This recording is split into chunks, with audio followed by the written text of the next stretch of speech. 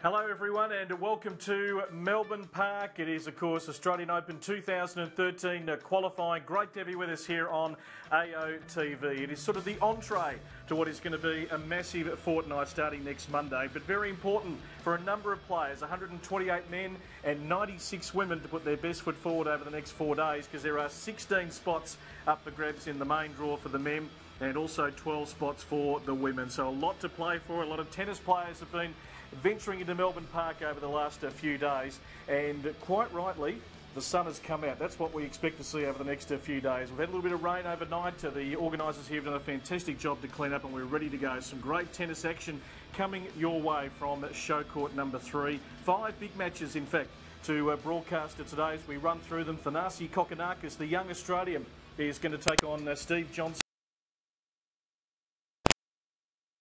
last year, and Thanasi, of course, we saw him in the Hopman Cup. Fernando Verdasco also playing some mixed doubles with Venus Williams. He had a bit of fun. He's a real talent. Watch out for him first up. Nick Kyrgios is going to follow his good mate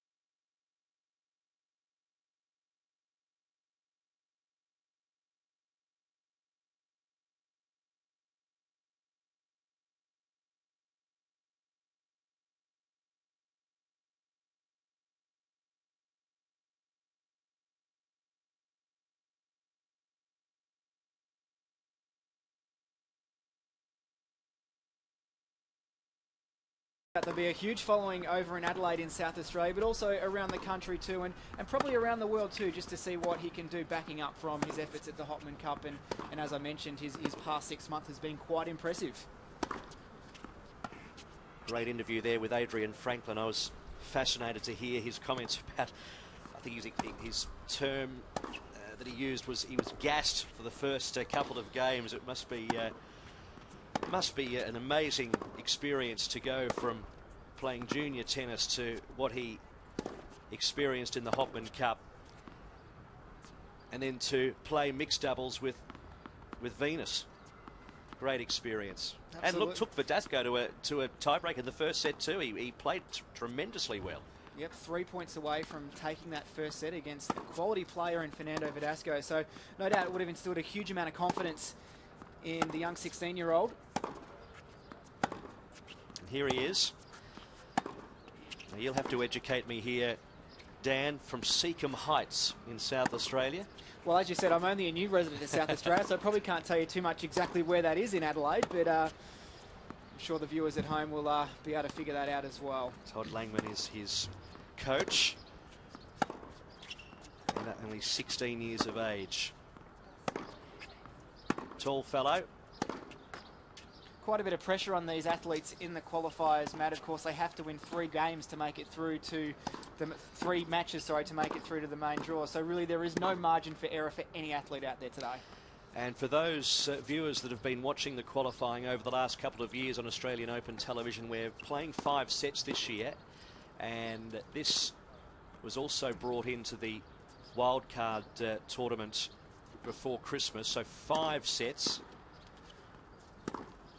It is a Grand Slam event after all. Steve Johnson, a right-hander, as I mentioned, started playing when he was 2.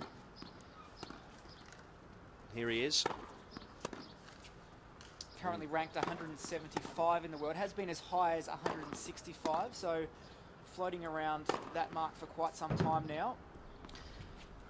23 years of age. So just has a little bit more experience in age and on the tennis court as well.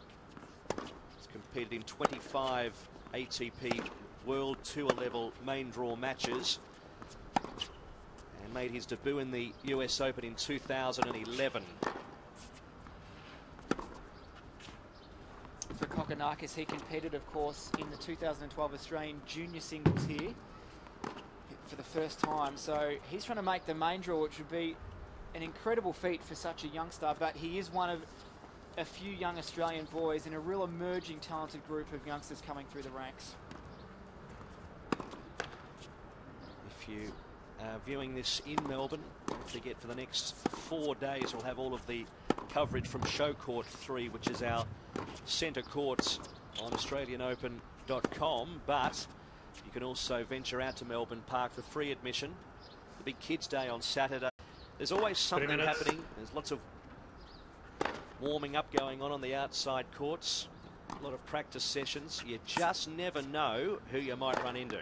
Well, absolutely. And later on today, we'll see James Blake here on centre court, who's a quality player, of course, one of the most well-known American players of the past decade or so. So free admission to come and see James Blake later on this afternoon. And a lot of young Aussies out on court today. Of course, all men's singles action today. Of course, the women will take to the court tomorrow. More Australians and some big names out there as well.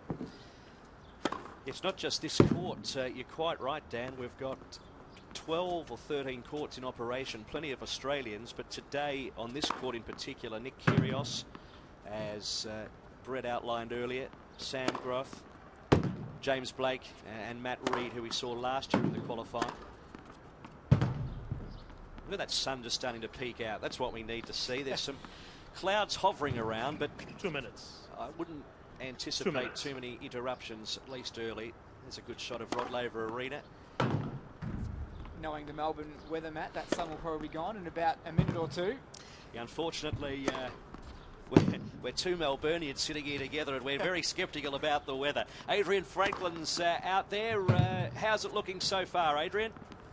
Well, as you guys have just mentioned, the sun is out, which is a great sign. But I wanted to speak a little bit more about Thanasi Kokkinakis. Now, he's 16 years of age, so he's incredibly young. But something that really impressed me after I spoke to him yesterday was off camera. When we walked away, he spoke about the fact that other people are probably building it up a little bit too much, and there's maybe a little bit too much hype on himself. So for me, that was just great perspective for a kid that's just so young. Even though he went over to the Hopman Cup, he played Fernando Verdasco, played against Novak Djokovic in mixed doubles, he still has some solid perspective on what he's doing. He's still got a huge amount of work to do, but I have watched him hit up before. He played Marenko Matosevic in a warm-up match out here on Show Court 3 only a week or so ago, and he hits the ball so well, so hard, and he's got the weapons as well to back up his game. So watch out for his forehand today and his serve. But the most impressive thing for me is the boy does have some perspective. So we're only about a minute away from tennis, guys, and the sun's just peeking out at the moment. Good on you, Adrian. You'd have to say, Matt, that Thanasi would have to be pretty confident coming into this game. Of course, he's playing against Steve Johnson, who's not, I guess, is a huge name as what a Fernando Verdasco or a Novak Djokovic is. So he should be pretty confident coming into it that he can match it with a player of this quality. I think, Dan, too, that we're whittling 128 players down to 12 here, and in the women we're whittling 96 down to 12.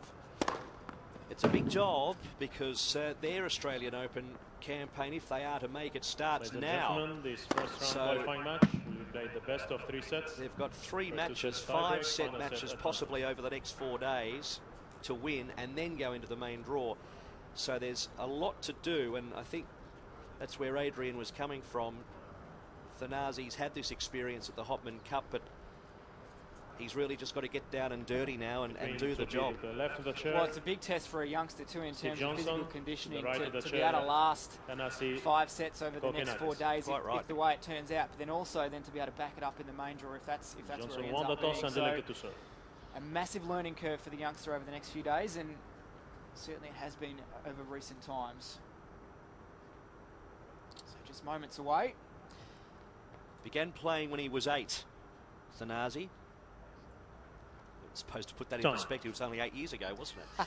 But he has been competing all the way through. He won tournaments in 2010 overseas in the Netherlands and also in France, and also reached finals of ITF Futures Pro Circuit doubles events in Slovenia and Belgium. And as you mentioned, Dan, debuted at the Australian Open Junior Championships 12 months ago. So Steve Johnson won the toss. He's nearest to camera. Elects to serve to get Australian Open qualifying 2013 underway.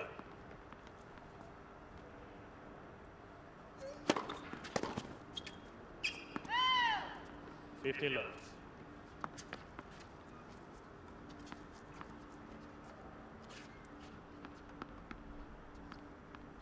Just a slight breeze to speak of here. Oh!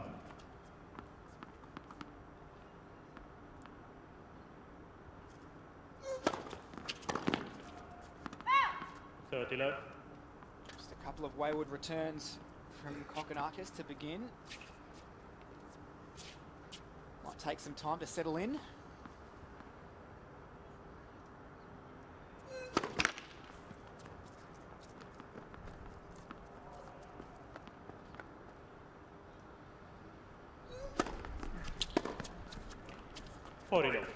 These players very much exposed out here on show court 3. That breeze just swirling up a shade, and if anything is pushing those returns long.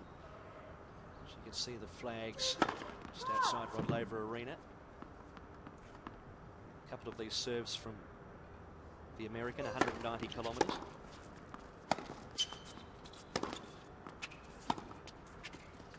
Oh!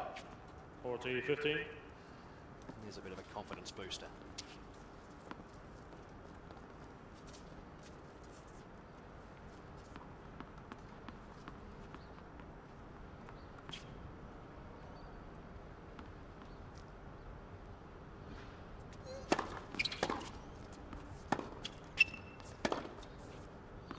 A wild one.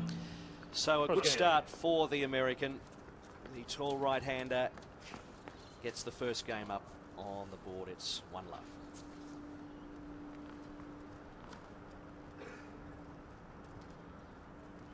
It's a bit of a character, Thanasi. He likes playing basketball, I can tell you that. And loves techno and hip-hop. Favourite food, I'm not sure if he's going to be indulging over the next few days, but he loves a bit of pizza, don't we all? Well, he's got the Australian Institute of Sport nutritionist travelling with him, so maybe that might be taken out of the diet over the next couple of days.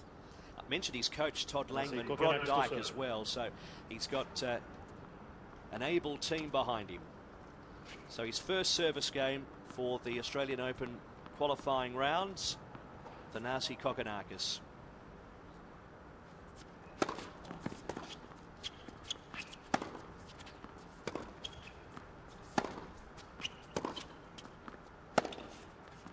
He's happy to stand at the baseline and give him a whack. Yeah, certainly not holding back early. It's a good sign. Just a little bit wide on that forehand, though. Having a go nonetheless.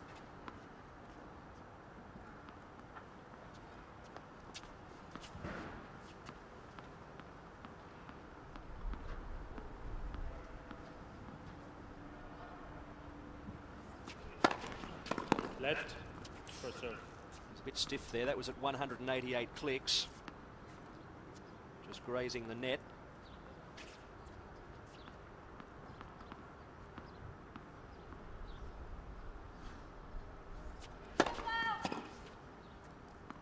Just a bit of light rain coming down at the moment, Matt, so we'll keep an eye on that. It's been raining on and off this morning. Cleared up momentarily, but a few drops happening at the moment.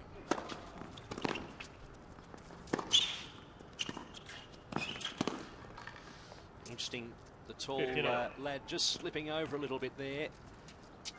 That foot fault a little bit unnerving for him as well. Let's have a look. Just losing his footing. It was the commentator's curse, wasn't it? I should haven't said anything about the rain. That's right. Breeze just picking up now. This is a pretty tough service game for the young Australian. See that ball flying over the line, and the wind has really picked up just as Thanasi has started this game.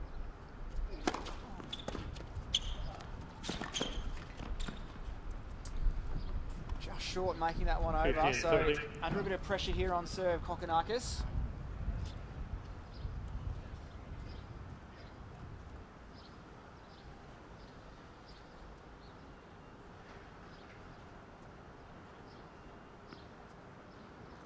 right thing there. Went for the towel. I don't really think he needed it, but it was just a breather he needed.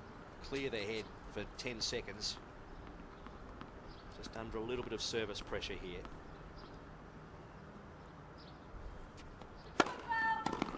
And that's the second foot fault. Yeah, they're onto that early. He's playing with his mind just a little bit.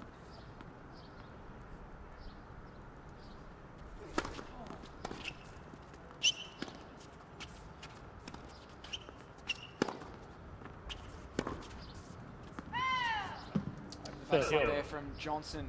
Gets it to 30 apiece.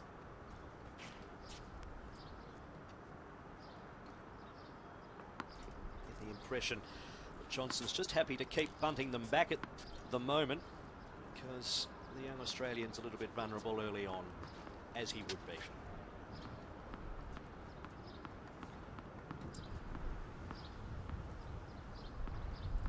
Breeze really blowing into Kokkinakis' face here.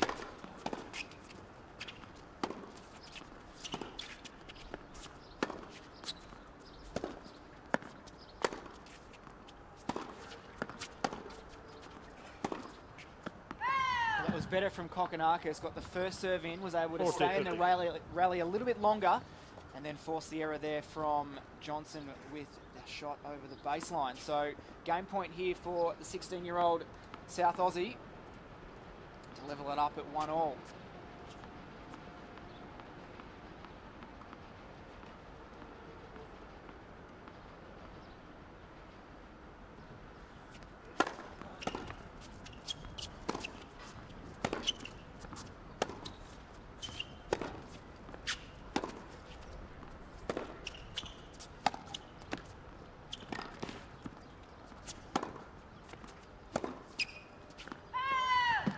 Another one that sails long there from Johnson. So game to Kokkinakis.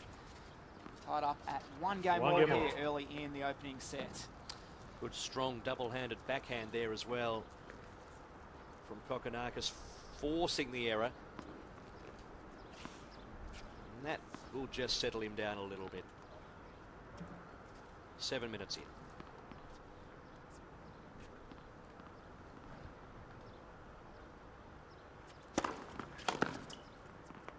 Left.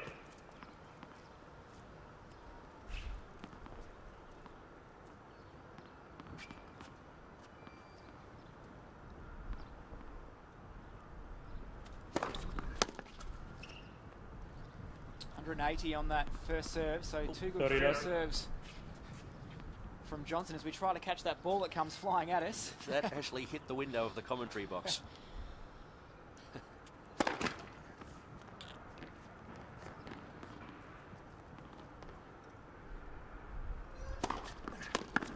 Serve just starting to crank up from the American. 40 left.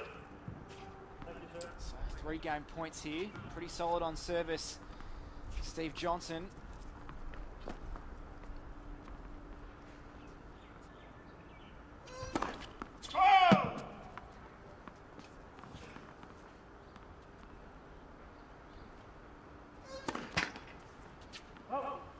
Already 15.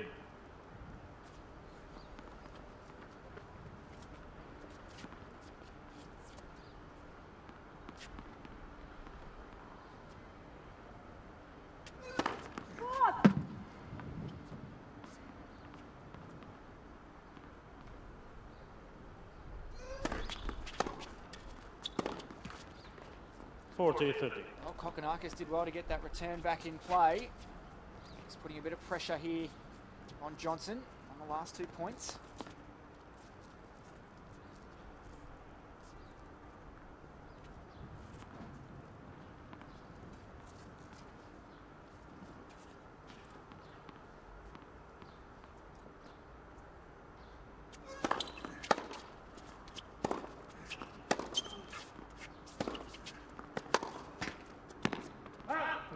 Hits the net and just wide there from Kokkinakis. So game to Johnson. Johnson leads 2 games to 1.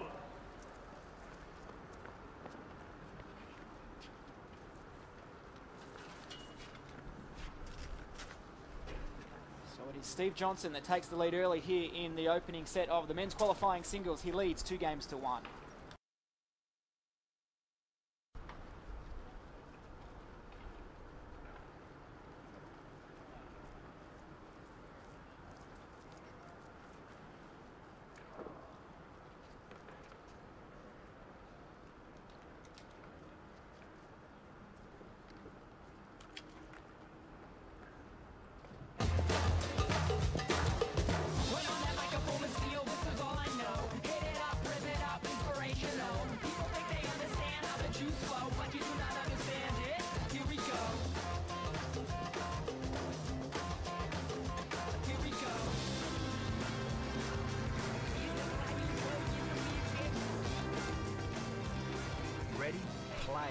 at Australian Open 2013.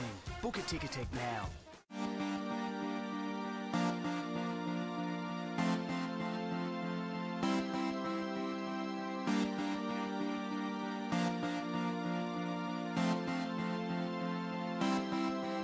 I wanna scream and shout and let it all out, and scream and shout and let it out. We saying oh, we are, we are, we are. We saying oh, we are, we are, we are. Bring the action.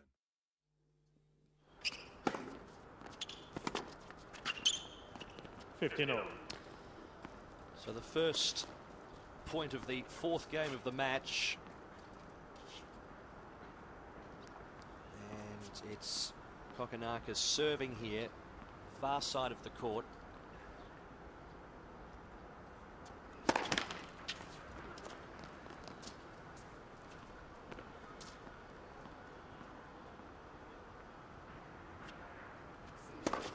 Oh! 15-30. I was just going to say, Dan, I'm sure those foot faults are still in the back of his mind. He was staying well back from the baseline that time. Serve overcooked. Yeah, notched up 2 foot faults in his opening service game.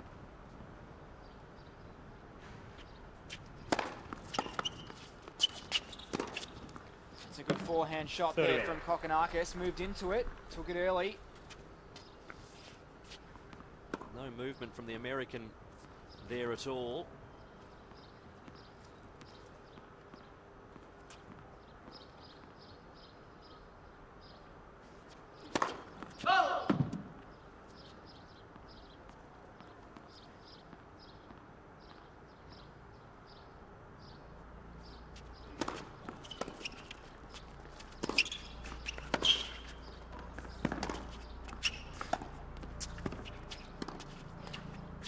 Slice wayward.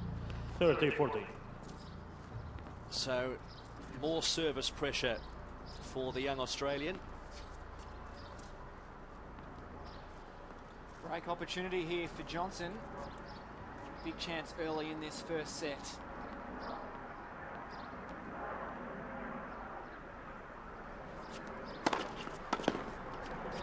Yes. Well played. Saves one. 192 clicks, nice and deep.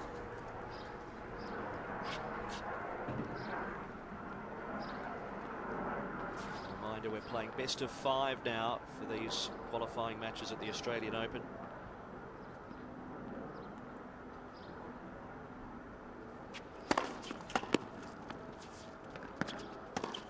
Oh, great backhand down the line. Backed it up with another good first serve. So 2 well-constructed points from Kokkinakis. And the serve set certainly set this one up beautifully. From break point to game point.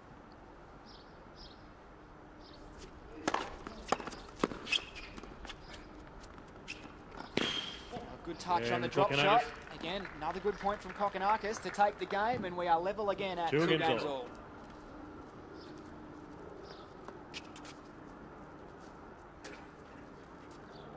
You see the difference, Matt, when Kokkinakis gets his first serve in, how much pressure he can put on his opponent.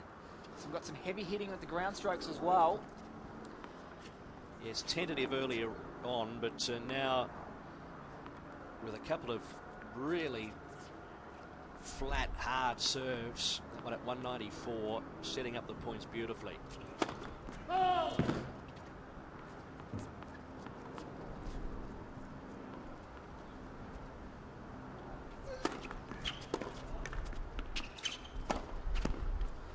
Johnson, winner of 2 ATP Challenger tournaments. He's made 3 finals. He's won 2 and lost the other. Those 2 wins, 1 in singles, 1 in doubles.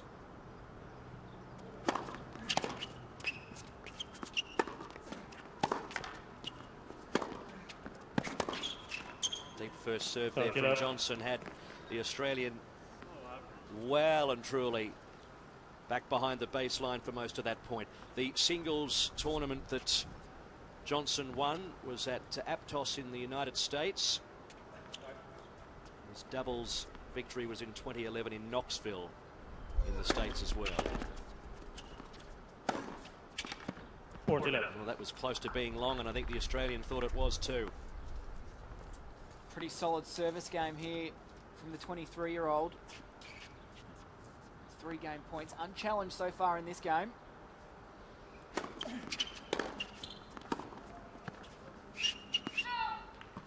$40-15.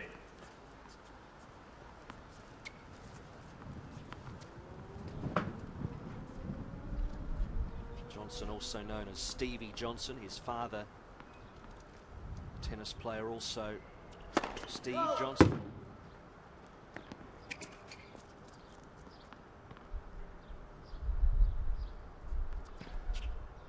Bit of trouble with the ball toss, as we mentioned before, quite gusty out there.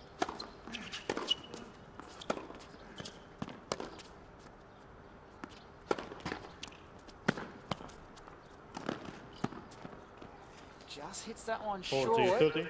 the frame of the racket there, so 40-30 now. Kokonakis staying in the point and did well to do so. I thought halfway through that another ball went long.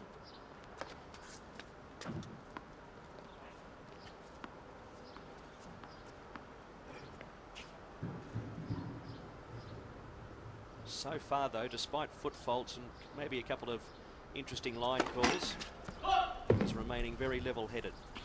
Wait, please, wait, please. Can you take this? Few pieces of paper and some plastic just flying onto the court. All boys earning their keep out here on show court number 3. Oh, it's a real Melbourne day, this, isn't it? Sunny 1 minute, windy the next. First serve.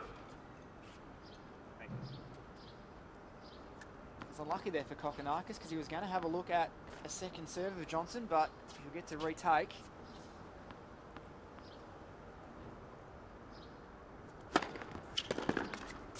And it's a good serve too. And, And he comes Johnson. away with the game. So it is Steve Johnson from the United Johnson States leads 3-2. taking early lead here in the first set. He leads by 3-2.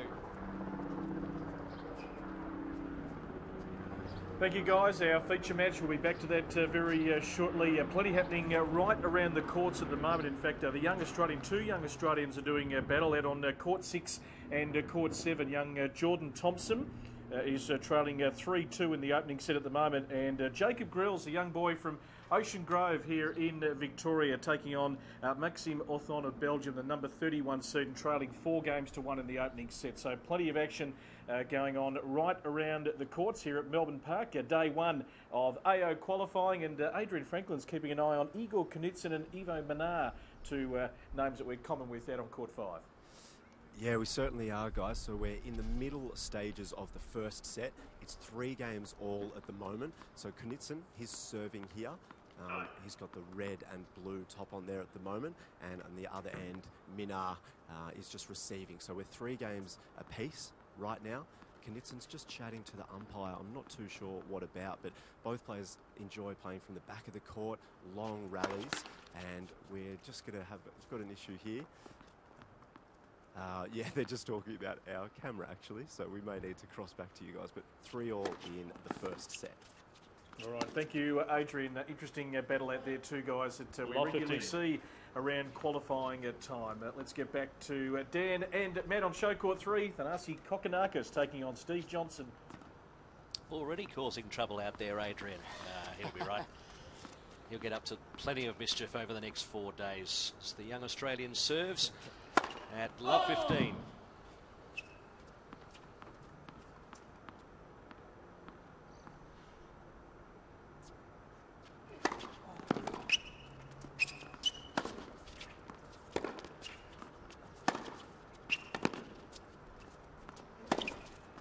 That's a beautiful forehand down the line.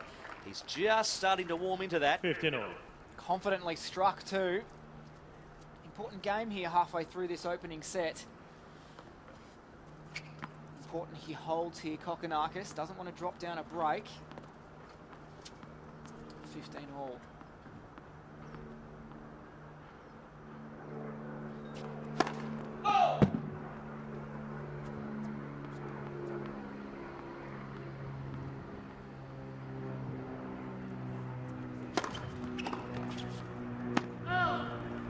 30-15.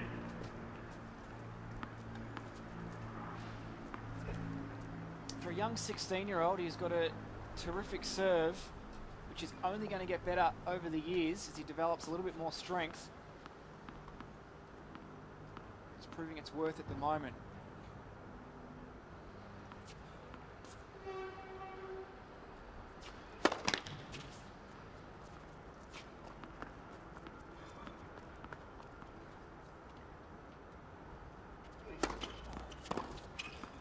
Good return from Johnson. 30 Backhand down the line. Made the most of that second serve.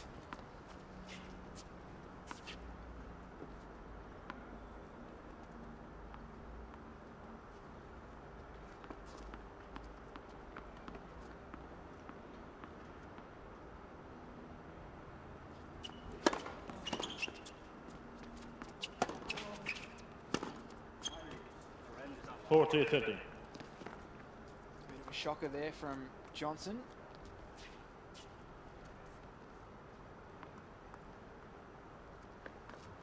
Just tried to whip that over, but failed to make it past the service line.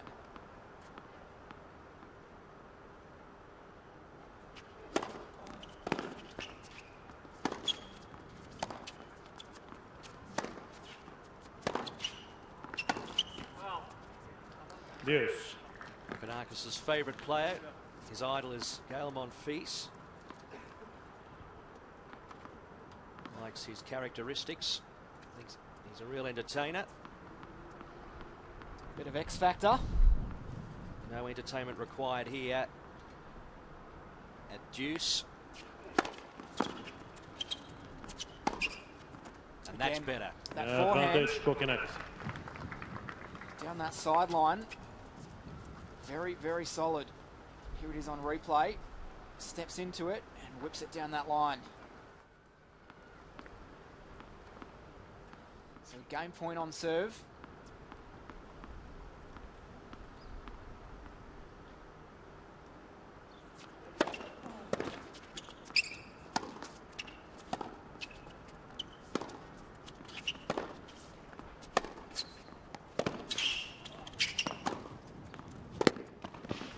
Game Kokonakis. Great job, Kokonakis. Some heavy hitting from the 16-year-old Aussie, and he ties things up in the 3 opening games all. set. It is 3 games apiece.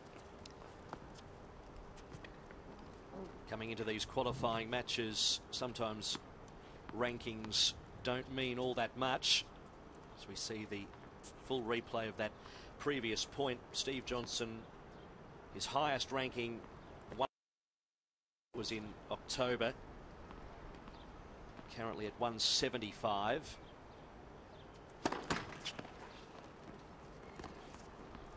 As we mentioned, the 3rd round of the US Open last year.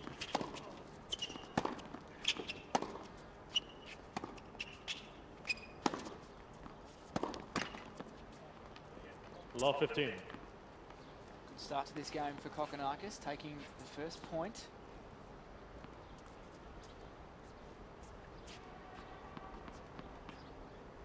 Johnson. 7th game here.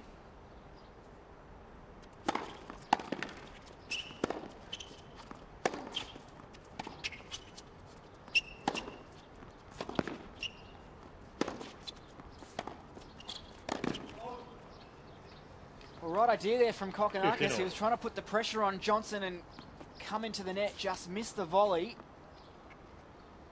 But the mindset is good. It's all about attacking, being aggressive. Couldn't execute that volley. 30-15. And although Johnson's just slammed one at 182 straight back at Kokonakis, you get the impression that the American's happy to just sit back and make the young Australian make the mistakes. 23-year-old from California, born on Christmas Eve.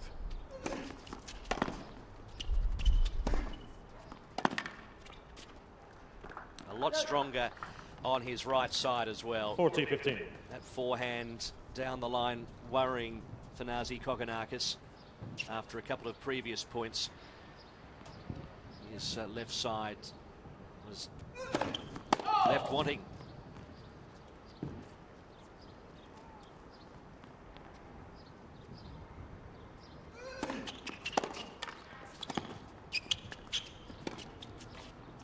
and Johnson. New balls, So there please. you have it. The American just gets his nose in front again, and they'll return onto Johnson the leads court 4 with games new to 3. balls at 4-3.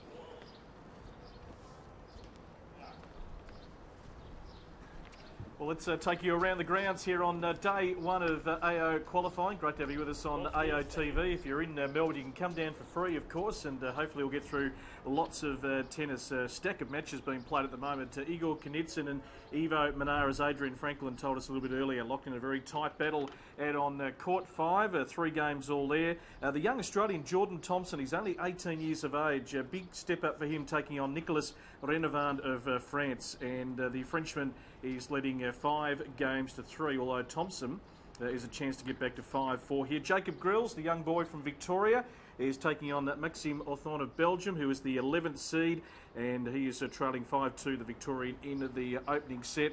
Some of the other bigger names out in action at the moment. Kuznetsov taking on Ryan Sweeting is the number 21 seed. They're out on court 11, 2 games all in the opening set. So a lot of matches going on. We'll keep you up to date for the moment. Let's head back to Kokkinakis taking on Johnson on show court 3. Yes, Brett, and we've also got Bradley Klan from the USA and Nick Kyrgios from Australia coming up after this match, with James Blake 4th up on show court 3. So still plenty to come your way.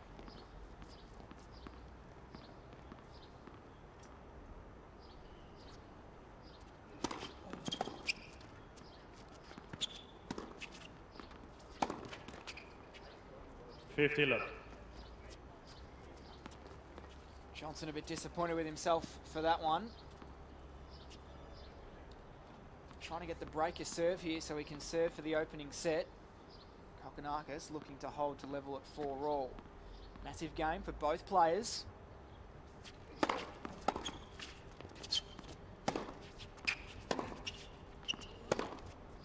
Had to take that one on the rise. And floats it into the tram lines as Stevie Johnson goes into the House of Mirrors for a moment.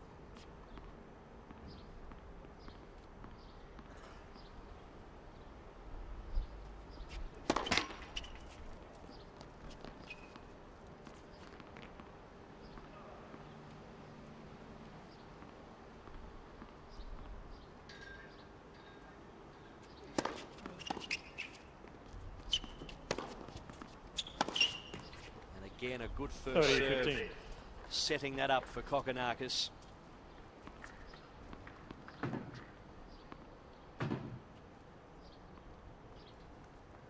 Just getting a little bit more consistency on that serve now.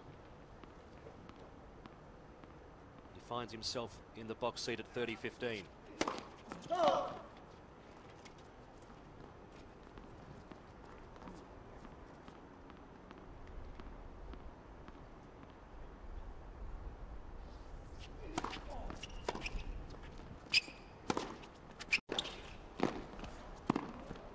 Just judging by his reaction, I think he thought he was out of the point halfway there.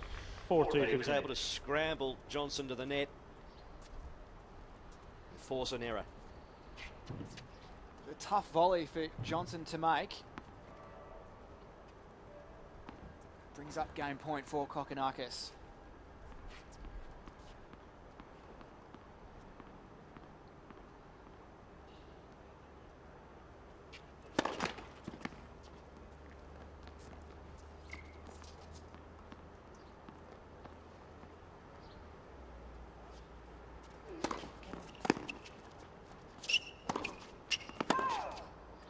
Didn't miss by much. Fractionally long on the backhand.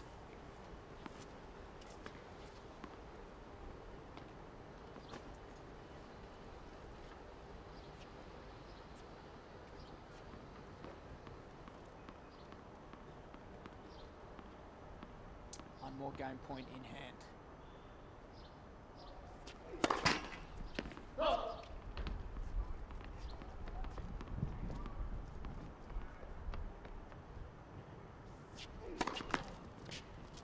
Yes. Well, double fault for Kokkinakis. Puts a bit of pressure on him now. We're at juice, but Johnson No doubt will take a bit of confidence out of the past couple of points.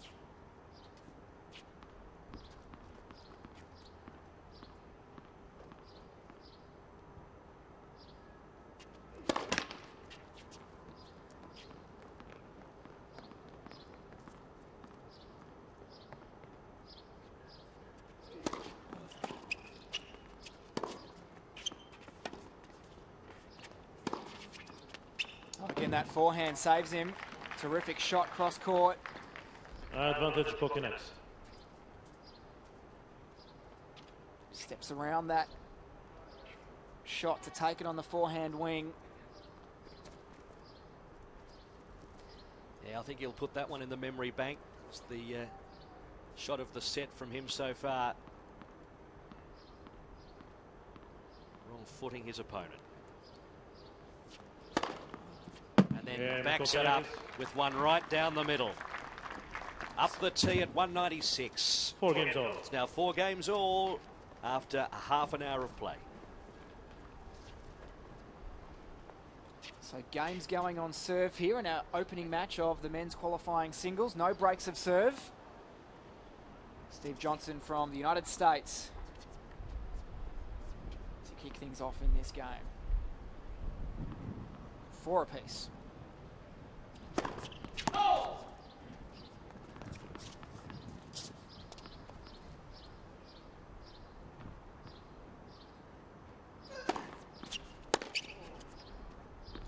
Bit of a miss hit there from 50 left. Kokonakis. Again, still quite blustery out on the court. Sun's out, but the wind's still swirling around there. Show court 3.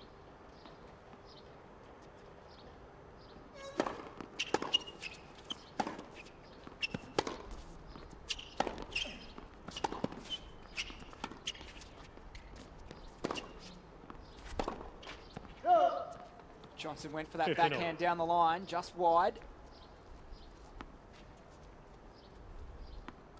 Good idea from Thanasi Kokonakis just to pepper that backhand side of Johnson.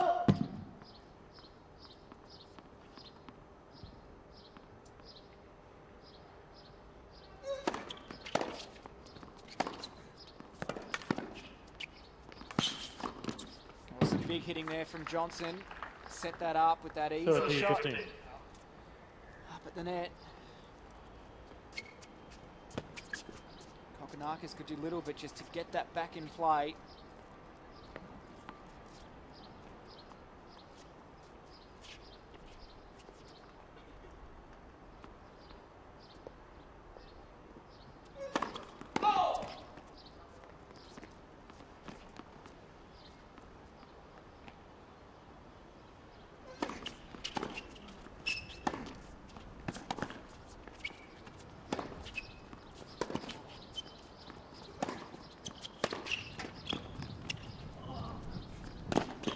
Oh, well done, Kokonakis.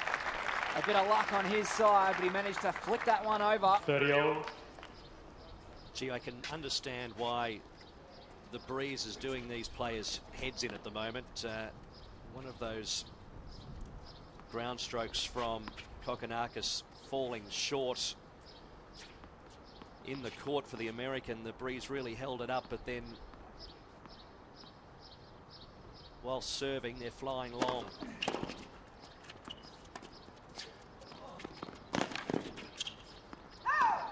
Forty, 30. Just That was long very there. close. Very, very close indeed.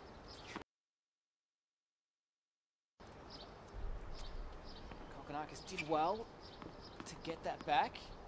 Jeez. Yeah, question mark That over could have that one. just about touched the line, I reckon. Huge point too, considering potentially could have brought a point.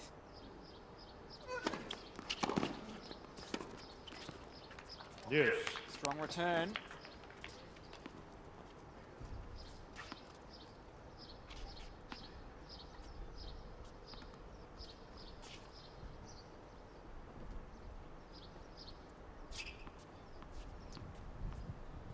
Big point right here.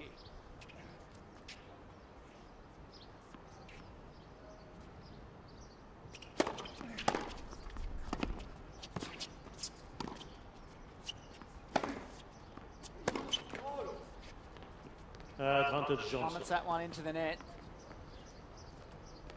So a game point here for Johnson. Not a lot separating these two players so far in the opening set. Very tight. Again, Johnson. And Johnson comes up with a strong first serve to Johnson secure leads that 5 game. games to 4. And he leads 5 games to 4 in the opening set.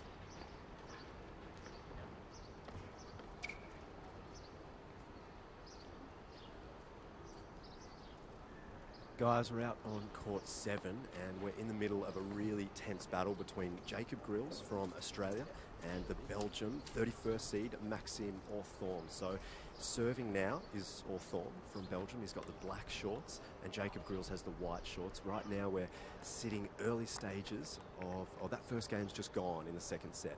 So the first set was taken 6-3 by Orthorn. And that first game has now gone to Orthorn. So he's held serve. Really tense battle. Very blustery out here as well, guys. So I'll keep an eye on it.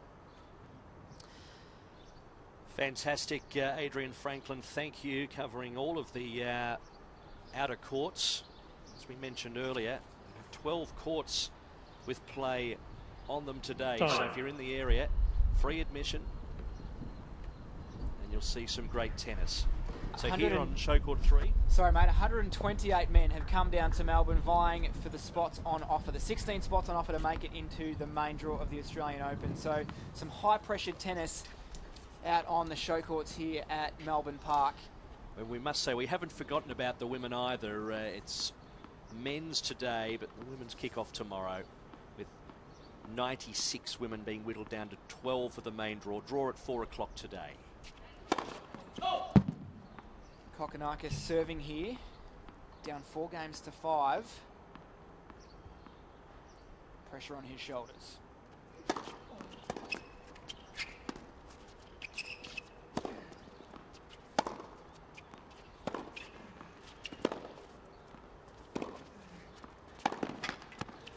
Well, he had a go at that shot down the line. It was wide open for him. He had to have a crack.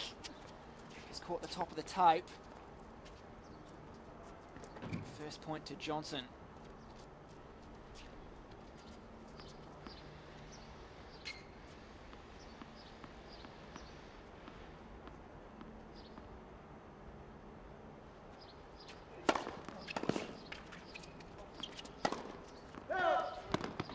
Love 30. So a big opportunity here for Johnson. He's taken the first 2 points here off the Kokkinakis serve.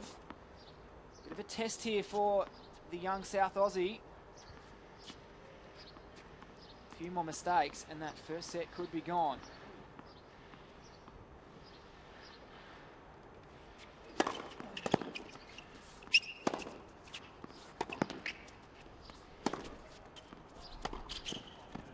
Well, a great shot there from Johnson. Not sure if it was the right approach shot from Kokkinakis. Bit of frustration evident on his face. There's that slice down the line. Well orchestrated. 3 set point opportunities here for the American.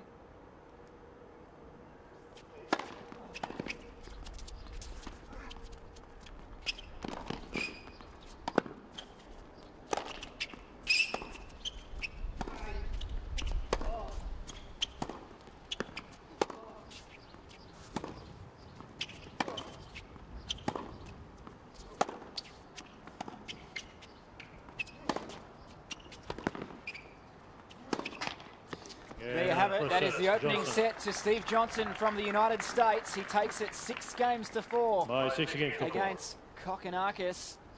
Here is Johnson taking the set all the way through that game. Kokkinakis trying to force the issue, but Stevie Johnson, the 23-year-old from California, has come up trumps, taking that first set 6-4. Let's have a look at some of the highlights from that opening set. And well, Kokkinakis was tentative early, a couple of foot faults and a double fault as well, but he started cranking up the forehand, a lovely double-handed backhand there taken on the rise down the line. But the American was just happy to spend most of the time at the baseline, and in the end felt his way through that first set and was just a little bit more composed, I think. Bit of experience towards the end of that first set was the difference as well. And the moments it needed to be taken advantage of, it's where Johnson really did step up. And to break to love in that service game of Kokkinakis to secure the set. A sign of a bit of experience there from Johnson. Wasn't really challenged on serve throughout the set, but not a lot between the two players. Just the past couple of points in that final game, really the difference in the end. So a big challenge now for Kokkinakis to get back into the contest. Of course, best of 5 sets here. Anything can happen. It is the best of 5. The breeze has been playing havoc as we have a look at the stats from that first set, but there is a long way to go, and both players extremely inexperienced when it comes to the 5-set match. Stevie Johnson has played some super tie breaks in 3-setters, and this young fellow wouldn't know what it's about at all. So still a long way to go, but pretty evenly matched. 6-4 first set as we commence the second.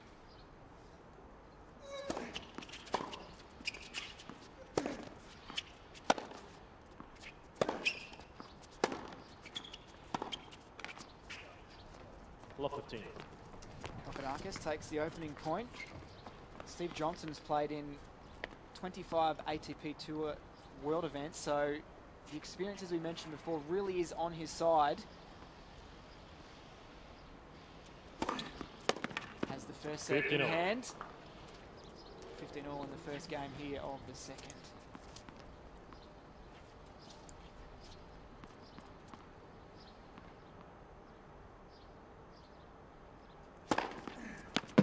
Johnson has been criticised previously for just having the big serve and the big forehand, but apart from that, not a lot of intensity.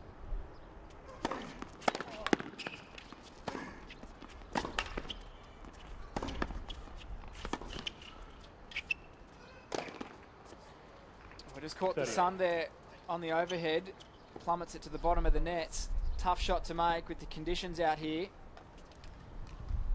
Here it is on replay. Just hits the top of the frame. Speaking of his serve, 188 Ks on the last one, and then previously before that, 199. So it's on song so far this morning.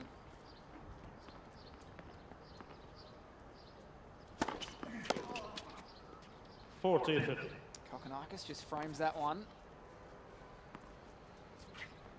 Quite a few mishits from both players so far today.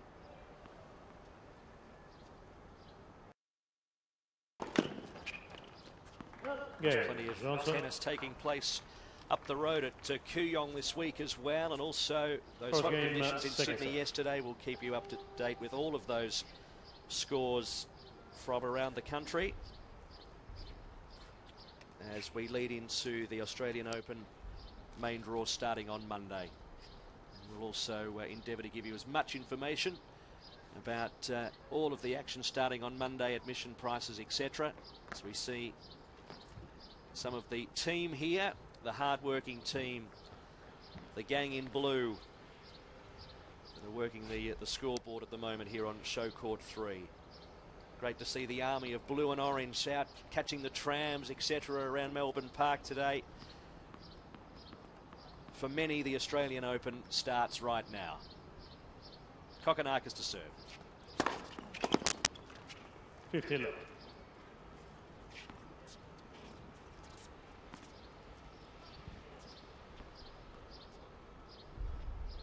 It's getting up a bit, 195. Probably the breeze helping him, but wish I could hit it that fast as a 16-year-old. As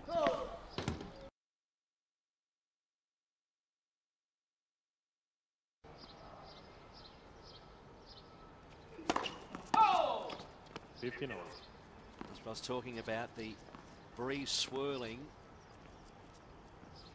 and helping Kokkinakis overcook that.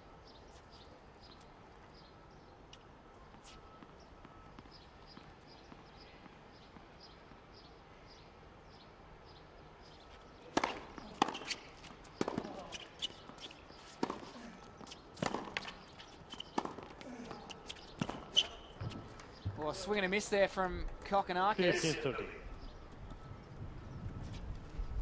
ball just landing quite short from Johnson.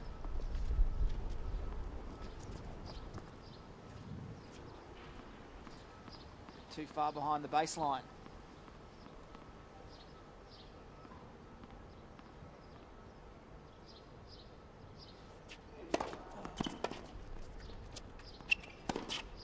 That's a nice shot. The inside-out forehand. 30. He's talking about some of the criticism that Johnson received after his US Open defeat, showing the serve and the forehand, but not a lot else. Richard Gasquet beat him 7-6, 6-2, 6-3, so it was a bit of a drubbing in the end. Interesting to see how he bounces back from that.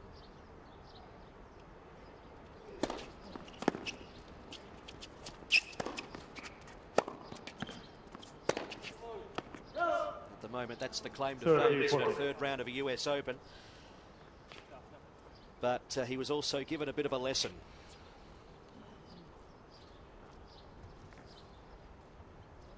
Tennis idol, the great American, Pete Sampras.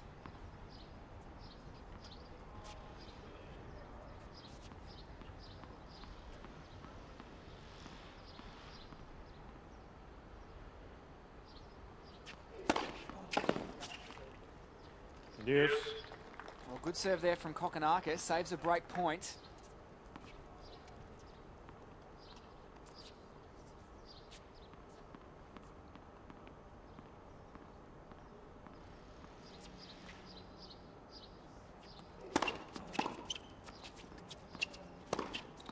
Big serve, jamming the body of Johnson, sets up the forehand winner. Advantage of Kokkinakis. So from break point, now to a game point.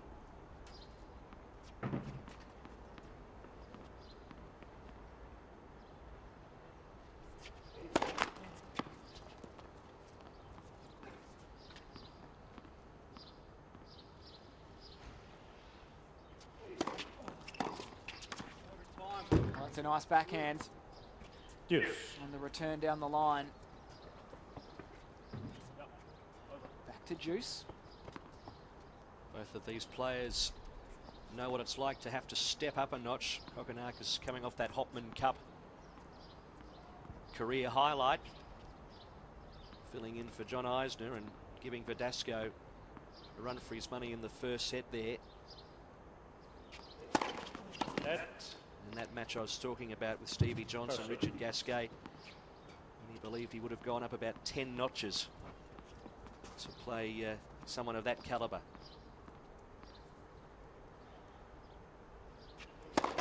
Left. First service.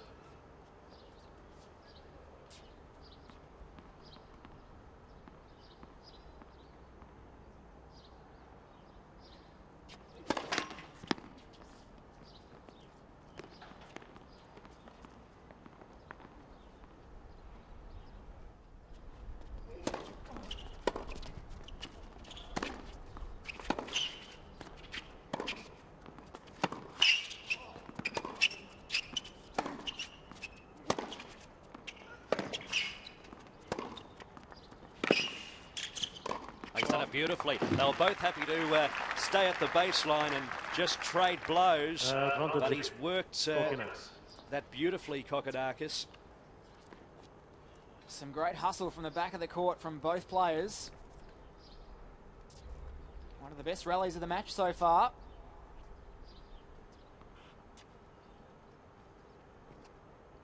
Just running Johnson side to side and finishing the forehand volley.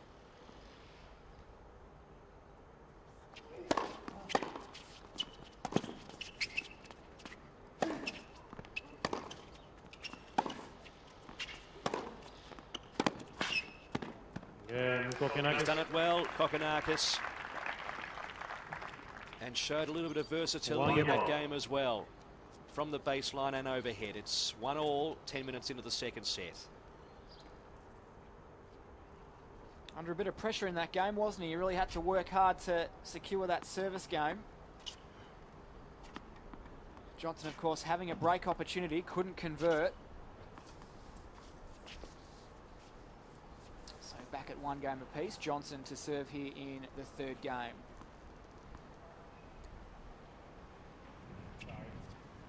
Those just joining us, Jacob Grills out on court 7.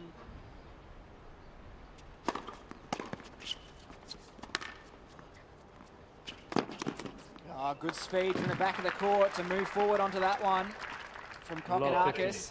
Just whips that backhand over the net. Jacob Grills up against Maxime Orthom from Belgium, who's seeded 31.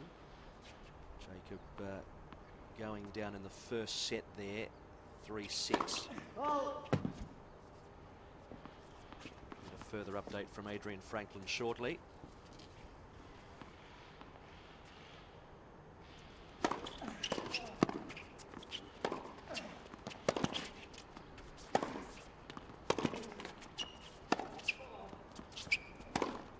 Oh, terrific shot from Kokkinakis. He just ripped that one down the sideline. Big forehand from the youngster. One of his trademark shots.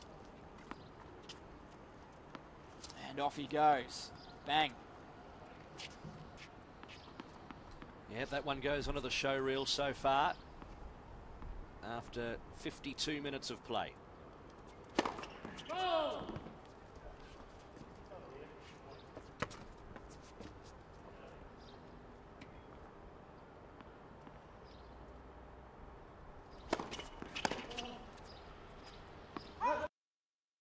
Serve.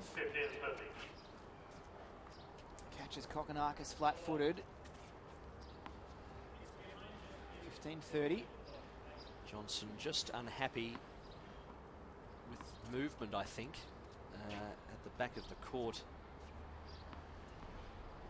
Umpire sorting that out. Oh, great shot. Completely steps around that backhand wing to rip the forehand. He's comfortable on that forehand, isn't he? So he should be. Executed well.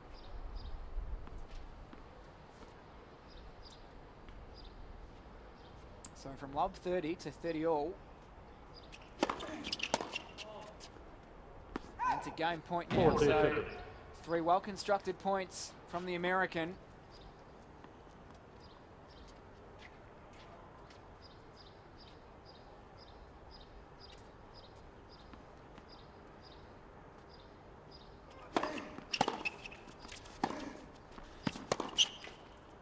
Johnson. So Johnson takes the game and leads 2-1 Johnson leads 2 games to 1 here in the 2nd set after 14 minutes. It was interesting to read about Johnson. One of his great attributes is his decisiveness, a real decision maker, knows when to throw in a slice and charge the net, and we've seen a little bit of that, but he really does fancy that forehand. He leads 2-1 as we head back to Brett's. Thank you, Matt. Plenty going on, of course, right around the grounds here at Melbourne Park. We do have an early retirement to report. It was out on court 13 just a few moments ago. The young man from Spain, Sergio Guterres Federal, taking on Duty Sella. Sella was in complete control of that match, leading 6-1, 4-1. So the Spaniard has been forced to retire injured, which will bring Paul Capdeville of Chile up against Jack Soku, the 26th seed from the United States. So they'll be coming up next out there on court number 13. For a couple of the young Australians at the moment, it's a bit of a battle.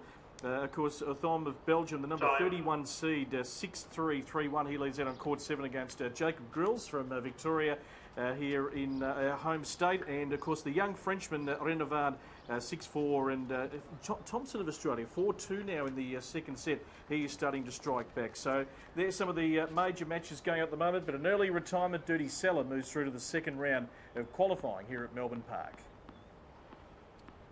Phillips in outstanding form with those pronunciations. They're as rolling always off the tongue beautifully. 2-1 in favour of the American here.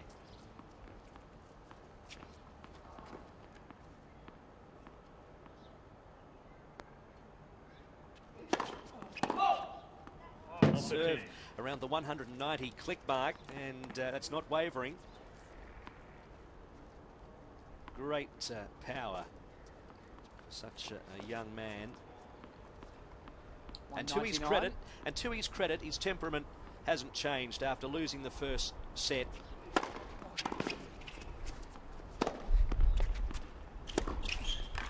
great passing shot from Johnson from the back of the court. Love 30. He was quite deep behind the baseline. Just snuck that past Kokkinakis. No, you're right, Matt. The attitude of Kokkinakis so far still been pretty upbeat, pretty positive. You can hear in our effects microphones that breeze getting stronger. This is into Kokkinakis' face as he serves.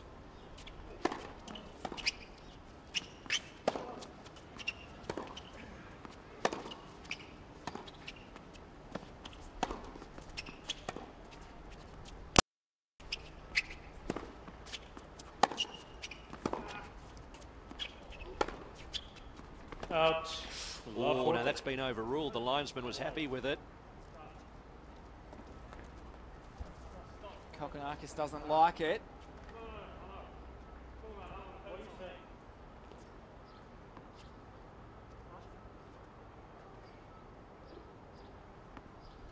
I think Kokkinakis was questioning a call earlier in the point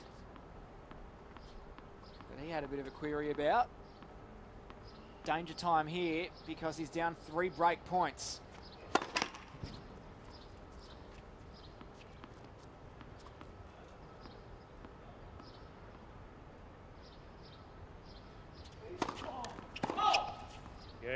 And a double fault brings up the break.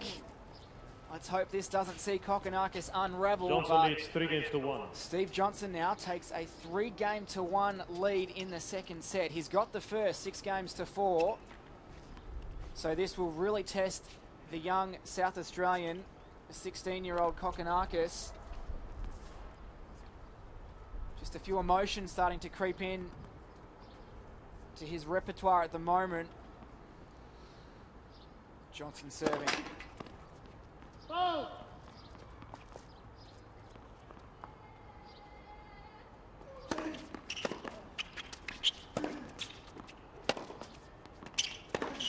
Oh, great shot, Steve Johnson. What a cracking forehand cross court.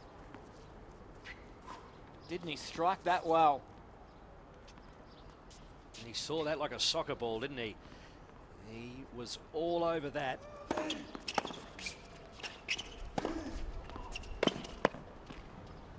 Well, this is where the man with the experience is just starting to tighten the screws a little bit, knowing that his man is vulnerable and not overly in a great frame of mind. Just serving well, 14. striking the ground strokes with a bit more authority. And he's got 3 points here to take a pretty handy 4-1 lead.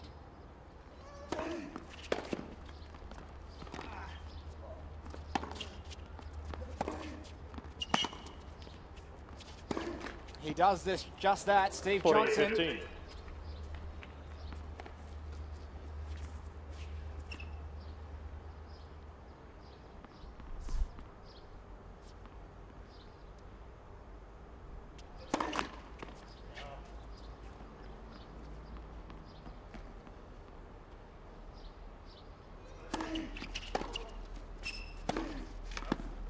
Well, that's another big forehand from Johnson. That brings up the game. Johnson leads 4 games to 1. And it is Steve Johnson from the United States taking a pretty handy lead, 4 games to 1 against Thanasi Kokkinakis of Australia in the second set.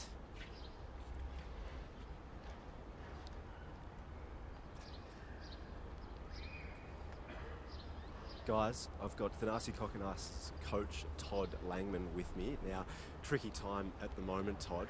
In the first set, he was doing really well. It was 3-all. But from that point on, Steve Johnson's probably just taking this match by the scruff of the neck. Yeah, look, Thanasi did well to, he was holding serve, got it to 5-4, and then, concentration lapse and, loose game, and that was the set. So, yeah, he's 4-1 down here, or 4-1 down here in the second. So he just needs to get his composure back and settle, and which is easier said than done when Steve's up and about, setting a break. Yeah, well, we've got to give credit to Steve. Obviously, he's playing very well. Do you think the conditions at the moment are just frustrating Thanasi a little bit? Yeah, look, I mean, there's, as I said before, there's two players out there, so they've both got to deal with it. But when the windy conditions are taking place, it is tough to get set on that forehand. But as I said, both players out there, so he just needs to make the adjustments and I guess keep making good position and try and get a clean as hit on it as he can. So we're 4-1 down now. Thanasi Kokkinakis is to serve as the breeze picks up again. So right now, what are you looking for from him in this game?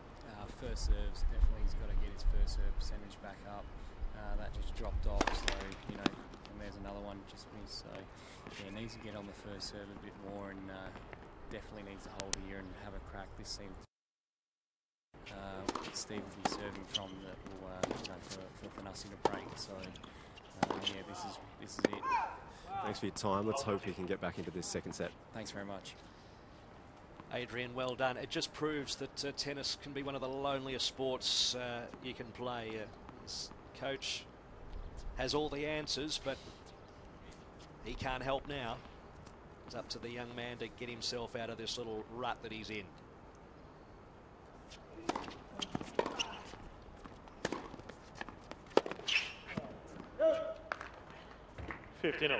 Stevie Johnson there, a little bit frustrated with himself. His father, Steve, I mentioned, got Stevie out on the tennis court when he was 2 years of age. Steve Senior runs a tennis academy in Southern California.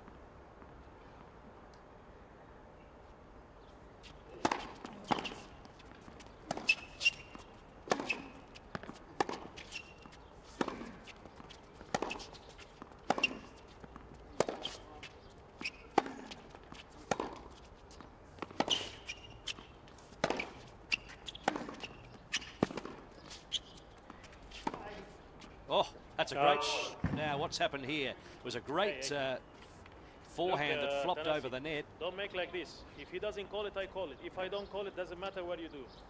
Okay? No, but you don't make like that. Because it's going to make it too late to overrule. So the umpire is having a few words there with Thanasi about the questioning of the calls.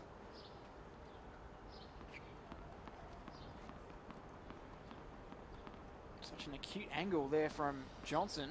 Thanasi appealing straight to the chair umpire for an overrule, trying to force a decision, I suppose.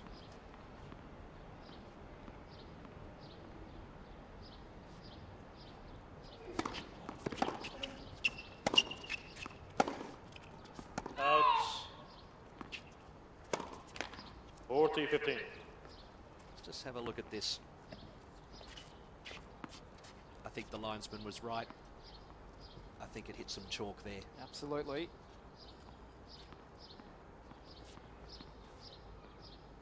So just trying to stem the flow a little bit here, Kokkinakis, 40-15. And he does well. Kokkinakis. So he trails 2-4 in the second Balls, set. please. As new balls are about to be presented. Johnson leads 4 Talking games about to Steve Johnson's Tennis Academy. It's a great slogan for a tennis academy. Hit one more ball. Father Steve's coached for over 33 years, so it's in the blood, isn't it?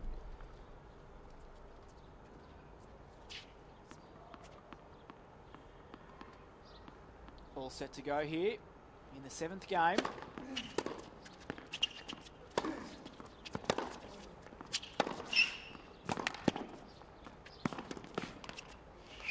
Law 15. Good start from Thanakis to lock down the first point.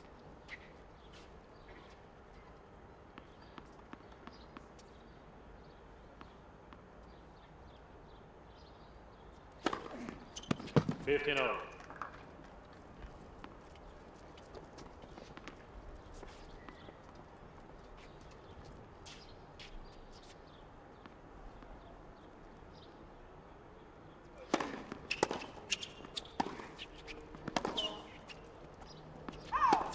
$30-15. That might have been very close to out on the far side too. Yeah, Thanakis taking a good long hard look at that line.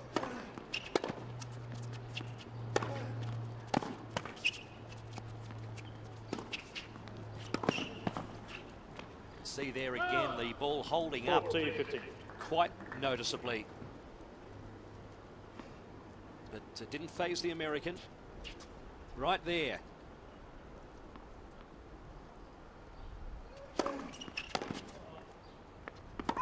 Nice hit from Tanasi.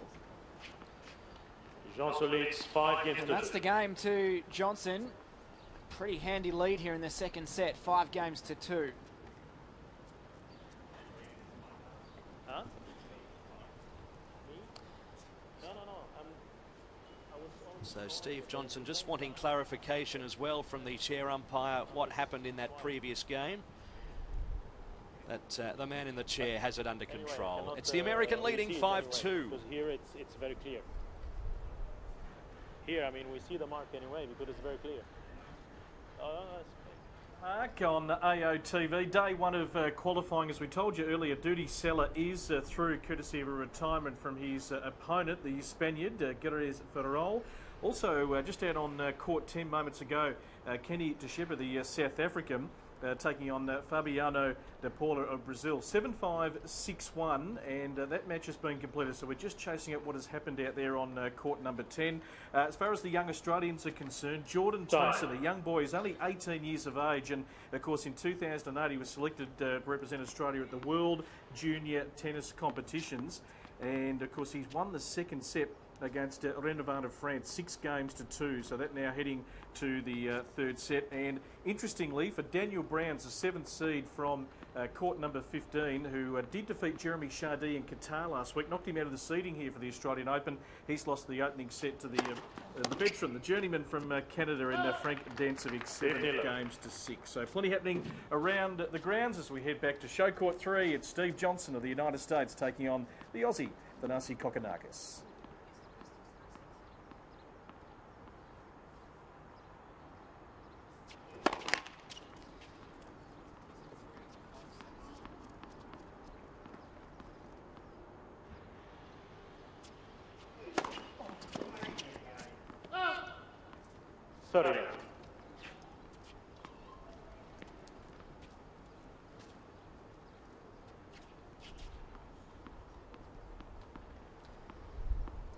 So Kokkinakis at 15 love.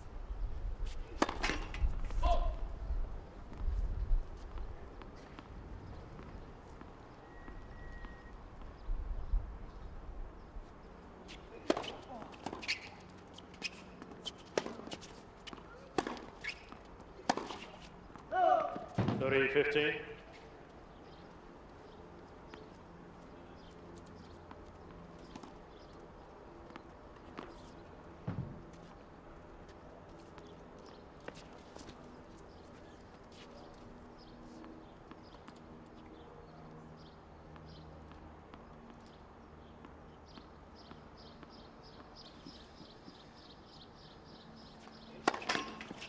Left first serve.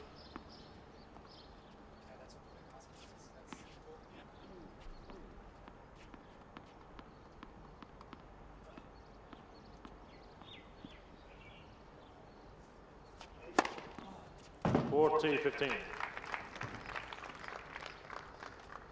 Big serve there from Kokkinakis.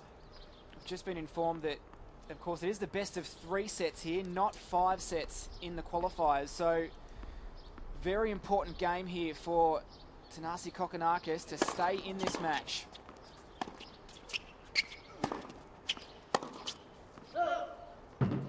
Yes, we can only go with what we've been told, but we do believe it is the best of 3 sets now.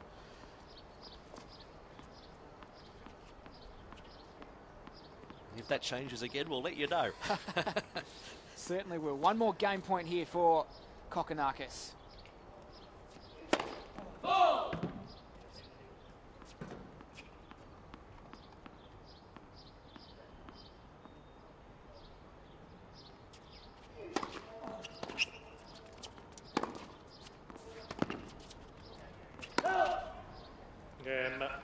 Well, he's secured that one, so he stayed in the contest. Locks that game down. 5 games to 3 now in the second set. So Steve Johnson from the United States, the 23-year-old, will serve for a place in the second round of the qualifiers here.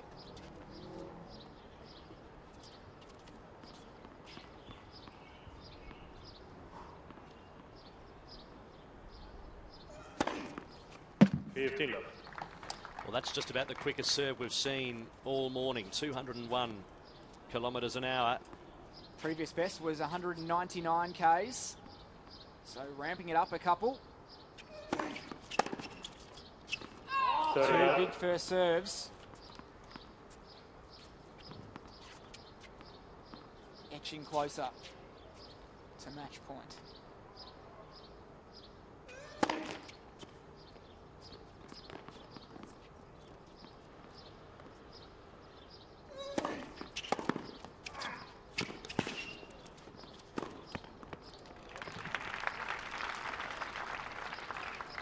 Thirty 15.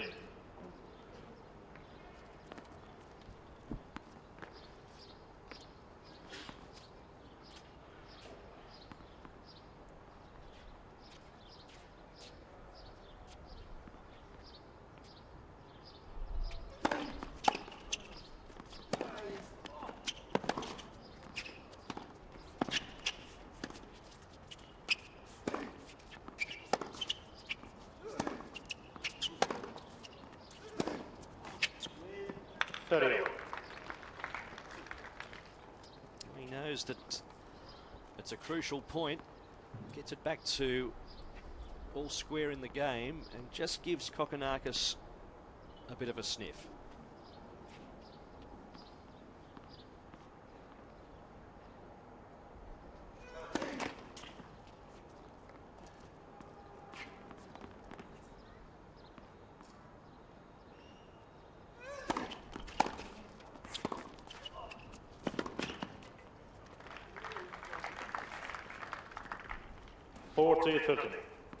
Well, here is a chance for Johnson to really send this one home.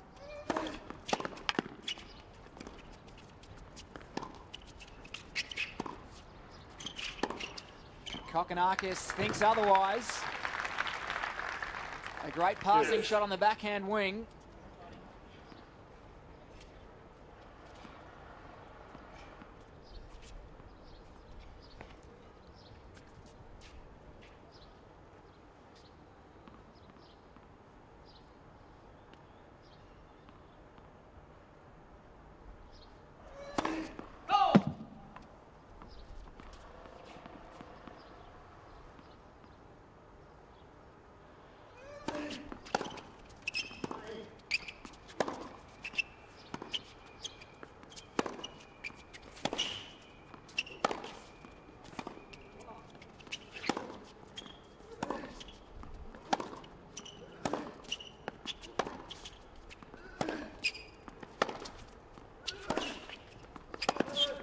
Oh, great shot from Kokkinakis. The backhand cross court, some heavy hitting from both players. Brings up a break point. Another terrific rally. And what a way to finish the point.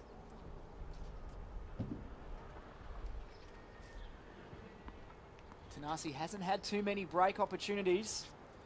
This is a crucial one.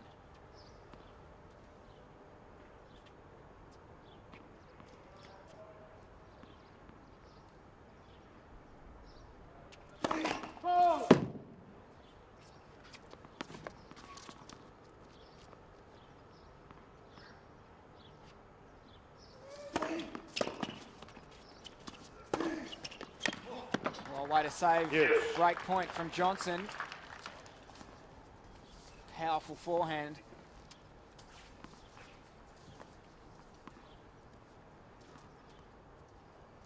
Here it is again. Takes it early. Just punishes it.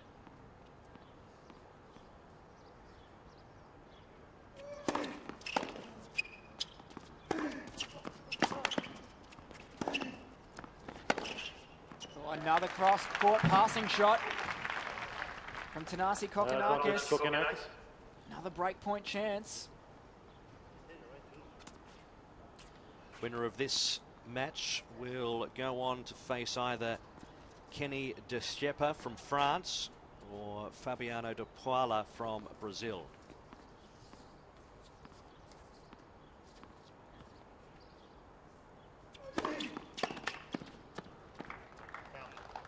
The big serve from Johnson saves the break.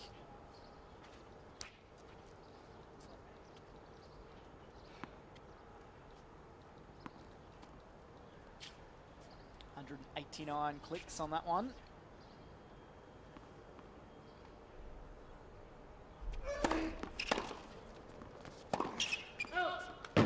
Advantage, Coconut. He's hanging in for dear life, isn't he, here?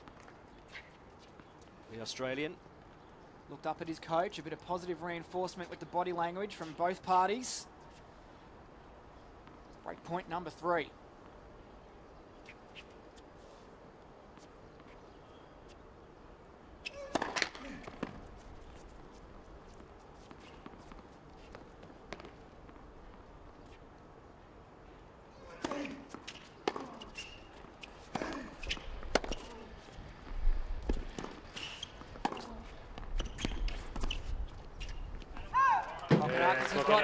He's got the break back.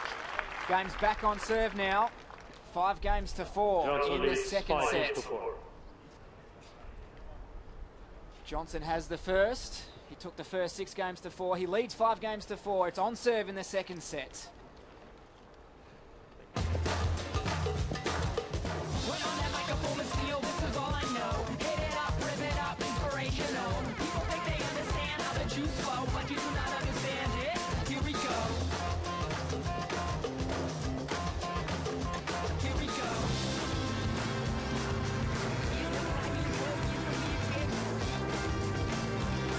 Ready? Play at Australian Open 2013. Book a Ticketek now. Well, as the Orange Army, or at least one set of the Orange Army, leave the courts, some new linesmen join us. As I mentioned earlier, for many here at Melbourne Park, the Australian Open starts here. Time. Don't forget, tickets are available for the Australian Open at Ticketek. You can head to Rod Laver Arena or even just a ground pass. It is the best value in town. It's the best day out. From bright and early in the morning, you can get here and sample it all. You can leave whatever time you like. 11 o'clock at night, you can still be out here watching tennis. January, it's the best time to be in Melbourne, that is for sure. Kokkinakis serving here. 4 games to 5 in the second set. He's lost the first.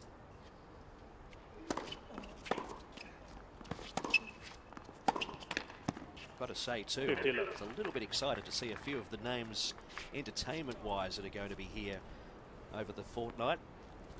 An 80s tragic like me. John Stevens of Noiseworks fame. Plenty of entertainment around the grounds here at Melbourne Park over the next 3 weeks.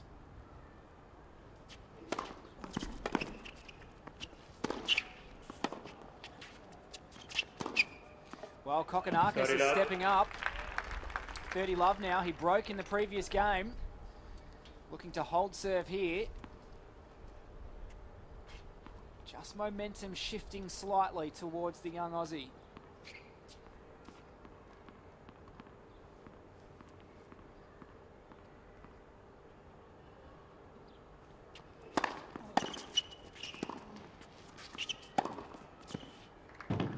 Johnson stops that run. A well-hit forehand.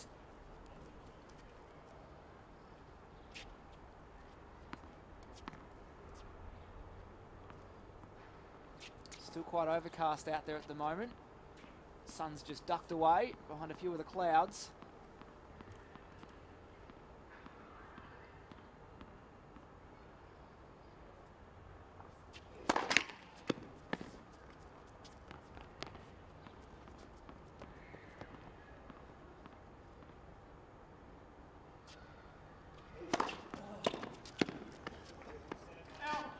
Big serve there from Kokkinakis. 40-15. 176 for a second serve. It's not bad. Forcing the error. Here it is on replay. Right on the line too. Pinpoint accuracy.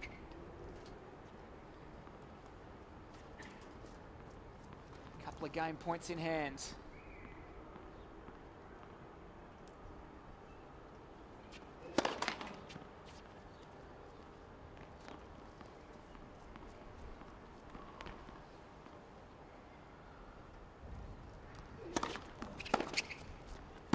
He's giving the Americans something to think about here, Kokkinakis. It's now 5 games all. Things are just starting to tighten up as we see the Australians' coaching department. A few fist pumps. The vibes changed here on Show Court 3. Well, how quickly things can change. Moments ago, we were looking at 5-2, and of course, Johnson on the verge of what we believe match point. Now, 5 games all.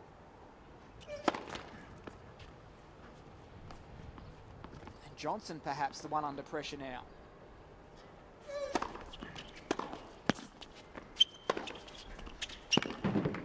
That's a great shot.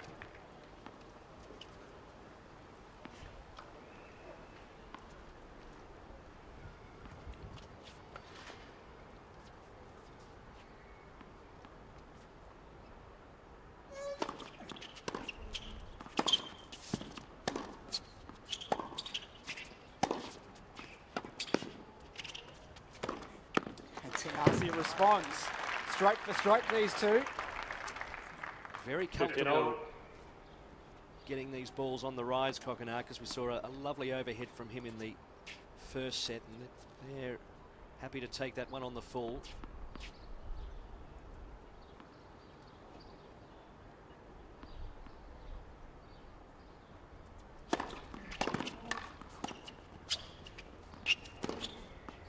See, if these conditions are bothering the American, he's probably used to stifling conditions in California. The breeze is really bothering him. And this was just a shot from a man with a lot more confidence than we've seen half an hour ago. Bit of a come on from him as well. And now some frustration from Johnson. Yelling at the ball boy there to stop moving.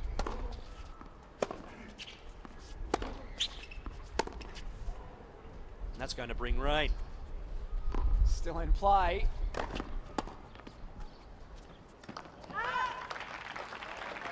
Tenassi comes away with it. 15-40. Well,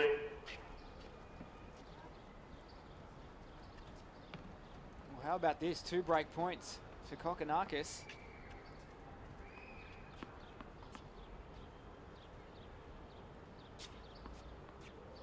Question is, can he take advantage? Oh!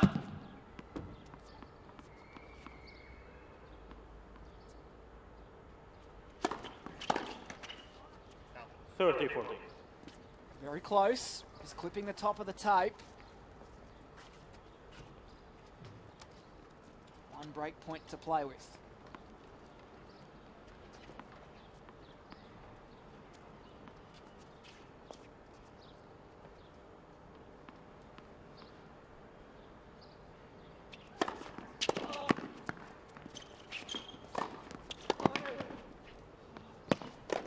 Well, that's a big miss hit from Johnson, and he is not happy one bit. Whacks the ball out into Garden Square. Kokkinakis gets the break. And he's been warned as well. I thought that may have been coming, because that ball has nearly ended up in Rod Laver Arena. So a code violation next to the American's name, Steve Johnson, and a little bit of frustration creeping in. Brett Phillips, the Australian, up 6-5. Yeah, striking back nicely, Matt. Thank you, guys. We'll get back to the action on Show Court 3 in a minute. Number of results completed in the best of 3 format. Maxime Orthom of Belgium, he is through the number 31 seed over the Aussie Jacob Grill, 6-3, 6-1. 1 seed knocked out just a short time ago out on court 8. Jimmy Wang of Chinese Taipei, seeded 30 here. He's been knocked out by Javier Martinez he, the Spaniard, 6-4, 6-4. Kenny, the shepherd of France, 16. He is through, 7-5, 6-1, through to the second round of qualifying. Ryan Sweeting, seeded 21 here in an All-American affair out on court 11. Has won in straight set, 6-4, 6-2 against Alex Kuznetsov of the United States. And David Guez of France also through to continue a good day so far for the Frenchman, 6-3, 6-4 out on court number 12. Daniel Brand's seated here at number 7. Of course, he is out on court number 15 at the moment, taking on Frank Dancevic of Canada and looking to get it back to a set apiece. He is leading 5-3 in the second after losing the first set 7 games to 6. Let's head back to all the action on show court 3. And a good start for Kokkinakis. 15 love. He's been very impressive in this second set, shown a lot of character. As we mentioned, down 5-2. He's now serving for the second set. Fought his way back into this clash.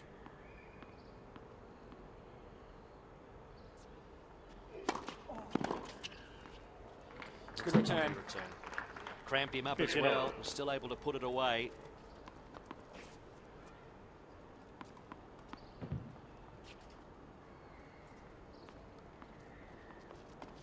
Saw the code violation given to Johnson in the previous game. A lot of emotion from both players in this second set. A lot riding on this contest.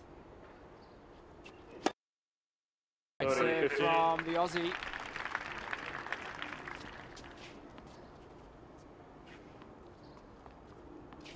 Of course, to advance to the main draw, the players must win 3 games. They lose and they are out.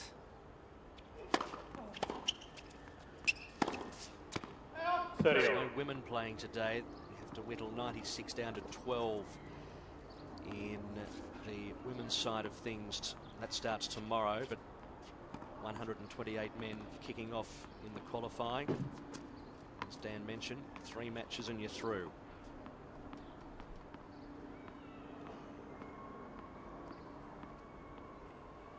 Then only 7 more and you're a Grand Slam champion. Easy as that.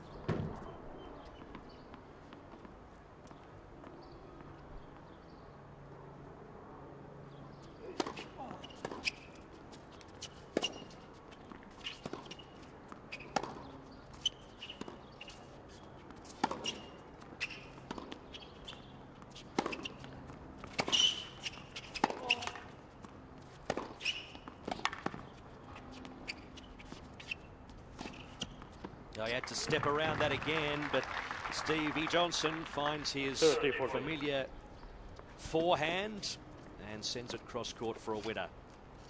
Just able to create that sharp angle, isn't he, on that forehand side. Gets the ball into that service box. So 1 point away from a tiebreak. In a set, we've had ebbs and flows. Plenty of emotion, as Dan outlined. And it would be hard to predict a winner if we went into a tiebreak. Certainly would. Break point here for Steve Johnson.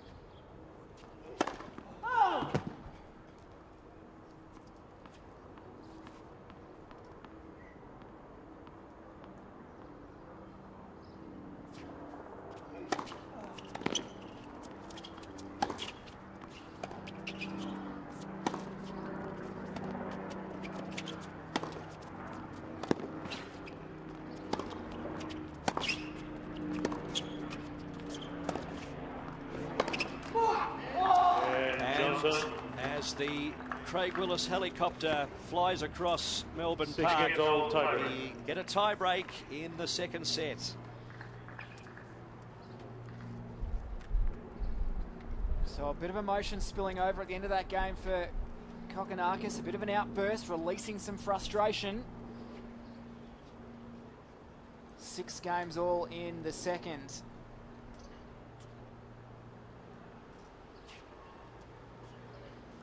Turning into a bit of an epic set, this one, isn't it? 50 minutes.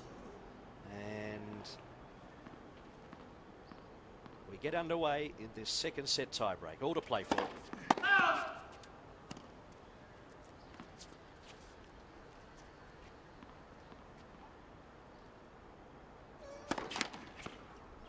1-0. Coconuts. He hasn't been the same player for the last half an hour, Johnson. Well, he was in control, wasn't he? It was looking like he was going to sail to a pretty easy straight sets victory. He led 4-1, then 5-2, and since then the wheels have kind of fallen off. And it just continues to spiral for him. Things have just started to bother him, where the ball boys are standing, who's taking what line.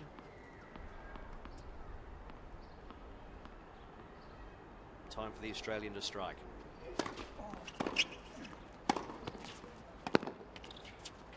And he does. 2-0.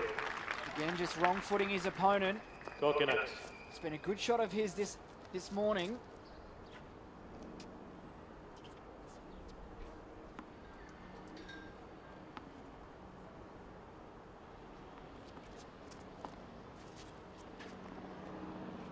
Zip, he leads in the tie break.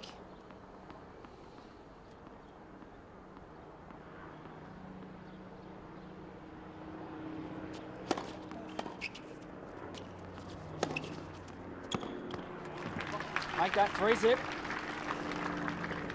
3-0. Coconuts. Well, he hasn't refocused at all, Johnson. Code violation down, and he's letting some expletives go as well. It's fair to say the Australian is well and truly in the box seat here. Well, it's dangerous for Johnson, isn't it? Because one thing you know when you play against the young kid is they're not going to give up. They're going to go down fighting. So he's going to have to use all of his experience as he gets his first point on the board in the tie break.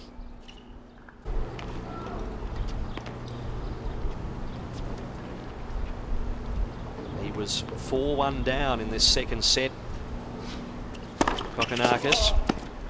That one's cramped him up. Couldn't really do much more with that. Coconuts. But now he gets the balls back in his hand. That was a good serve from Johnson. Absolutely jammed Kokkinakis. 2 serves to come here for the 16-year-old.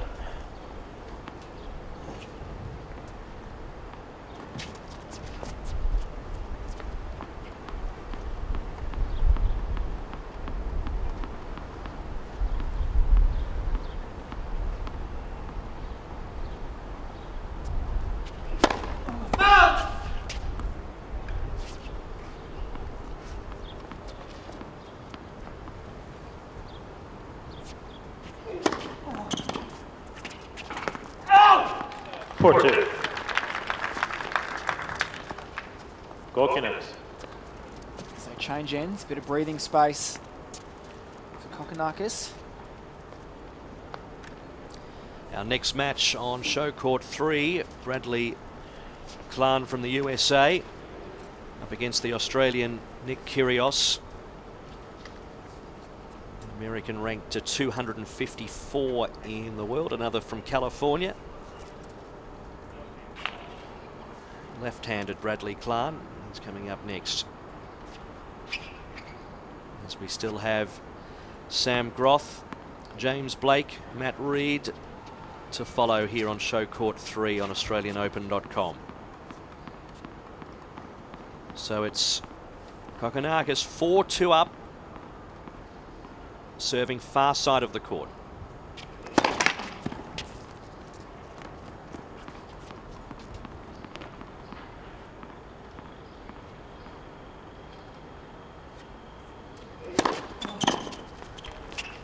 A real momentum shift. Well, he's got a stranglehold of this tiebreaker. Currently leading 5-2. His coach Todd Langman mentioning with Adrian Franklin earlier that the first serves had to go in, consistency had to increase, and he has found that during the tiebreak and in the latter part of this second set. He's got a bit of breathing space to attack here.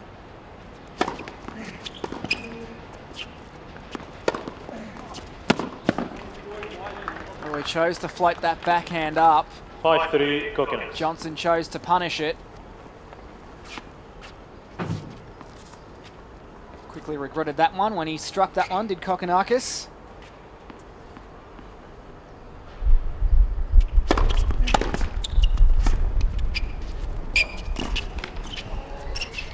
Well, Breeze really swirling there. Line for Kokkinakis. The approach to the net from Kokkinakis affected. A close eye, but that really did swirl that ball. Well, Kokkinakis can win the set off his own racket here. He's got 2 serves to come. He leads 5 points to 4. In his hands right now.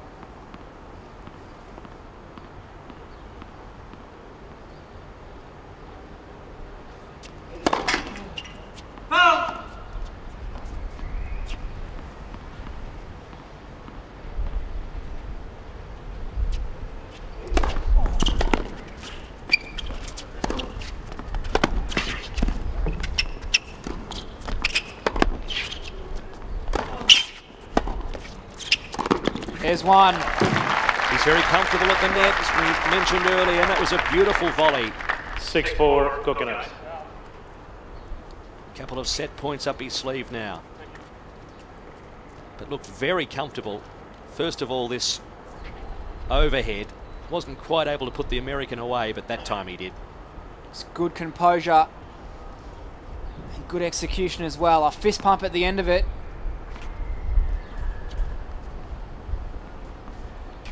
Serving at set point now.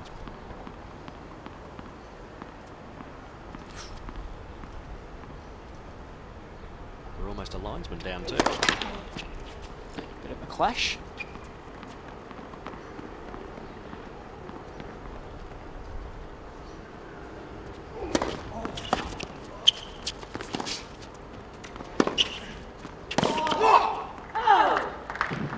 Six, 5 Kokkinakis. Balls, please. Thank you. Thank you, ball girl. Ball girl. Balls, please.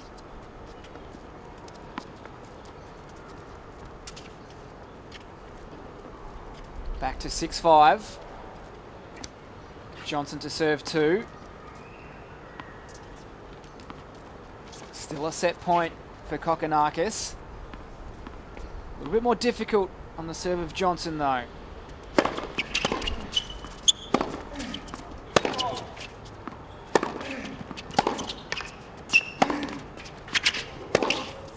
Oh, terrific shot from Kokkinakis, and the 16-year-old takes the second set. What a comeback. And we're now going to a third and deciding set. 1-0. Almost an hour of play. But as we see Thanasi's coaches there, I speak of Todd Langman and Rod Dyke, just share a laugh with each other. It was a battle, but he got there in the end. Second set highlights. And we see one of the rallies there put away down the line. A wonderful forehand from Kokkinakis. And very comfortable on his favourite forehand, Stevie Johnson. That was one of his highlight shots. But so many ebbs and flows. We mentioned it was 4-1 in favour of the American early on, but he let it slip from his grasp. Slowly but surely, the Australian fought back. Well, not only did he fight back, Matt, he also fought back from a match point down. So the American also at 5-2 and 5-3, having chances, but terrific character shown by young Thanasi Kokkinakis. Could have easily wilted and fallen apart, but pulled it together beautifully to take the second set. The American started to show frustration just as we were coming towards these rallies. You see Johnson missing this, and then the code violation, slamming that ball into Garden Square. In fact, we still haven't found that ball. 30-50. As we see the stats for the second set, and Johnson's first serve percentage good, but importantly Kokkinakis' first serve percentage improved, and also those winners improved with a few more errors kicking in for Johnson. Really not a lot between both athletes. Winners very similar, unforced errors very close as well. Total points won, 44 apiece. It is that first serve percentage though for Kokkinakis that he'll probably need to lift in that third set, only sitting at 48% at the moment.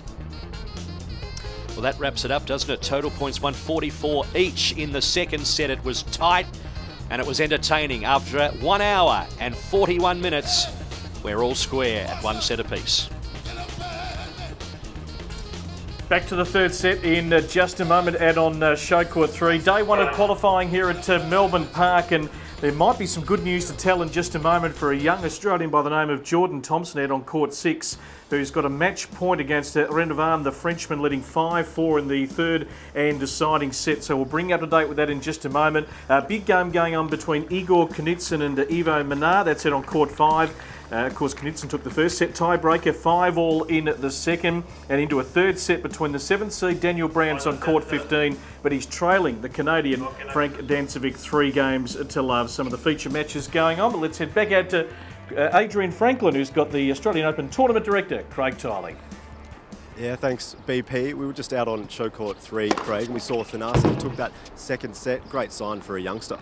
Well, it's, he's playing against the NCAA champion, arguably one player that's had the most successful record in college tennis in the United States. He's one of the top up-and-coming American players, Steve Johnson, and it was great to see Tanasi 5-3 down, come back, turn that match around, and win the tiebreaker and get into a third set. So, at the very least, good experience from him on the big stage.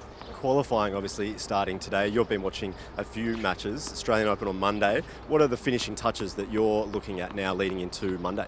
Well, it's actually what's been fun this morning watching Jacob Grills and Jordan Thompson is in the third set, and now Tanasi is in the third set. It's been fun to watch our up-and-coming future stars, and then as far as the final touches, I think we're ready to go. We did it early this morning, had a check and see how we were doing, and everything was looked great. Obviously, there's a few more things to do around the site, getting ready for when the main draw starts on Monday. But our objective was to be ready this week and have the qualifying like the start of the event, and it certainly does feel that way. Just finally, what's your favourite part of the Australian Open during the 2 weeks? What do you love the most? Well, it's not talking to you. No, I do love that, Adrian. But I think as soon as players arrive, and then when we open the gates on Monday, the culmination of all the work, we've got a great team. There's I'm just talking about it, but there's the people behind the scenes, Tom Lana and his operational team that are making this thing happen, and they put together the best event in the world. And this year we're hearing from more and more from everyone, the new facility, the expansion of the site, what we're doing for the players, what we're doing for the fans. Very proud of the work that they do, and I think the exciting part is really when we get started and everyone can look and say, now we can really see what we've been working on. Well, Thomas Burditch has just walked up or past us twice now, so yeah. I know you've got to go to a meeting. Thanks for your time. We'll talk to you pretty soon. Yeah, we'll talk to you soon, and it's a good day for tennis again. So beautiful. Thanks, Craig. Thank you. Thanks, guys.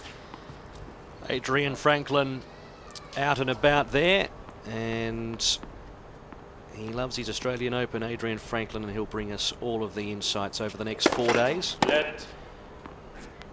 Greatest part about being at the qualifying is just the build-up. We see the finishing touches taking place. Had quite a few fans come through the stadium as well so far today. It's been great. As I mentioned earlier, it's free admission, but you just don't know who you're going to run into. Met a bloke named Novak there yesterday. Good bloke. 40-50. Mr. Djokovic. So 40-30 here in the opening game of the third and final set. Kokkinakis serving, of course.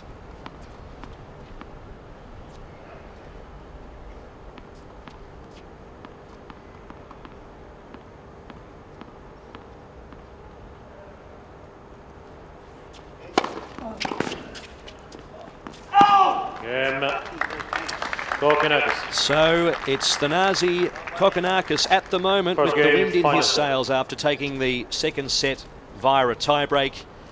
That ball just falling out off the racket of Stevie Johnson, and it's Thanasi Kokkinakis leading 1 game to love. So as I mentioned, free admission over the qualifying, but for the Australian Open, tickets on sale through Ticketek. Different levels of tickets, but obviously Centre Court, Rod Laver Arena for day and evening sessions. You can do the same for Hisense Arena, and then ground passes. You can go wherever you like bar the premium courts. And if you do want to come out for the qualifying, we've got 12 courts with games in progress at the moment.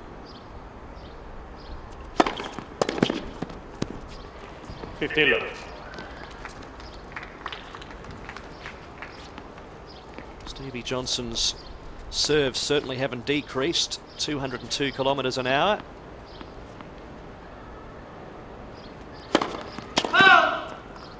One 198 long.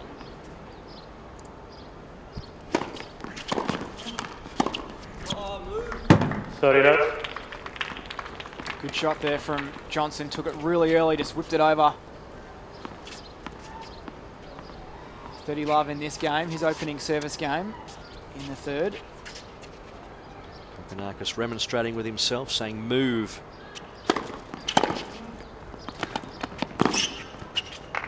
Did that time, forcing the issue. 30-15. Showing good aggression too to follow in his ground strokes to come into the net. Kokonakis. Great way to apply a pressure to your opponent, force them to make the passing shot.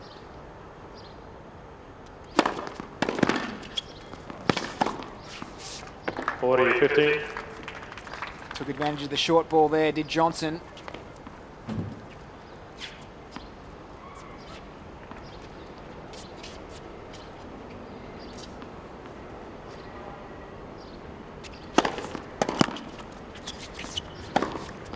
Out. 40-30.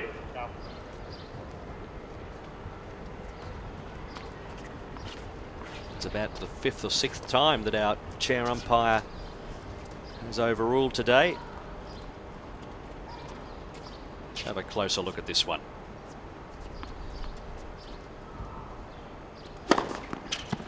Again, Johnson. And that one straight down the tee at 187 clicks, and it's one game all in the third set. It's an important.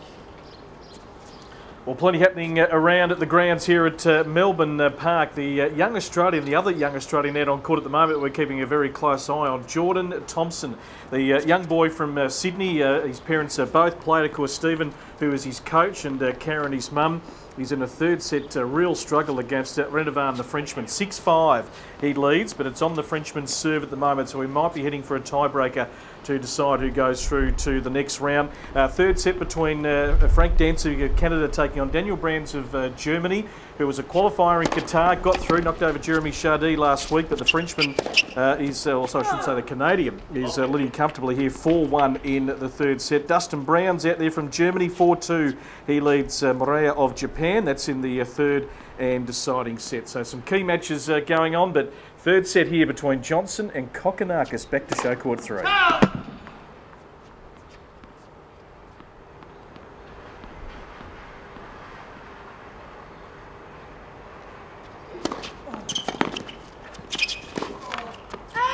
Just missing. And a little bit of service pressure now for the 16-year-old. The previous game in which Johnson held really crucial for his, I guess, mental state after a pretty shaky second half of that second set. Good to get that service game under his belt. Now looking pretty solid on the return too. Kokonakis under a little bit of early pressure here in the third set.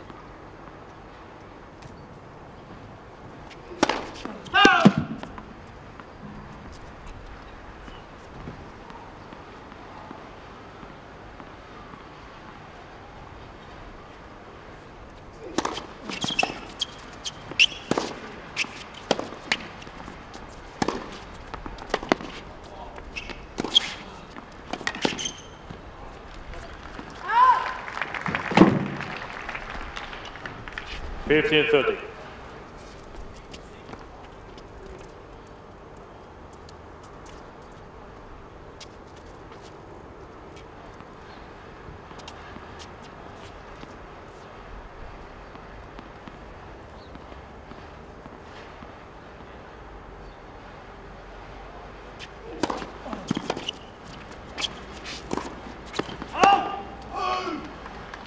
(15-40).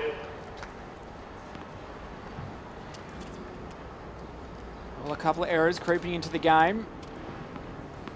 Kokkinakis is hitting that forehand long, bringing up a couple of break points for Johnson.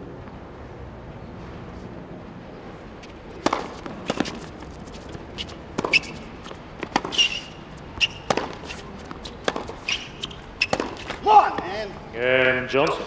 So the American is now Johnson in leads front, 2 games to 1. 2 games to 1.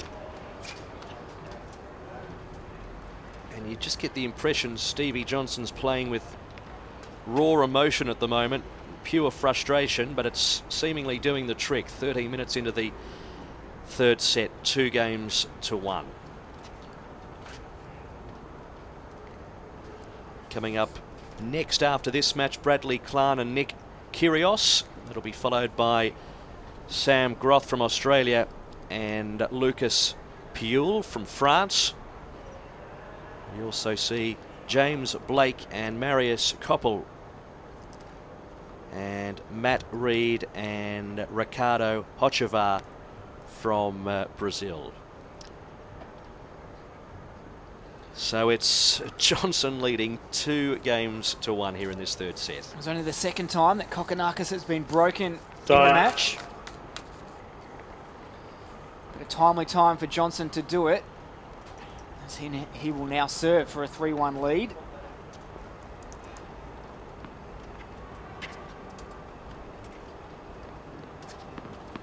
That's something to walk away with, isn't it? Only being broken twice in what's been a pressure cooker match. That's first serve.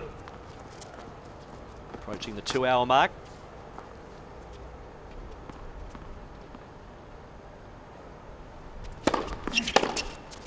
Yeah. 15 love.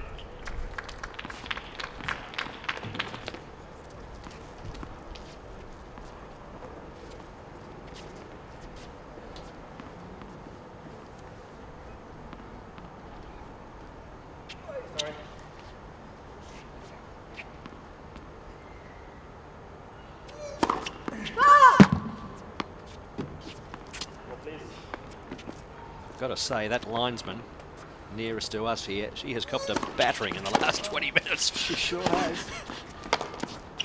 30 love. She's got a hip and shoulder from Stevie Johnson and almost got collected by that first serve.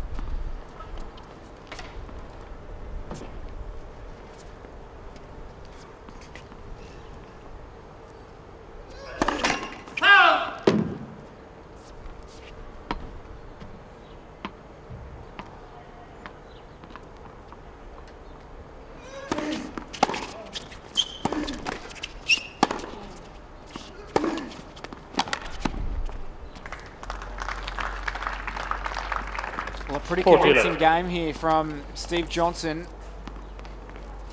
It's been pure power, hasn't it, the last couple of games from the American.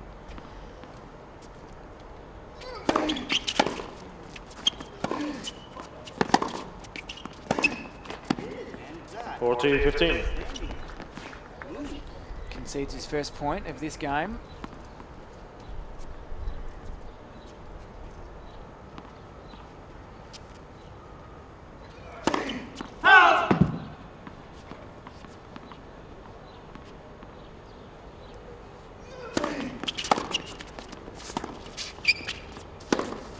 Oh, a terrific shot down the line from Kokkinakis.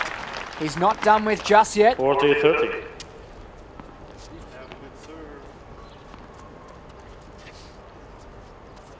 Again, just steps around it, sends that forehand down the line.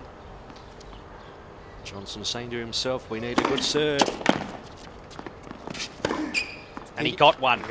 Consolidates the break to Steve Johnson, and he leads 3 games to 1 in the third and deciding set.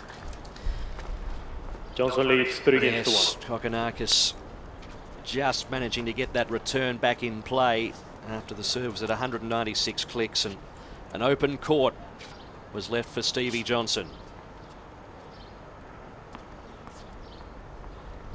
Kokkinakis played himself out of a rut in the second set. Has to stay focused here. Third and decider. 50 love. Well, he'd have to take confidence from the second set, knowing he can claw himself out of a dark black hole that he got himself into. But Johnson will be looking to not allow what happened in the second set to repeat itself here in the third.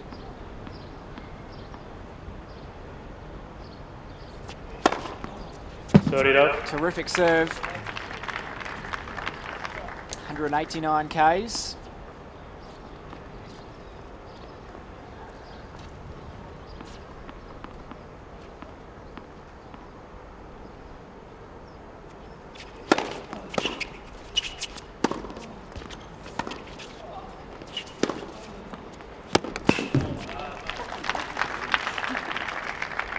Love.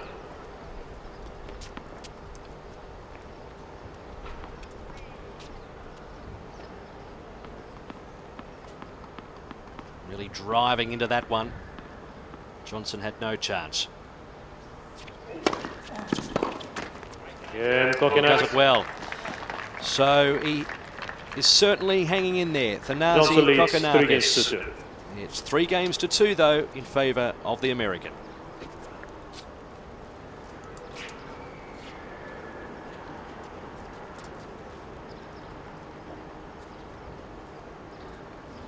See that previous point, the error from Stevie Johnson.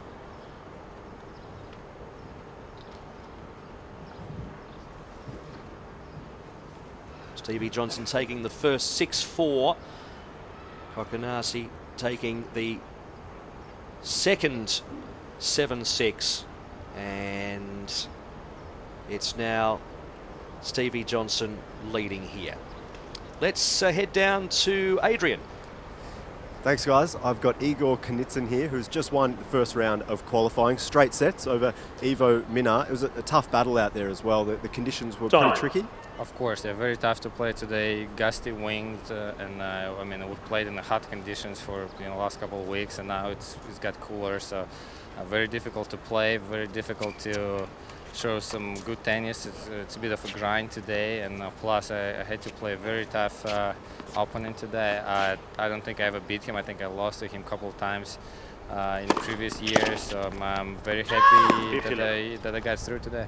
So you've lost to him a couple of times, as you've mentioned. Did you have a strategy going into this match and to turn that around in your favour? Well, yes, yeah, I did have a plan. Plus, I played some good tennis in Brisbane, so I felt pretty confident going into this match. And well, I did have had a bit of a plan. I tried to change pace as much as I could. Plus, there's tough conditions, so just change it. Play like some high top spins and low slices just to change things up for a little bit, because he's really good when you give him like a steady pace and you hit hard. So, well, there were no breaks today. It's a very tough match, and yeah, I feel fortunate that I got my winner's match. And you just mentioned Brisbane. You played Leighton Hewitt there, obviously. You were a lucky loser, and you stretched him. So did you take confidence coming from that match? It was a 3-set match. Did you take some confidence moving into this one? Of course. I've had 2 good wins in the qualifying. Before that, I beat Jill Mueller, who's like 16 in the world. I beat Duckworth, who's a very good young Australian guy. So, and I played well against Hewitt. So it just, yeah, with just 4 good matches in Brisbane. So obviously that gave me some confidence and hope that I can do here, can do well here as well.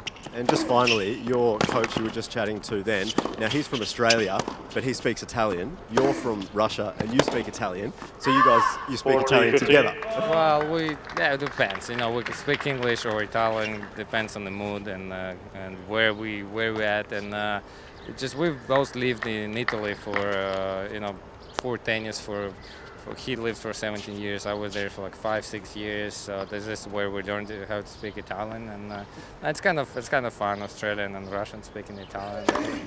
So it's good fun. Thanks for your time. Congratulations, and we'll see you in the next round. Thanks very much. Thank you. Good work, Adrian, as we rejoin Johnson leads 4 games to 2. The action here in the third set. Joined in the commentary box now by Nathan Healy. Nathan, has been a pretty good fight back from Kokkinakis in the second set. In a bit of trouble here in the third, but no doubt still well and truly in the contest. Yeah, I was keeping an eye on the end of that third set, and very impressed with his composure, Kokkinakis. For such a young kid. He's yeah, definitely handling himself well out there. So here he is serving, down 2-4.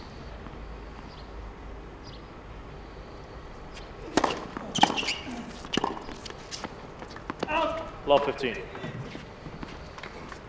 Yeah, Johnson, a very experienced player from the States, went through the college system, and yeah, he's you know, had some good results on tour, and he's definitely up and coming, shooting up the rankings.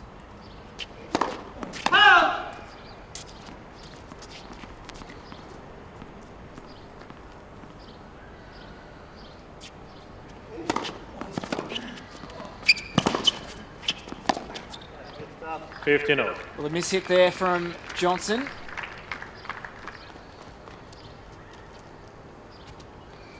It's certainly blustery conditions out there. The ball moving around. It's like it's always difficult to play on these show courts where the wind has that tendency of swirling around. So you might see a few of those down.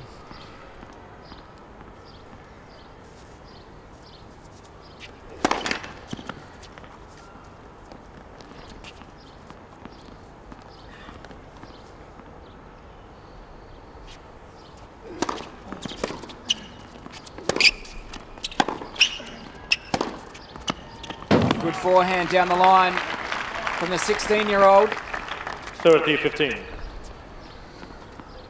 Still confidently going for his shots.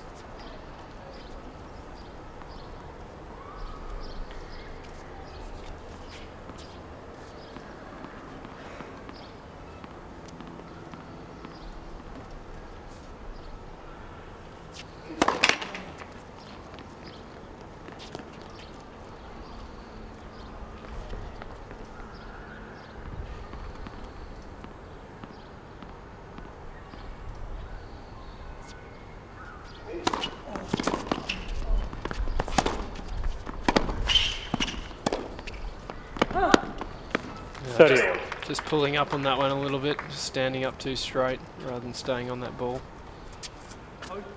Also a few more adjustment steps might be useful, especially once again in these conditions, to get those feet moving around the ball, not setting up too early.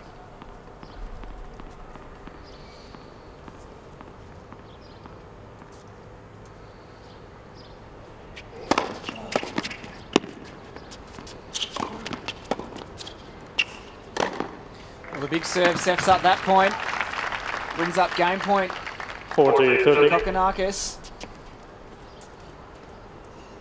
He certainly has a decent serve on him. I saw a little bit of him during the Australian Open playoff, but yeah, I haven't seen too much, but so far I'm pretty impressed.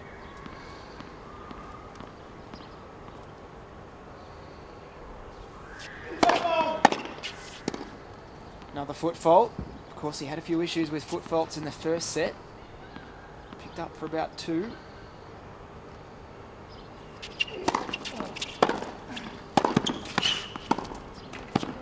Secures that game. Kokkinakis. 3-4 now. He trails in the third and deciding Johnson set. leads 4-3. It is 1 set apiece here, and Steve Johnson from the United States leading 4-3 in the third set. Yeah, good battle going on show court 3. We'll be back to the guys in just a moment. Now, I want to update you on this great game going on between Nicolas Renovan, the Frenchman. He's up against the young Australian from Sydney. He's only 18 years of age, and hasn't he played a great match today? Jordan Thompson, who leads 8-7. Of course, they need to be 2 games clear in this third and deciding set, so we'll see how the young Australian goes in the next couple of minutes. We've also got the number 1 and 2 seeded players here in the men's draw. Andreas Heider-Morer of Austria, who is taking on Evgeny Korolev. A quick update on that score at the moment. 4 games all in the opening set. And Ricardas Barankis, the number 2 seed, of course, from Lithuania, is also out on court at the moment. And he's taken the first set 6-3, so he's in complete control of his match. And as we heard from Adrian a few moments ago, Igor Kunitsyn getting through in 2 tough tiebreakers against Ivo Minar of the Czech Republic. So the man who took on Leighton Hewitt in Brisbane last week is through to the second round of qualifying. Let's see if Thanasi Kokkinakis can break back here and keep it interesting in this third set on Show Court 3.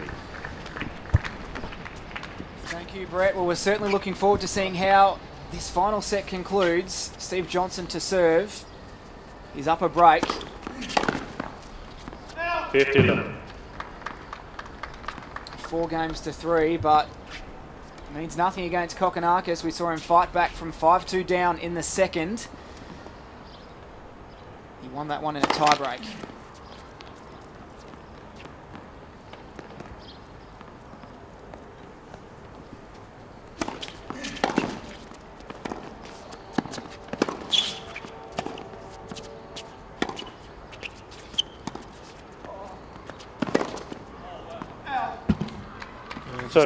Didn't quite get up to that one. It's not a bad play, you know, mixing in that slice backhand, especially to these taller guys. But I'm impressed with his slice. He's been mixing that in, Kokkinakis against.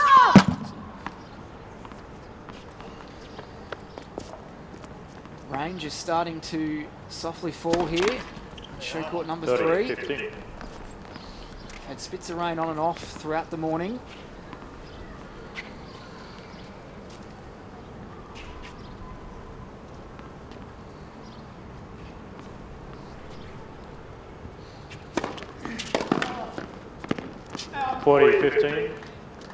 It's always difficult, you know, as a player being out there when it is spitting rain, because you're not sure when the umpire is going to call it. So it's just a matter of staying in the moment and worrying about what you can control.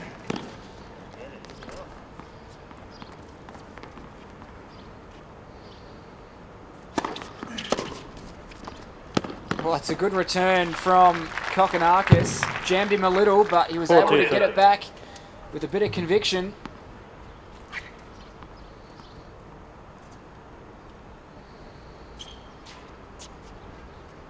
Saves 1 game point. 1 more in hand for Johnson.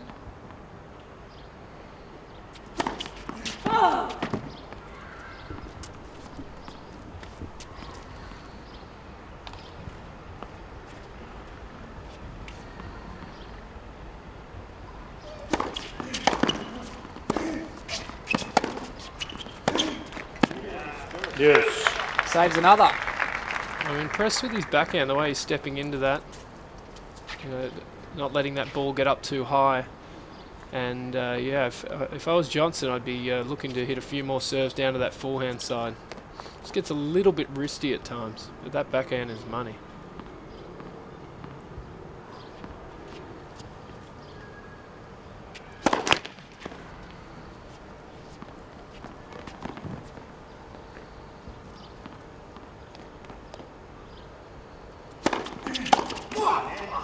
There it is. Advantage, Johnson.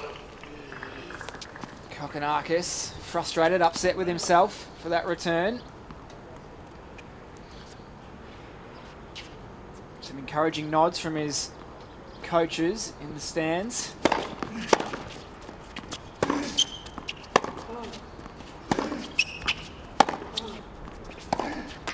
And he gets it back to Juice again. Yes.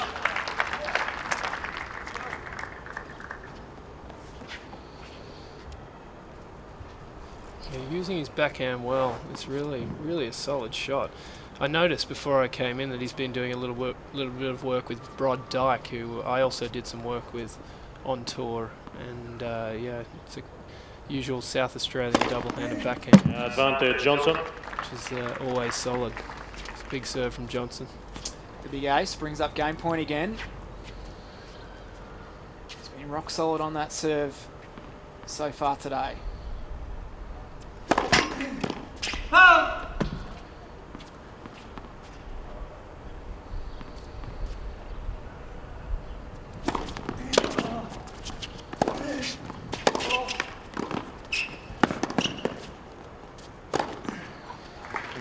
Puts away the overhead and Johnson secures the game. He's 1 game away from the match. Johnson leads 5 games to 3. He leads Thanasi Kokkinakis 5 games to 3. He won the first, he lost the second in a tiebreak. But he's on the verge of victory here in the third. He'll need to break Kokkinakis. It's a big test here for the young 16-year-old Aussie. Test of his nerve here. all the pressure on his shoulders. I think Johnson has to do a little bit more of that, get Kokkinakis moving. He's a tall boy, he moves well, but definitely not a huge asset to him.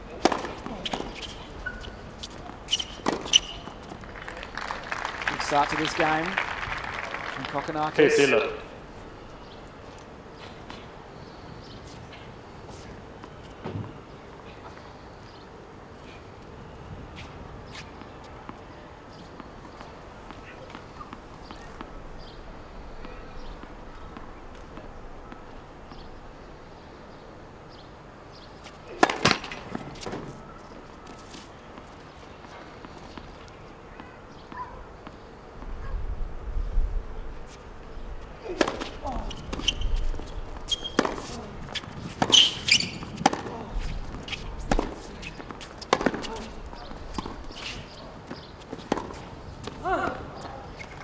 Well, Johnson doing well to get around that. It's a difficult ball. He's certainly looking to use his forehand a lot, which is definitely the way to go. Good improvising there from Johnson.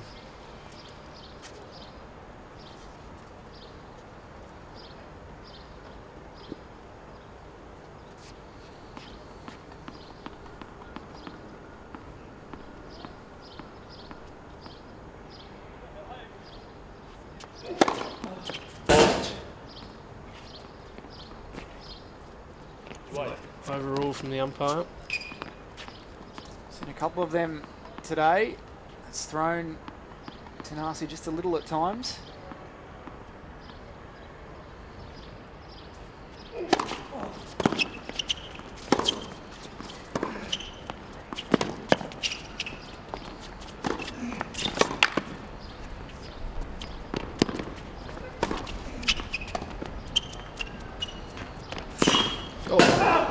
Well, that is a shocker from Steve Johnson. 30-15. Wow, that was certainly wild to say the least. It was good hustle from Kokkinakis, but just a bizarre shot selection in the end there from Johnson.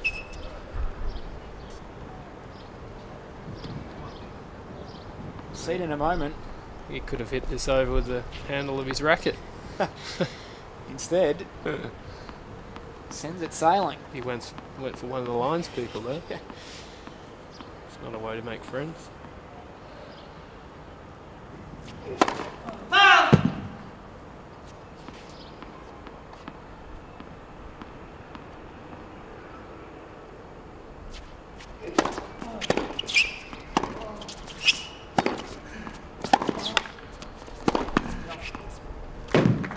Yeah, wrong footing there from 30-all. Johnson. Does a good job on Kokkinakis.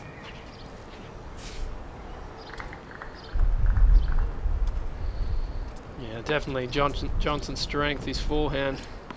I think if Kokkinakis can get Johnson moving out to his forehand, then play aggressive into his backhand, that would work well for him.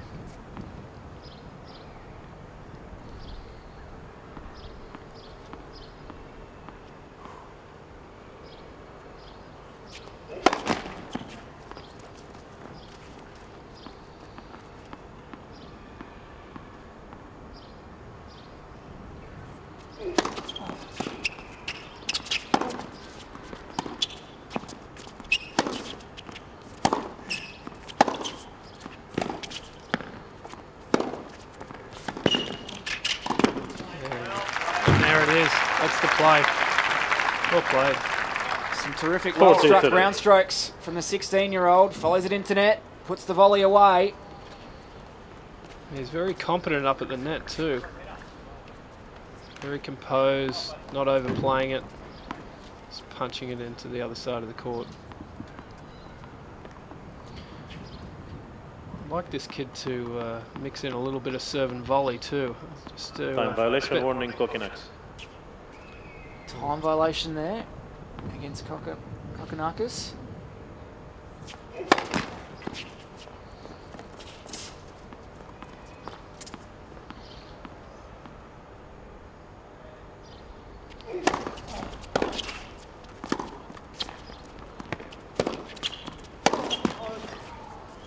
Deuce. Yeah, that's an interesting issue, the time violation. I've heard a few the boys complaining about it. It's just a little bit of inconsistency there at the moment.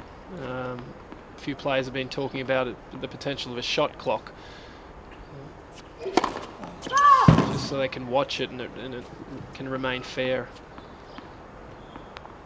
Would make sense.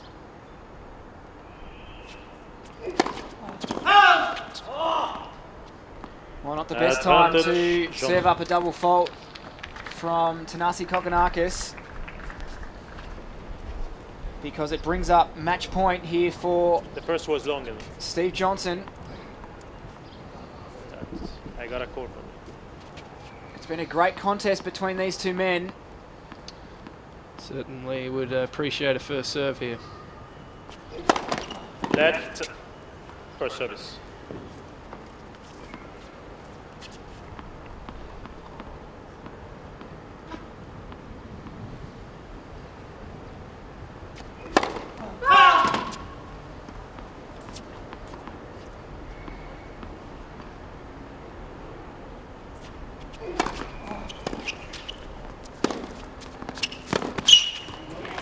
Play again. Always a good play to go it's a common play to go fast into a player's forehand side, because a lot of players these days are looking to use their big forehands and run around and you certainly use their strengths. So if you can get a quick ball into that side, it certainly opens up the court. Guys aren't as comfortable moving out there.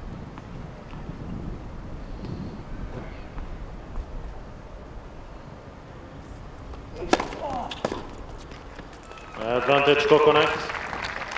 That's what he needs, a few more first serves. It's going to keep him in this match. Well, from match points against him to game point here.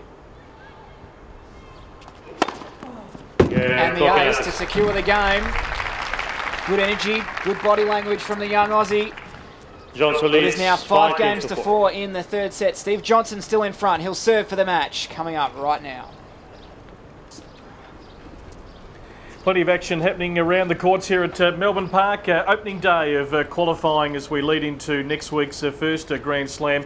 Great news for a young Australian today by the name of Jordan Thompson. He's done it the hard way but really earned a spot in the second round of qualifying. 9-7 in the third. This is a young 18-year-old who's been given a wild card here into qualifying, knocking over, of course, a man who is 30 years of age, ranked 274 the world in Nicolas Renovant of France. So well done to Jordan Thompson out on court 6. Bryden Klein, the Australian who's got direct entry into qualifying here at 219 in the world. He is just warming up on court 6 at the moment.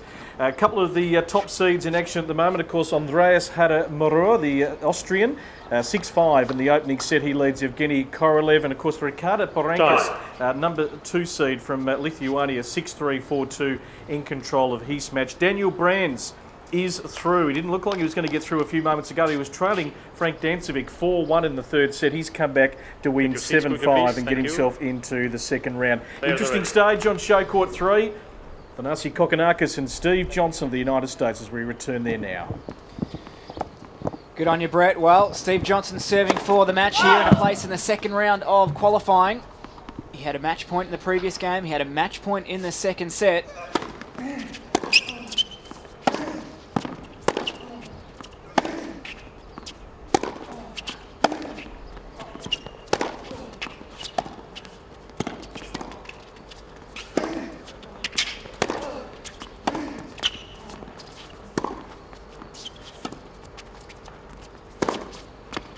Well, Kokkinakis is going to take the contest to him. It's a big first point from Kokkinakis. Now it's he puts a little bit of pressure on Johnson. Always good to get that first point with someone, especially when someone's serving for the match.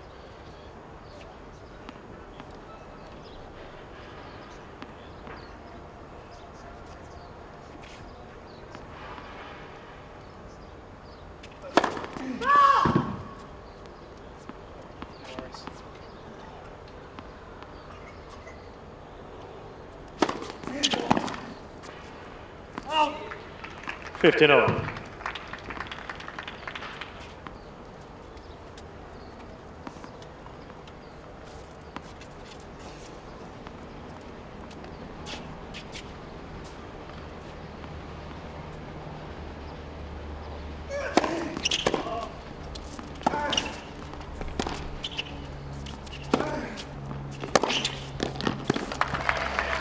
Strong backhand from Kokkinakis.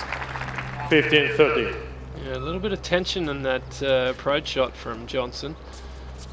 Just didn't quite get enough on it.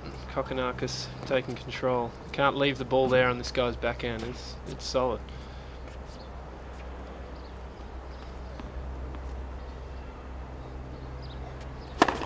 Net for serve.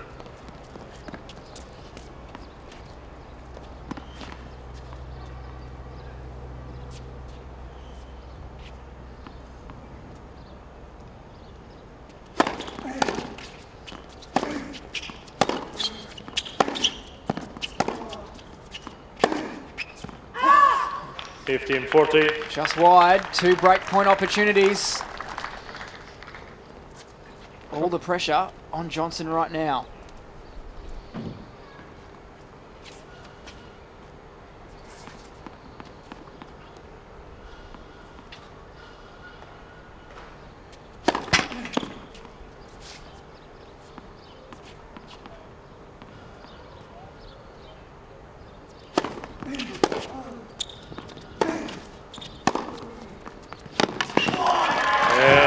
He's done it.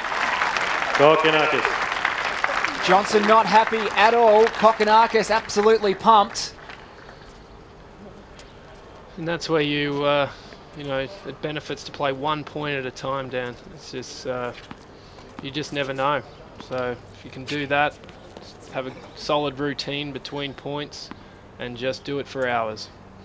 Well, now the battle for Johnson becomes, does his mind start thinking about the missed opportunities had so far throughout the contest? 2 match points lost. Kokkinakis serving here to take the lead in the 3rd and final set.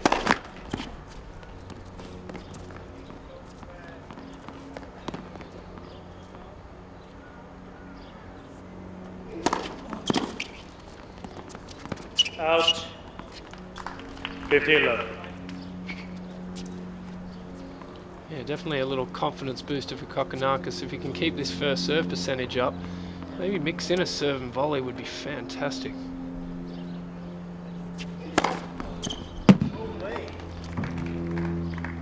I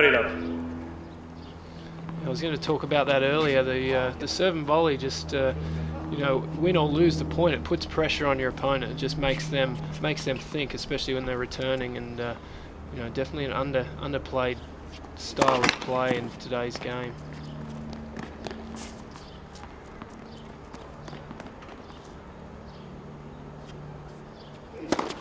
No! 30-15.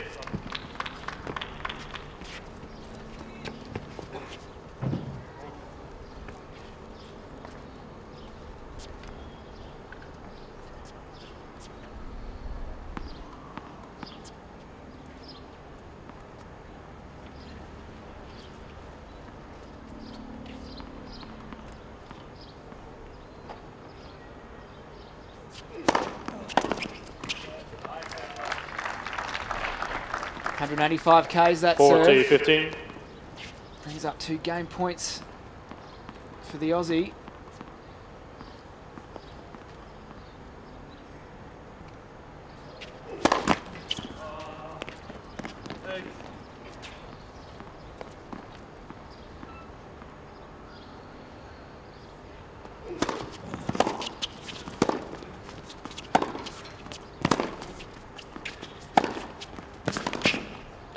Oh! 40-15.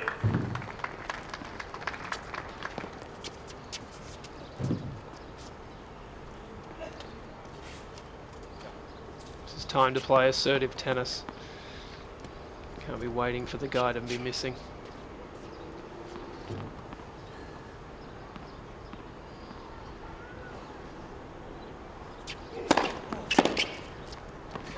There you have it. Kokkinakis, after trailing all in this 3rd set, has now jumped ahead. He leads 6 games to 5.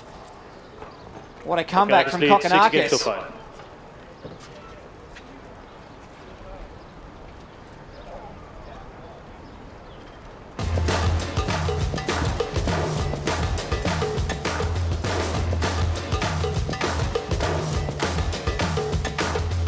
When I'm at like a boom and steel, this is all I know. Hit it up, rip it up.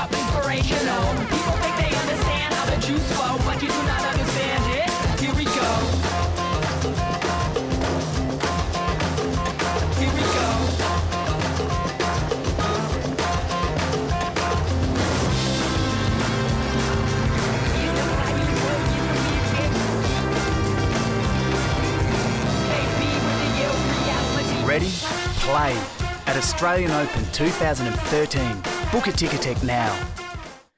Yeah, the action for the first Grand Slam not too far away. Make sure you get to Ticketek. Over 650,000 people coming through the gates at Melbourne Park. Just before we get back to show court 3, great effort. First set taken out by the young Australian Alex Bolt, the lefty from South Australia. He's only 20 years of age and he's taken the opening set 7 games to 6. We'll keep a close eye on that. But Thanasi Kokkinakis has got his tail up here as we return to show court 3.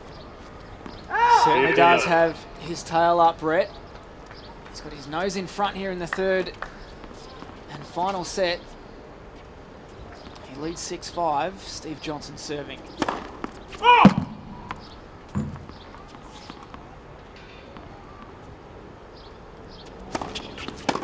15-0.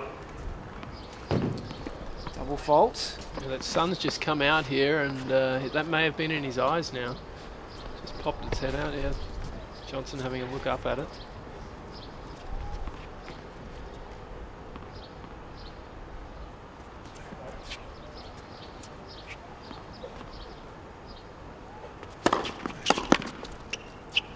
It's a big serve.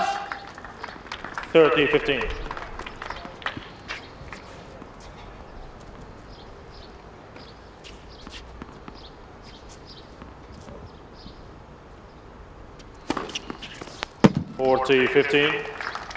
And another straight down the tee. It's a smart serve from Johnson, just giving that ball toss, moving it out to his right a little bit further and just sliding it in there, away from the sun.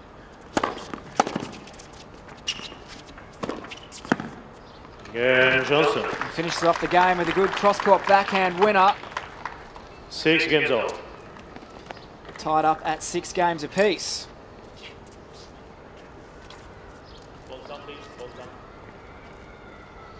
Yeah, good serving from Johnson. Just lifting his percentage there. Actually, both boys have done an incredible job with their first serve under these conditions. So no tie break in the third set. Boys will play till they're 2 games clear.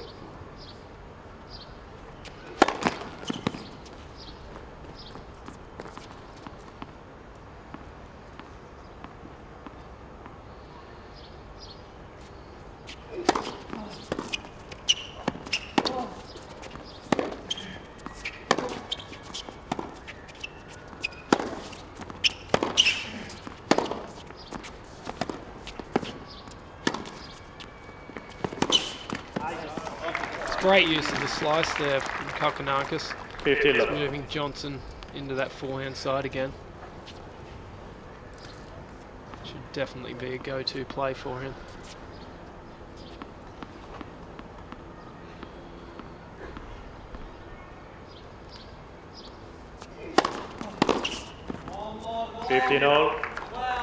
Oh, he smacked that return. I was just catching the line there. He's not the one that you see. Well, there's the serve and volley, which I do like. And even though he lost that point, it's still going to get Johnson thinking a little bit. Very positive play and a good idea to be in that frame of mind towards the end of the match here.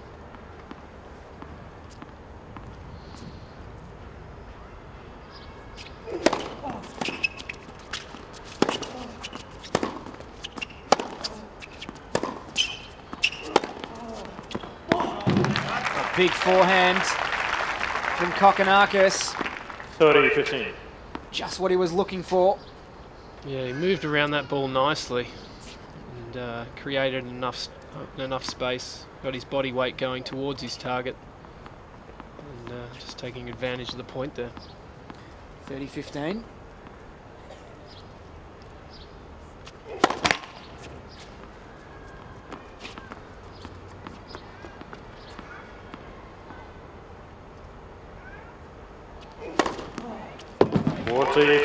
Second serve ace. Smart serve. Saw Johnson moving across, looking to use his forehand, and yeah, that's where playing slow between points and just, you know, taking in the information and being aware of what's going on. Another one to follow. It's a great way to consolidate. Jumps out to a 7-6 lead. 7 games to 6. It's Big serve up the tee from Kokkinakis. That'll give him confidence. Nathan, you'd have to be impressed with the mental aptitude of the young Aussie. He's done a fantastic job. We'll talk a bit more about it as this match rolls on. Time to check in with Brett Phillips. Thank you, Dan. Plenty happening as the sun shines here at Melbourne Park. A couple of results have just come in. Stephen Diaz of Canada is through to the second round here at qualifying against Pavel Cervenak of Slovakia, 2-6, 6-4, 7-5. So he gets through, as does Jan Hrnic of the Czech Republic, 6-3, 6-2 up against Gianluca Naso of Italy. So they are safely through at the moment. A quick update of the young Australian, Alex Bolt. It's a fantastic performance. Moved to the AIS in Canberra back in 2010 as a full scholarship holder and has been given a wild card here into qualifying. Took out the first set 7-6 up against Boy Westerhoff of the Netherlands, and the Dutchman has got a break here 2-1 in the second set, but he is certainly throwing down the challenge as we head back to Show Court 3, day one of qualifying here at Melbourne Park. Good on you, Brett. Young 16-year-old Australian Thanasi Kokkinakis, one game away from a place in the second round. He needs to break the serve of Steve Johnson to do so. But he's shown some great resolve out there this afternoon. And he wins the opening point of this game. If you can just get into a couple of these points here, I like that return up the centre of the court, just starting the point, and that's going to build pressure and make Johnson think about it.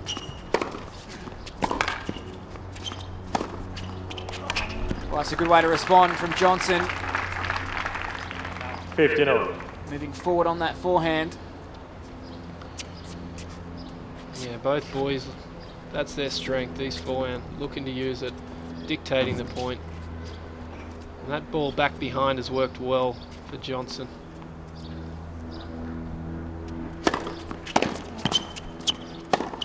Big serve, the big ground stroke to back it up.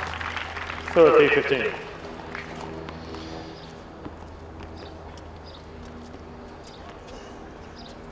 Yeah, for these tall guys, it's not easy to switch direction. It's easy to move on to the ball. Left, first serve.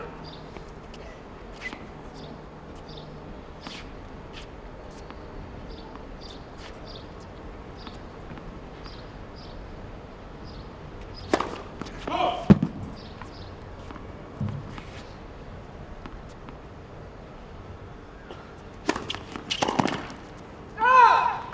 40-15. Great serve from Johnson, that hopping off the court. This sun comes out, the courts get a little bit more lively.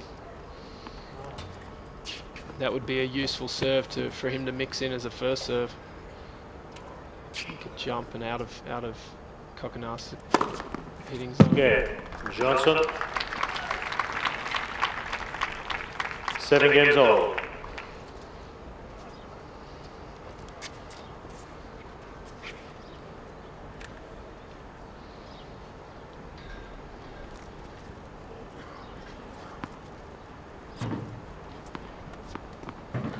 So deadlocked at 7 games all here in the third and deciding set.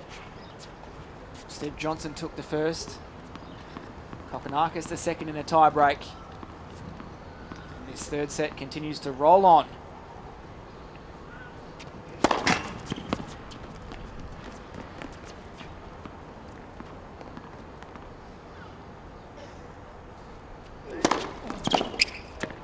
$50.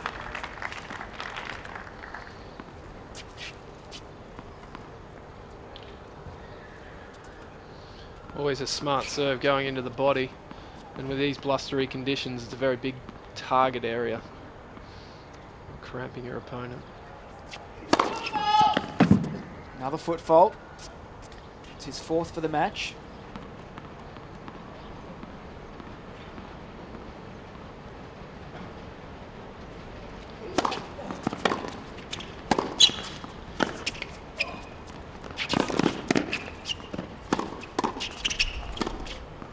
Well, some good coverage at the net to begin with, but then the open cross-court winner from Johnson seals the deal.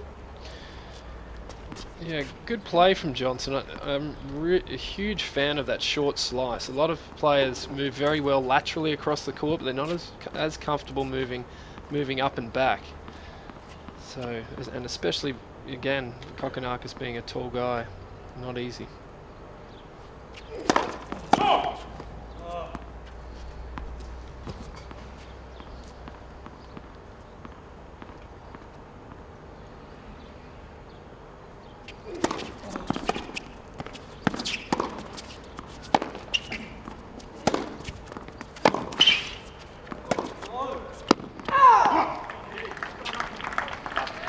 Good defense from Johnson on that one. Moving well out there that time. I still like the play from Kokkinakis. I think he could have got around and maybe hit a forehand on that last shot, but I like him stepping in and ripping that ball into that area.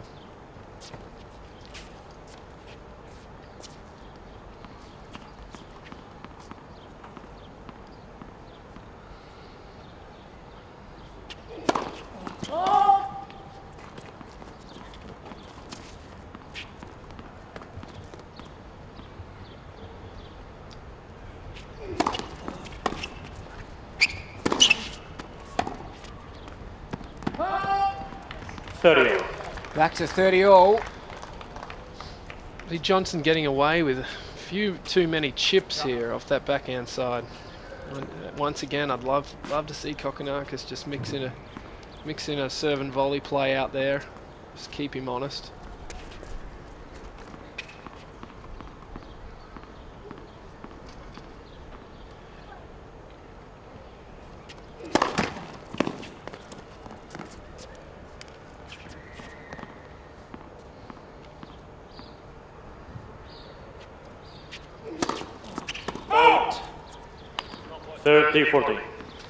Well, a big chance here for Steve Johnson, presented with a break point.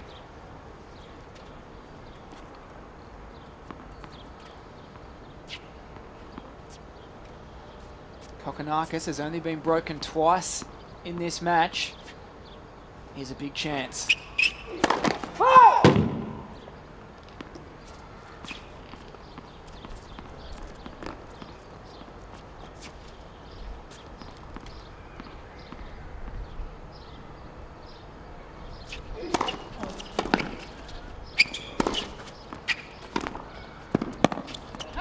Yes. He saves that one. Yeah, Johnson can't believe it. He's given away such a cheap point there. But good moving from Kokkinakis to clear that ball and get around it, and being able to hit a forehand on that shot. I'm happy that he's looking to use that forehand.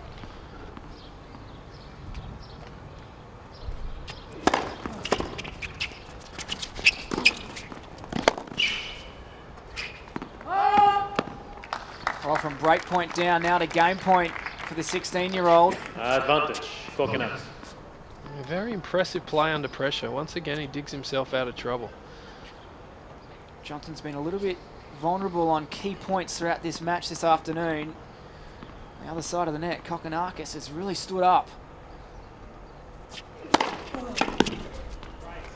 That's a great serve. The fist pump too from the Aussie. He likes it.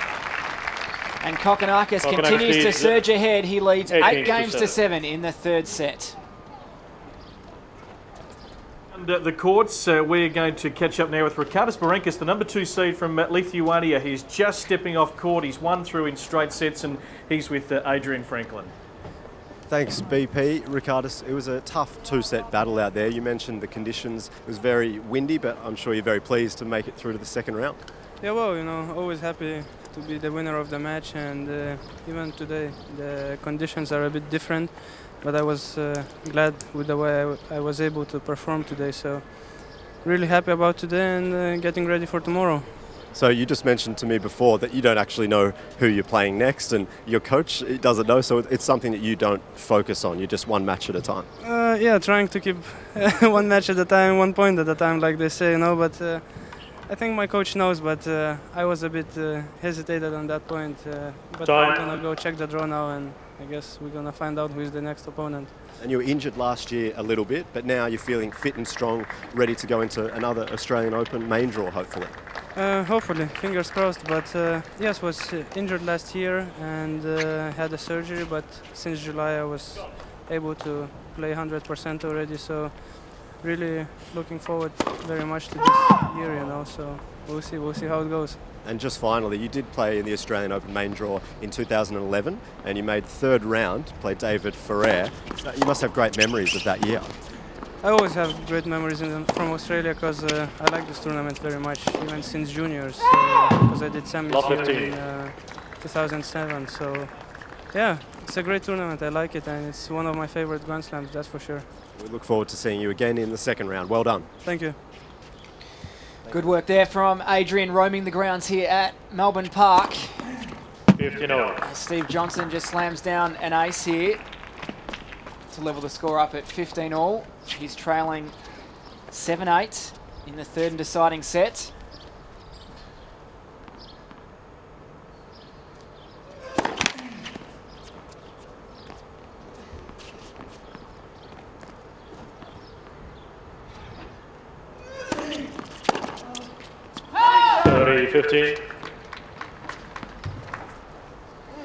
Another body serve from Johnson, catching Kokkinakis.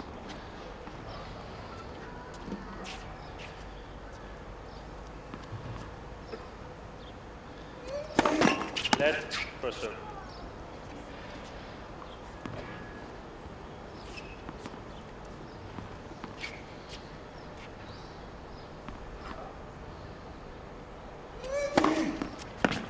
$40-15. Yeah, Johnson's moving his serve around the box really well overall, and taking a little bit off it just to give himself that little bit of control.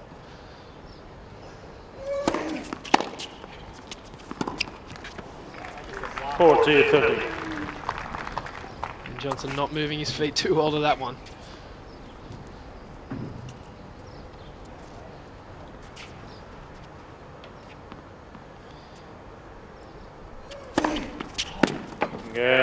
Well, big serve from Johnson secures the game. We're now tied up at 8 games all. This could go on for a while, Nathan. There's been little separating these two men throughout the whole clash. Definitely. Yeah, what do you think, Dan? Do we have a Mahut Isner match on our hands here? Well, it's looking like it. They're going game for game. Yeah, and what an incredible match that was. Unforgettable. Especially for those guys.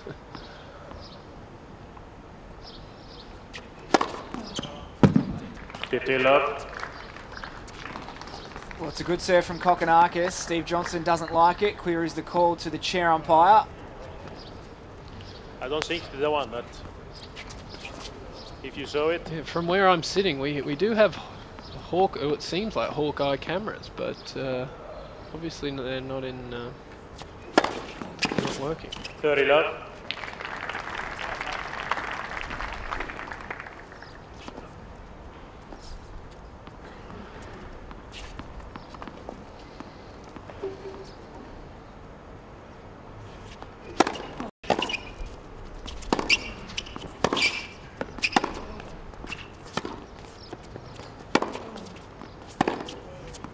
Oh, big forward, big backhand, should I say, down the line. Let rip on that. Yeah, too good there. Both players staying down on those backhands. Johnson coming up trumps.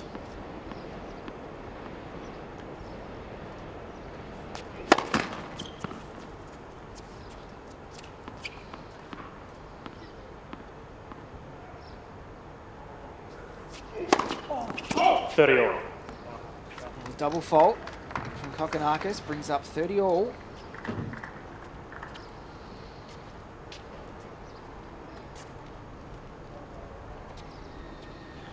It seems like he just enjoys getting down a break point and then and digging it out from there. Played very well from behind today. Wants a little challenge, the young fella.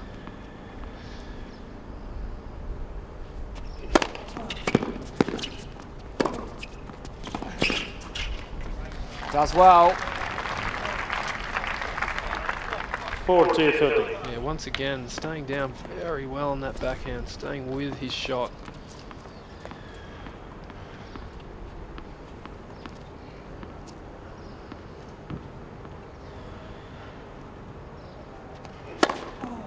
Another great serve from Thanasi Kokkinakis. He jumps ahead again in the third set. Kokkinakis leads 9-8. He leads by 9-8.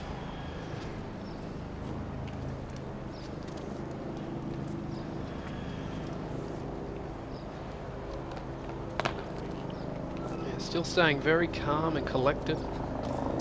Time then to check in once again with Brett Phillips. Give you the news on the back of Ricardas Barenkas, the number 2 seed from Lithuania, getting through. Well, the number 1 seed in men's qualifying, Andreas Heider-Murer of Austria, has just got through in straight sets as well, defeating Evgeny Korolev of Kazakhstan. So the number 1 and 2 men's seeds are through to the second round, and of course plenty of updates going on right around the courts. We'll update you on a few of the live matches shortly. Bryden Klein, the Australian, is out in action at the moment, as is young Alex Bolt. 7-6, 5-4, so he's potentially a game away, the 20-year-old from South Australia, of getting into the second round of qualifying. More on that in just a moment as we return to show court 3. Thank you, Brett. This third set alone has been going for 68 minutes. Steve Johnson commences proceedings here with an ace. 9-8 in favour of Thanasi Kokkinakis of Australia.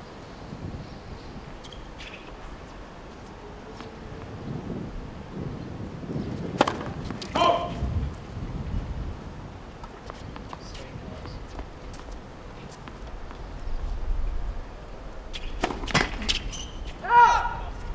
15-0.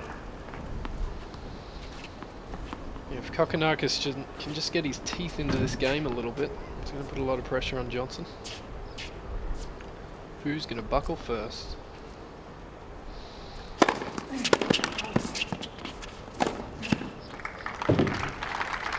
Punishing forehand from Johnson. 30-15.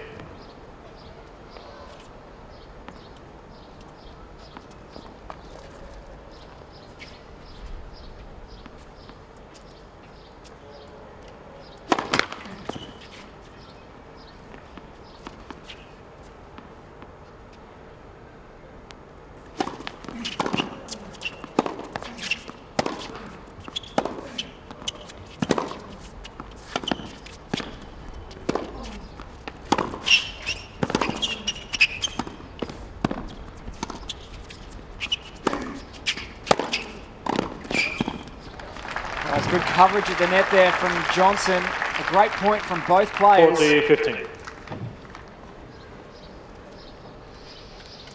Yeah, Johnson doing well, moving Kokkinakis a little bit more in that point. And that's definitely what he has to do. So he can control at the net. He actually volleys well. I saw him play in an indoor tournament probably a month ago. He was getting forward a lot more. Obviously indoors it's a bit easier. But Game Johnson. So Johnson takes that game 9-all to tie it up at 9-all.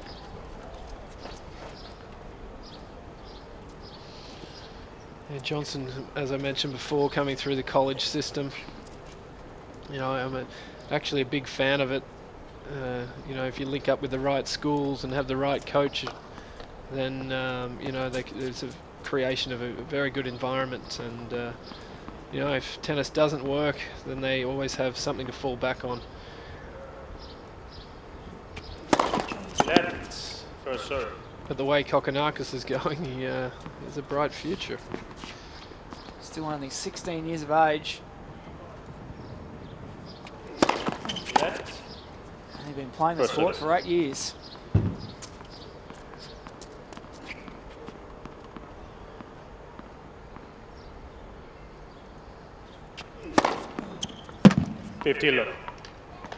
Big serve again. Johnson not happy one bit about it.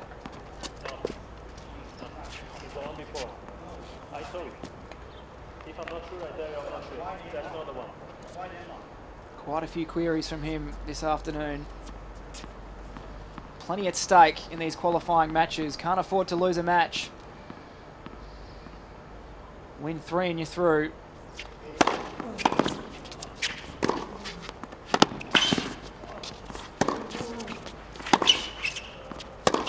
Don't slap it. 15-0. Yeah, right idea. Just setting up a little bit too early, and that ball just getting out of his strike zone a bit. Tight call there. Yeah. I think it caught the line though, Johnson.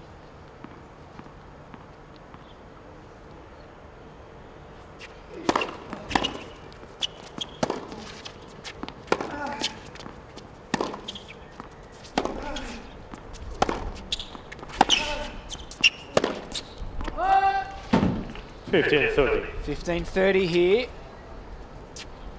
Just pulling off that ball a little bit. Ideally, you always want to get your body weight going towards your target. If it's falling off in another direction, then you run the risk of making an error. The longer this game goes, the more important concentration becomes. First serve.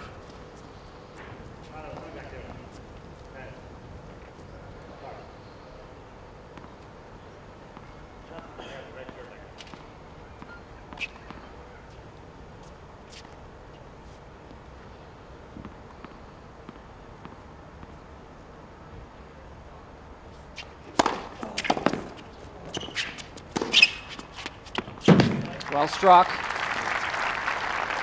Great play from Kokonakis, the serve setting that forehand up. Very good serving from that end. It seems like the sun is out and in his eyes a little bit, so he must be moving that ball toss around nicely.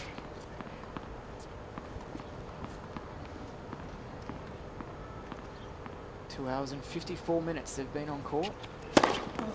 40-30. Yeah, this is where it gets difficult, you know, going into the, as they move through the rounds, you start having matches like this. It's very difficult physically and mentally. Great serve from Kokonakis. Kokonakis. That gives him the game as he takes another lead here in the third set. Nothing between these two athletes. He leads 10 games to 9.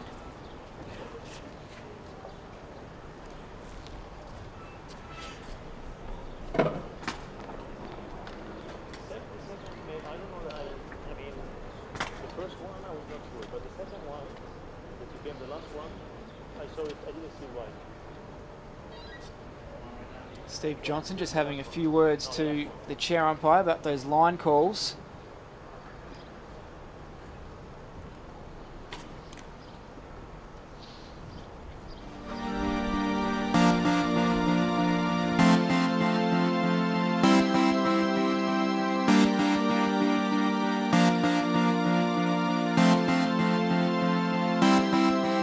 I wanna scream and shout and let it all out. And scream and shout and let it out.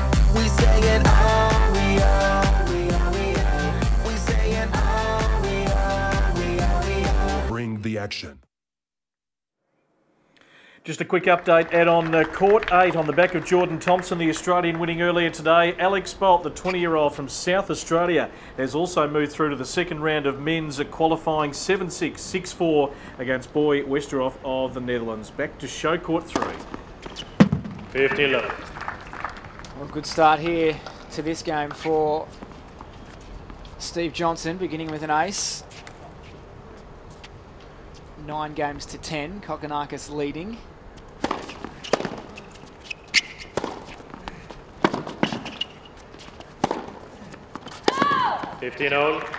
Wow, great defense from the young fella, digging that out from the side fence.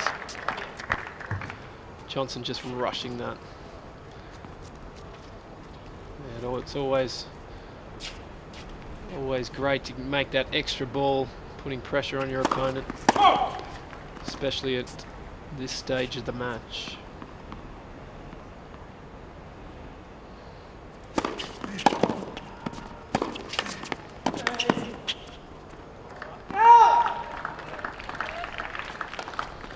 30-15. And Johnson coming up with another first serve. Continues to make them. Good job. This match being dominated by the server. 40-15.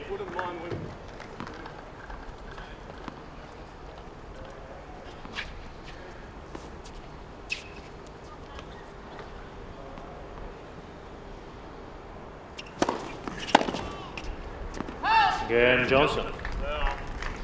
Well, as quickly as that, New balls, please. the game goes to Johnson, and we're deadlocked again at 10 games each. 10 games on. Nathan, how easy is it for the mind to wander in these situations? These players have been going at it for almost 3 hours now, and particularly in this third set, it's been game for game, game for game. It's certainly going to test their mental resolve, that's for sure. Yeah, without a doubt. It's yeah, and that's where I'm a huge advocate of between-point routines. So you have a place for your mind to go between points. You know, rather than looking around, worrying about the wind, worrying about something, you know, like line calls or someone in the crowd, you have your attention focused on strategy. And yeah, that's what I teach all my young players. Out. 15 love. Definitely something I missed in my career, I think. You know, the mental part of the game. I was on a emotional roller coaster, you know, throughout a lot of my matches, and yeah, it just makes such a big difference if you can eliminate that. That's why I'm very impressed with Kokkinakis out here at 16 years of age.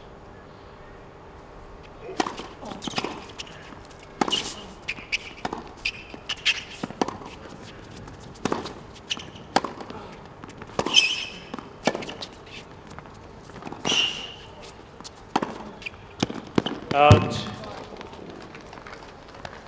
15-0. Another close call down the far end. Well, even though he missed this shot, it's just a fantastic play. You know, once again moving Steve Johnson around the court, using that little angle there to drag him out off the court and just missing that ball. So a well-constructed point. Good choices. 15-0.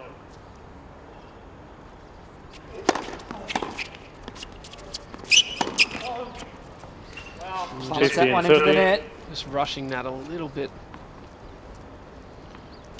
But again, right choice. I'm impressed with that. He was going fast into that forehand of Johnson.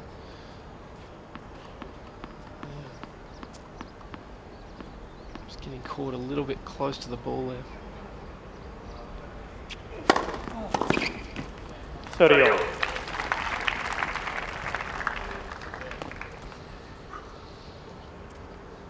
Yeah, that first serve, a big key out here, keeping those percentages up. And both boys, once again, doing a fantastic job. We saw after the second set that Johnson was sitting in the high 60s, Kokkinakis high 40s. First serve percentage. Actually surprised by that, Kokkinakis.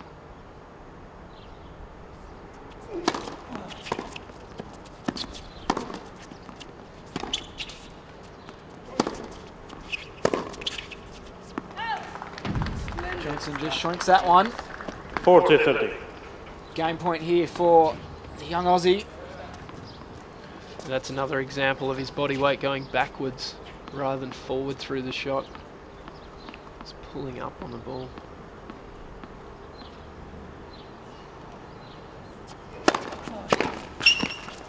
Yeah. He's done it. Kokkinakis. So he will take an 11-10 Kokkinakis lead here needs in 11 the games third to and 10. final set. Of course, playing to advantage till one man is 2 games clear. We've been going for 82 minutes in this third set. A huge test of mental toughness and physical stamina for these two men. Kokkinakis leading 11 games to 10.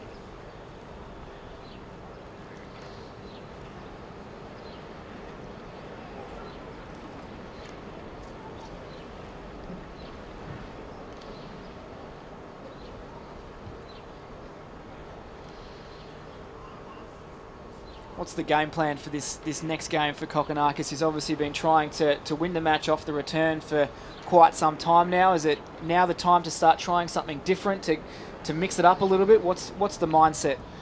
Well, I think what he can do is maybe change his positions around, you know, on his returns. Just make Johnson think a little bit with his serve.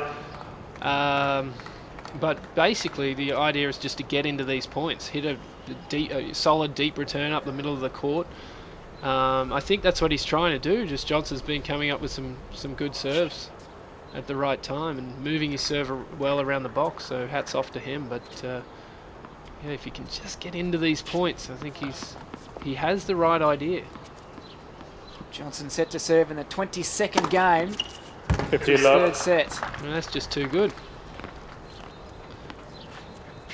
And that's all you can do is just let it go, move to the other side. No point worrying about it.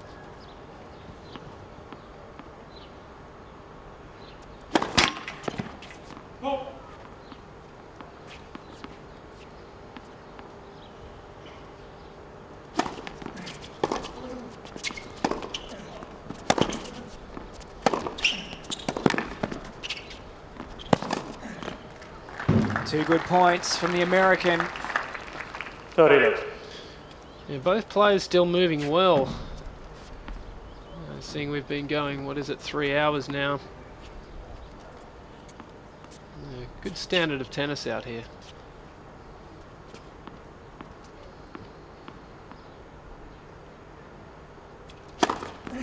The big serve out wide. Yeah, he has been using this serve quite a bit now. This is, you know, as I was saying, if he can move his positioning around a little bit.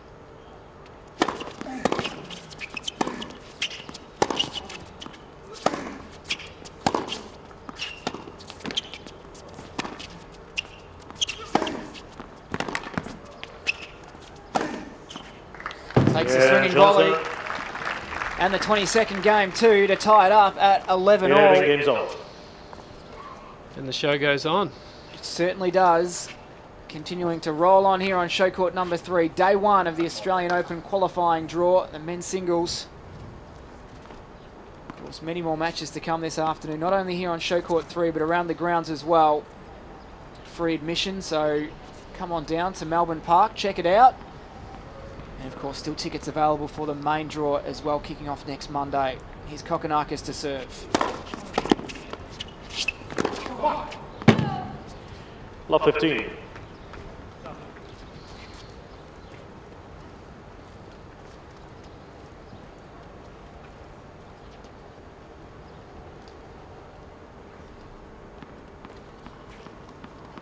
So Johnson takes the opening point.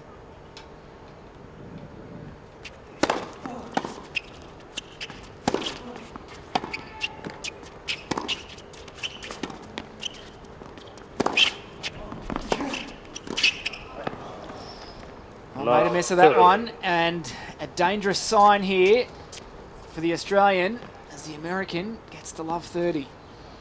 Yeah, Kokkinakis just dropping the racket head through that volley rather than getting the strings through the ball. But right play again. He pulled up a little bit on that forehand, but yeah, great ball there with the slider, keeping it low, going forward. 15-30. Big serve again from Kokkinakis, 196 Ks.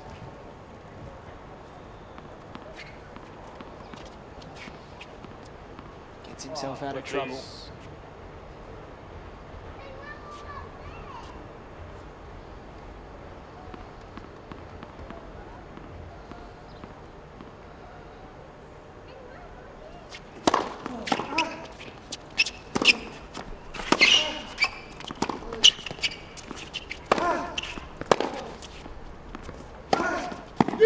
Well, big shot to the off forehand. 15-40. Yeah, Johnson just stepping up a gear there, using his forehand. Good acceleration through the ball. See, and again, another example, I'd love to see Kokkinakis mix in that serve and volley. Had him nice and cramped, would have had an easy volley if he come forward.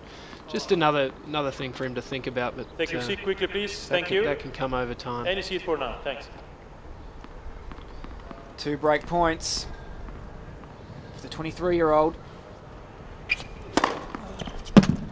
Great way to save one from Kokkinakis. Right down the tee. 30-40.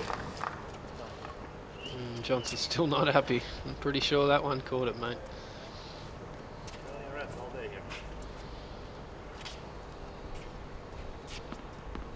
One more break point opportunity. What do you think, Dan? Clean the line? Look good. Yes. Another good serve. The body language is positive from Kokkinakis. Pumps the fist. Lets out a bit of a come on. Gets it back to Juice. Some good serving under pressure.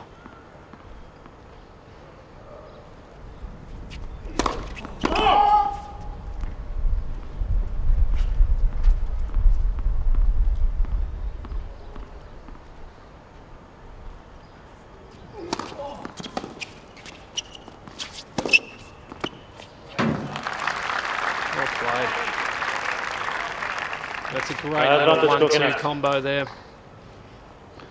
Again, a nice little body serve. Johnson plays a defensive shot. Kokkinakis takes advantage. Just a great sign that Thanasi's been able to produce his best tennis when he's had his back against the wall repeatedly this afternoon. Yeah, it's not easy to teach that.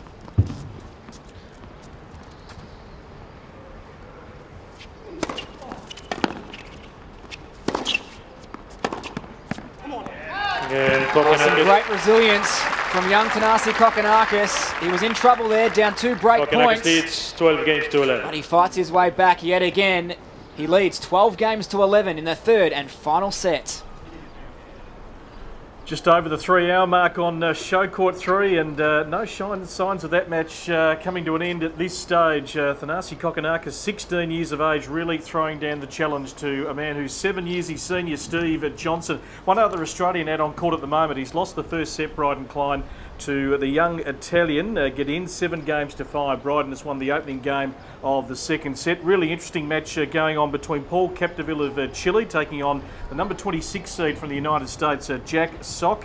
And Sock took the first set 7-6. It is Capdeville leading 5 games to 4 in the second. So the number 1 and 2 seeds through in men's qualifying today. Some other major results: Igor Kunitsyn through, Dudi Sella. Also Adrian Maranino from France is also through to the next round. And 2 young Australians who got wild cards in Alex Bolt and also Jordan Thompson. Still some big matches coming up on show court 3. We've got Nick Kyrgios, Sam Groth, the big draw card in James Blake and Matt Reed a little bit later on. But let's get back to this titanic struggle on show court 3. Thank you, Brett. As Groundhog Day continues, Steve Johnson serving at 11-12 in the 3rd. Love 15. You said it was going to be a long day for you, Dan. It seems like it's rolling that way. Absolutely. This game itself, 3 hours, 10 minutes. Still plenty more action to come in this contest.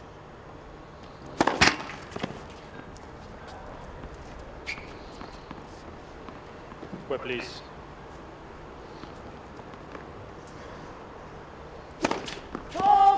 Love 13. Well, Kokkinakis has his tail up a bit here. And this is where it's an advantage to be leading on that scoreboard.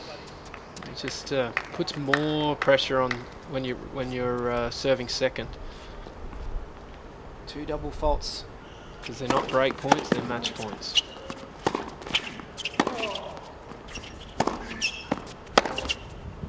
Ah! 15-30. Pulling off that slightly. But again, right idea.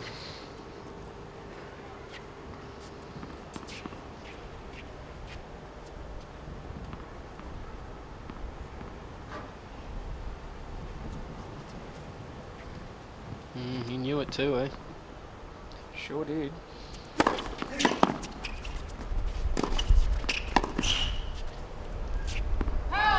Just long. So from 30 to 30 all.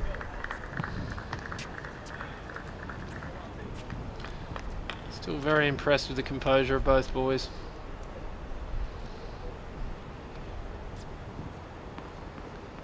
Plenty at stake in the qualifiers.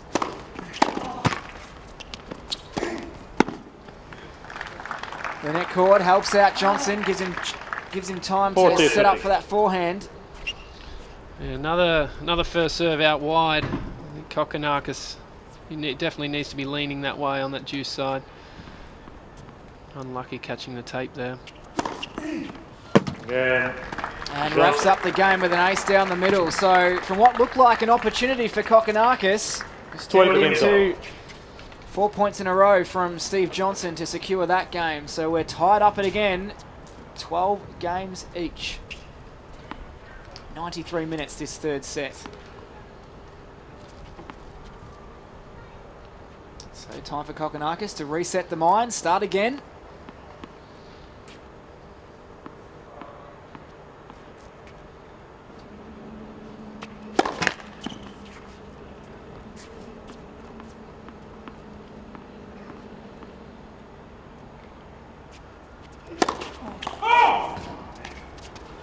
Ball 15. So he begins this game with a double fault. Yeah, even though he misses this, I'm happy that he went after it. He has that assertive mindset. Very old head on young shoulders here. Let crosser.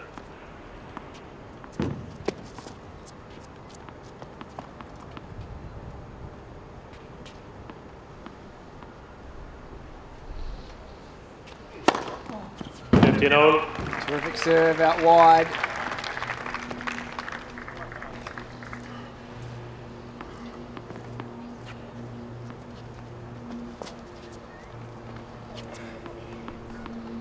That's big. Really extends up well to his serve. Great leg drive, good snap of the wrist, great racket head speed. 30-15. Previous ace of 189 kilometres per hour. Yeah, Johnson not happy with that one. That was in his strike zone a little bit. Just trying to chip it back.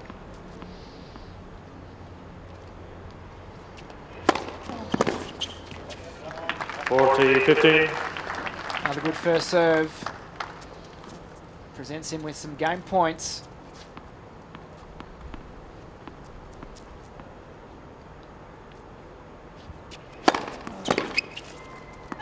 Again, Kokkinakis. Well, Kokkinakis wins that game to take it to 13-12. Kokkinakis is 13 games to 12. Shaky start to the game with a double fault, but clawed his way back. This match continues to roll on. It is Kokkinakis leading 13 games to 12 in the third set. Guys, I cannot believe this match is continuing. It's never going to end. But I'm in Garden Square right now, and this is the family-friendly zone during the Australian Open. So I'm here. It's where all the relaxed action happens. A lot of the families come along. They take a seat in here, watch the big screen for all the matches. A few waves there from the kids. So we've already got people down here now watching the qualifying, the coverage up on the big screens. So everyone's going to be sitting in here, thousands of people during the Australian Open, starting on Monday. The shop is just behind me as well, so it's open. Today was day one. Get in there, buy one of the towels, the official Australian Open player towels, t-shirts, my top. This is from the shop actually, so if you think I look okay, get into the shop and grab one of these. Garden Square, this is the family-friendly zone, guys, so I'm probably going to stick back and just watch this match. I reckon maybe 2 hours time it might be over. Yeah, it could be even a little bit longer. Adrian, loving your work down there in Garden Square here at Melbourne Park. 3 hours and 15 minutes this match has now ticked over to. First round of men's qualifying singles. And Thanasi Kokkinakis leads 13 games to 12 against Steve Johnson from the United States. He is serving.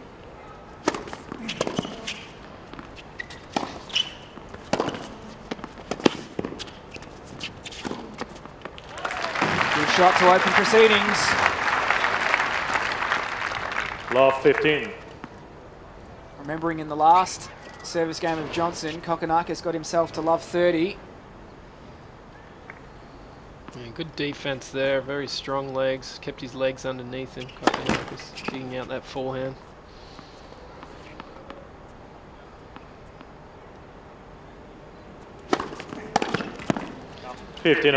It certainly is an incredible atmosphere, the Australian Open.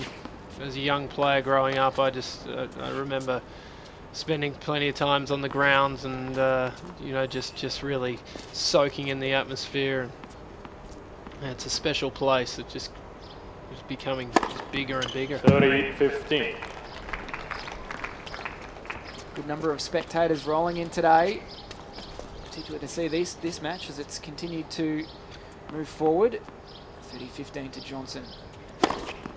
40-15. Like that 40-15. Yeah, Johnson picking up those targets. That's just too good. All he can do is keep moving positions and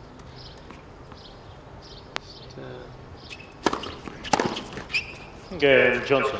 maybe slow him down a little bit. You know, when a player gets on a roll like that. 13 games on. Just want to, you know, you do have to play to the server's speed, but you know, you can just take a few more seconds to compose and just have them think about their serve a little bit more.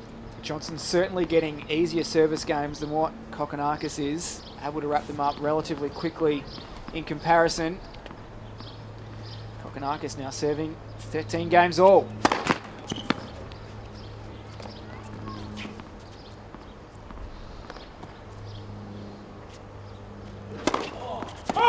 Love 15.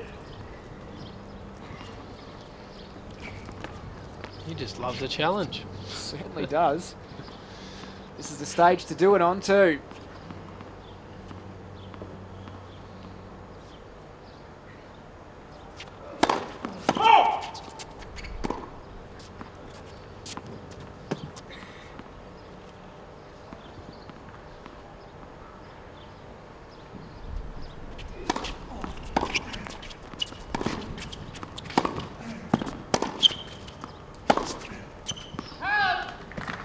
Yeah, Johnson just pulling off that forehand, not staying with it.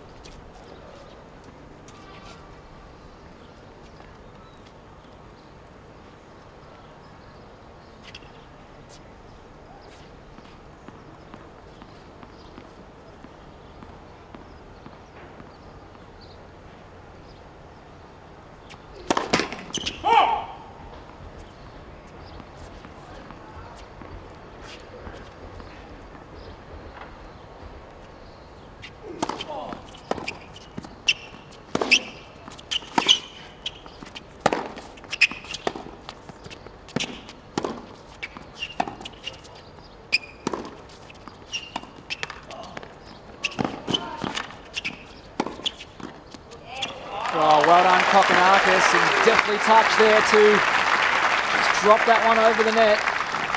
Yeah, great tennis from both players here, moving each other around the court.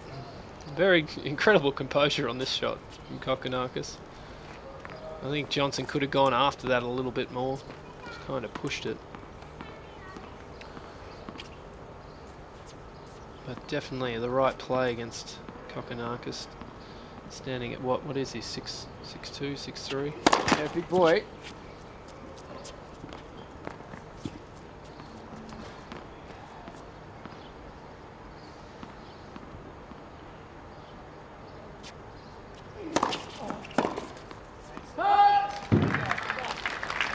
Smart serve, another jammer. 40-15.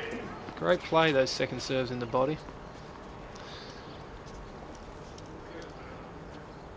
That one may be shooting off the line a little bit. What's the problem?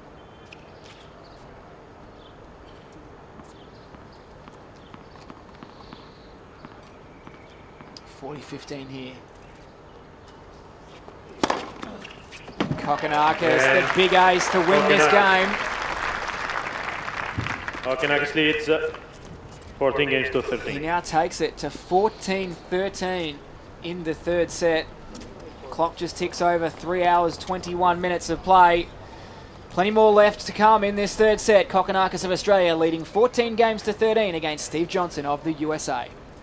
Strap yourself in, Dan. It might be going for a little while yet. Let's update you around the grounds of what is taking place here on day one of qualifying. Another Australian currently live at the moment, Bryden Klein, who of course has worked his way back to 219 in the world, and along with Sam Groth, who we'll see a little bit later on, getting direct entry into qualifying. He's taking on Riccardo Gadin of Italy. 7-5 the Italian, 2-1 in the second, so he's got the upper hand at this stage. Deadeye Udamchok of Thailand, of course, 28th seed, taking on Vincent Millet of France. 3 games to 1 for Udamchok in the opening set. And the other one to keep an eye on, it's a titanic struggle between Paul Capdeville of Chile taking on Jack Sock. He's the 26th seed from the United States. Sock took the first 7-6 and leads 6-5 in the second. So that's been a fairly long match out on court number 13, but not as long as the match currently on court. Just a reminder of what's coming up a little bit later today on AOTV. We've got Bradley Klein of the US taking on Nick Kyrgios, the 17-year-old from the ACT.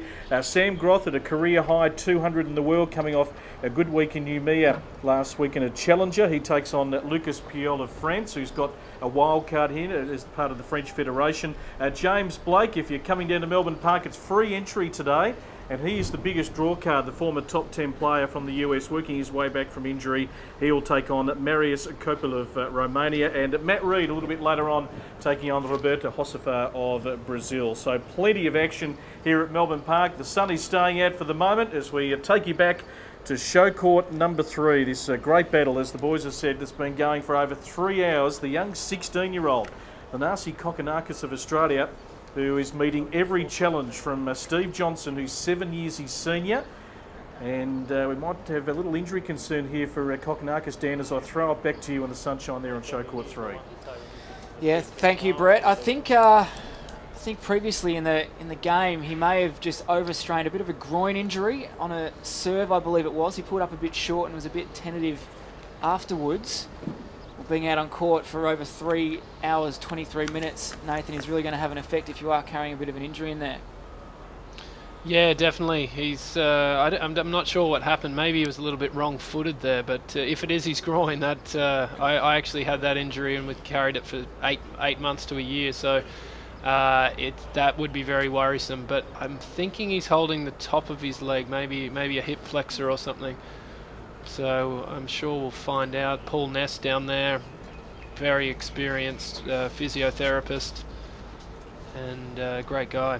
He's been around a while, old Paul.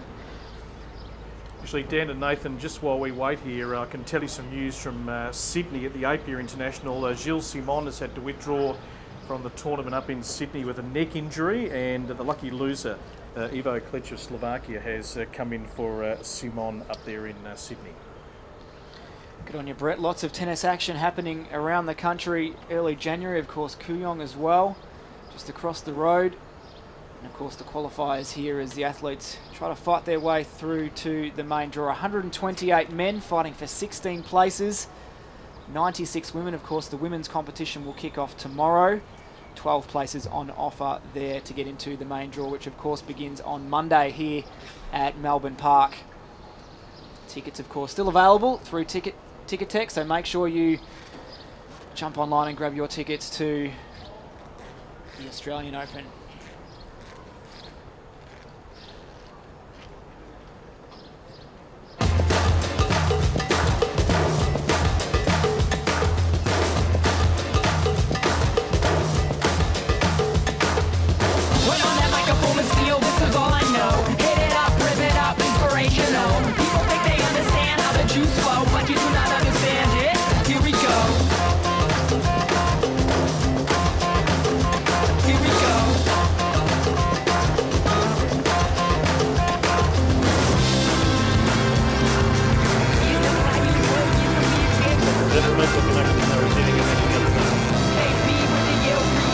Ready?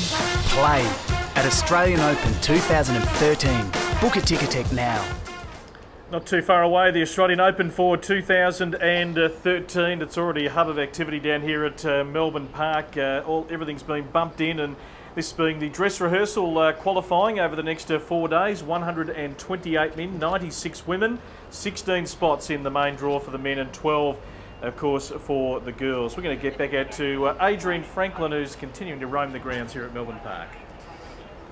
BP, I'm out on show court 3, so I'm just having a close look at Thanasi Kokkinakis. So they've just officially called for treatment, so there'll be 3 minutes. He's really struggling at the moment. It was a concern that I did have coming into this match as well. He's played so much tennis over the past couple of months. He played the Nationals, the 18s Nationals, where he lost to Nick Kyrgios in the final. Then he played the playoff as well. He's obviously been practicing really hard, and then he moved into the Hopman Cup as well last week. So for a 16-year-old, it's an extremely high amount of tennis to be played. So at the moment it's his hip, it's up quite high on his hip area. It's the left hand side as well, so just getting a fair bit of work on, but not ideal right now, obviously, with the score sitting at 14-13.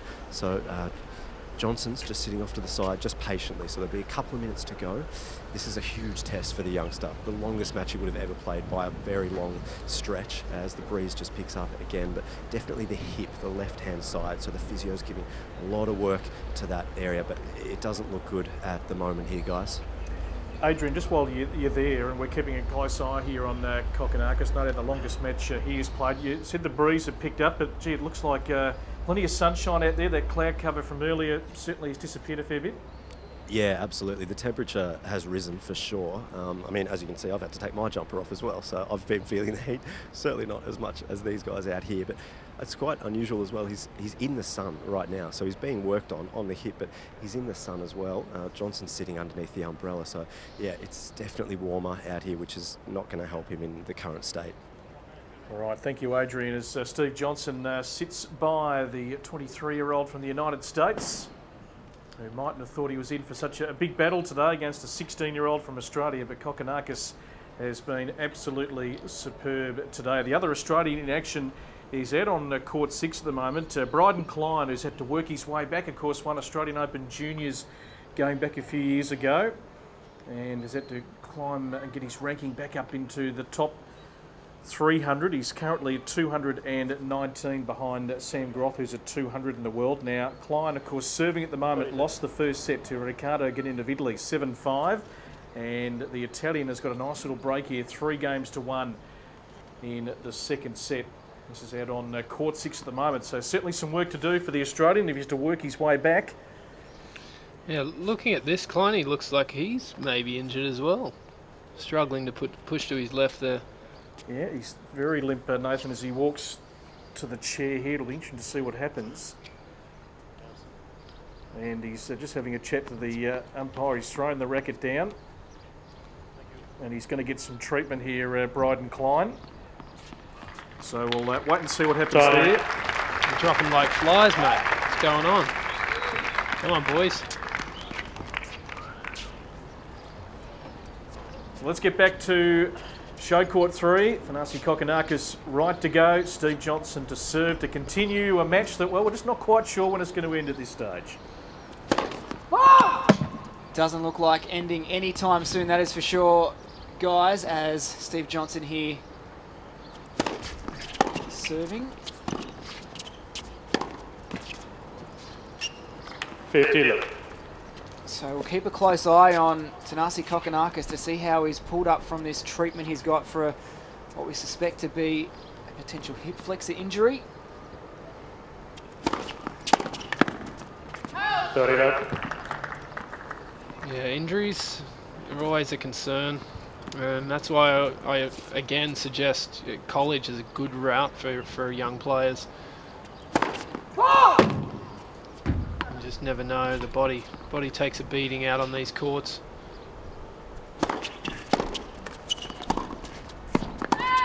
Well, for a 16-year-old too, the body still is obviously growing and developing, and the amount of tennis that Kokkinakis has been put through the past 6 or so months really is going to take a toll.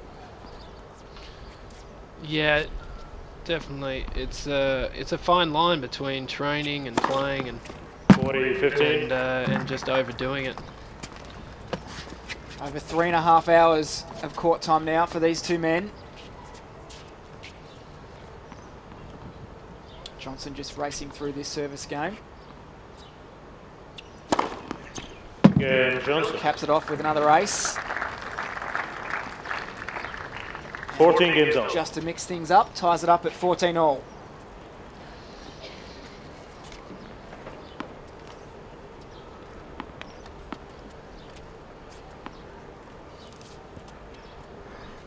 See Kokkinakis taking a look over at his coaches. No doubt they'd be concerned with his physical state.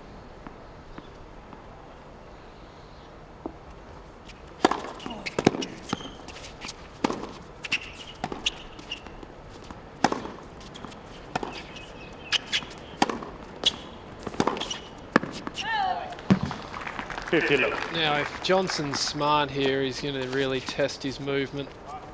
Test Kokkinakis moving that ball around the court, playing with him in himself a little bit more, maybe. And this is where Kokkinakis needs a few first serves.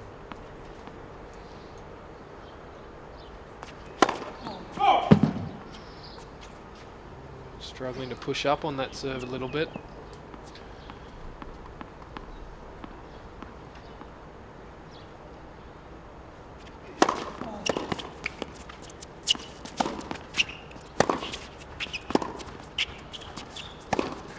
It's a big shot. It now becomes a matter of focus too, because he doesn't want his mind to wander to start thinking about the injury. The more it does that, the more it takes away the focus of what he needs to do to execute his points. And if you're Steve Johnson, now's the time you'd be getting your opponent to run some miles.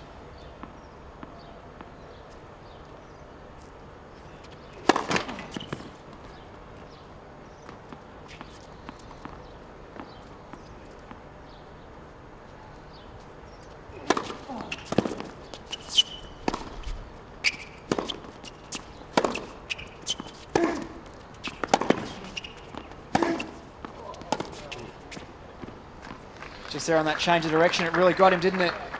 Yeah, it did. Really Yeah, I think Johnson's going to realise that. I'm thinking Kokkinakis' only chance here is to keep these points really short. Just not able to push off. Restricted from that injury for sure is Kokkinakis.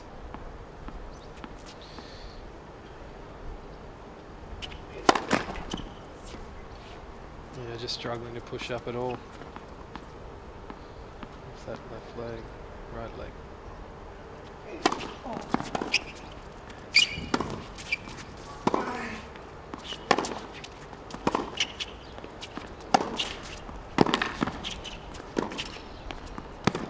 Come on, there's no way. Yeah, Johnson knows it. He just had to make him play those extra balls. Oh, and I'm not sure to change it from here. Well, it's not that size that you're showing, huh?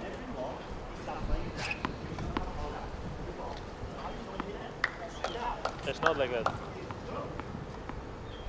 Johnson really not happy with the call from the chair umpire. So it gets difficult to close out a match when you know someone's injured. There it is. Yeah, he's not happy about the calls, that's for sure. But you got to move on. 40-30. Kokkinakis hanging in there. He's digging deep.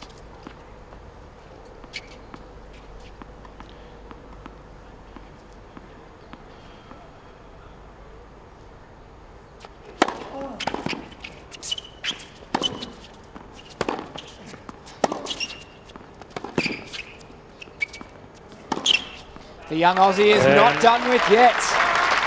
He may be injured, but he continues to fight. Kokkinakis leads 15 games to 14. He takes his lead to 15-14. Yeah, dictating the point with his forehand again, moving well around that side. I think that's what he's going to have to do more of. Make Johnson hit down the line. Should camp in that side. So it's Thanasi Kokkinakis of Australia leading Steve Johnson of the United States 15-14 in the third and final set.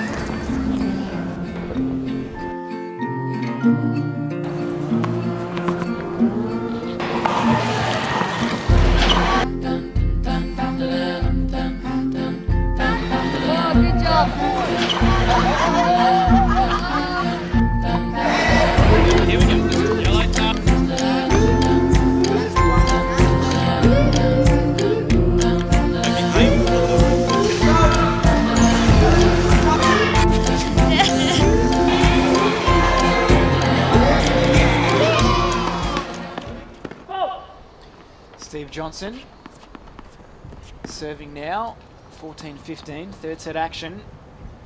You think you were going to be saying that, 14-15 in this match? Could not have anticipated it at all. Now the mind is open for a game that could continue for a long time yet. 3 hours and 37 minutes so far. 15 over.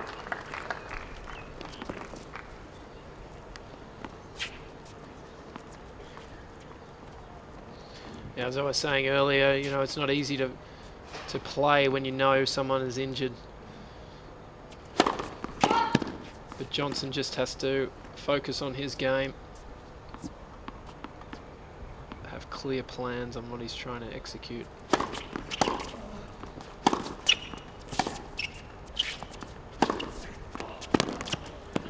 Which is exactly that. Some big heavy hitting in the back of the court. 15.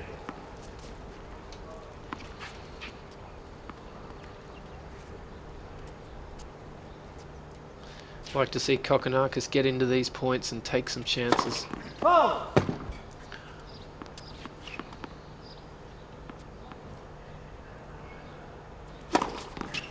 $40-15. It's too good from Johnson, hitting another target. Great extension, good racket head speed.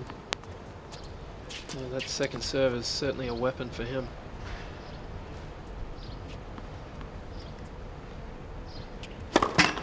Let first serve.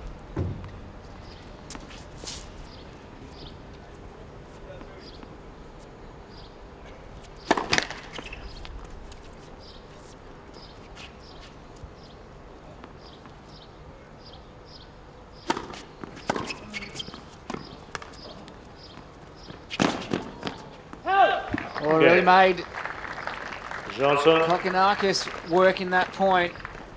15 games old. But it is 15 games all here in the third set. You get the feeling if he comes up with points like that, it's almost like winning 3 points in one. He's made him move and executed the point. So Kokkinakis back against the wall once again. He keeps proving himself over and over.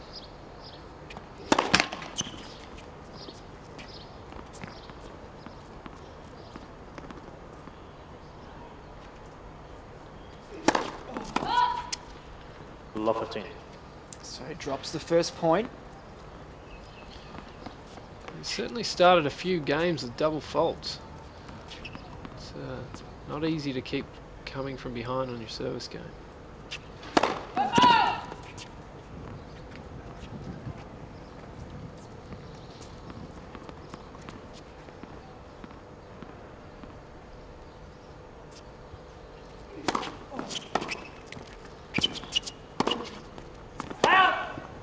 Love 30. Well, danger period here for the 16-year-old. Love 30. Definitely more uncomfortable moving out to that backhand side. Just not as free. And Johnson knows it.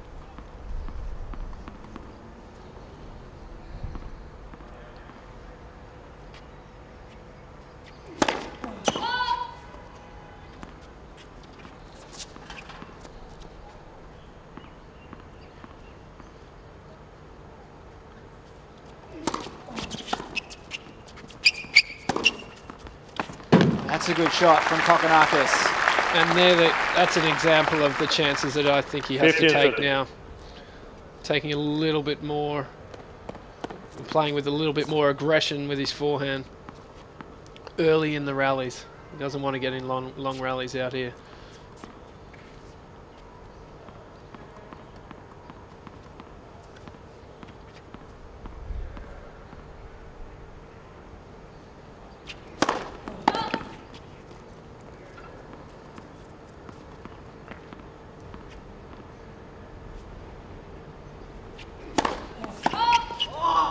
$15-40. Well, two big break points here for Steve Johnson. He's had a couple throughout this match. He's only been able to break Kokkinakis twice. Could this be third time lucky?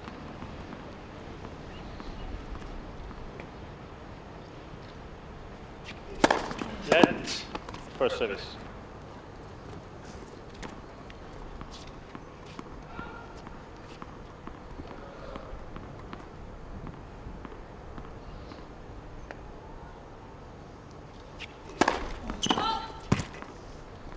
We'll get a look at a second serve.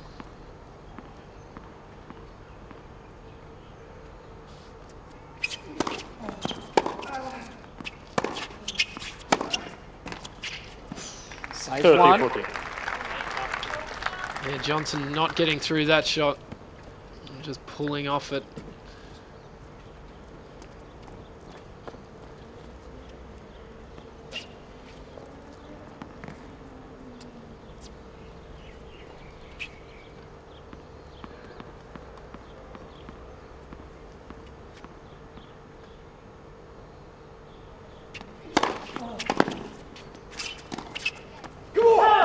Well, there is the break that he's been looking for a very long time. Steve Johnson, finally it comes. Johnson leads 16 games. Steve Johnson, the American, the 23-year-old, leads 16-15 in the third set. It's now time to check in once again with Adrian as he roams the grounds here at Melbourne Park.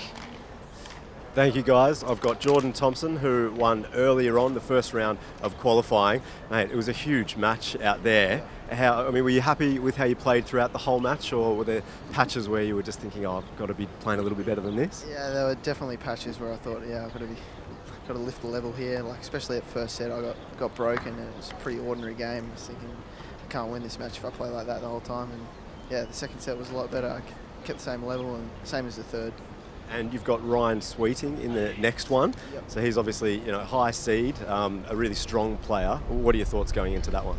Yeah, well, I think I've got nothing to lose. Like, he's a very good player. He's done well in a couple of Grand Slams, so I think I could just take it to him, not think that he's going to beat me. I think I can still win. Time. Just got to keep thinking that. Hopefully I can play well and play it a bit out. And you've kept an eye on this match a little bit, so break just took place now. So Finasi Kokkinakis, you play a little bit with him, I imagine. Maybe grew up playing with him a little bit? Yeah, a little bit, not too much. He's a couple of years younger than me, but yeah, I know him pretty well. Like, he's doing well out there, but it's a shame to get broken at 15 on in the third. And Nick Kyrgios, who you know a lot about, he's coming up after this match. What has he been doing? Did you go and chat with him before? I actually warmed up with Nick this morning and got the car here. Love To the team. Park with him. Yeah, I think he's in the same boat as me. Like, he's got nothing to lose, got no pressure. So if he can play with no pressure, he's pretty good with no pressure. He's got a big serve, pretty big game. So if he can play the way he wants to play it, he'll be a really good shot. Well done, mate. Good luck in the next round. I'll let you get back in the short at 3 and cheer on Kokkinakis. Thanks a lot. Love 30. Thank you, Adrian, there. Jordan Thompson moving through to the second round of the men's singles here at qualifying. Kokkinakis hanging in there, making another great return. That's what he's done so well today, is fight winners from behind. A good sign for Australian tennis here with a few of these young fellas coming through. Congratulations, Jordan. 15-30.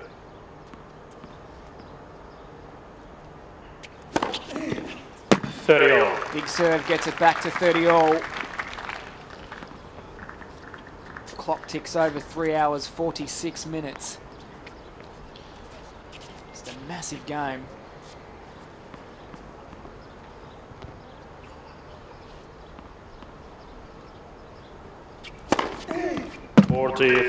Brings up match point. His third for the afternoon. Seems so long ago that he had a match point at 5-2 in the second set. And he finishes with an ace. That is the match for Steve Johnson, the 23-year-old from America. A very, very courageous fight from the 16-year-old Australian, Finasi Kokkinakis.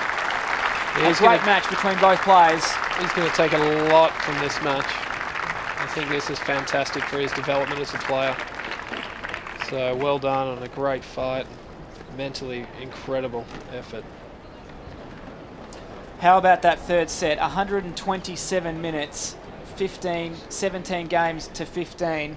They didn't break the serve until the 32nd game, but it was Steve Johnson there, and potentially hampered by injury, Kokkinakis, in the last couple of games that may have hindered his chances, but gee, just such a close fight between both players. Time now to go courtside with Adrian, as he has the man of the moment, Steve Johnson. Steve, congratulations. Now, what a battle that was. What an epic. Can you try and take us through what happened out on court?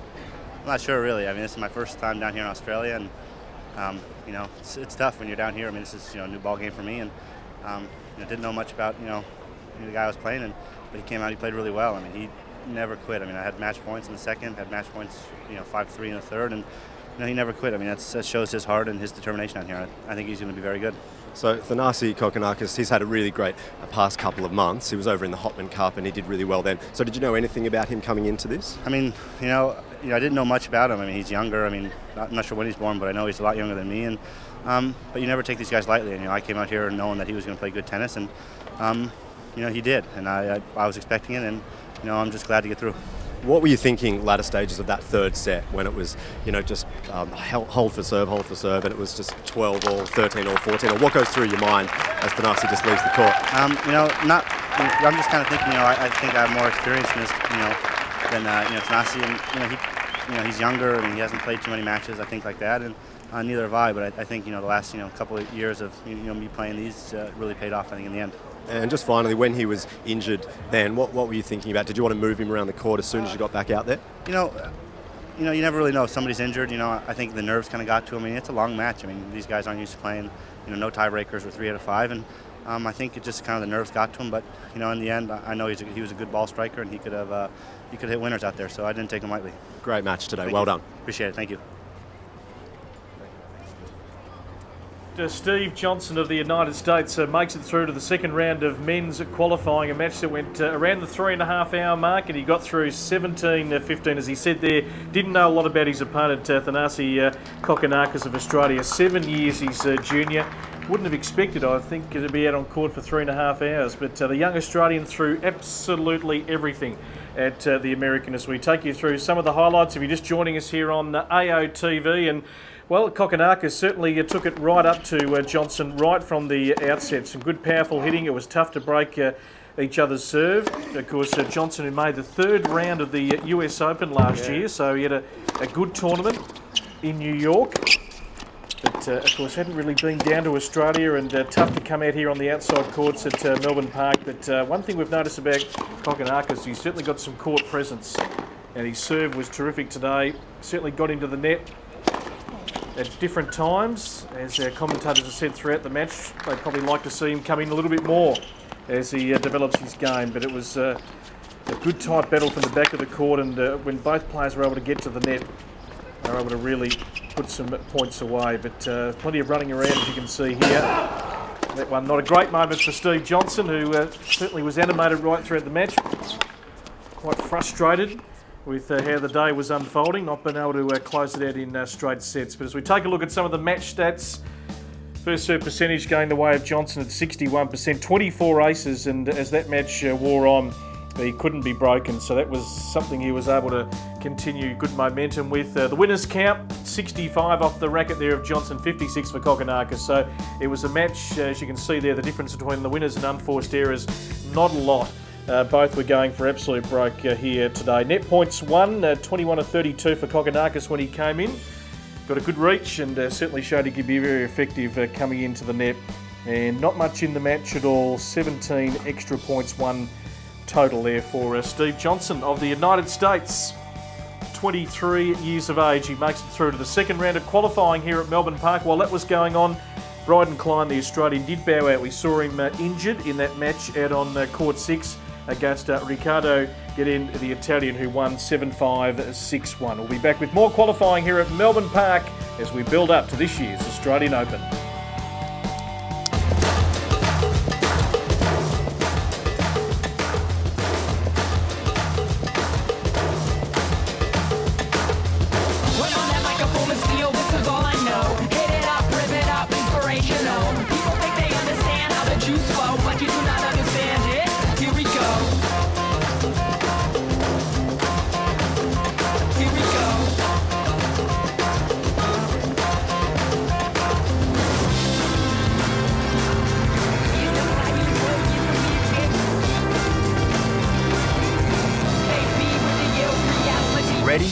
play at Australian Open 2013.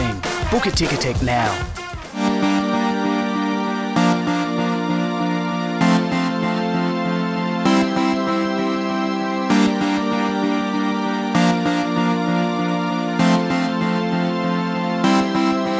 I wanna scream and shout and let it all out, and scream and shout and let it out. We say it all, we are, we are, we are. We say it all, we are, we are, we are. Bring the action.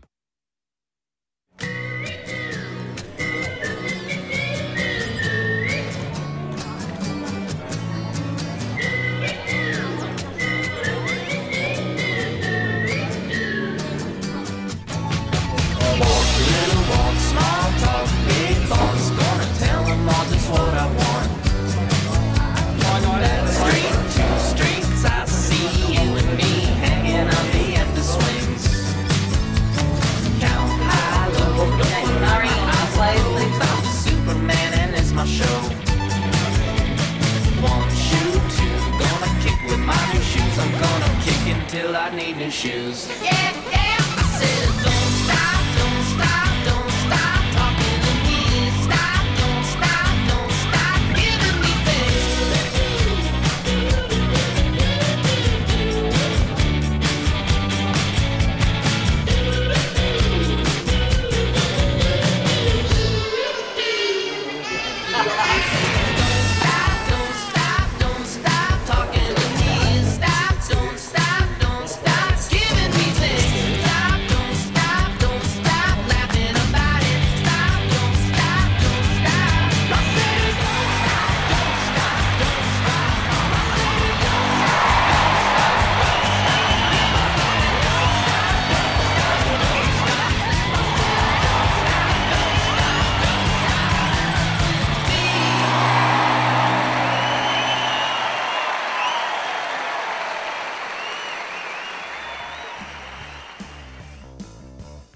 The great scenes of AO 2012 and 2013 going to be another step up all together. Only 5 days away from the first Grand Slam of the year. A lot of the big name players, of course, are hitting up inside Rod Laver Arena behind me here as they prepare for the Australian Open starting next Monday. But 4 days of qualifying to get through.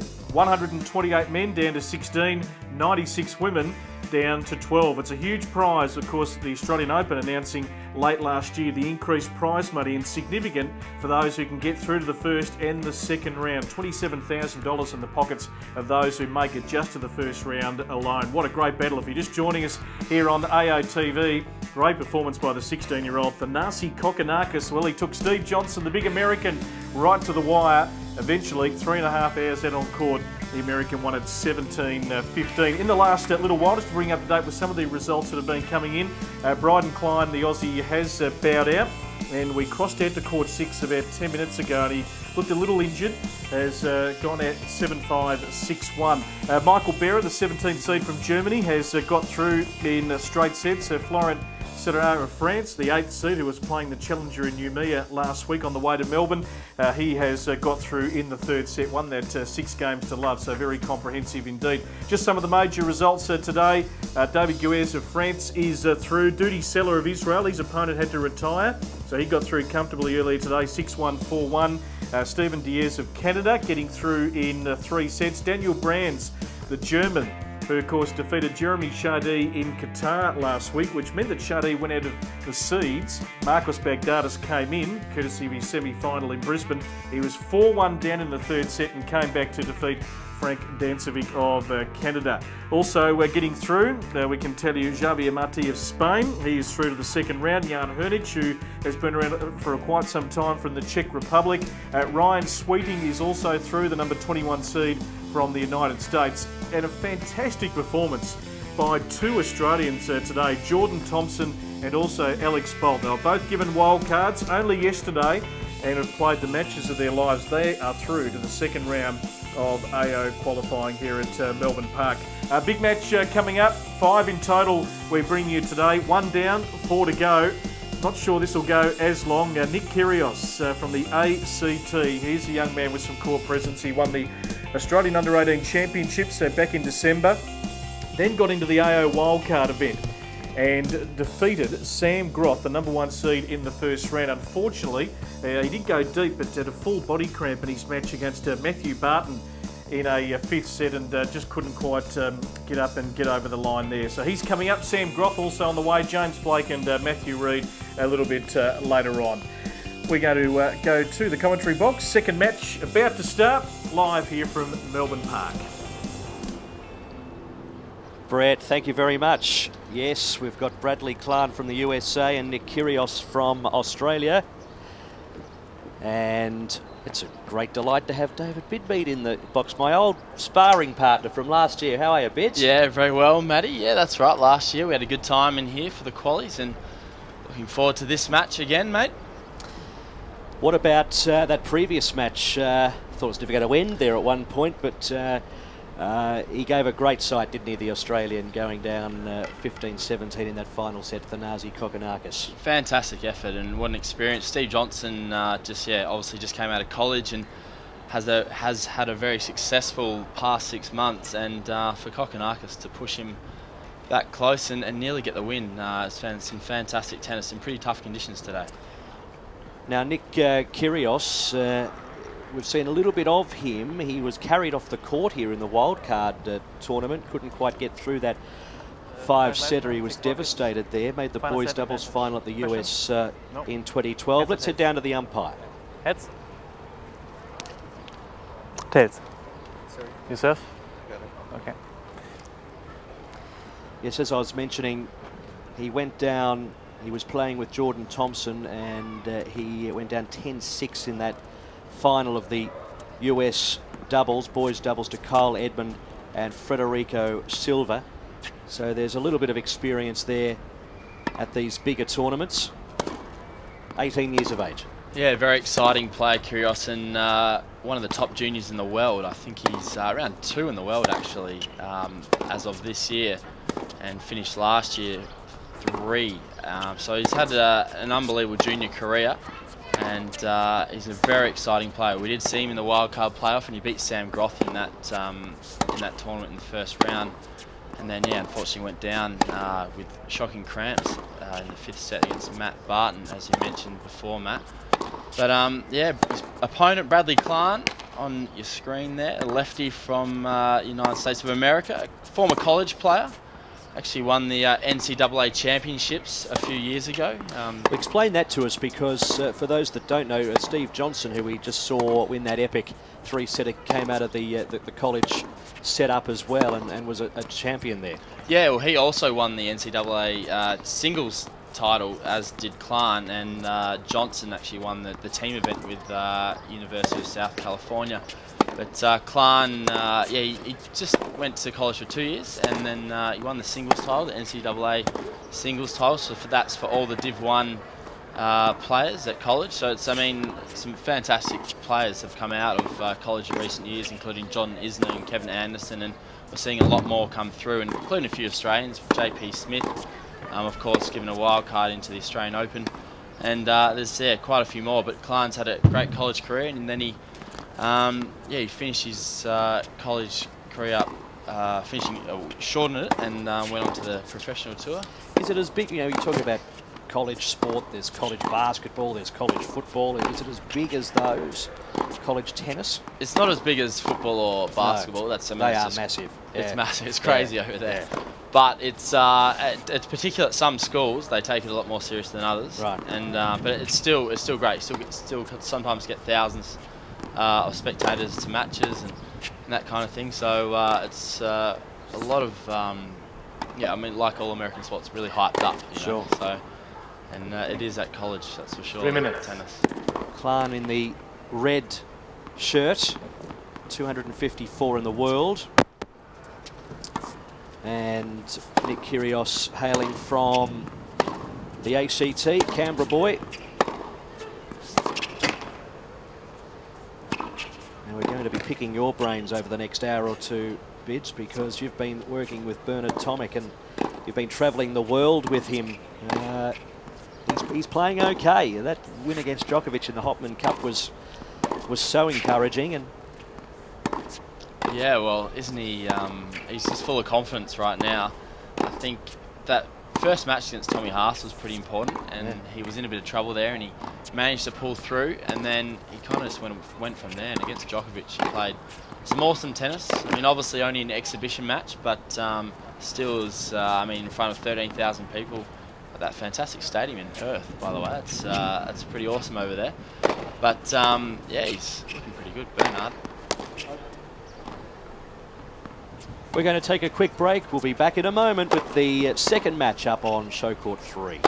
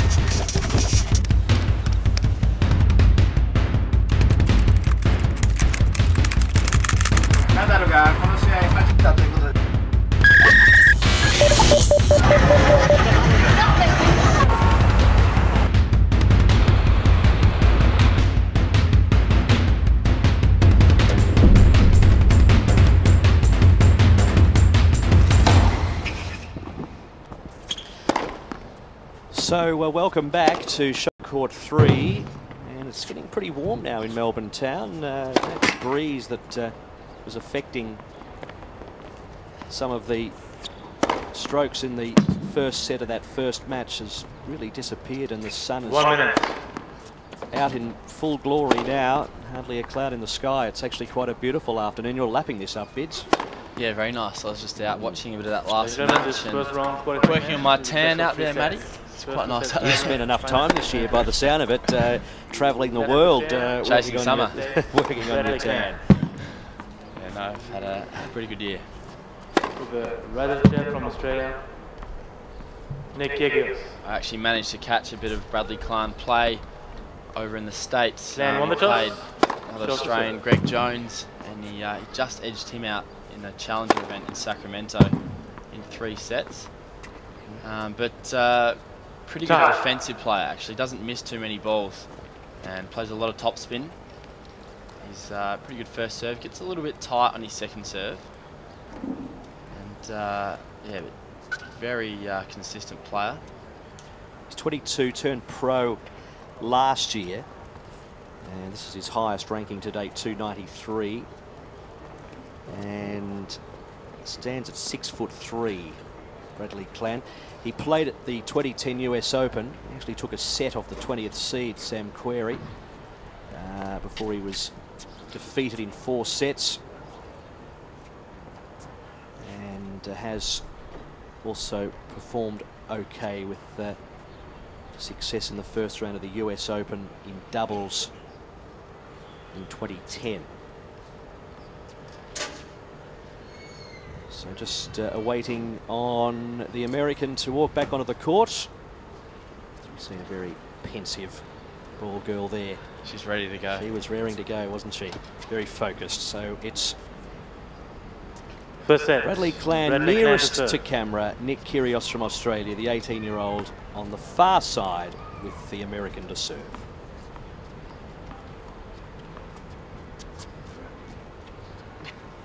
Play.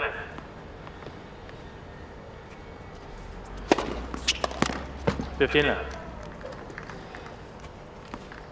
that serve right down the middle at 176 clicks doing the trick.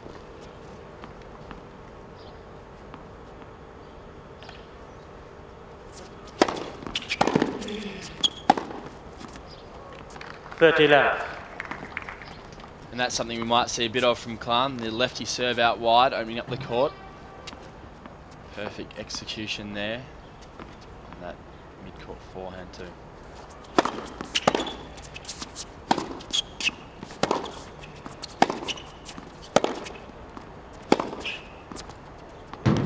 He's a good mover. He can pick that out of 3 points.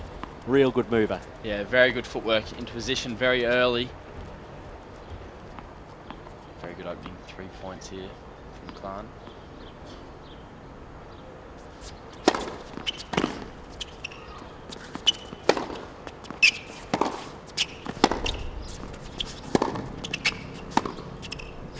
Oh! 40-15.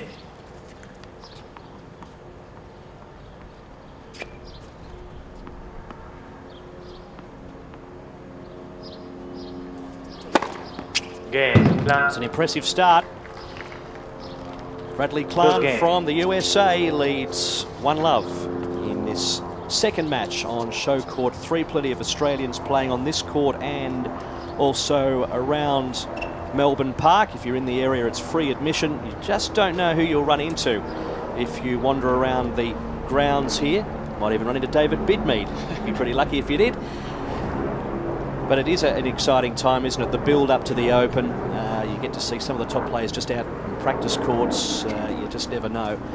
And we're leading into a fantastic 2 weeks of tennis. And tickets available on tickettech.com. Centre court passes and ground passes, of course. Here's the Australian. Love 15.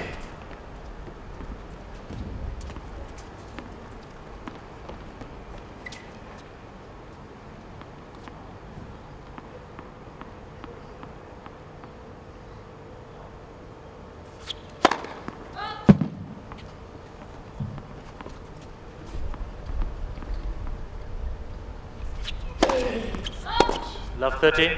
Just overcooking that second serve. Just puts him under a little bit of service pressure early.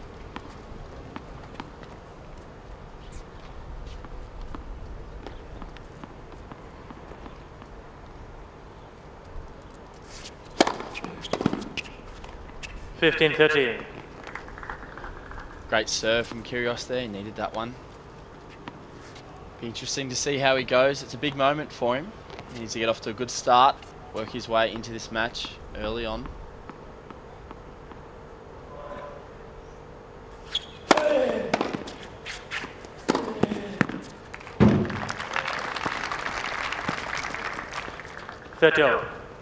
Wrong footing his opponent there, the Australian.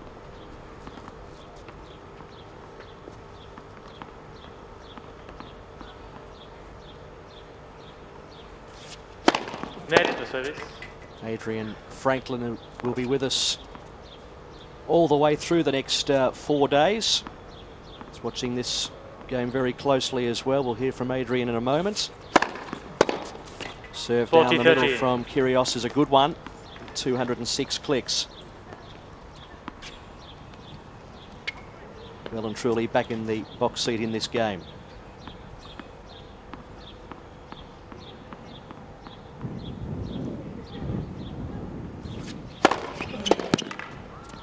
Strong serve down the middle, that's the way to do it. And he levels up at one game all. And out in the bright sunshine, it's pretty warm out there now. Adrian Franklin.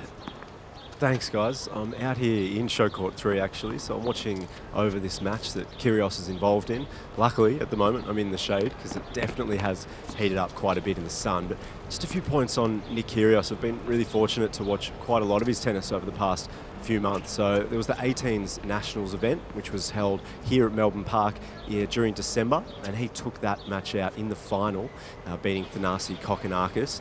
After the 18s Nationals, he played the Australian Open wildcard playoff. That one just goes long from Klan, so he was involved in the playoff, and he played Sam Groth, who will also be playing today in the first round of the playoff. He took him out. Sam Groth was the #1 seed during the Australian Open wildcard playoff, and Nick Kyrgios beat him quite comfortably as well. So one thing to note about him is his attitude. He's certainly not lacking in confidence, as you'll probably find out on the court as he unleashes a forehand there after the very first point when he played against Sam Groth here at Melbourne Park in December.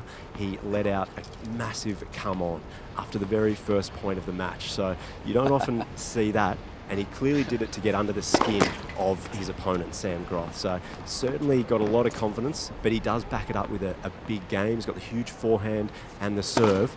But just watch closely throughout this match. He'll be very vocal, very energetic out on court. And I'm looking forward to continuing to watch this from the stands, as I'm sure you guys are as well.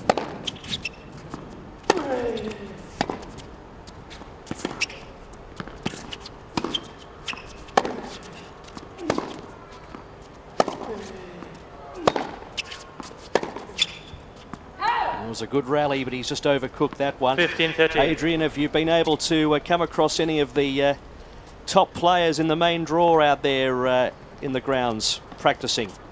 Yeah, well, when I spoke to Craig Tiley, the tournament director, not long ago, Thomas Burditch walked past him a couple of times, so he was heading out for a practice. But most of these outside courts are being taken up by the qualifying matches. But we've seen a few names. I'm looking out for some of the bigger ones to come out. But obviously, the guys like Federer and Andy Murray and these types will be hitting on Rod Laver Arena. So perhaps I'll see if I can sneak inside. But I'll try and pinch an interview with a couple of the guys. So feel free to throw out a challenge. Any names, I'll see if I can track them down. You're a man of influence. Surely you can get into Rod Laver Arena. Well, I can see it from here. I can see Rod Laver from here. And I'm not inside there at the moment. I mean, yesterday we did a few interviews with some qualifying players, and I did just walk into the cafe and had a chat with some of them. So maybe I can do the same today. I think we've got 40-13. Bernard Tomic sorted out. We know someone who knows Bernard pretty well. What about Fed? We need to get the Fed Express for an interview at some stage. Adrian, there's your challenge for the next 4 days. All right, so maybe I'll walk past him and just tap him on the shoulder. Is that how it works? I think so. Yeah, all right. Well, we've obviously got James Blake. Speaking of names, we've got him coming up on Show Court 3 a little later on. Quarter-finalist at the Australian Open. Top ranking of 4 in the world. He's a massive name. So as that game goes to Klan. So I'll throw it back to you guys. We're on serve early in this one. I think Brett Phillips is going to join us again, doing some fine work up in host set. Thank you very much, Adrian. A lot of matches going on here on the day one of the AO qualifying. As you can see, it's turning into a beautiful day. Breezy, but the sun is out. Very warm for those spectators sitting in the sun. Now, we're following the match a little bit earlier. Court 13, Paul Capdeville of Chile taking on Jack Sock. Unfortunately, the American 26th has had to retire from that match. He was trailing a 3-1 in the third. So Sock seeded is out of qualifying, and Capdeville goes through to the next round. A lot of other matches in progress. Matthew Barton off to a great start. Of course, he is the match out on court 6 at the moment, up against Kamil Kapkovic of Slovakia. 5 games to love in the opening set for Matthew Barton, who had a very good AO wildcard playoff back in December. So there's a couple of matches going on. Daniel Brand through, Duty Seller, Igor Kunitsyn, who took on Leighton Hewitt last week in Brisbane, also through today. Dustin Brown, the German, Florence Serra, who was seeded here, also through to the next round. Jan Hernich, Alex Bolt and Jordan Thompson, 2 young Australians we might be talking about down the track, have also had great victories on day one. Beautifully wrapped up, Brett. Thank you very much. That herbal tea in that cup he's got in front of him is working a treat. That's a beautiful serve from the Australian. We might have to get some of that up here, I think, Matt. Herbal tea? You must be kidding. Go the green tea. It's too warm for that.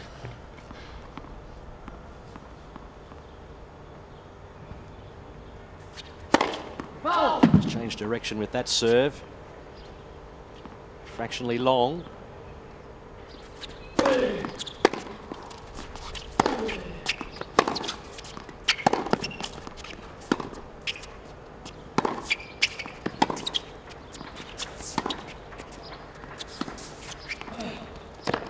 Oh, that's lovely touch. He's a good mover, Klan. He is. Great slice there. Disguised that really well, that drop shot. Played one deep and then just took a bit of pace off. Great use of the hands. You get the impression that Kyrgios is going to be hitting that extra ball, isn't he, every rally, all day.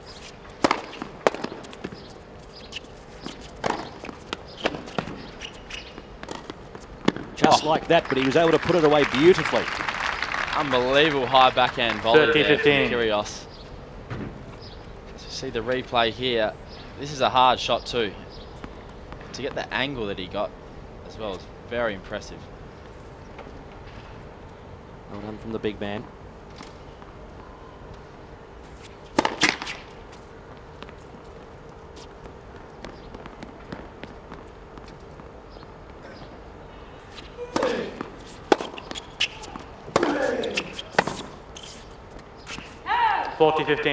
Another heavy forehand from Kyrgios.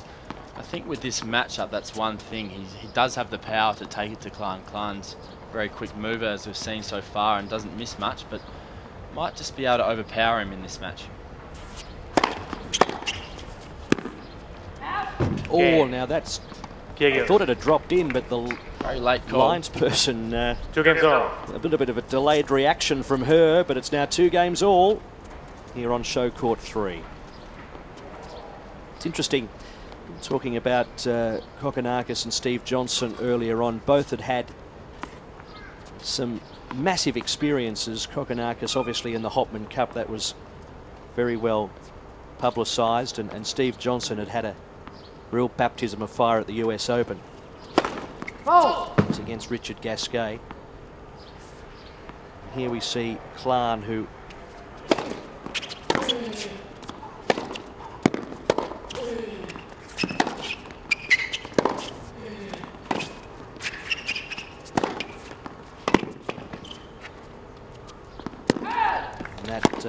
as well was a similar ball, wasn't it? But it's been called out straight away. Klan had that little reality check against Query. He got the one set up, but after that it was all over.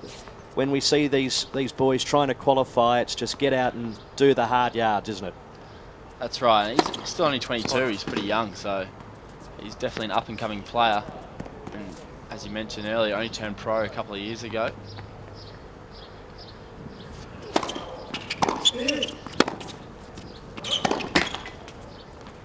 $15 all.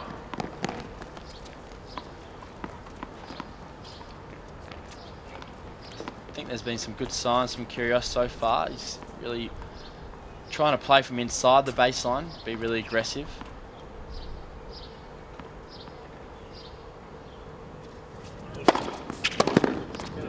$13-15. Get it up there was what he's just told himself.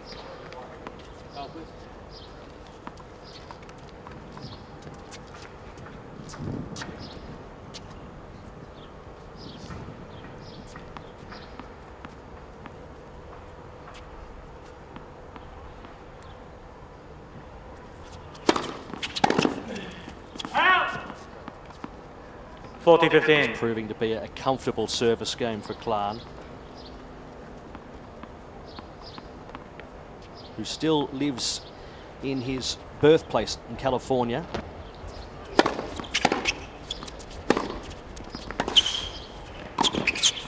And does it well.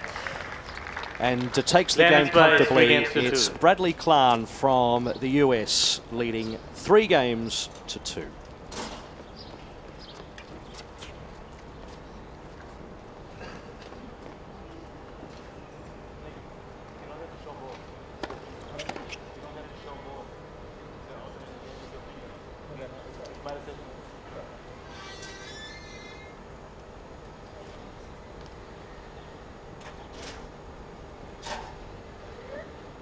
So many ways that you see greatness.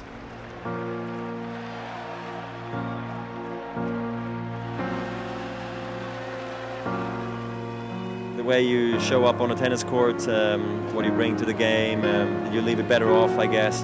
That's kind of how I define greatness. One of the things in greatness is realizing your potential. So having a lot of talent and maximizing it, I think that's greatness. I think guts under pressure is greatness. I think beauty on the court is greatness. And I think you have to know yourself and know the competition that you're playing and being able to excel at the right times in the game.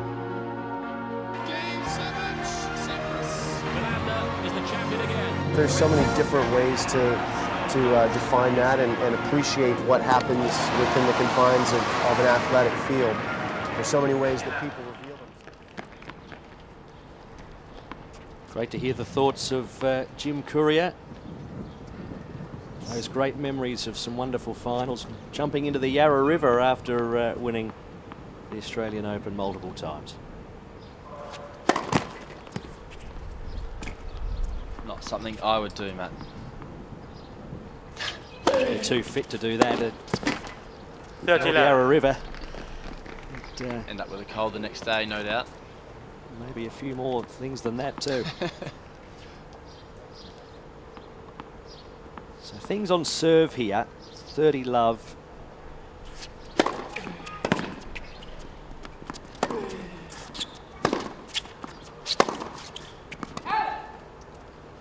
Surprised himself that time, I think. Just overhitting that one, Kyrgios. Adrian Franklin mentioned that he likes to be quite vocal and really gets into it out on court. He has got a bit of swagger about him. He's got the bounce between the legs before he serves. 30 all. As we can see, a few funny facial expressions, but he's quite a character out on court. Quite entertaining to watch, Nick Kyrgios.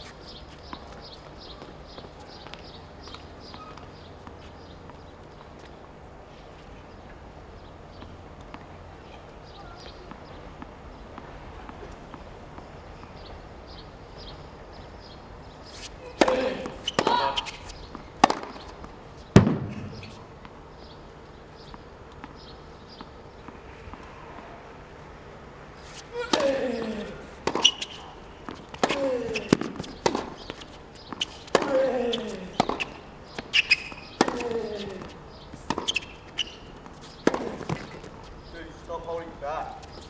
30-40. He wants a puddle, be my guest. Get somewhere on the Kyrgios doing the commentating for us there. So he's holding back on his ground strokes. Break point down here.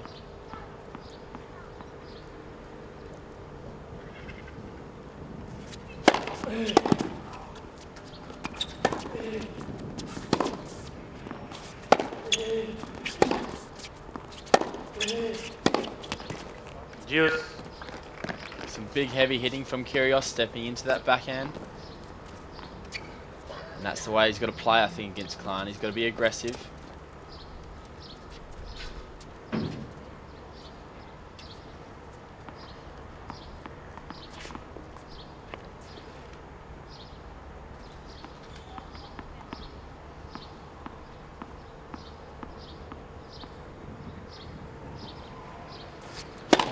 That's the service.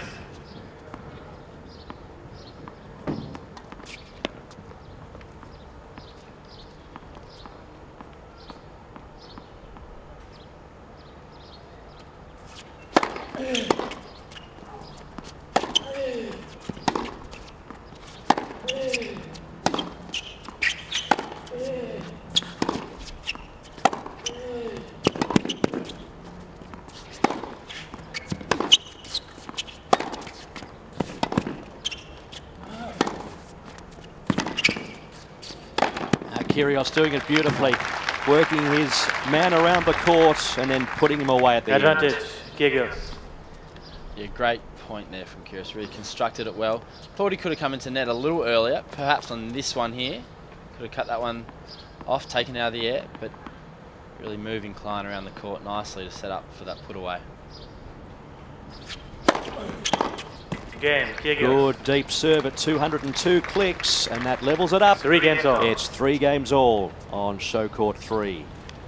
Coming up after this match, Samuel Groth and Lucas Pule from France, James Blake and Marius Koppel from Romania will follow that.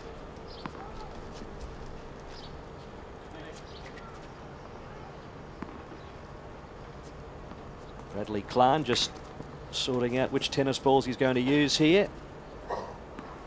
as we get back underway at 3 all.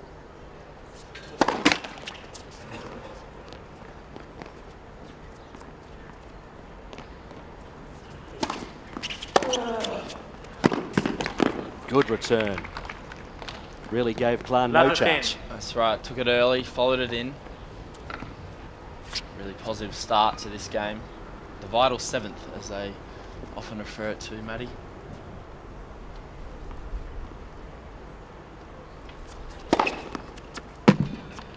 All. He's blowing up, Kyrgios, but it did hit some chalk. There's no doubt about that. Yeah, I think it went straight through the line, this one. Great first serve from Klan. That was a beauty.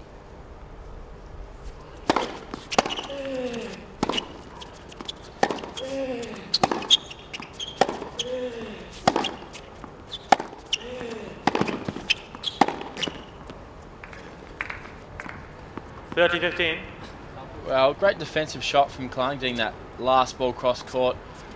It was definitely there to be hit from Kyrgios. Didn't get low enough to the ball, just a bit upright. 40 love now, or 30-15, sorry.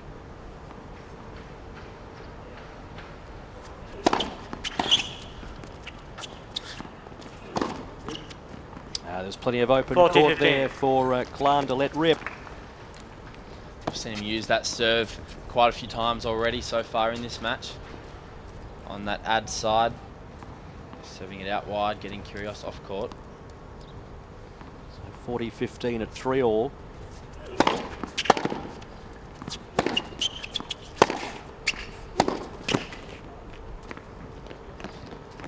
$40-30.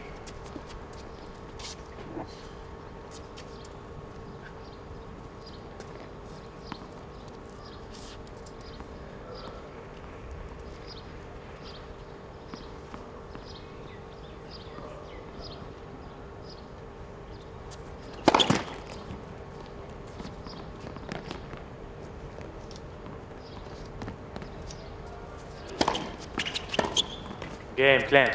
New balls, please. So Klan takes it after a little bit of a battle there, and he gets his nose back in front. He leads 4-3, and new balls back out onto the court when they return.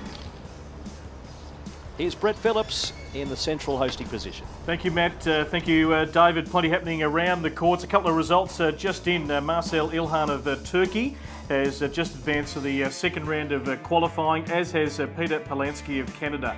Both those players through in straight sets. Another Australian out on action at the moment, doing a very nice job too, Matthew Barton, who had a good Australian Open wildcard playoff. He is taking on Kapkovic, 6-1 and 1-all in the second there with Matthew Barton. Ruben Bellemans of the fourth seed here is out on court at the moment, 6-3 in the opening set up against Andrei Golubev. Denai Udumchok is now going to move into a third set up against Vincent Millet, the Frenchman. So that one, a pretty tight one out on court number 12. And of course, Allen, who's the fifth seed, 6-love up against Schwartzman. That one out on court number 9. So plenty of live action here at Melbourne Park. Day one of AO qualifying. If you're in the area, pop in. It is a free entry all the way through to Saturday. The men in action today. The girls will start tomorrow. The draw will be out a little bit later on. 96 women down to 12, 128 men down to 16 as we return to Nick Kyrgios serving, trailing 4-3. Well, on serve at the moment, Klan, who has had trouble with his serve over the last couple of years, spends a lot of his time on the practice court with old traffic cones out to try and help him get the serve in the right place. 15-all. 10 cones. Like a bit of target practice. Well, that's exactly what he calls it. 10 cones from left to right across the service line with 5 in each box. It's working for him at the moment. He leads 4-3.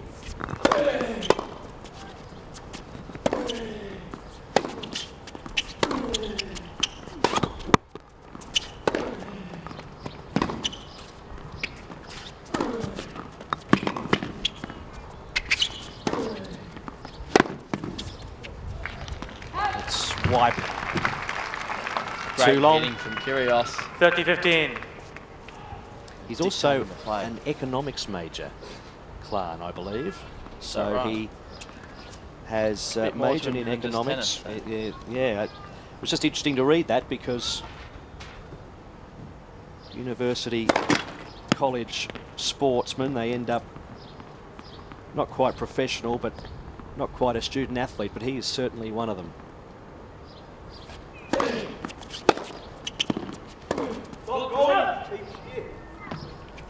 So he won't have any problems managing his money. That's the main thing, and he makes on the tennis court.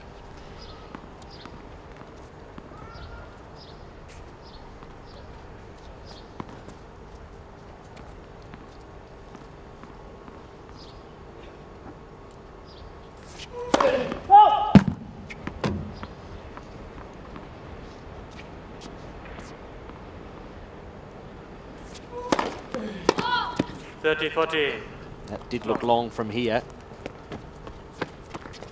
Kyrgios not overly impressed, but no overall from the central umpire. He's just under a little bit of pressure now at 30 all.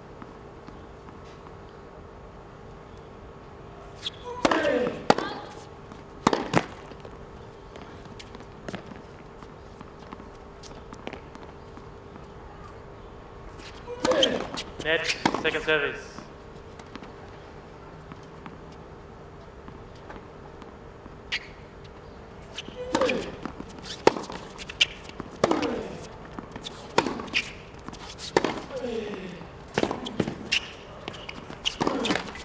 Game plan.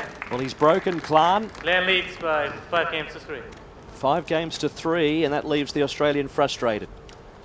Well, this is really on his rack at this point. Probably should have made that shot, Kyrgios. See the defensive skills from Klan coming out there. Excellent movement around the court. That's how he wins most of his matches. Bit of a counter puncher.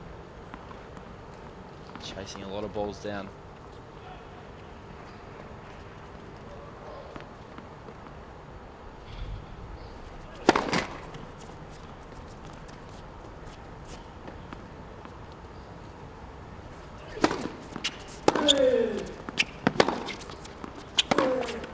Out! 15 left. I think he's playing the right way at the moment, Kyrgios. He's just missing a little too many. Sometimes not quite in position to play the shot. That one there we can see just lifting up on.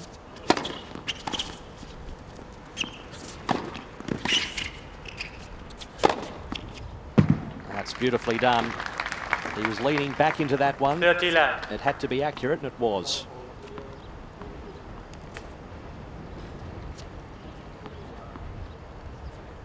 It's almost like a badminton smash, that one. Play a bit of badminton yourself, mate. 40 left. Not fit enough for that.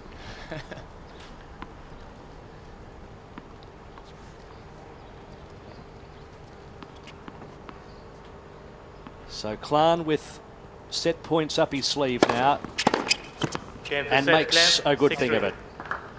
The American is on his way. Bradley Klan taking the first set 6 games to 3, and it was pretty comprehensive in the end. It was, yeah. Well, look, he just looked a bit more comfortable than Kyrgios out there at this stage. So we'll see what happens in this second set. Let's head down to Adrian. I think Adrian's actually out on court 6. Yeah, I'm out here watching the Australian, Matthew Barton, who's doing really well at the moment. He's playing Kamil Kapkovic right now. And Barton, he took the first set comfortably, 6 games to 1. And now we're on serve with Matthew Barton in the blue top. He's serving at the moment. And it's on serve, 1-2. Kapkovic is 6'6", so he's an absolute mountain. But Barton's quite tall as well, so I think he's about 6'4". So 2 really tall guys, both have massive serves. At the moment, Barton's big game is just taking him out to the lead. So it's 40-15 now on serve. 2 games to 1 in the second set after Barton took the first 6-1. So Barton's played really well in the Australian Open playoff recently. He pushed Nick Kyrgios into the 5th set of their match, and then Nick Kyrgios had to actually retire in the 5th set. So Barton moved through to the semis of the playoff and played Ben Mitchell, and that also went to 5 sets. So Ben Mitchell won that match and was the eventual playoff winner. So Barton is in hot form at the moment, and it's 2 games apiece, and it's very warm out here, guys, now. So Kapkovic serving 2 games all. Yes, it is quite warm out there now. Adrian doing a fabulous job. Adrian Franklin, our roving reporter. So Second it's set, Kyrgios to serve. Bradley Klan taking the first set. Nick Kyrgios to serve here.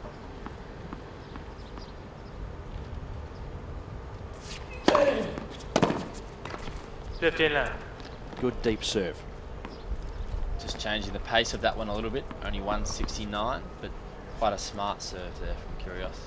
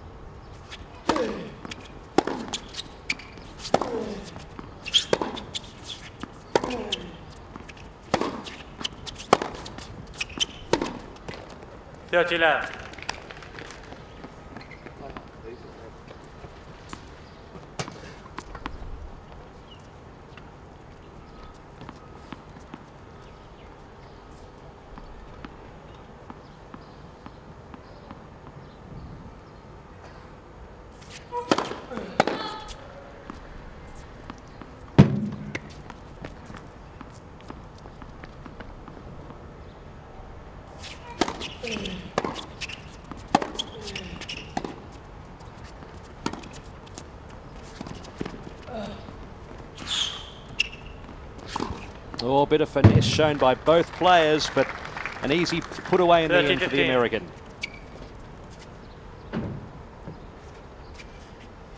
Nice touch here from Kyrgios, but he's got great hands, Klan. He's seen him hit a few good drop shots so far. He can certainly take the pace off the ball, can't he? Sure can.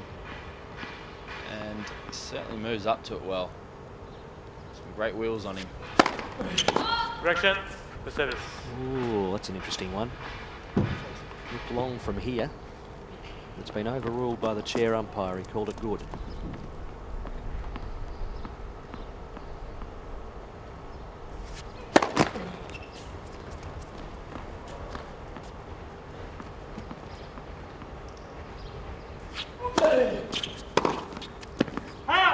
Serve was pretty close too. The Australian takes the point. He's hitting his serves really deep at the moment, Kyrgios. Almost hitting that line 50% of the time. Oh. Quite right, he does flirt with the line, doesn't he?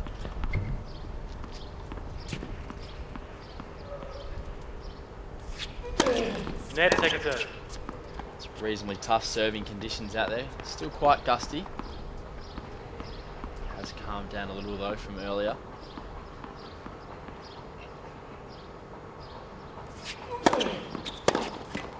Game. Kyrgios. So that's a confidence booster here in First game, the second set. Kyrgios takes that 1 game to love.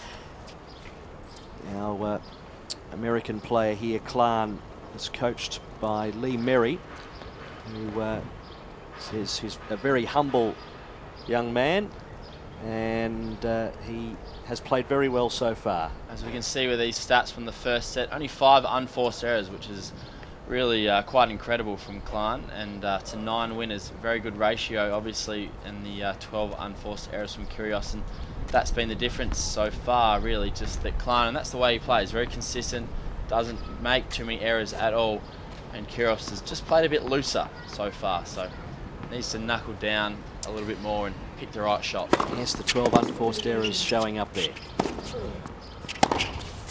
But that's not one. That is a beauty. Really held that on the racket then, Kyrgios. Great whip over the ball, that dipping angle.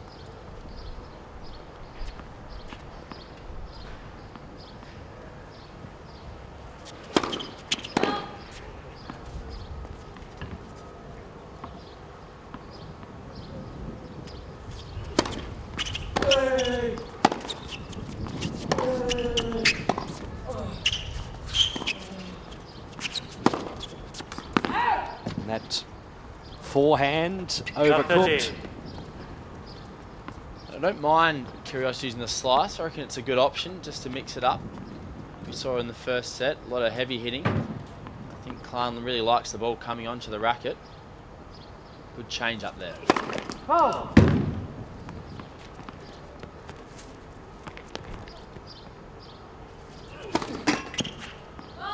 great story. I heard about Nick Kyrgios. He was in the change rooms at Wimbledon for the juniors, and Roger Federer was in the room as well. That was his highlight so far, just to use the same change room as the great man.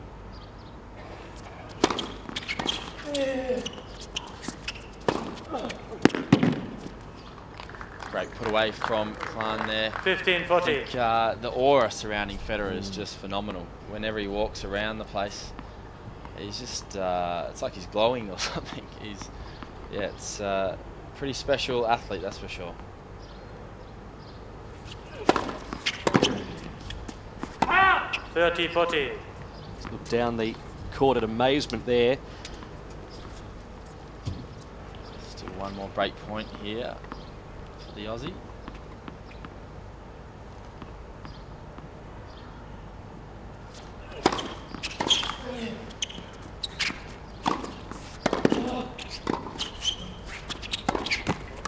Well, he had his chance there. He had his opponent on the ropes, and he knows it. Well, I was quite surprised he took it on the backhand. He could have run around and hit the forehand. He had time. That was actually just sitting there, that shot. Klan really couldn't do much with that, but he got back. Very lucky to get away with that one. Serve at 190 long.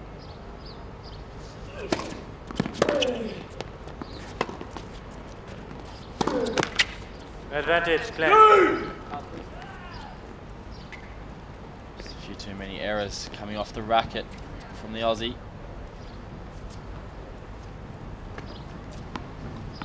He had love 40 in this game, lost 4 points in a row. See a bit of animation from Kyrgios.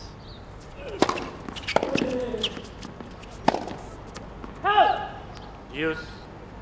It's gone into the tram lines, and we're back to deuce.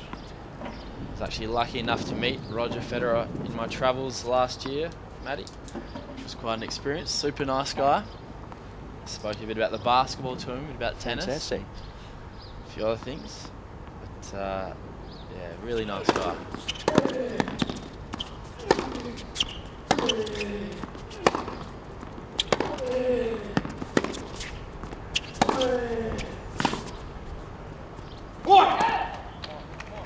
You have had quite the year, haven't you? Travelling France and meeting Roger Federer. Doesn't get much better than that. It's been pretty good. As Kyrgios brings up another break point.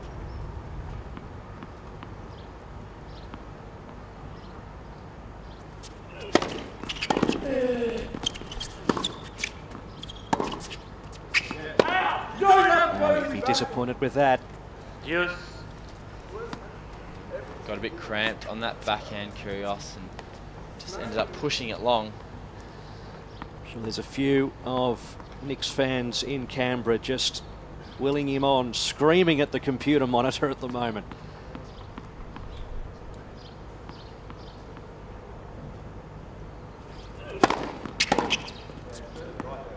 Advantage, Glenn.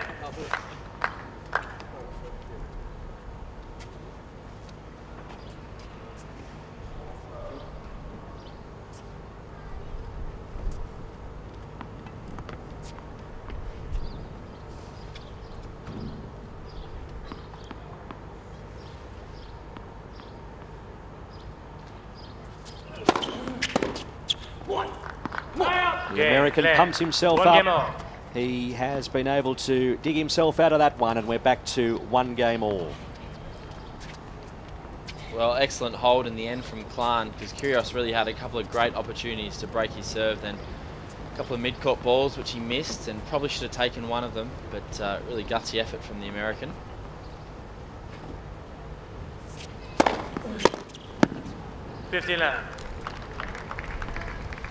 Serve, regularly serving over 200 Ks an hour so far in this match, Kyrgios.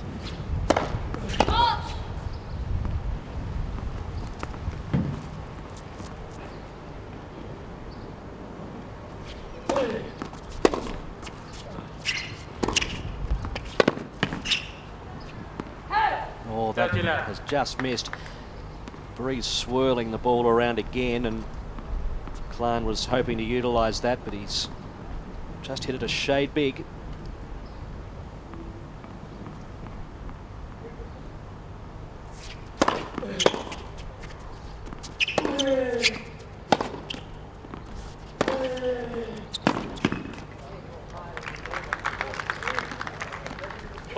Klan not being forceful enough there, and Kyrgios was all over it.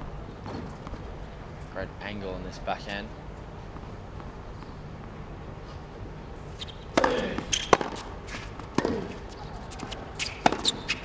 That's a beautiful forehand, whipping it past his Australian opponent. 40-15. Set up from a great return from Klan. Definitely one of the strengths of his game is returning.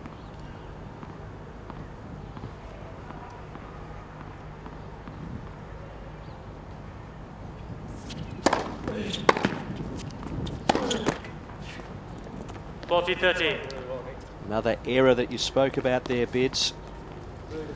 Yeah, well, there's just too many of them at the moment. He's remained positive though.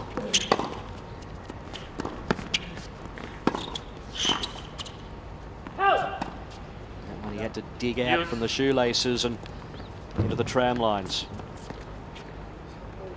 It's not doing enough for the approach shot. Where, please?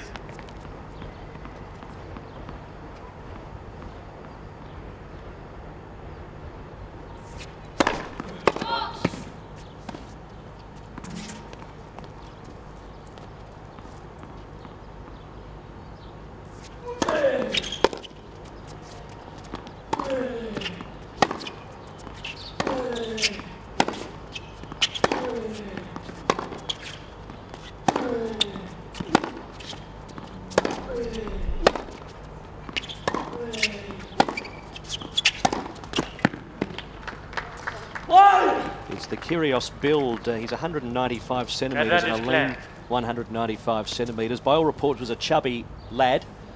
His father Greek, his mother Malaysian. But his build, you would suggest, down the track, getting into these arduous 3- and 5-set matches would help. He's a strong-looking young man. Certainly is. He's only going to get stronger as well. And he's got a great build for tennis, especially in this day and age. When you get quite a few monsters walking around the circuit.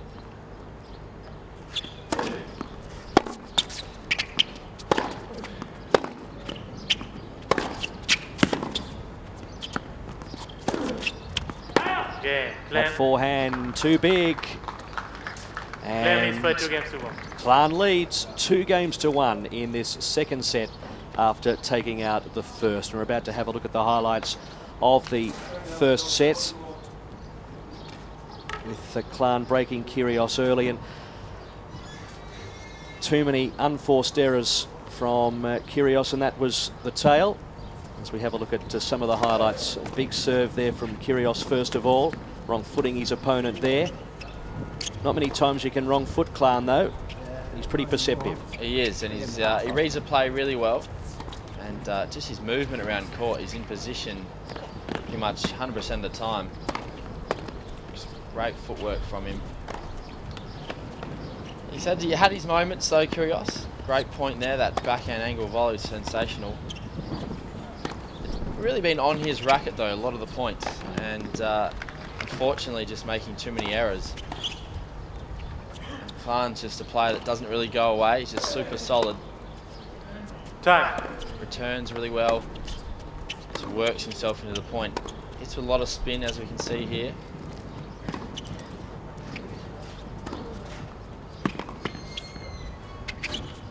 It's one of the better rallies of the match, and that was the forceful Kyrgios that time. The error from Klan, and then Klan being brought to the net here late in the first set, and that was a fantastic smash overhead leading back into it. So 45 minutes gone, and 15 left. We see Klan firing one down the tee, and that was all chalk that time. That's his third ace against his Australian opponent, one.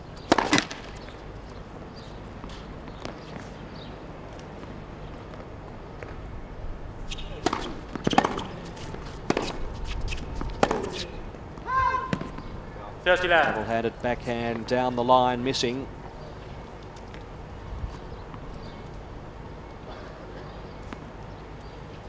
So as Klan is rifling through this fourth game of the second set, he leads 2-1. Adrian Franklin courtside, just sun disappearing for the time being, Adrian. Yeah, it has, guys, just over the past couple of minutes. I've watched a little bit of this match as we just see that very unusual shot from Kyrgios, and I spoke prior to the match about his emotion and the fact that he loves the moment and loves to get involved vocally on the court, but keen to get your thoughts, but I've hardly heard anything from him, and that leads me to think that there's something wrong with him. He doesn't have a huge amount of energy on the court, he's struggling with an injury or something like that, but he's the sort of player that's similar to Bernard Tomic. He loves the big match and the big moment, and he really thrives on that. But right now, he's almost a bit disinterested. So, have you noticed any sort of injury concerns? He's got a strap on the left knee, hasn't he? Glenn leads by 3 games to 1. Well, I think a lot of the animation, Adrian, has been quite negative compared to, say, in the World Cup playoff in December. He was super positive and lots of come-ons and really trying to almost get his opponent's face a bit more. We haven't seen much of that today. Yeah, no, you're right. And I think emotion can be really important for a player, but it can go both ways. And yeah, it's a good point. I think at the moment it's completely negative, which is not going to help him at all. We spoke earlier about the aggression that he shows, and that's usually a positive thing, and he feeds off that.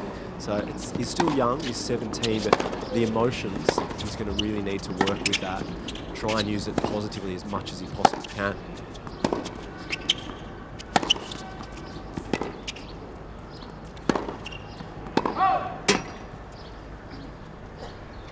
Love 15.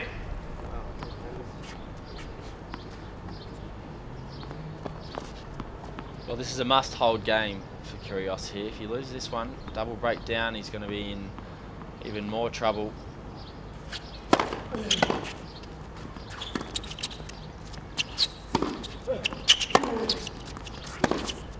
Ah!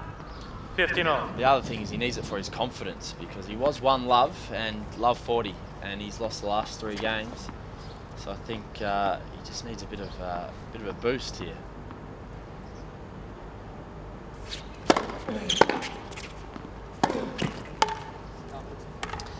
He's setting the theme for the match, isn't he? He's throwing the racket, he's despondent. 15-13. It's the old philosophy, if you can't beat them, stay consistent, and that's exactly what Klan's doing, and he's showing no emotion at all, just doing his thing. And this is a familiar sight now from Kyrgios in the last 20 minutes. Yeah, a bit of self-real...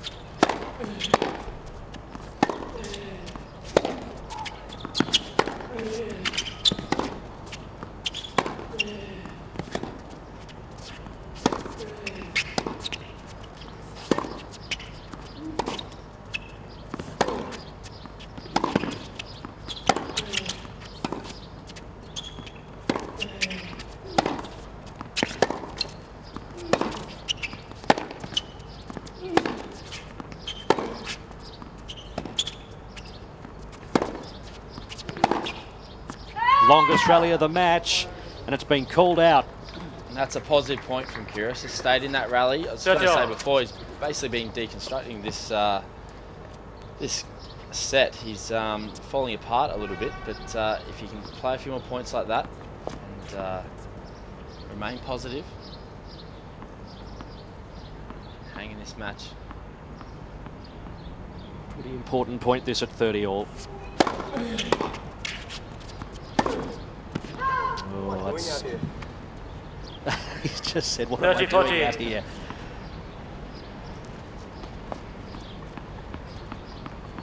And that is the trick, I suppose, Bids, when you're not really feeling 100% for whatever reason, just to get into the groove, just to feel like you're in the groove. Because you're not going to feel the best every time you step out there. That's right.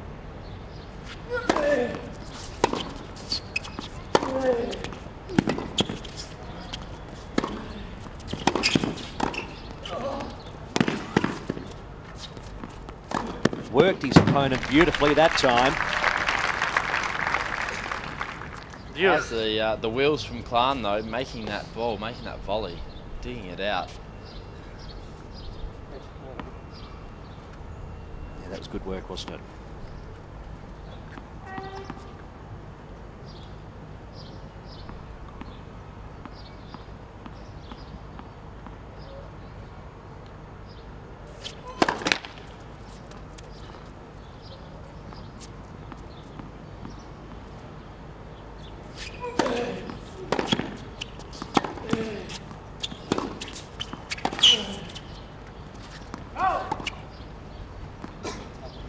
Advantage Clan.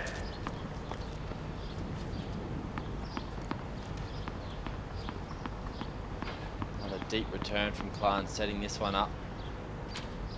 Very impressive off his returns in this match.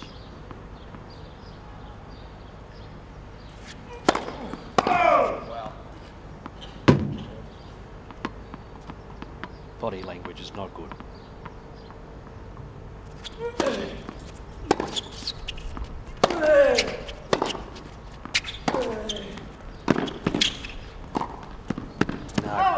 Game, Clan. It's almost like he's talking himself out of it, isn't it? He's so down on himself now, and Klan, the American, who is just getting down to business, leads 4-1 here in this second set. How's he going to dig his way out of this one, Bits? Well, he looked super casual on that point then. Like you said, he was almost talking himself out of it.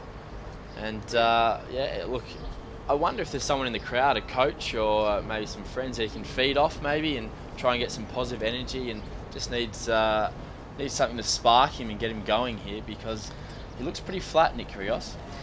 Well, there's a good close shot of him. He doesn't look like a man who thinks he's going to win a tennis tournament. He is not enjoying it at all.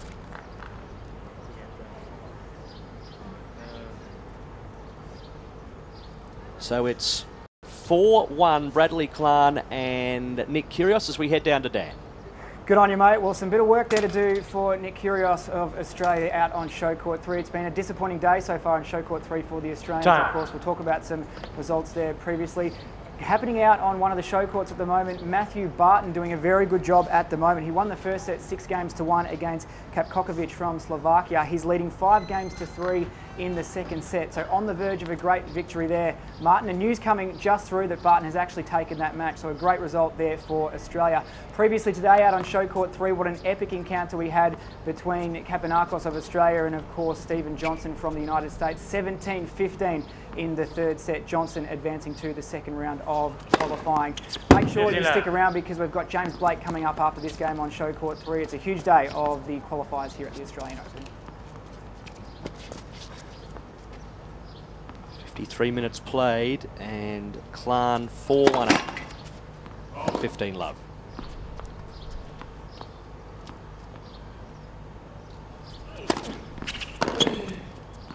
Love.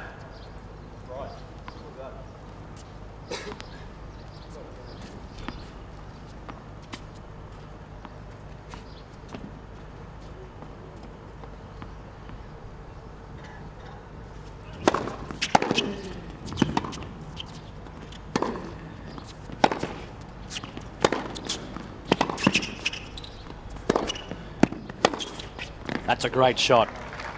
Could have easily gone down the line, but went cross-court instead and had him bluffed. Great whip over the ball. Lefty forehand. It's a shape on it. Fantastic shot, really deep in the court. He is in the zone, Klan.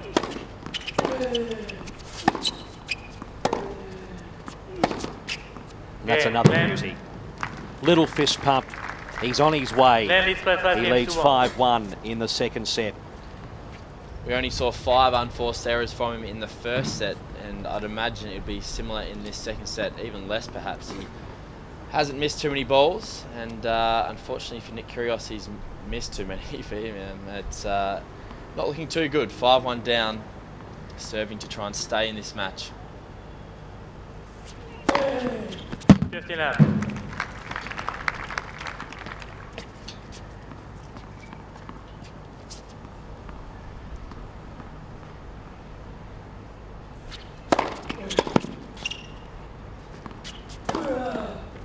30 love.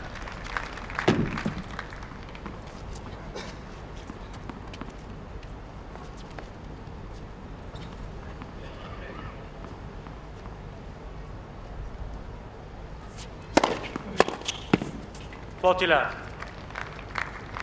Very positive game so far. 40 love. 3 big first serves.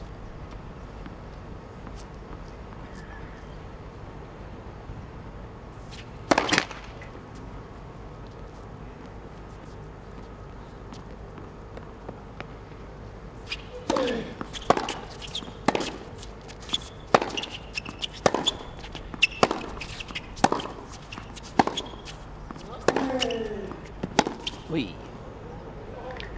Catch it. Game, Kyrgios. Great game from Kyrgios. New balls, please. Really positive Land stuff. 5 games to 2. Coming up after this, we have Sam Groth and Lucas Poulet from France, and then James Blake and Marius Koppel from Romania. So still plenty of tremendous qualifying action to follow, and Dan Ryan will keep you well and truly informed with what's going on the outer courts. 12 courts in operation, I believe, today. As we see some of the crowd that have ventured into Melbourne Park this afternoon. Good to see the youngsters enjoying the tennis as well. We were talking about the ticket sales earlier.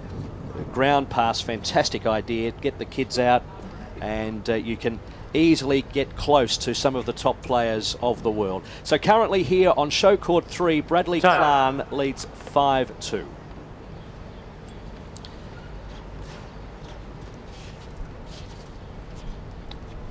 Coming out to serve for it on the far side of the court. The boy from Canberra has a mountain to climb.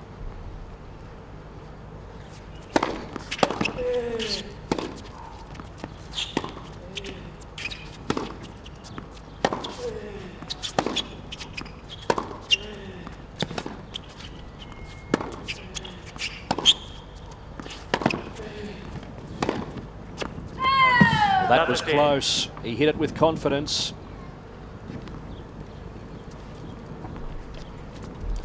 Crucial for the Aussie to win that first point of the game, put the pressure on Clarn straight away.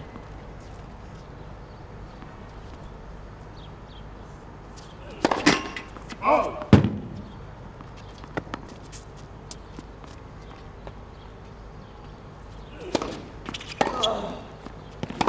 Yep. 15 all. Stop watching.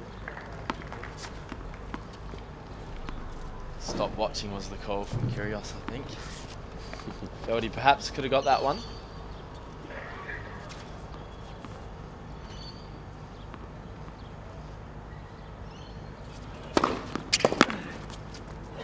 That's too good down the middle at 187. He's almost done some of the commentary for us today, hasn't he, Nick Kyrgios? Got a running commentary himself. Unfortunately, most of it's been negative today.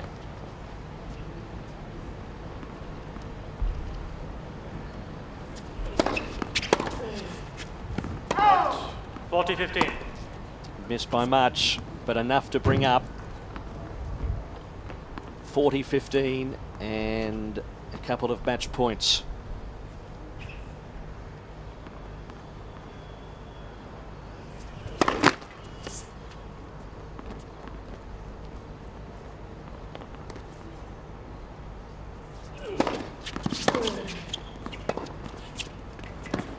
$40-13.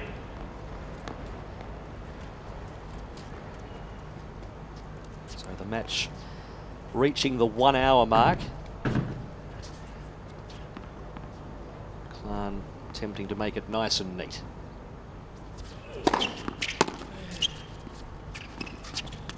Set it up with a good serve and wins the match. 2 sets to love. 6-3, 6-2. 6-3, 6-2. 254 in the world, Bradley Clarn. But judging by that, that will certainly climb. That's right, it was pretty impressive and didn't make too many errors at all in that match. And just really too solid for Kyrgios. Unfortunately for the Aussie, he made too many errors, and he was quite erratic during that match, and didn't play with as much positive emotion as we've seen him play with in the past. I think, judging by that performance, you could easily see Klan qualifying with 2 matches still to come. Absolutely. Perhaps against some of these more consistent players, he might need to step up and perhaps be a bit more aggressive himself. But, I mean, he just doesn't miss many balls at all, and he moves around the court so well. That's the other thing. So, I think Kyrgios, though, I mean, with his game, it was off and on his racket, the points, and he just couldn't finish them off. We mentioned those unforced errors. I think it was 12-5 in the first set, and he would have hit plenty more as well in that second set. There was some crucial misses, and it gave some cheap points away to the American, who I'm glad to say is now down talking to our very own Adrian Franklin. Bradley, congratulations. It was a straight sets win. You were very consistent out on court as well. Were you happy with the way you played? Yeah, you know, I think it was a good first match. It's obviously tough playing a wild card. You know, he's a great up-and-coming teenager from here, and that's obviously great for the home hopes. But being my first match of the year, I just, you know, thought I put in a lot of good work in the off-season. Now it's kind of time to get it going, and I just wanted to kind of get out there and feel the nerves a little bit. You know, I haven't played a tournament match in over 2 months, so it's nice to be back out there and get those competitive juices flowing. 2 months is a long time, so have you been working a lot physically off the court for the past couple of months? Yeah, you know, I just started. This is my first kind of 2013 is my first full year out here, and I really wanted to, at the end of the season, I finished in kind of middle of November, and just really wanted to get to work and kind of get a lot fitter, a lot stronger, work on the physical aspect, and so that's kind of what I've been doing for the last month and a half, 2 months, working out with the USTA, and you know, a lot of credit to the coaches and trainers there for helping get me in great shape for the start of the season. You look very calm out on court and very smooth the way you play. Have you always been so smooth out on court? Yeah, you know, I guess I've always kind of tried to keep that even-keeled demeanor. It's kind of, you know, pretty laid back off the court, and doesn't always translate onto the court, but I thought it was key, especially my first match out, to not kind of get too high or low, just try and, you know, stay in the moment, kind of keep a cool, calm, collected composure out there, and just kind of try and feel my way into the tournament. And just finally, tomorrow you'll have a day off. You're in Melbourne. What are you going to do? Check out the sights? I'm not sure yet. You know, I was down here 5 years ago for the juniors and haven't been back since. So we've, you know, there's a lot of us down here. Came down with a bunch of Americans, and 4 of us actually. Steve Johnson, who was out here before me, Daniel Kozakowski, and Tennis Singer, and I were able to get to the zoo on Sunday. So that was a lot of fun. But just trying to soak it all in and enjoy ourselves out on tour. Well played, very impressive. We'll see you in the second round. Thanks a lot, appreciate it. Good work there, Adrian, with the winner of our second match in round 1 of the men's qualifying. There, of course, Bradley Kahn from the United States of America. A very convincing winner over the young Australian Nick Kyrgios. So 6-3, 6-2. We're going to check out all the highlights of that match. Certainly a game that that Bradley Kahn would like to remember. Of course, he hasn't been back in Melbourne since 5 years when he played in the juniors. So a fantastic return for him. And his off-season training, his conditioning, certainly paying off, and a level above the young Australian. 28 minutes it took to wrap up the first set. Some heavy hitting, some good serving out wide, and backing it up with some convincing ground strokes as well. The second set, a little bit longer at 32 minutes, but it really was the American too good for the 17-year-old Australian, who, like Kokkinakis, has had a very heavy schedule over the last couple of weeks. So the young 17-year-old from the ACT bowing out in the first round of qualifying. The match in total just a little over an hour, but moving through will be Bradley Kahn from the United States. So a good experience nonetheless for the young Australian. Of course, he was the winner of the Australian Under-18 Championship, but just couldn't replicate that form out there against the 22-year-old from California. Of course, Kahn began playing tennis at the age of 8 in some good form here in Melbourne. Here are the stats. 65% of first serves in for Kahn. That's pretty impressive. Only 1 double fault. 18 winners to 11 of Kyrgios. Total points won 60 to 42. The unforced errors there, 23 for Kyrgios, which was the difference in the end. Well, it's a huge day here at the Australian Open qualifying. We're looking forward to all of the action. Make sure you stick around. This is day one of the qualifying. Don't go away.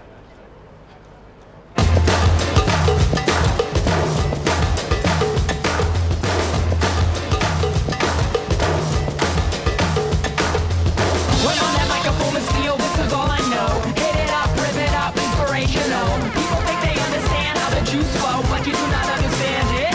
Here we go. Here we go.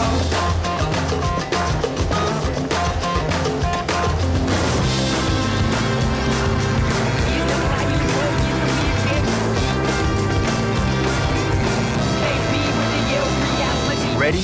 Play. At Australian Open 2013. Book a Ticketek now.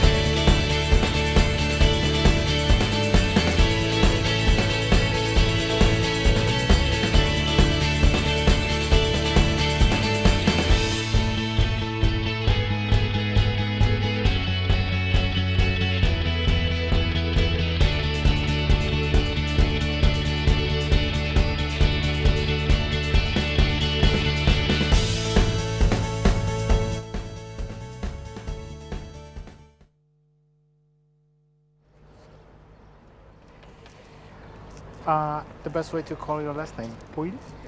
Fantastic. 6 balls and 7 and 9 have a net machine coordinate. 5 line umpires cover the lines. Okay, and remember you have a 20 seconds rule as a time, not 25 as on the tour. It's a little bit different. Okay. Yeah, 20. Yes. No. Here is a point. Remember, on the tour is a warning, and then you have a second serve. Here is a point, and then warning, then it's a point. Okay, it's different. Any questions? You want to choose? Have a tail, so that's fantastic. Let's keep going. Okay. You want? Receive. Receive. Decide. Have a good match, guys. Well, we are ready to go for our next match here on day one of qualifying. Beautiful sunshine, little breeze coming through for the players, so quite comfortable tennis conditions. It is Australia's Sam Groth who's taking on Lucas Puel of France, with the match just completed a few moments ago. Bradley Clark getting through in straight sets from the United States, and earlier today fellow countryman Steve Johnson defeating Thanasi Kokkinakis. And one man who's had a bit to do with Sam Groth towards the back end of 2012 is Nathan Healy, who joins me back in the commentary box. And you'll be pretty wrapped, Sam. Career high this week, of course, announced on Monday, 200 in the world, and hoping that can come down. Yeah, definitely. I worked with Sam for about a month at the end of last year, and he had a few good results. Got to a couple of semi-finals in some challenger events. And yeah, as you said, getting that ranking down inside or around 200 sets things up nicely for next year. It's always interesting, Nathan, to follow those on the Challenger and Future circuit. I've had a bit to do with Sam, doing some radio here in Melbourne and follow him regularly on Twitter, and he would have been disappointed to bow out in the opening match of the AO Wildcard Playoff. He was the top seed, but then he had to quickly refocus. I think he went up to Brisbane, didn't quite get in there, and then caught a flight to Noumea. And they had a cyclone going through New Caledonia last week. He eventually made the quarterfinals. I think he had to play 2 or 3 matches in the space of 12, 16 hours. Went on to win the doubles, which was fantastic, but never a dull moment when you're trying to earn some prize money, build your ranking, and you've got to go to some far and fetched places. Yeah, I spoke to him about that just before the match, actually. Yeah, certainly all over the place, and you know that's what it takes. You know, to climb up through the rankings, you've got to you know, travel a lot and put in the hard yards, and that's actually what we've been discussing over the last few weeks. You know, in regards to his training schedule, just need to put in a little bit more time. You know, physically trim down a little bit so his movement can become a little bit cleaner and crisper around the court. Yeah, I mean, he played football for a year 2 years ago, so you know he bulked up, was in the weight room a lot, and that's not conducive to you know, movement on a tennis court. So 30 minutes. If he trims down and yeah, gets that movement happening, it'll take pressure off his knees, which have also been causing him issues now and again. So yeah, a little bit of work to be done there, but at the moment he holds the unofficial world serving record. So you know, with a weapon like that, it can certainly keep you in good stead to some serious results on the tour. Yeah, well, that's certainly his most noticeable attribute, is his huge serve, and I suppose it's a matter now of trying to get the rest of his game to match that so he can take that jump. It's interesting, he's in the same situation as where Marinko Matosevic was 12 months ago. 200 in the world, and we've seen Marinko jump to the top 50 in the space of 12 months, making a lot of quarters and semis, winning a couple of challenger events, and performing really well in Delray Beach in that ATP final. Sam's in that sort of similar age group. Marinko's been a late developer. Sam's, I think, going to turn 26 this year. That's correct. So it's a really big year, isn't it, to make a bit of a statement. As you say, he went back to footy. He decided to give tennis another shot, came back from that shoulder operation, and it's a year where he's got to make some inroads. Yeah, and as you said, I mean, Marinko had a fantastic year. I was just up in the stands talking to Josh Eagle about his year, and you know, it was you know, it's interesting to see how quickly it can happen. And you know, just being around the tour for so many years, you see it, guys. You know, especially as they get later on in their careers, they just grow from experience, and all of a sudden, bang, they explode up the rankings. And you know, that's a great example is Wayne Arthurs. Wayne Arthurs, you know, shot up the rankings at probably 27, 28. You know, and then so if you put Sam in that category with the huge serve like Wayne, you know, then there's no reason why it can't just sort of happen almost overnight. So 1 minute. His actual game, what have you been working on just with his game before we head to the break? What are the key components coming to 2013? Well, I did a lot of work on his backhand. He has a tendency of standing up on it. Yep. His overall movement and big time working on mental routines between first points. round qualifying match with best of 3 sets. Which I think first is two just, with tie break. I keep saying it, but it's so important to have a clear plan of Right, what you're trying to accomplish out there. All right, we'll take a quick break. We'll be back with Sam Groth of Australia taking on Lucas Biel of France. It's coming up next here on AOTV. To the left, the chef from Australia.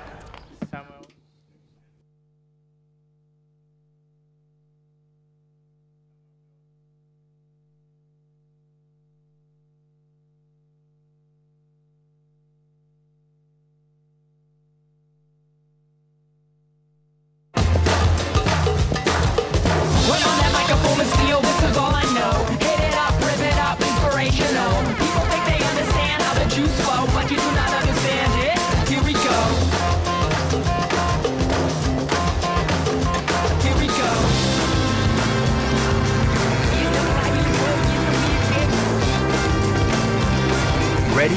Play at Australian Open 2013. Book a Ticketek now. Beautiful blue skies for day one of qualifying here at Melbourne Park, and plenty of tickets still available. Monday, January 14, we will get underway here with the main draw, but qualies to get through. 128 men down to 16, 96 women. They'll be in action starting tomorrow. whittled down to 12. It's a huge carrot, isn't it? The prize money, which has increased, and significant for players who aren't earning a lot, to put a bit of money in their pocket earlier in the new year just to pay for some expenses, but also to get that main draw experience of a Grand Slam. So you'd expect every player to be fighting tooth and nail in the next 4 days, Nathan. Without a doubt, yeah. I mean, that prize money increase, I was talking to a few people about it a couple of weeks ago, and apparently Roger Federer had a bit to do with increasing the prize money through the early rounds as well as at the top, to help the tour, basically, to grow the tour, because it is tough out there. I mean, with travel expenses going up, it's not easy. So Sam Groth just having a chat to the chair umpire here. He hasn't got a towel out on court. Well, this is what I talk about, letting go of situations that you can't really control and sort of rolling with the punches a little bit. First set. Lucas Puel to serve. So Puel to serve. Play. Got the wild card, of course, in out of the French Federation. Oh!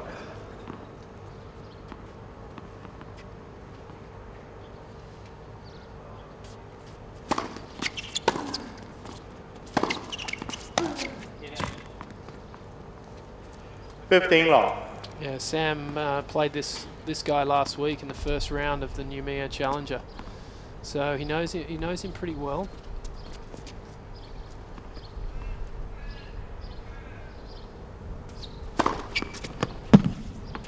Serve down the tee, swinging well away from Groth. Good start. 186 Ks.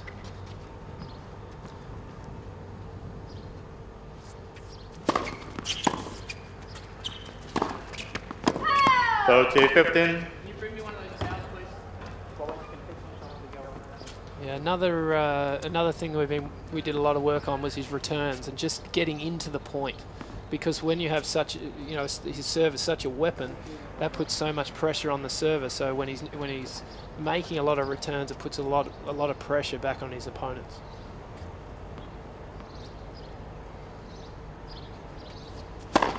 Left. First service.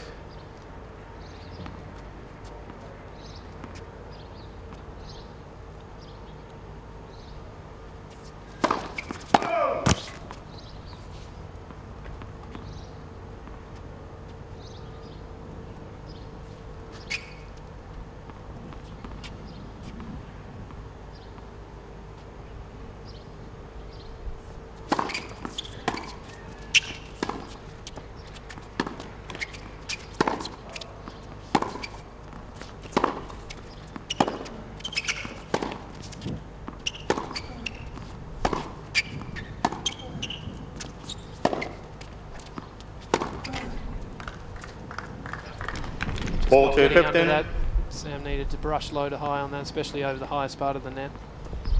So it brings up a couple of game points for the Frenchman.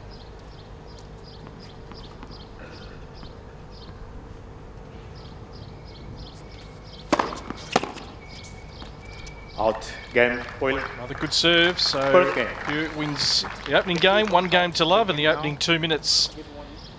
Here on Show Court 3. Our third match today, we've still got James Blake to come, major draw card here in qualifying, and Matt Reid, runner-up at the recent AO Wildcard Playoff, coming up a little bit later on. But good result for a couple of young Australians, Jordan Thompson and Alex Bolt, who have been given wildcards. Nathan, I hadn't seen much of them play until today, but gee, they played out of their skins. Yeah, I saw a little bit of Jordan Thompson. I hadn't seen him before. I went out and just wanted to have a look. And yeah, bright future for him. I was very impressed with Kokkinakis. Even though he went down, I think he's going to grow from that experience. And he is, yeah, I mean, a very, very good head on his shoulders.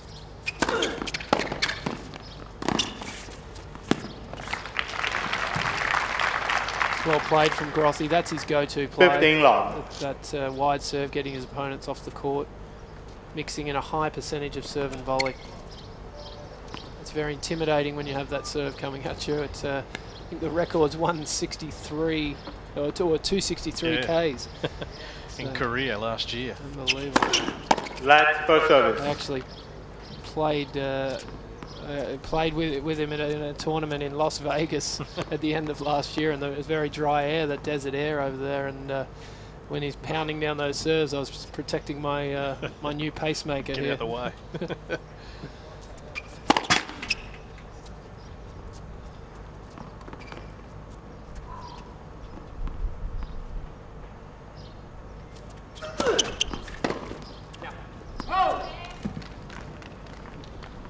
Looking to get as many free points as he can here, Groth off his serve.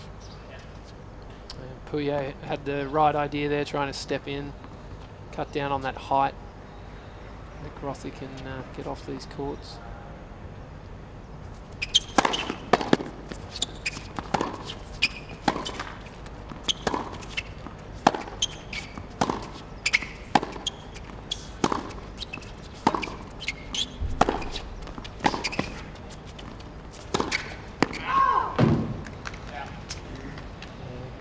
Just pulling up on that 30-15.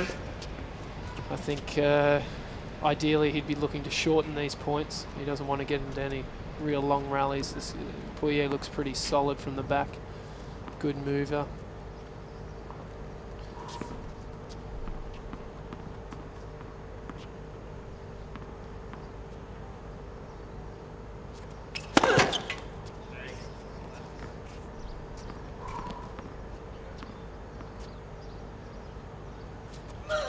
No! 30 off.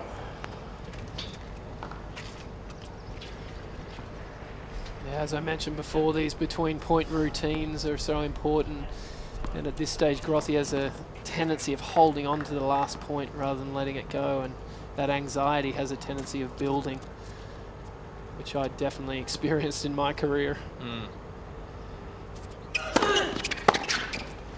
It's a great return, cross court. 30-14. So now a breakpoint opportunity on the Groth serve.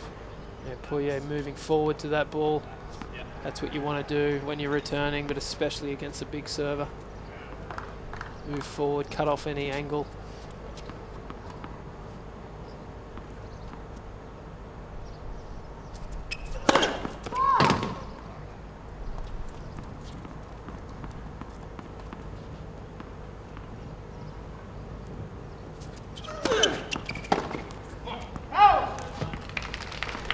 Now that's what I'd like to see more from Sam. You know, utilise that as a first serve, especially today in these blustery conditions. Just keep that first serve percentage up a little bit. It's not easy to get free points out there. Yeah, it's a key stat we'll keep an eye on this in this match. His first serve percentage. Out.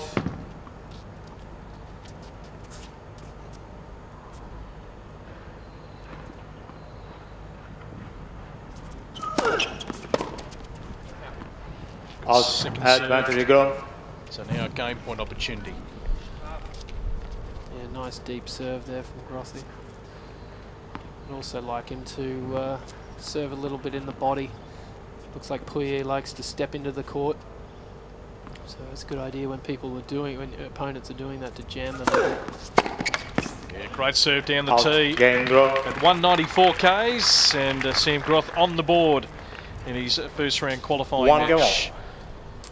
What was he like, Nathan, after he lost the opening match of the AO Wildcard playoff, and Nick Kyrgios played a great game that day from the ACT. I watched that game in full. He was a top seed. What was his demeanour like after that? Did he need a bit of a pick-up going in with, I suppose, you know, some big expectations?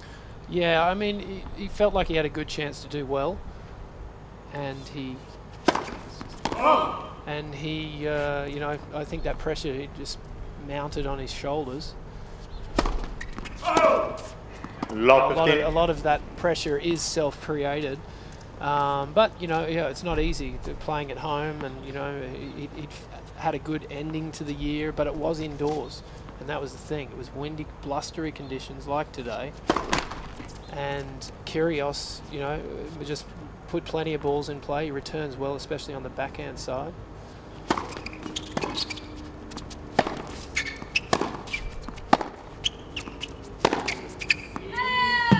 yeah, definitely neutralised Sam's serve. 15-all. Serve quite a bit.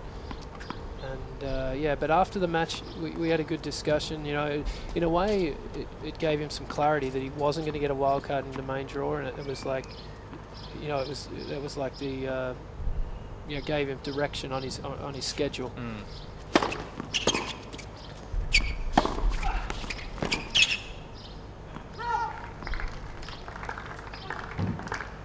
30-15. Yeah, sometimes that's the hard thing with trying to come up through the rankings. Take a seat, please.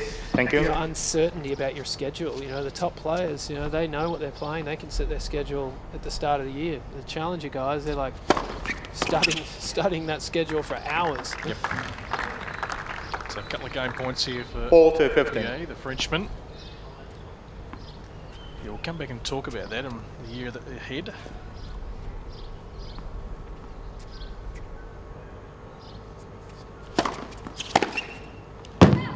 Sails well over the baseline, so it's 2-1 in the opening set here on Show Court 3.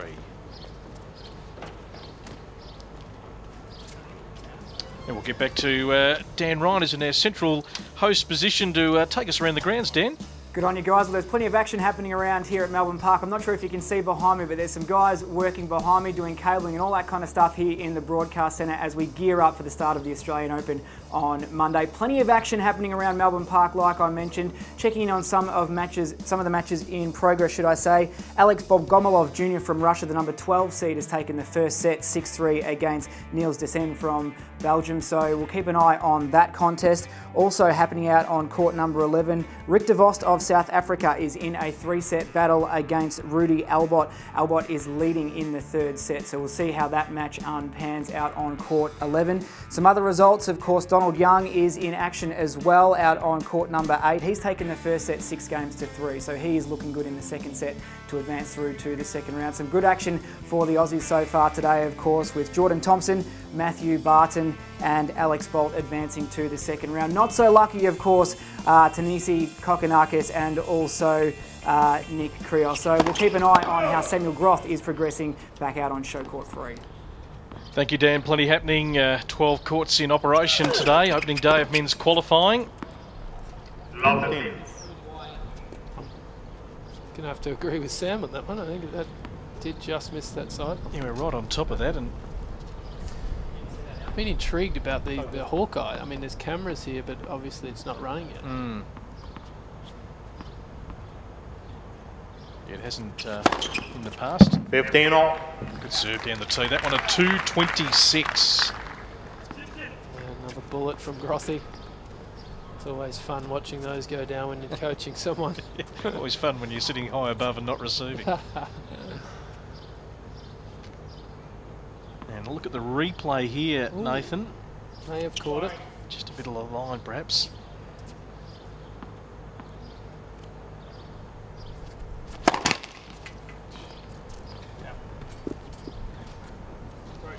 It's broken or just the strike? A little repair for the net here. So how much time will you spend with Sam this year? What's the plan? Well, I'm based in Philadelphia, so I'm talking to Tennis Australia about potentially doing some work with these type of players in the States. 30-15. I mean, this level, I just, you know, I spent a bit of time at this level within my singles career. In my doubles career, I was up there at the top echelon, but the singles, I spent a bit of time in the challenger, so I know how close it is to breaking through. I can relate to these guys.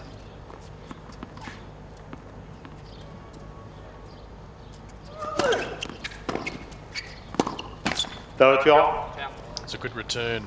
Yeah. It's a great return. Deep on the line.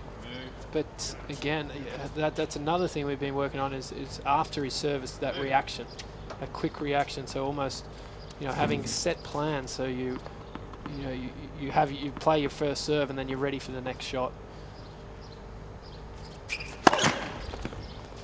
That's something I noticed when he played Kyrgios. His adjustment steps around the ball weren't quite there, and again, those blustery conditions.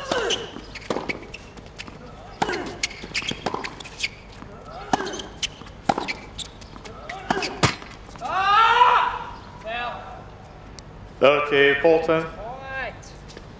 As you can see, the tension within Grothy is where we saw Kokkinakis earlier, just letting things go.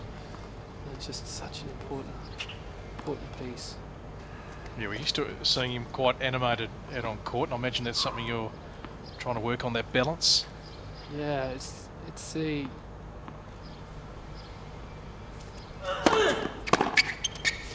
Out, deuce.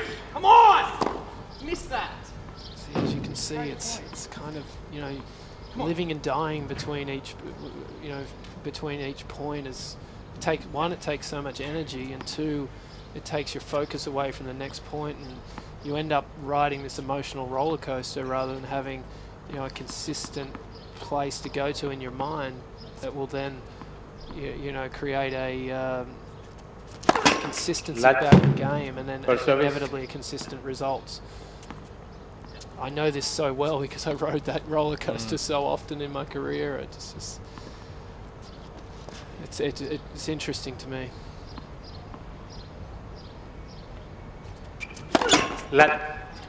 First service.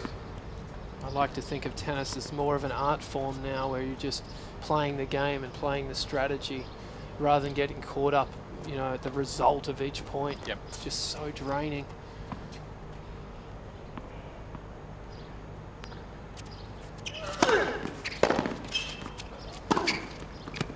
That's it. And the idea is, is just to have those clear plans, and all you're trying to do is execute a strategy. Now there's a good 1-2 combo from Grothy. So if he was to miss a ball like that, then he made the right choice. So he can't be and then you don't want to be too hard on yourself. You're making good choices. Oh, I'm so nervous. Deuce. There's a comment from Sam right there. I'm so nervous. I'm so nervous. You always know what he's thinking, Nathan, out on court.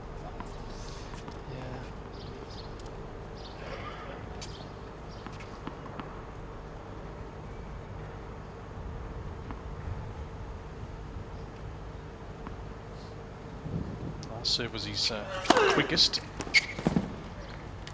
That one was beautifully placed. Slower at 173 with the placement superb. Nice little slider again from Grothy. That's just such an amazing serve.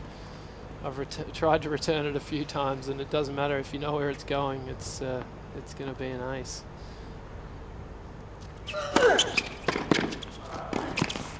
Deuce. This is where, if you can stay relaxed and you come back to the present moment in between, you're going to make clear decisions.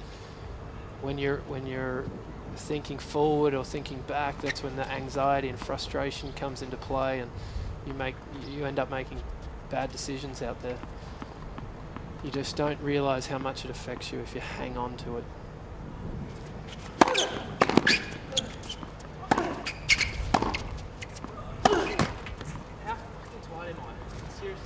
Advantage bowling. So now a breakpoint opportunity.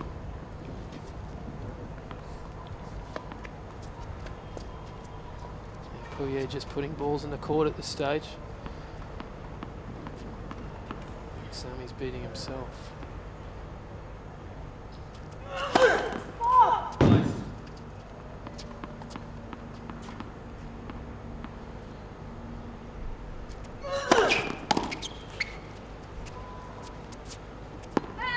Deuce. Take a seat, please. Thank you.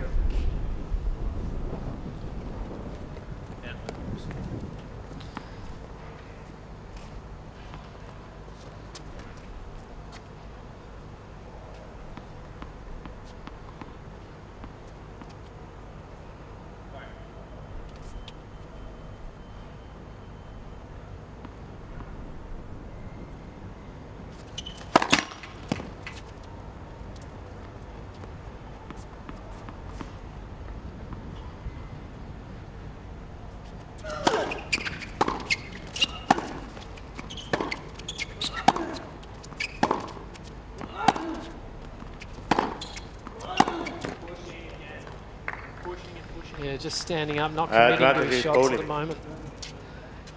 And it all, as you can see, it all relates back to that tension.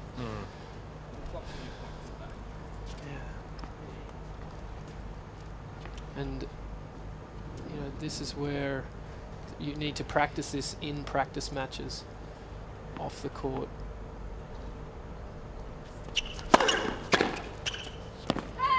Deuce. The more you can build what I like to call it presence power. But the more present you are, the more that you're out of your head. We keep talking about tennis being a feel game. And the thing is, we get in the way of ourselves by getting so in our heads, worrying about the result, the fruits of the result, the money, the fame, all that kind of stuff. And that takes your mind away from focusing on the point at hand. Advantage Igor. So that one at 2:16. Highest has been 2:35 during this match. Love a few of these. Some nice free points. Great extension there. Really drove up well with his legs. Oh!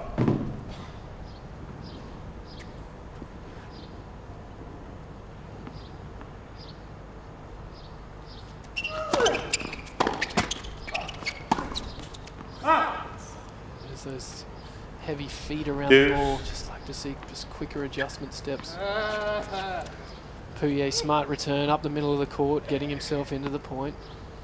Big targets today with this breeze around. You don't want to go too close to those lines. Hit more through the court.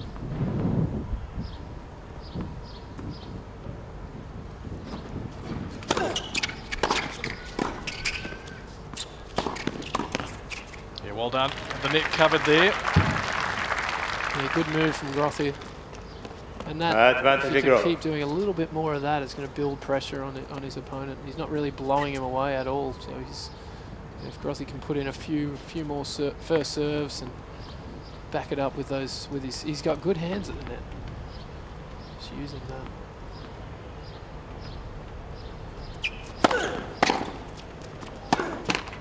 Deuce.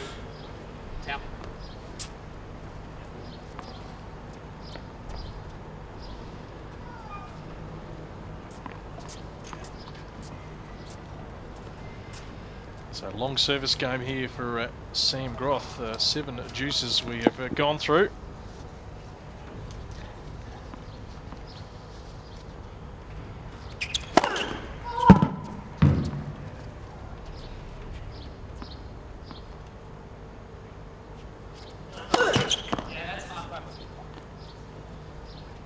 Advantage Paulie.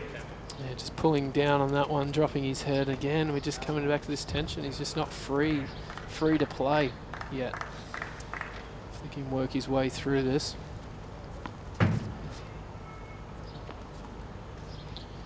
Always interesting when you've got to come on third or fourth with a long match earlier. Like you would have been here from what time, Nathan? Today, Sam? He was probably here before the first match went on, or around the time that went on. So 10, yeah, he probably warmed up around 10, and then yeah, but you get used to that as a player, and you know, ideally you don't want to spend a ton of time at the courts. You want to get away and relax, but yeah, when you're in this system, every match is just followed by, so you have to be ready to go when it's your turn. 8th juice here.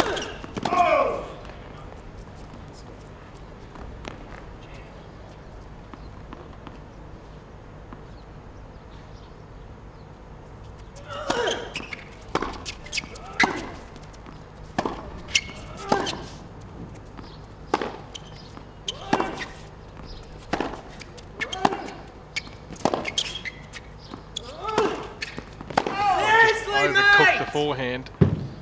Just setting up too early there. That's another thing we were working on, is you know, those little adjustment steps and just setting just before he's going to hit, not too much before, because especially in conditions like this, it's just moving out of that hit zone and then he's reaching, and then inevitably an error creeps in. So you still want to load, but just before you make contact with the ball. Deuce. Got away with that one, eh, mate? Well, that is unplayable.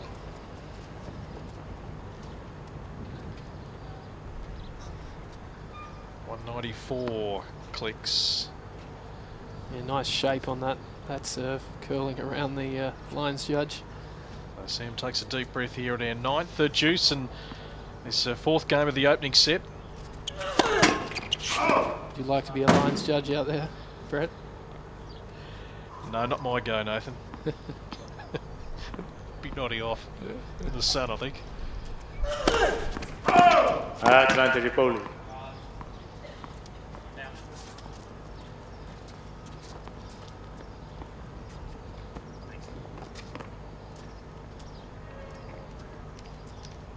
He's an interesting character, Sam.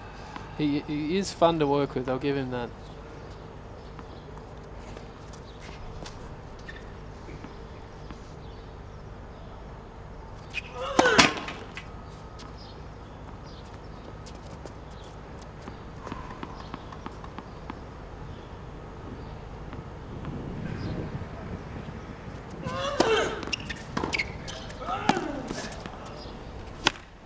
So there is the break opportunity for Lucas. Poli leads by 3 games to 1.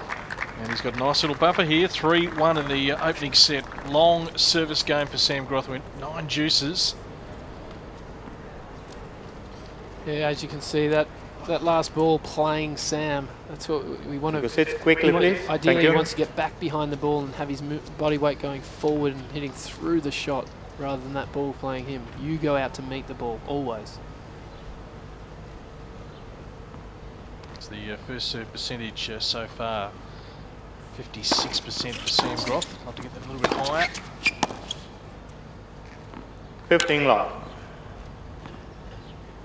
Lucas, you have 7 balls. Can you come? Boy, come here. Come here, boy.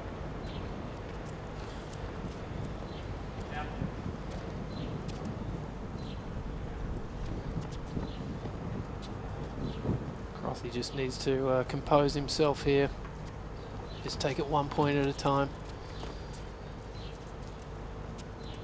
Just turn it around. Once you've been broken, the best idea is to be focused enough to break straight back.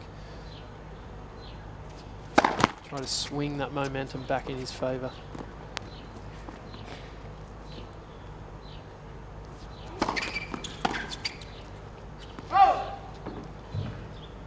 Not sure how much you know of the Frenchman and the year he had last year, but he was out of the Australians. Of course, the Australians have got 8 of the wild cards. He was also given a wild card into qualities.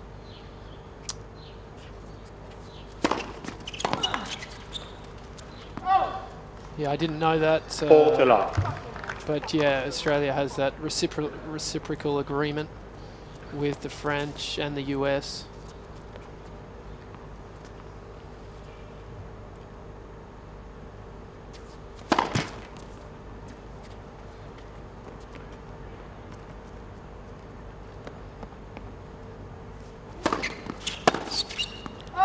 Game, Poli. So Poli holds here, 4-1. Poli leads by 4 games to 1. Off to a very nice start here on show court number 3. Dan Ryan's keeping an eye on all the matches around the grounds. Dan? Certainly are plenty happening here at Melbourne Park, of course the venue for the 2013 Australian Open Championship. We can't wait till the Open gets underway next Monday. The first Grand Slam of the year. Can Victoria Azarenka win the women's singles titles again? Will it be Novak Djokovic taking out the men? So many superstars on show. It is the best time to be in Melbourne over January. The summer of tennis is something to behold for sure. There are tickets still available, of course, ground passes, tickets to Rod Laver Arena and Hisense Arena as well. It is something that you must come and see. So if you're at home watching today, make sure you jump online to ticketek.com and grab your tickets to the first Grand Slam of the year. Plenty of emotion, plenty of drama. It is something that you must see. The 2013 Australian Open Championship. New venues here too at Melbourne Park for 2013. It's a high-class event. quality field as well, as these players today fight to make their way into the main draw. Time now to get back to show court number 3 with Brett Phillips and Nathan Healy. Thank you, Dan. Keeping us up to date. Plenty of matches today. A lot to get through for the men. 128 in the qualifying draw. 15 long. Certainly a long day on this court after Kokkinakis in the first round behind the 3.5, 4 hours. Yeah, we've been here the last couple of years, Nathan, and it'd be fair to say the lights have been on when we've departed. And we've still got a couple more matches after this. I'm really happy to be here amongst the action.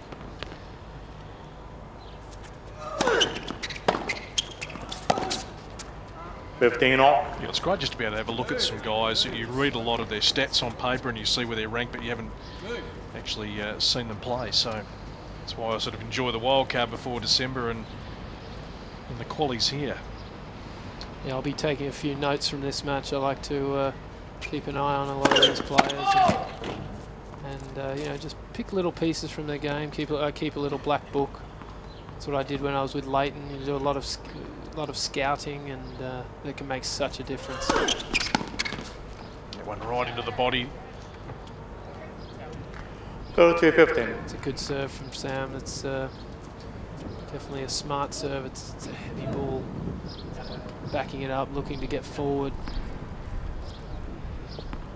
So post every match he would play, is it looking back at tape all the time and going through that, or is it just your notes and your thoughts and verbally?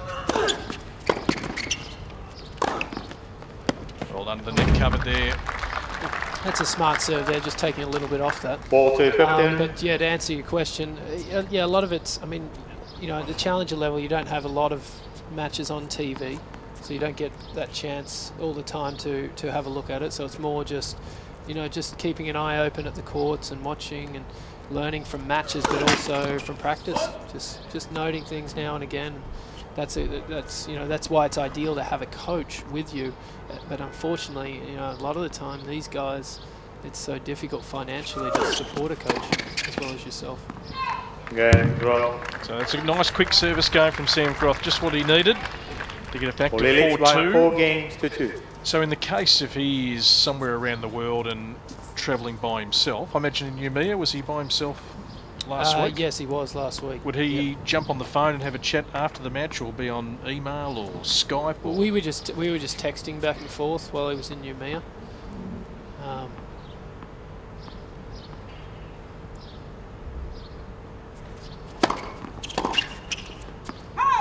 15 long. It's definitely easier, you know, obviously to be there in person around the player.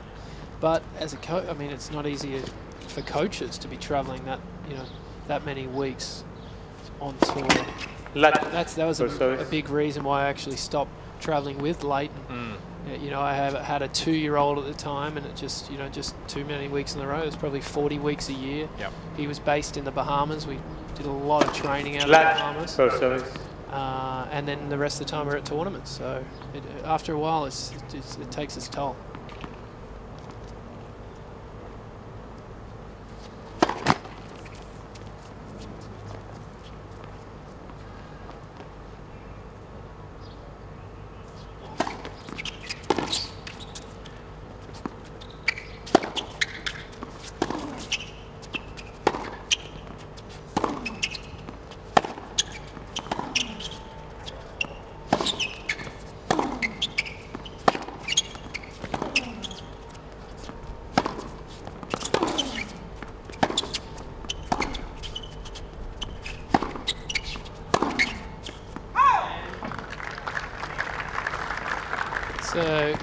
Constructed point for both players, but again, I'm not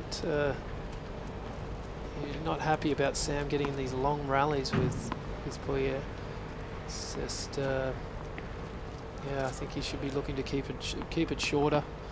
Maybe even look to bring Pouillet in. I don't think he's tried that once yet. A little short slice, drag the opponent forward.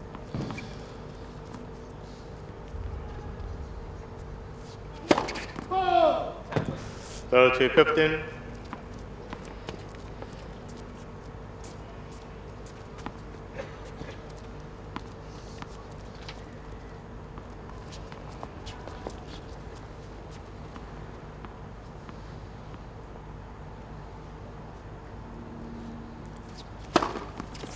40-15. Caught a piece of the line, I think. Nice shape. It's good to throw in those sliding serves today with the wind. Just gives you that little bit more control on the serve. Caught a piece of the linesman as well. Yeah.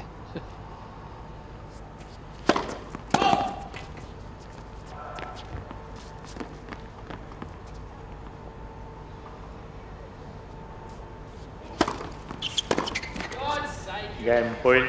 So he holds comfortably at Bouyer, 5 games to 2 now in the opening set here on Show Court 3, day 1 of qualifying from Melbourne Park. Time to check in on some men's singles action out on court number 7. The number 12 seed, the Russian Alex Bogomolov Jr., of course, the number 12 seed here. He's ranked number 129 in the world, has been as high as number 33. He is leading a set and 5 games to 2 against Neil Dessen on court number 7. So we'll see how he progresses through to the next round. Looking pretty convincing so far this afternoon. Here is the score, 6-3, 6-2. As I just mentioned, advancing through 38 minutes in that second set, so he will make it through to the second round. He's been as high as number 33 in the world, so he should advance quite comfortably. Checking over at court number 6 now, we have Kawakowski up against Feeney, and it is 5-4 to Feeney here in the first set, so a pretty tight match between these two men out on court number 6. So there it is, Adam Feeney of Australia leading Daniel Kawakowski of the USA 5 games to 4. So we'll keep you updated with that as we check in back now at show court number 3. Thank you, Dan. Plenty happening around Melbourne Park. Beautiful day for qualifying. The women in action tomorrow. The draw coming out a little bit later on. 96 women. But right now the challenge is for the man serving from Australia, Sam Groth. And that is a cracking return. Certainly got the shots. Love 15. Yeah. That's a great stretch from Bouyer. He's kind of sitting on that now. Sam served that ball quite a bit. Good stretch. 15 on. That had beautiful shape on it. That's it. If he keeps that percentage up, he'll be in a much better position on his serve.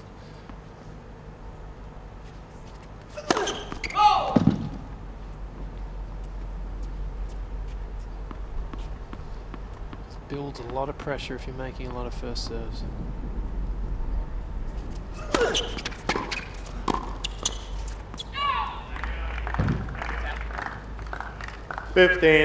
And that's where it'll be difficult for Sam if if he's missing a lot of those first serves to then come up to the line, serve a second, and try to serve volley off it. It's not easy.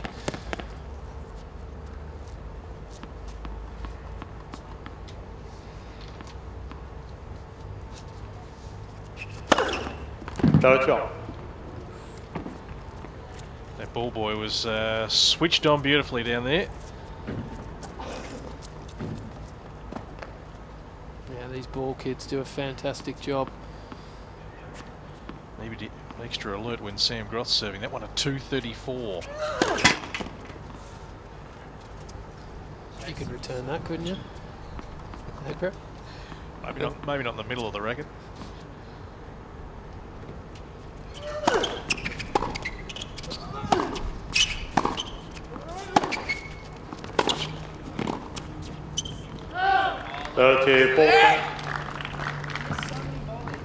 Even though he missed that, I like the idea. I like the mindset. He needs to cut down on these long rallies from the baseline. Set point coming up for Bouyer here.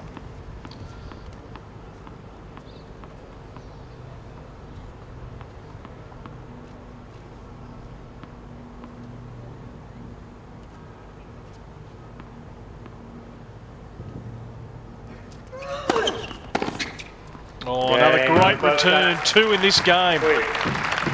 Superb. He wins the first set in style. 6 games to 2 in just 38 minutes. As we take a look at that last serve, beautiful backhand up the line. He is certainly putting on a nice little show here. In just 38 minutes. He's totally outplayed Sam Groth as we take a look at some of the highlights, Nathan. Yeah, Grothy making a good first serve there, backing up with a good volley. Pouillet returned well overall. Sam, probably not enough first serves, maybe down in the 40 percentile. But the biggest thing is for Sam, he needs to gain composure out there and slow things down and go to his routines, which we've talked plenty about. There's a good stretch from Pouillet to finish that set in style. Yeah, some fantastic shot making, particularly in that last game. As we look at some of the stats, first serve percentage very similar. 6 aces from Sam Groth. We're used to him serving a number of those during the match. He's hit a few more winners, but made a stack of unforced errors. That's the most decisive stat there, 23-3. So that needs to turn around dramatically in this second set. And total points won, 37-25. That's how it looks on paper. The challenge ahead for the Australian, Sam Groth, to work his way back into this match. Still to come, James Blake taking on Marius Kopel of Romania.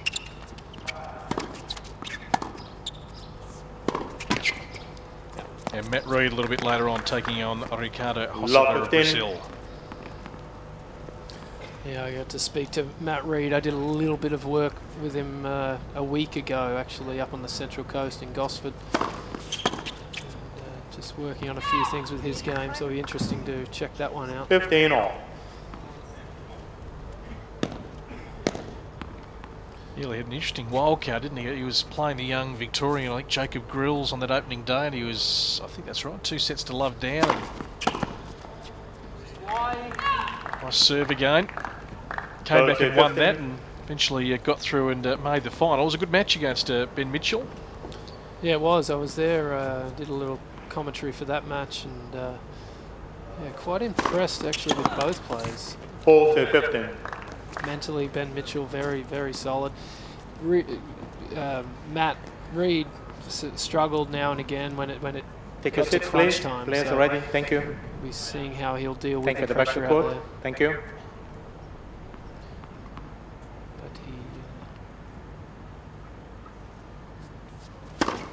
Game point. Great placement again with the serve. 6-2, 1 love. First game, second set. No chance of a record on that. Right on the line. Yeah, Grothy putting his hands up. He's not sure what to do out there at this stage, a little confused. That's the time to really sort of slow things down, have a good think, maybe ask the question, what's going on out here, what's happening, and try to come up with some answers.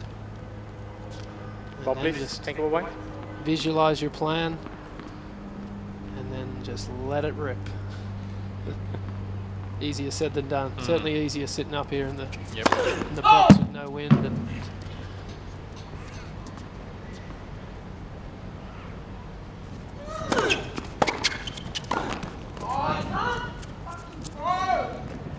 Lob is in.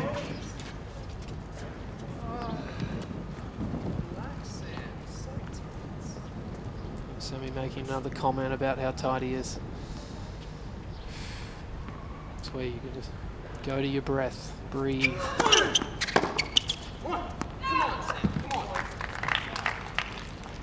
15 all. That's what I noticed when I was working with Leighton, you know, being up and close, you know, with Roger Federer and Djokovic and Nadal. They're very, very still and take their time between points. I mean, this is where this, you know, but the time violations have come in for players, you know, stepping over the mark there. And you have to use that time wisely between points.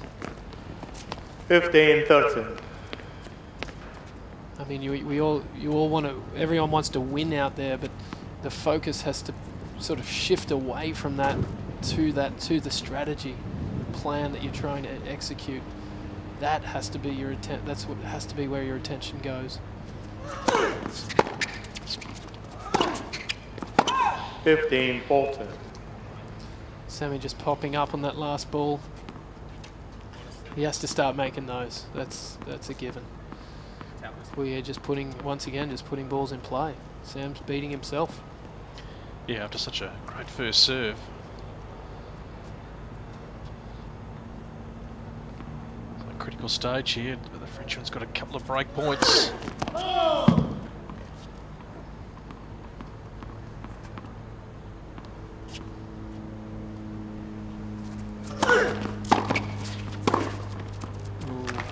done.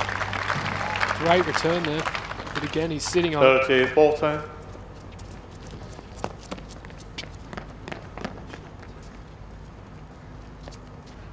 Yeah, he stayed down and got through that ball. Sam.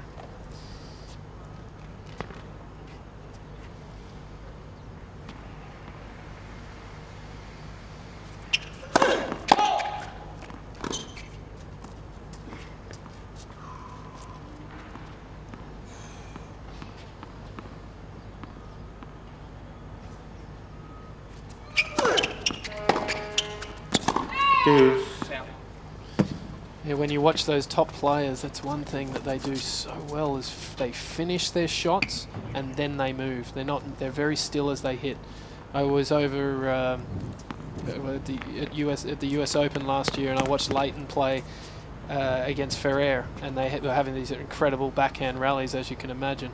And you watch that ball, it lands with depth in the court, but they stay down on it, they finish the shot, then they move. The quality of their shot is so much better when they do that.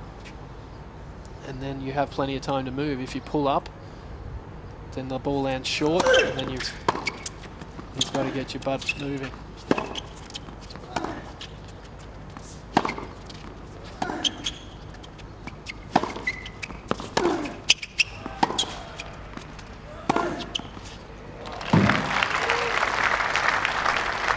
Well played by Groth to get it to his advantage. This will be a good game to get out of here after being down 15-40. A little bit of a confidence boost for him.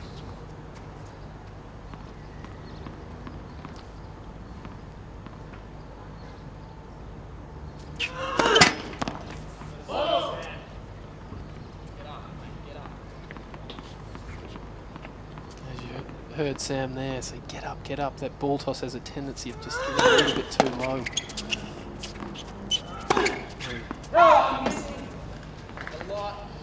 And again, just setting up too early.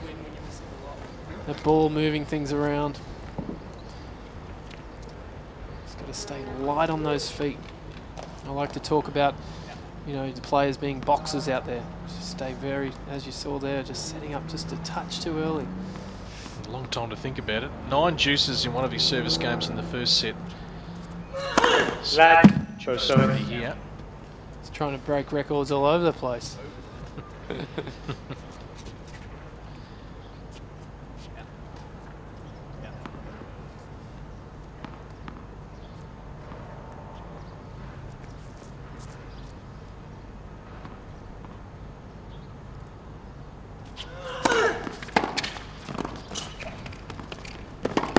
Beautiful pickup from Groth on that occasion. Well, very good effort getting down to that ball. Staying down with it. Nice touch. Good hands.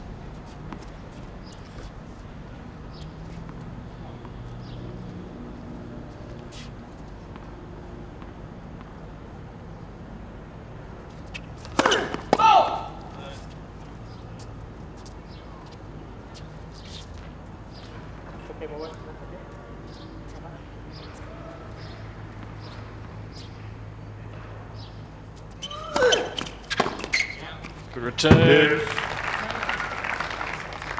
Yeah, good return, moving forward onto that, taking the height away from the bounce. Once again, I'd like to see him cramp him a bit when he's serving volleys here.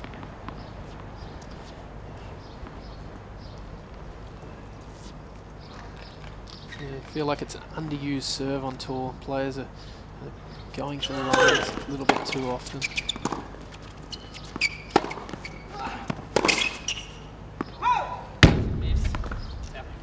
Advantage Pony. That's that movement out there. We also did a little bit of work on that. You know, if you can't defend out of the forehand corner these days, you're in trouble, especially in the men's game.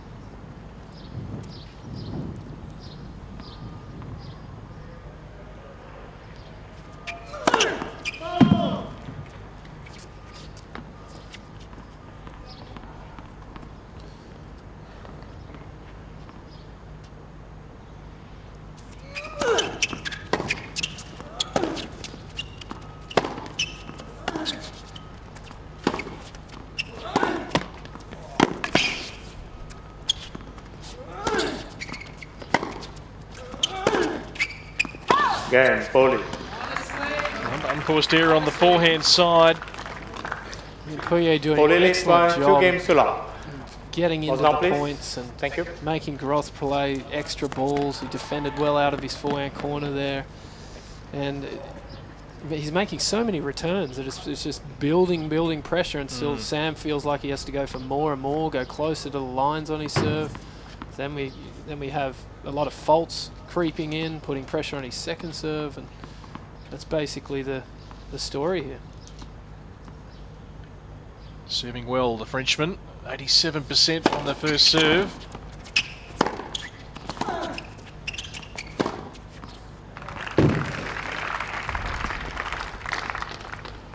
Love. That's the thing with unforced errors. It's a good serve from Pouillet.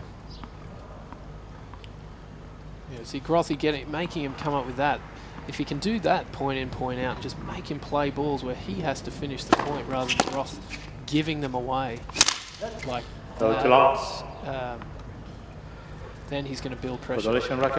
Warning, draw. And that's just an example of the tension that's under the surface, under Grothy's skin at the moment. Yeah, let's not going to see any more tennis. Go too long. There's the unforced error count. It was 23-3 in the opening set, now 29-4.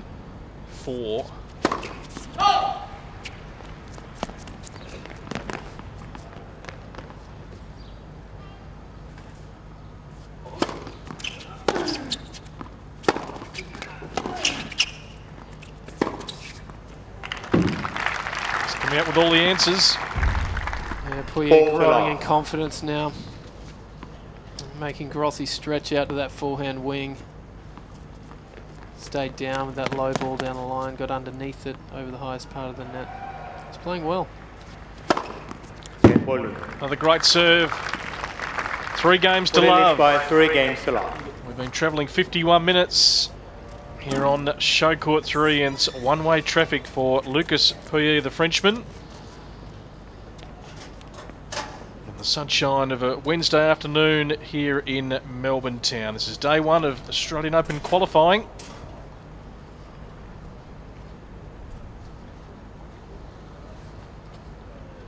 So we're going to take a look at the action. Guys. I'm over here on court 6, and Adam Feeney just lost the first set there. It's a bit of a tussle. He actually had 2 set points at 5-4 on Koski's serve, but couldn't quite convert them. But he's in a bit of a tussle. Quite similar players actually, both single hand backhands, like to come into net. But yeah, a bit of an up and down match so far, and hopefully Feeney can get up in this second set. Yeah, Adam actually grew up down the road from me. My father coached him, actually was one of his first coaches. Is that why he's got such great volleys heels? Yeah, maybe. So back here with Sam Groth serving.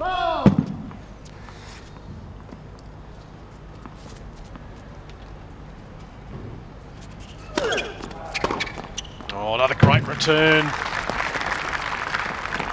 Nice little highlights reel he's building here.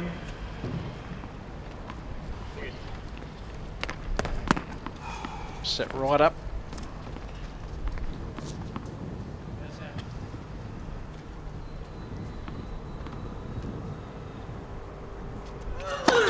Come on, Sam. Come on, 15 on.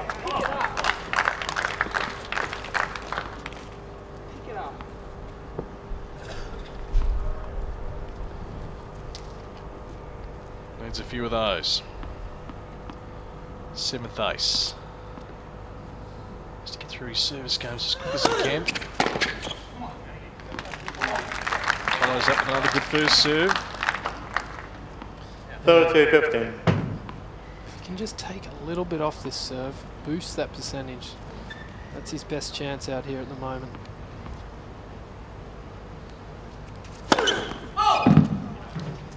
That's not, those kind of serves aren't going to cut it. 30-all.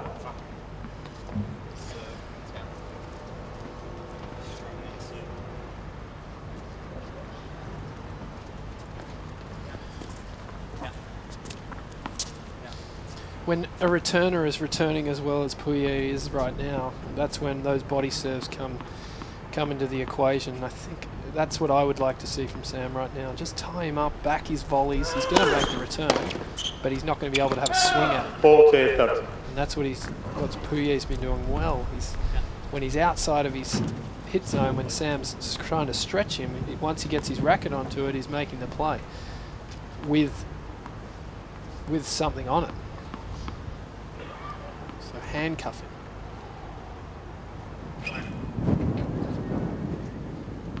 Wind picks up.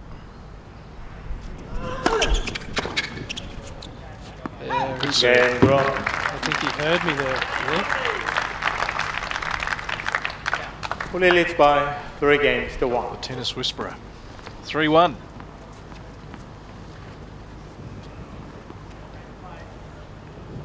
Needs a breaker serve right now, Sam Groth, to get himself back into this match. Next day for the Australians so far. Kokonakis out in an unbelievable match earlier, 17-15 in the third. 15 love.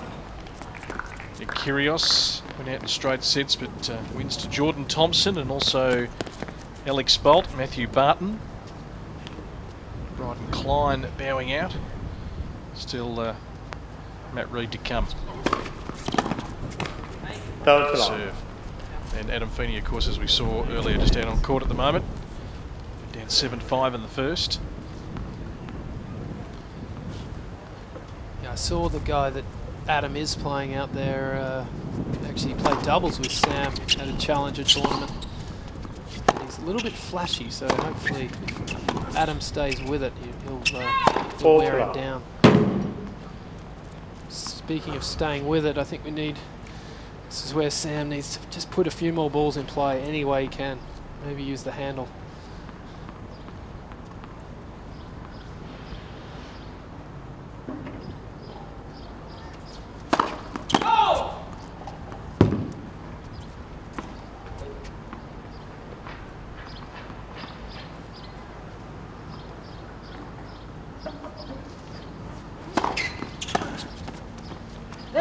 Game Polly. It's another comfortable hold. Polly He served beautifully during this match, and he's in complete control here. 6-2, 4-1 here on show court 3.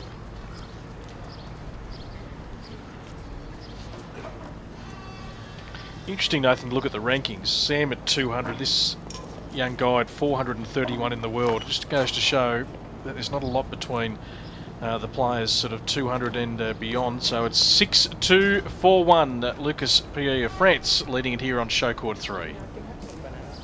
Good on you, Brett. Time now to check in on a few more results happening around the ground. Starting on show court number 8, it was the young American Donald Young taking a straight sets victory, 6-3, 6-4. So pretty easy goings for him in the opening round of the qualifiers. Over on show court number 9, a good win for Diego Sebastian Schwartz from Argentina up against his countryman Martin Allund. They had to go to 3 sets. It was love 6, 6 love, 6-2. So a good win there from Schwartzman to move through to the next round. Out on show court number 10, it was Wayne Ognex from the USA, a 3-set winner as well. And on show court number 11, another 3-set win. A lot of 3-set matches going on here in the opening round with Radu Albut too good for South Africa's Rick de Voist.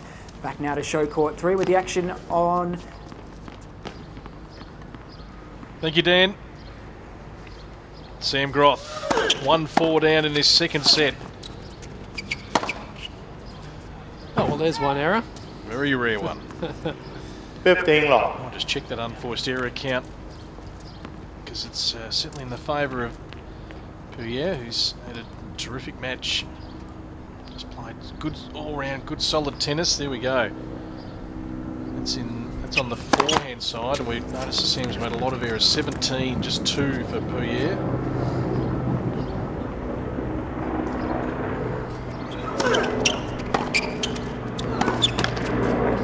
Yeah, tennis is a game of unforced errors. 15 off. You know, towards the top echelon of the men's game and the women's game, I think it's more of a forced error game. But as you go down through the rankings, if you can limit your unforced errors, you can win a lot more matches than you lose. You would have heard that chopper flying over, Nathan. That's Craig Willis. Oh, good old Craig. Master of ceremonies. There's a number of flyovers. Going out. That's a voice that certainly stands out. 15, 13. Just likes to check his surrounds. Yeah, see, this is where once you're in your head, I like to call it the black hole.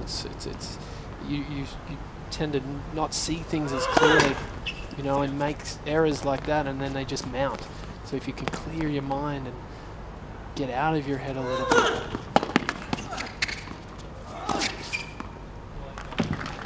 Into that present moment, then you start seeing that ball and realizing it's clear, you know, and then you don't hit it.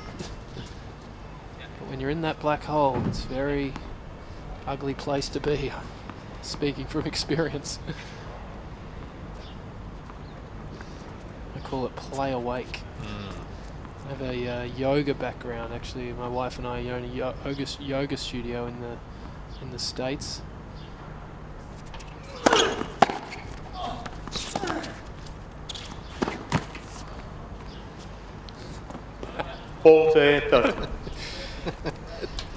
And the yoga studio has been fascinating and really opened my mind, and it's really good for your body as well. It's many benefits. Game draw. That's a good first serve. That's what he needs. Stays in touch. 4-2. We'll just having a slight little chuckle there because lunch today is consistent of a bag of chips. Yeah, I got to be healthy now after a bit of a heart scare in March. Had an aortic aneurysm. Can you spell that? No, but I'm feeling the pain. 15 long. I got really lucky, and you know, a lot of people ask me why are you over in Philadelphia? You come from Australia, and I mean it has one of the best hospitals in the world there. So yeah, I'm probably an hour from it. When it happened, I went to my local hospital, and after a few hours, they realised that they couldn't really fix the problem, so I was sent to.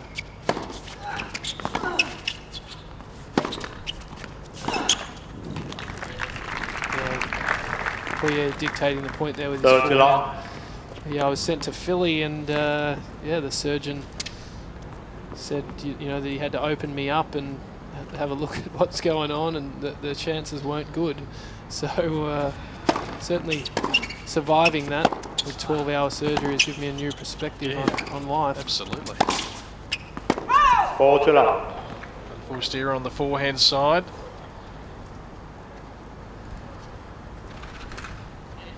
It's great you're here.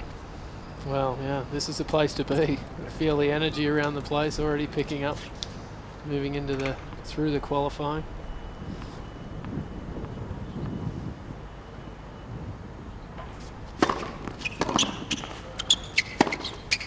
Out. 4 to 15. Yeah, Grothy at the moment just needs to find a way to get balls in the court. You know, maybe mixing in his slice backhand, keeping the ball low. Would be a good play. Make Puyer hit up. He hits a flat ball, which can make it difficult to get that ball over the net.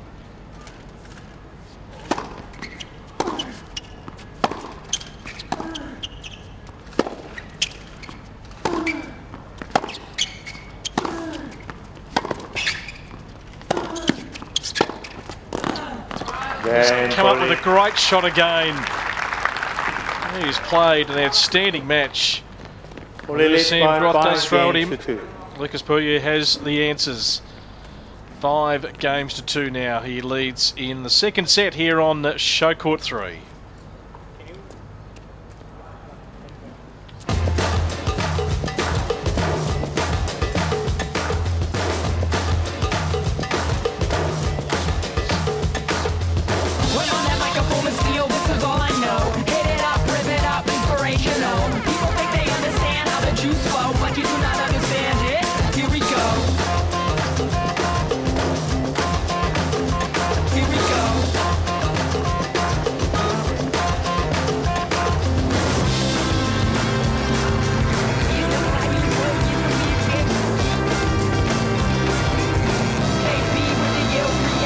Ready? Play at Australian Open 2013. Book a Ticketek now. Welcome back to Melbourne Park. Breezy, but the sun is out. And we're getting through a stack of matches today as we whittle down from 128 men to 16, 96 women to 12. The women's draw will be out a little bit later on. Keep an eye on AustralianOpen.com. They're scheduled tomorrow. Lot 15. I'd like to see Sam just, you know, he's down 5-2. If he can just make a few more balls, make this guy win the set, then it's just building pressure and going into the third set with the. Oh no, it's not. What am I talking about? It's best of 3.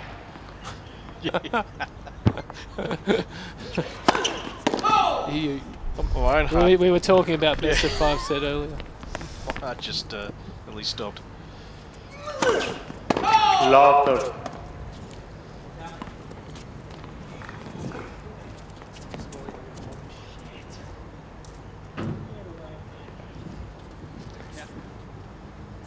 Well, the positive thing is when you know, if Sam is to lose this match, you can definitely take a hard look at things, and there's definitely, we'll have a discussion a little later on things he can work on. Oh!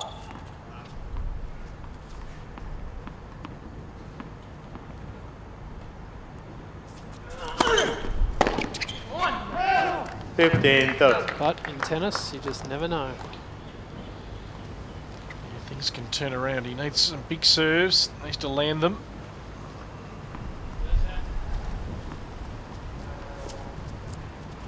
If you could just get through this service game and then make Pouillet serve for it, put a few balls in, you just never know.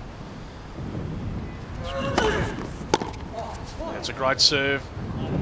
Worked well for him today. I was watching a highlight reel of Leighton playing against Federer in the semi-final of a Davis Cup match. I don't know, a few years ago now. What have we got? 4 or 5 years. And he was talking about Roger serve for the third set, serve for the match, and he was saying that if he could just get through that game and find a way to break him, how close he was to winning the match. And inevitably, he won that match, went around and turned it around. Very inspiring to watch. So a game point here for Sam Groth to get it back to 5-3. Ranked 200 in the world. Pierre ranked 431, but the Frenchman is at the upper hand right through.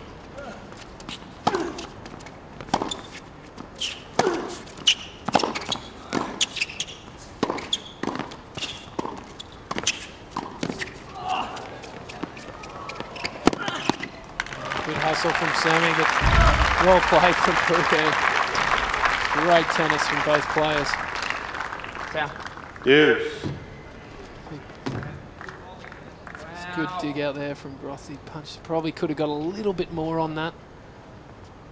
Pouillet, good hands to get it softly over Sam's head, landing it on the baseline.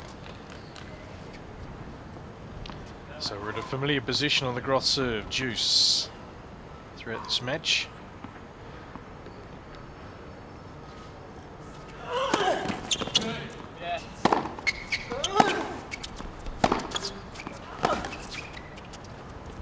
So now a match point. Advantage Kohli. To get into the second round of qualifying here at Melbourne Park.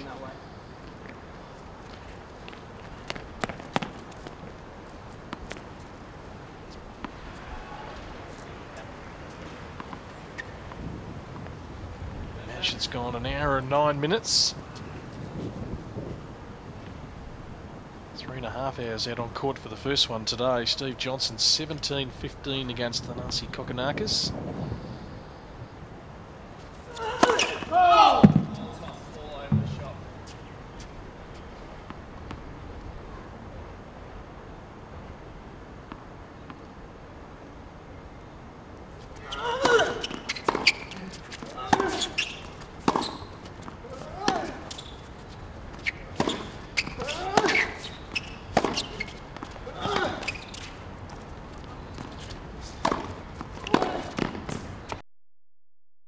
There it is. Fantastic game by Lucas Pouillet, the Frenchman. 6-2, 6-2. Comprehensive performance in an hour and 9 minutes. 6-2, 6-2, and he gets through to the second round of qualifying here at this year's Australian Open qualifying event. Yeah, I think Sam can take a lot away from that match. As I said, we'll have a chat afterwards, but yeah, hats off to Pouillet for playing such a high level. And just making so many balls. I mean, he put a lot of pressure on Sam's serve by making so many returns. It is breezy out here today, and he played a lot up the centre of the court. Went for big targets, and that unforced error rate just suffered a little on Sam's end. Certainly did. Let's get down to David Bidmade, who's got our winner with us, Dave. Yes, I'm joined by Lucas Pouillet, a great first round victory. Lucas must feel really good. Yeah, it was a very great day for me. Played pretty well. I think it's one of my best match. I returned very well. I played him last week, so I knew how he plays and I knew how to play against him, so I'm very happy. That's right, you played him in New Caledonia last week in a Challenger. What did you do to turn it around? Because you lost to him last week. What were the tactics going to this match? Well, I lost 7-5 in the serve, so it was pretty close. And with my coach, we talked a lot of time about the match and the return, because he's a very good serve. He has a very good serve, so the main point was to return very well, have a good serve. And enjoying being in Melbourne, mate? Yeah, I think this is one of the best town I've ever seen, so I love it. Well, all the best for the rest of the qualifying, and yeah, hopefully you get through. Thank you very much. Well, a very convincing win there from the Frenchman Lucas Pouillet in his opening round clash against Sam Groth of Australia in the men's qualifiers. Dominant from start to finish, as we're going to check out all of the highlights from that round one clash. Of course, Pouillet started in convincing fashion. Of course, ranked 431 in the world, I should say, and Sam Groth 200, but the ranking's really not indicative of the form of both men out there this afternoon. Pouillet took the first set 6-2. Very solid from the back of the court, good up at net too, able to put away some of the short balls that Groth delivered up. The second set, only in 31 minutes, a 6-2 win there for Pouillet as well. A lot of frustration this afternoon for Sam Groth, and pretty evident too that the emotions were spilling over, getting a warning for racket abuse in that second set. Just not his day out there on show court number 3. So the Frenchman will walk through to the second round of the qualifiers in some pretty ominous form too, I might add. So looking forward to seeing how he goes for the rest of the qualifiers. For Sam Groth, back to the drawing board to refine a bit of form as the summer rolls on. Here are the stats for this afternoon's clash between the two men. 52% of first serves there for Sam Groth. Got a lot of weight behind that serve, but just couldn't fire it this afternoon. 65% for Pouillet. The winners there, 16 in favour of Groth to 12, but the unforced errors, that tells the story in the end. 35 to the Australian, the Frenchman conceding just 7, winning 69 points as well compared to 43 of the Australian. So Pouillet will move through to the second round of the qualifiers here at the Australian Open. Plenty more to come on day one. Stick around. This is the Australian Open qualifiers for 2013.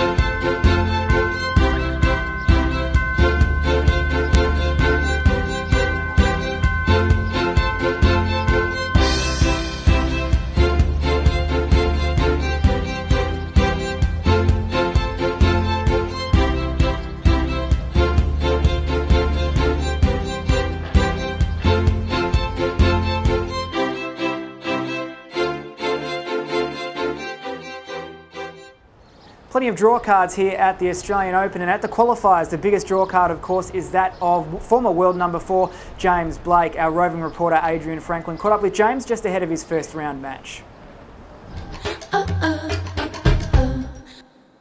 James Blake, thanks for your time. Welcome back to Melbourne. Thanks. You had a hit with Roger Federer earlier today, I believe, in preparation for qualifying. How are you hitting how are you hitting at the moment, and how is it to hit with Roger Federer? I felt great today. It was great tennis. Obviously, you're going to have to raise your game when you're playing with, in my opinion, the best player of all time. So I did that. I felt like I was playing well and gave him a good workout, which I'm sure which I hope helped him. But for me, it helped me to kind of gauge where I'm at, because he's going to play at such a high level at all the time. So it's fun to see how you match up with the best. And I know I won't face the same kind of competition of him in the qualifying, but I need to still be just as hungry. I need to play as if I was playing him, because you're going to play better a lot of times against that top competition. And if I can keep that level up and convince myself that I need to play that well, and I think I have a good chance in qualifying. So qualifying starts on Wednesday. I mean, you've been around for a long time. You've been in so many main draws. Is it a little tough to get yourself up for qualifying, or are you feeling really comfortable at the moment? I actually feel really comfortable. The reason I'm here is because I feel good about my game. I feel like I'm playing well and can have success. So it's not going to be tough for me. I haven't played a match in a few months. First tournament of the year for me. So I'm always excited at that point, and I'm definitely a competitor in anything I do. So as soon as I get out there, it doesn't matter if it's qualifying or a finals. I want to win. So I'm going to be out there to win and to qualify, and then hopefully go further in the main draw. Whenever your name is mentioned in Melbourne, people are so quick to say how much they love James Blake. You must have some great memories coming back to the Australian Open. I do have great memories, and that, to be honest, that puts a smile on my face all the time, because I feel like this whole country has embraced me since I first played the Hopman Cup as a kid that was so brand new to the tour. And I was about 19 years old, and came here and played in qualifying back then, and I felt like I had fans just from the start, and I was having so much fun on the court, and I love the fact that they appreciate that, and they appreciate sport so much here. And really the fan reaction is really one of my best memories of this place. I've had some good wins over guys like Kunitsyn down here, and really close matches with Del Potro, and late in the 5th set lost to him, but quarterfinals a couple times. So I've definitely had some fun here. We can't wait to see you in the qualifying, and we hope to see you in the main draw of the Australian Open again. Thanks a lot. I hope so too.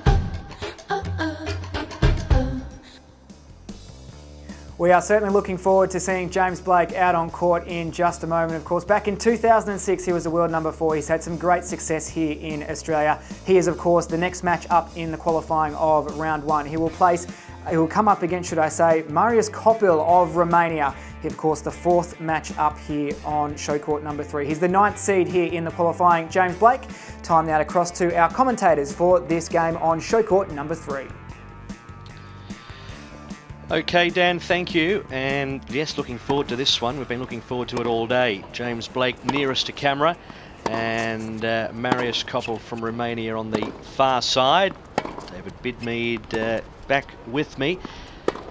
Well, he has to turn back the clock, doesn't he? 33 years of age, a man who has got to number 4 in the world, but his record leading into this, he has been a quarter-finalist here. He's got past the 3rd round at the French, twice at Wimbledon, quarter-finalist twice the US Open. He's made the finals in the Tour final, the ATP Tour final. A tick outside being a bronze medalist in the Olympic Games. He's won 6 career titles. It's just the list goes on, and then that's without even doubles thrown in. He really does have to turn back the clock, but as he was saying with Adrian Franklin, he's feeling good. Well, incredibly impressive resume there, Matt, that's for sure.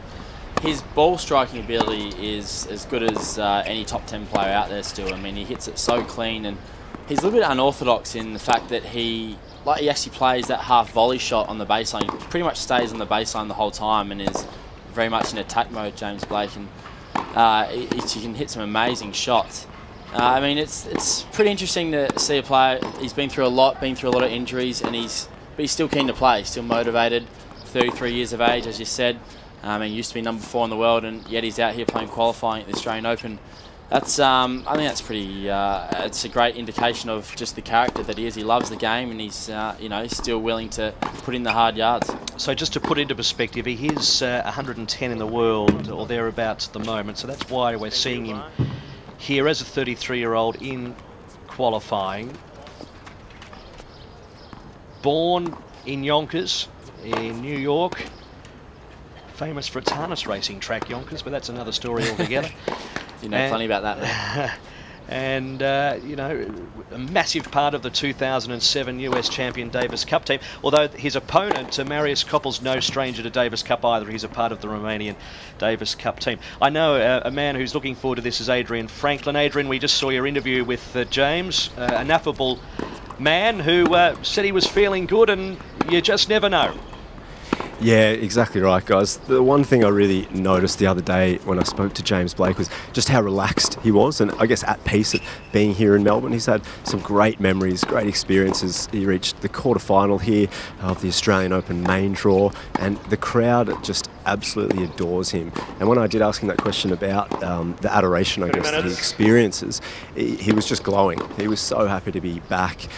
He's now got a young child and he's married, so he's 33, as you've mentioned. I would say this may be his final year on the tour, so you'd expect him to put absolutely everything on the line out on court today. But his opponent is not going to give it to him, Marius Koppel. He's had a couple of great wins last year. He beat Marin Cilic in November, so late in 2012. That's a huge win, so he can take this match out and he'll feel pretty confident also. So James Blake, expect the big shots, his big forehand that he likes to go for. He's got the one-handed topspin backhand, but yeah, as I mentioned, just really noticeable that he's enjoying his time here. He's probably getting a lot of questions about his age and what he's going to do, but you know, he wasn't getting irritated by that. He's just really calm right now, so I hope he can take this one out and maybe take the next two and head into the main draw, because he's such a dangerous player.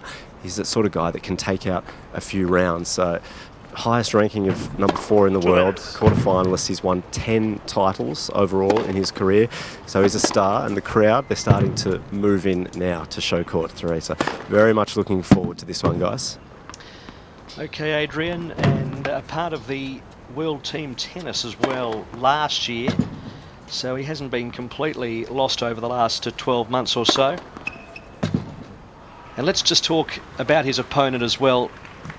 Marius Koppel from Romania, 22 years of age. Yeah, I'll head out there now. 6 foot 4 inches. He's a right-hander and a part of the Davis Cup team and plays on the Challenger Tour.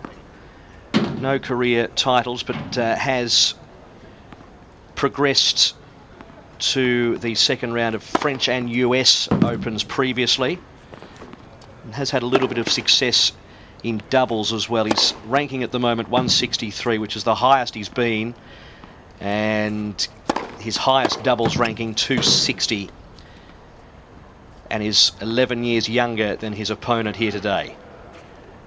1 minute. Do you think Blake would be feeling the pressure out there, Matty, or is he super confident that he can get over the line? Well, he's a man who's played the best in the world at the best tennis tournaments in the world. Don't know if he'd be thinking about the opponent so much.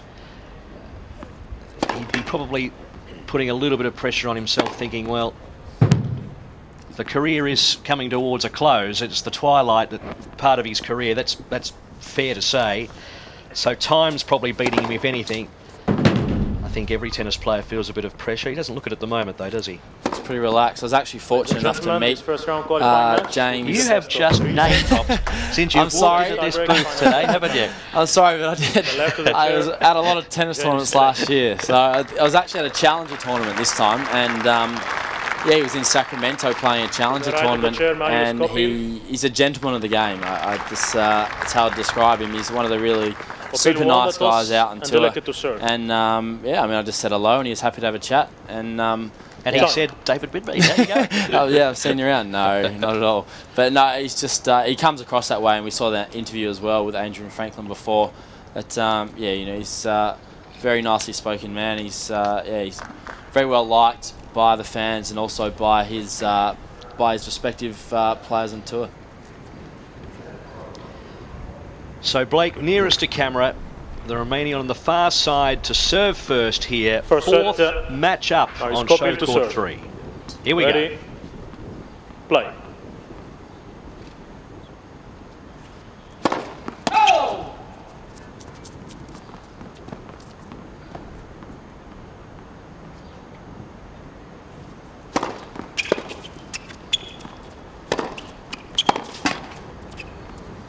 $50 love.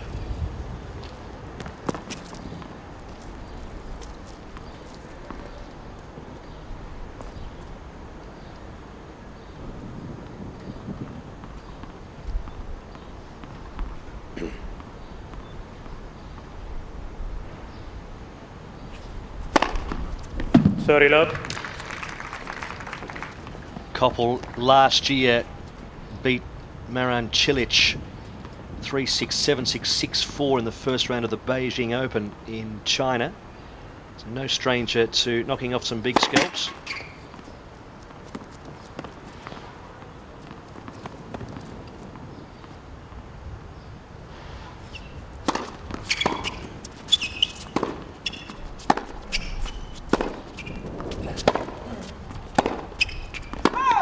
$30-15.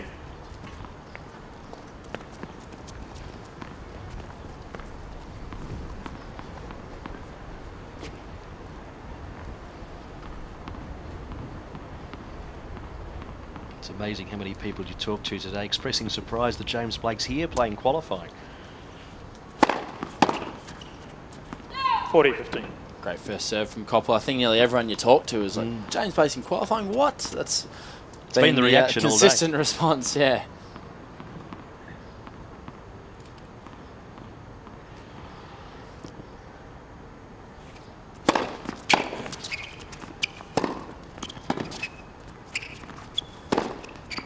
That's a lovely forehand.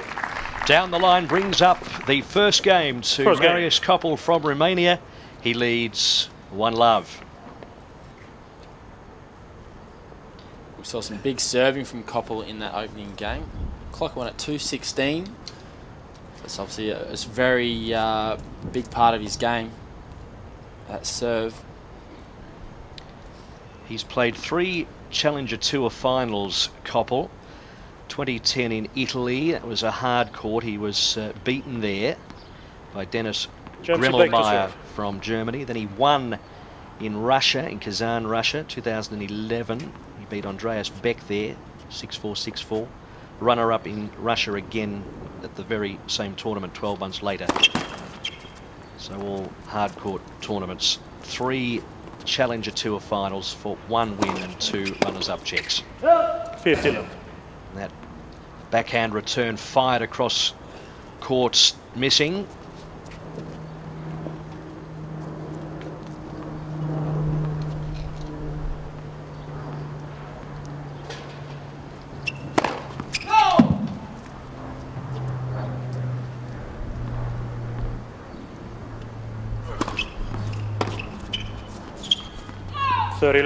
Great kick serve from Blake. Just making Koppel stretch there. Couldn't quite bring it down with the single hand backhand. The kick serve always works well against someone with a single hand backhand. Don't have that left hand to use on the racket to bring the ball back into play. First service. Much harder to turn a kick serve that way.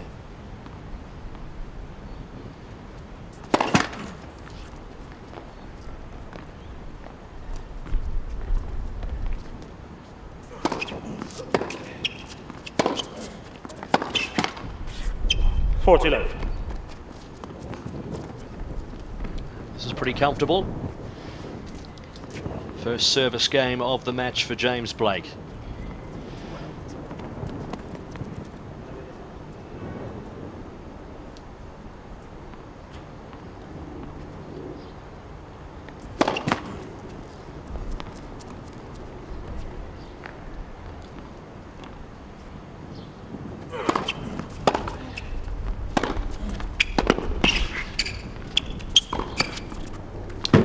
And put away.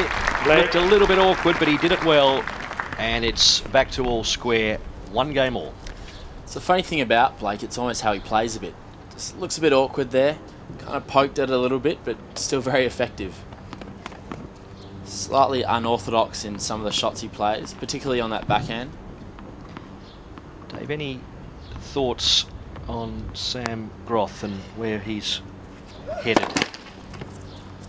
Yes, well, I mean, it was a bit disappointing that match before. I know he beat Puya just last week in New Caledonia in a Challenger tournament. So, I mean, he would have been pretty confident coming in. I think with the conditions... Lock it in. I mean, every player needs to play in it, but I know with his serve, his game's based around it so much, and he's got quite an extreme grip on his forehand. So if that ball's moving around a bit, it can be pretty hard to make clean contact with. And yeah, just his footwork, he wasn't quite moving his feet in that match, and just a bit stagnant there. So look, a little bit disappointing. I know he'll be be very disappointed. We saw his snap racket the change of ends just before he left. So obviously let some steam off there, but yeah, look, he'll be disappointed, but hopefully he can still maybe try and get into the doubles and go from there.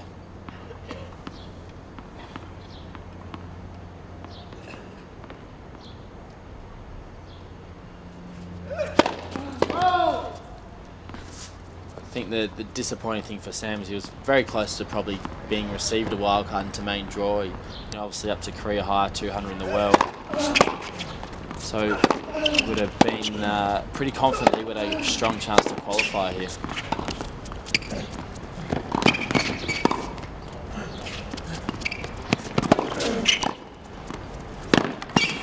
He had to really fight off the American there, but he's done it well, the Romanian. 30-15. Fantastic point. We see the athleticism from Blake here. Almost thought about through the legs. I thought he was going to there, Matty. And then nearly making this shot here as well.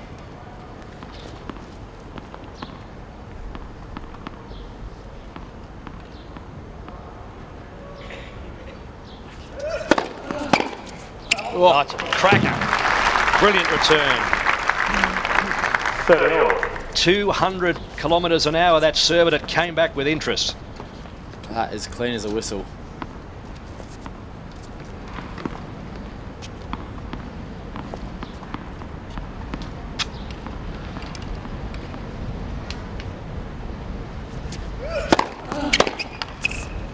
It's a quick answer from Koppel. Right back at you, he says. Fantastic swinging serve in the corner.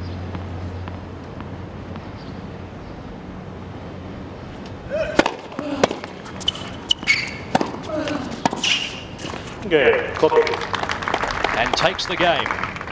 So it's Marius Koppel leading 2 games to 1 after 8 minutes.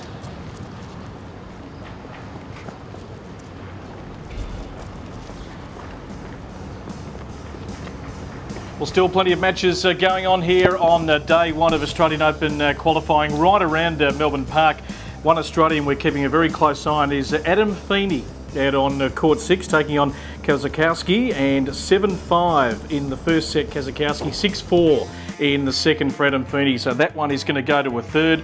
Also, Sugita of Japan, he's the 14th seed. Lost the first set to Zverev 6 games to 1. We'll keep a close eye on that. Michael Yanni of the States, he is 3-1 against Basic out on court 9. That's in the third and deciding set. Cedric Marcel Steve, we saw him play some Davis Cup last year against Australia. 6-3, 2-all in his match against Ignatic, the 23rd seed. Simon Gruel, the 27th seed, 3-4. He trails Chen out on court number 13. And Bassinger, the 10th seed, 6-3, 5-all against Stéphane Robert, the Frenchman, who was also in Umea playing a challenger last week. So there's some of the matches live as we return you to show court 3.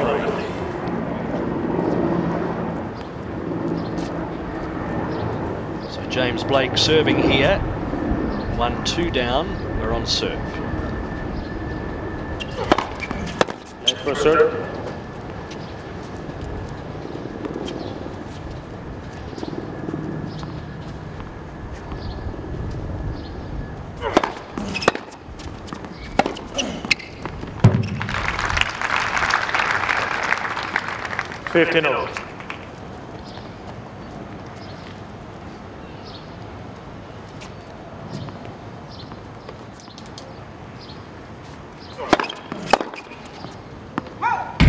15.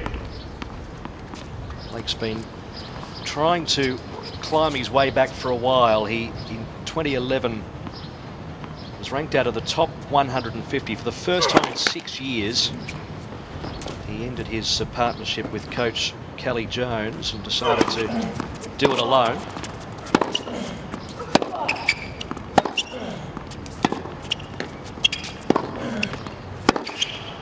Oh, that's a ripping backhand. So he's been trying to climb back for a while, Blake, and now up to 110. Yeah, it's tough doing it alone out there. I guess, I mean, given his age, he's had a lot of experience and, you know, would know his game really well. 40-30. Blake currently leading that early count of backhand winners. In 2011, he was clocked as hitting the fastest forehand ever hit at 125 miles per hour. Can do it on both sides, and he takes that game. That's amazing.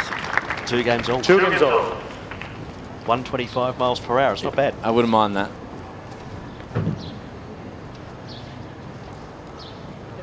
Earlier today, we saw the American Steve Johnson just getting over the top of Australian Thanasi Kokkinakis 17-15 in a deciding third set. It was an epic. It went for almost 4 hours.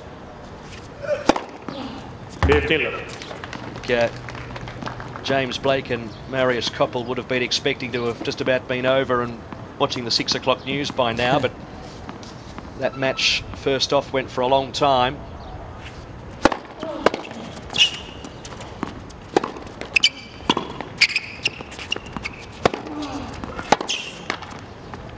We saw Bradley Klan from the USA up against the Australian from Canberra, Nick Kyrgios, and Bradley Klan, Dave, he was a cut above his opposition today. He was too solid against Kyrgios earlier on. He just didn't make many mistakes at all. Really consistent match from him. Perhaps just a little bit off what his usual standard is, Kyrgios, earlier today. Lucas Pouliot from France over Sam Groth in straight sets. That's right, bit of an upset there. 30, ranked 15. 431 in the world, but a really up-and-coming young French player. No doubt we'll see a bit more of him in the future, Pouliot.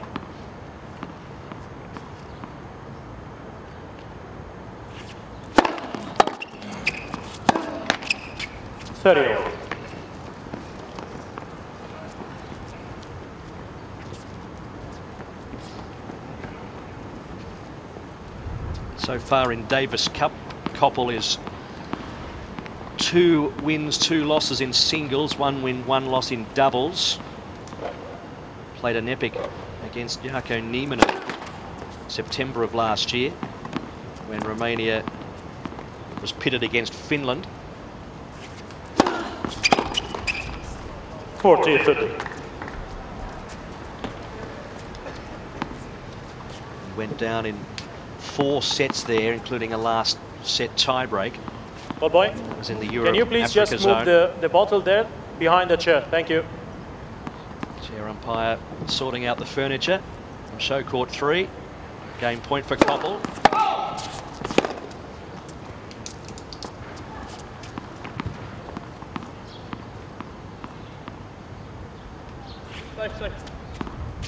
Seen a bit of this today. It's going to breeze up at times.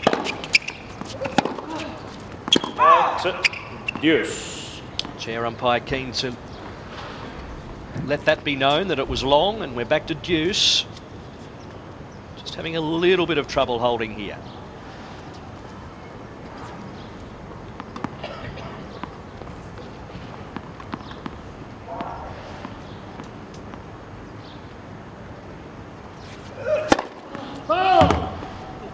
Just missing.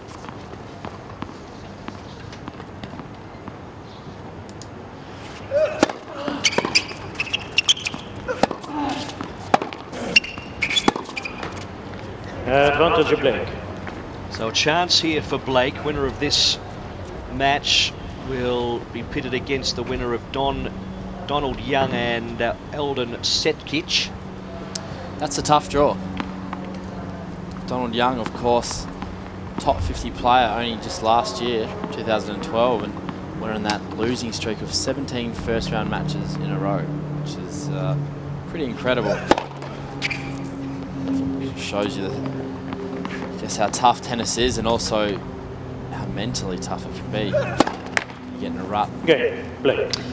Not a good way to lose your service game, a double fault. Black leads 3 games James to 2. Blake gets his nose in front. He leads 3 games to 2 in the first set. As we head back down to Adrian Franklin. Thank you, guys. I'm out here watching Adam Feeney, and I have Feeney's coach here with me, Luke Bourgeois. Now, it's a really tight moment here, isn't it? You mentioned there are some momentum shifts throughout this match. Yeah, there has. There's been a couple of real sort of up and down points in the match where Adam came out a little bit slow and had some opportunities, really hung tough in that first set, had a couple of set points, but didn't quite take advantage of it, and then let that get away from him. But towards the end of the second, he started to really sort of hit his straps, and here we have break point. So we'll stay with this for now, as that just goes long. So Kozakowski won the first set 7-5, Adam Feeney the second 6-4, and it's now 1 game to love. We're back to Juice. He seems to be hitting the ball well at the moment, so he's feeling good out there, it seems. Yeah, he is. He's really dominating the out of the sort of backcourt stuff here once he gets the serve in play, but it's just really about taking his opportunities here. I'm not sure what his breakpoint conversions is, but I think it's about 2 from 12 right now, so if he could find a way to pull it out there, I mean, I think he'll run away with it here. Yeah, well, he does look to be on top, so we'll leave it there. Thank you very much for your time. Good luck. No, thanks, Adrian. Thank you. Adrian Franklin.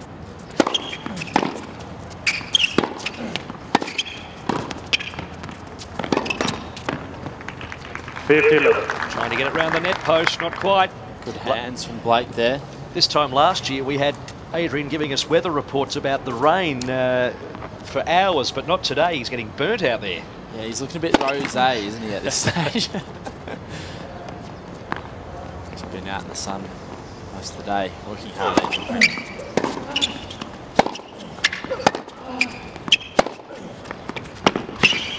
Oh, heavy hitting. Power hitting. He's looking quite comfortable out there, Blake. He generally just plays the same way. You know what you're going to get when you play him. Up on the baseline, taking the ball early, really aggressive. 40 love. And that's a big one down the tee at 205.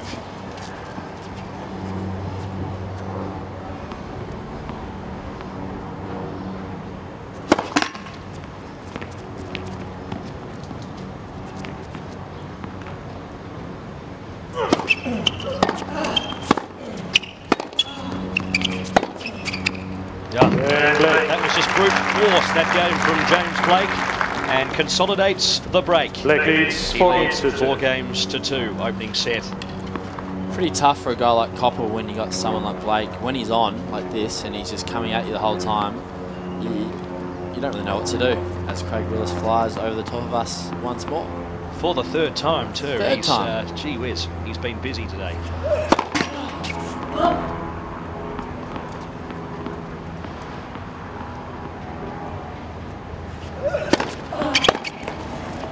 He needs a solid service game here, Koppel. Kind of handed it to him last game to drop his serve. A few loose points.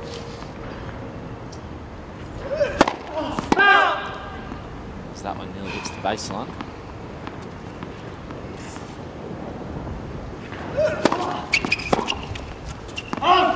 Sorry.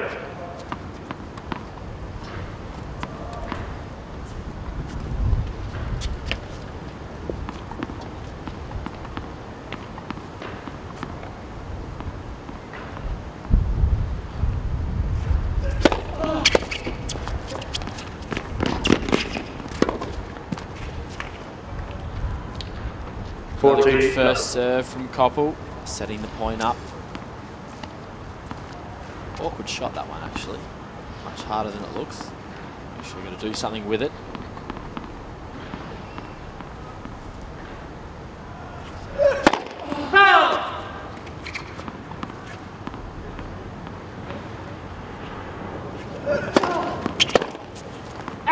Good. Copy.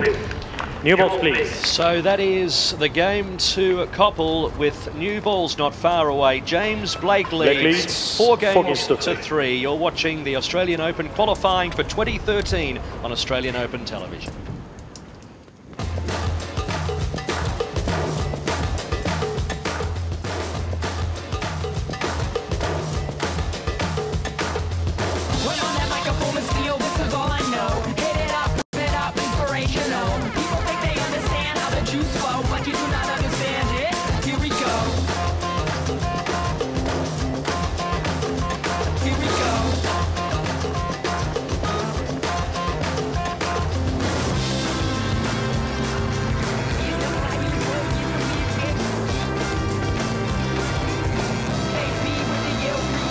Ready?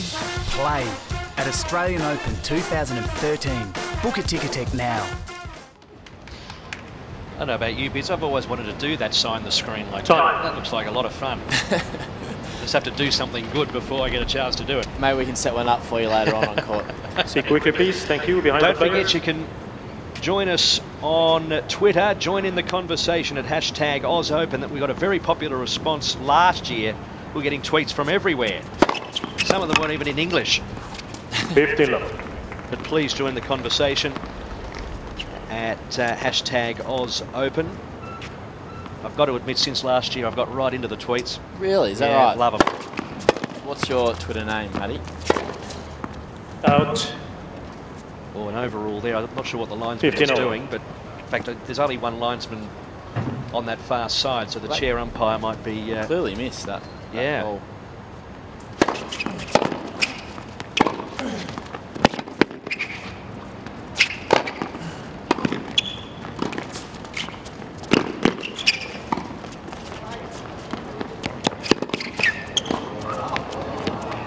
Not done. Great tennis. You're quite right. There are 13-15 on that far side. That was just a blatant miss on that occasion. But anyway, another point's been played, and it was a good constructed point by Blake, who got his opponent on the ropes very early on. You love that one, through the legs bits. Yeah, Federer style.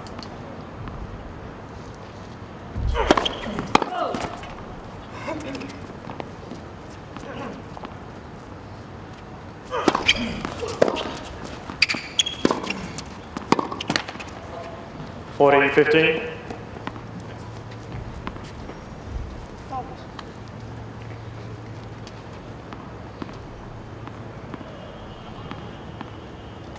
You mentioned Koppel being a part of the Romanian Davis Cup team. It's been a bit of a long time between drinks for Romania. Very strong in the early 70s in Davis Cup.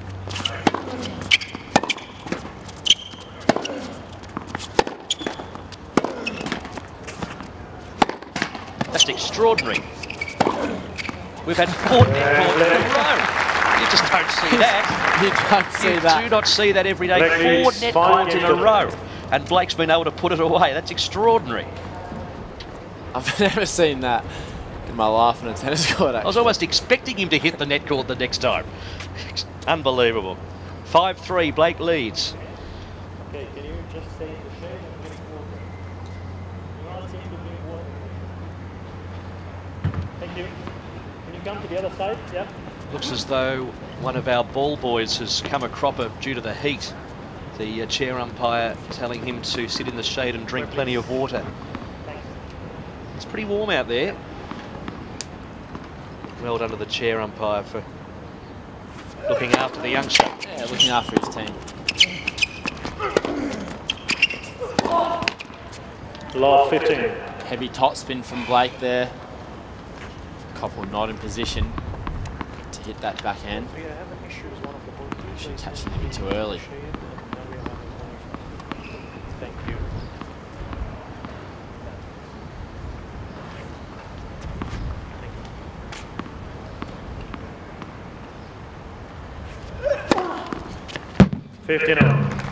That certainly wasn't coming back.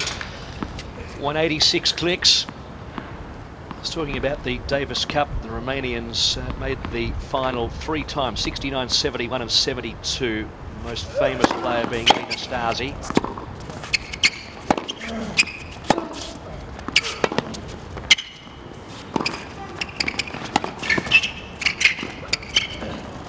Oh, it had to be hit. Yeah, it was an awkward shot, wasn't it? Because Blake had a lot of topspin on that lob. He didn't really get enough height on it, but it was really dipping. This is a great approach here from Koppel. Dipping. He kind of got caught out as he's moving back. Managed to execute the drop volley. Very nice. 40-15. Good serves down the middle this game. It's a comfortable service game for Marius Koppel.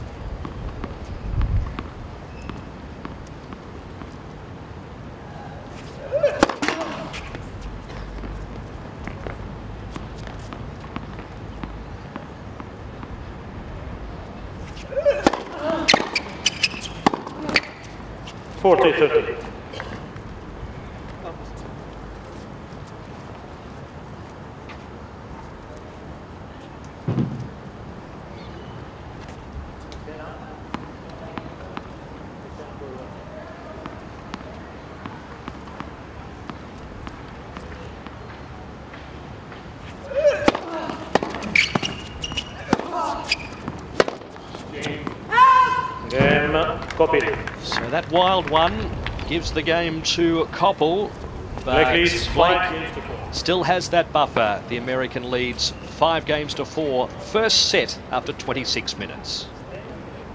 Thank you, Matt. Plenty still happening around the grounds here at Melbourne Park. A couple of results just in. Matthias Basinger of Germany, the 10th seed, has knocked out Stéphane Robert of France in straight sets. And Michael Yanni of the United States also through to the second round of men's qualifying. He's defeated Mirza Basic of Bosnia. The Australian who's out on court at the moment is Adam Feeney, and nicely placed in the third and deciding set.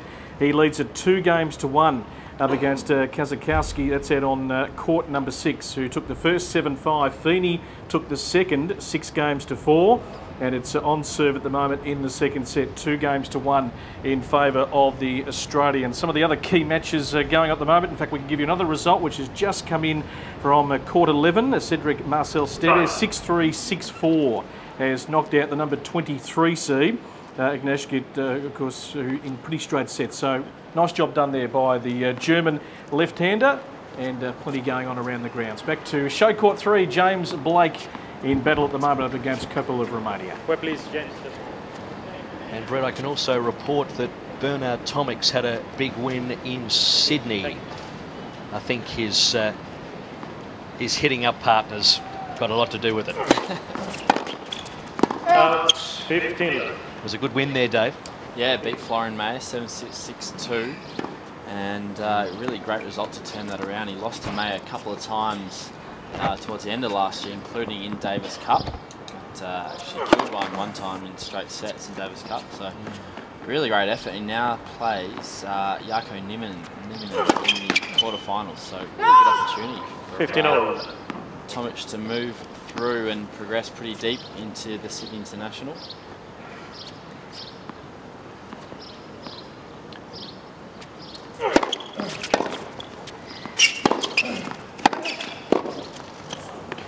$15-30. Bit of an opportunity now for Koppel to try and get the break back. It's been good tennis so far. Good heavy hitting. Late-ish call.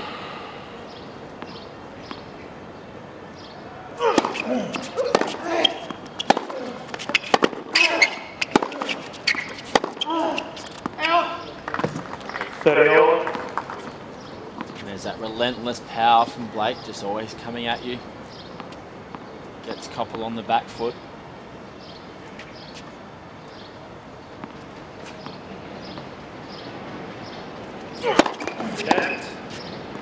First service.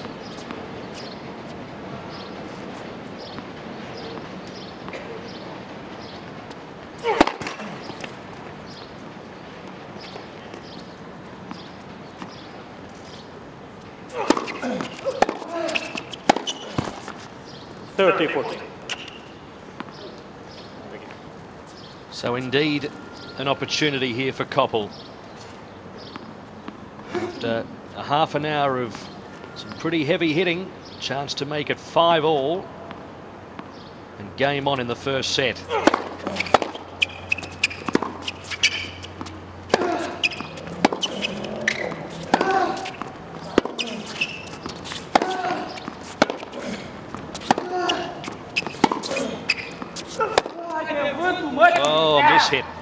was disappointing because it was developing into an outstanding rally. It was, and Copper was in control of it as well. We saw Blake Ladies and quite a gentlemen, bit please behind make the sure to have baseline your there as mobile well. phone off during play. Thank you.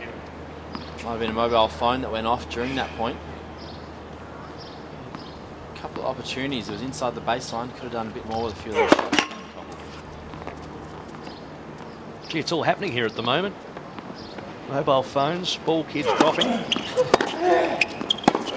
Net courts.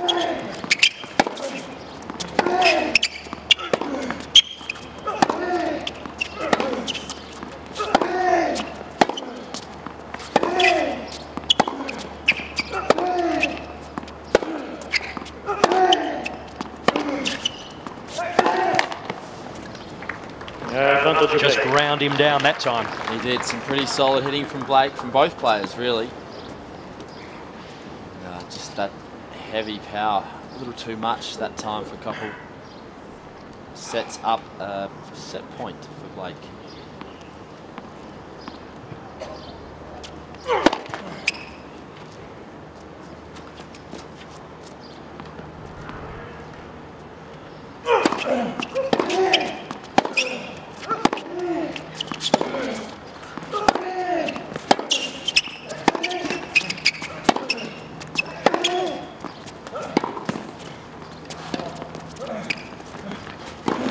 That was a great rally. Koppel flirting with the line a couple of times, and Blake was able to put him away and take the first set 6-4 after 31 minutes.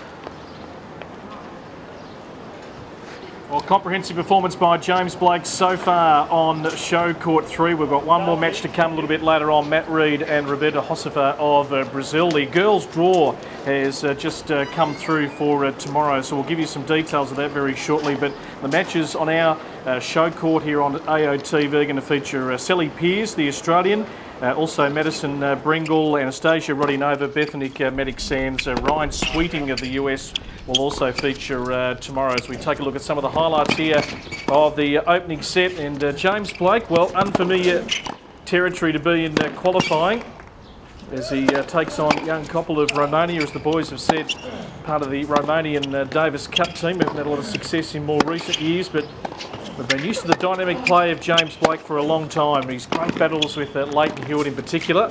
Maybe not moving as quick as he did back when he was a much younger man with the injuries he's had over the last few years, and that was one of the points of the match. James Blake having the net covered there. Very solid from the back of the court. Does like to get in as much as he can, James Blake. And that one nicely down the line. I was expecting that one to hit the net court. A very good, comprehensive first set from Blake, who got the break and was able to power away. That was a nice volley there from Koppel, the Romanian. It's a good, powerful tennis from both players in this match. Nice winner down the line there from James Blake. The Australian in action, Adam Feeney, out on court 6, 4-1. He leads in the third and deciding set. We'll keep you updated on that. Yes, an entertaining first set, Brett. Thank you.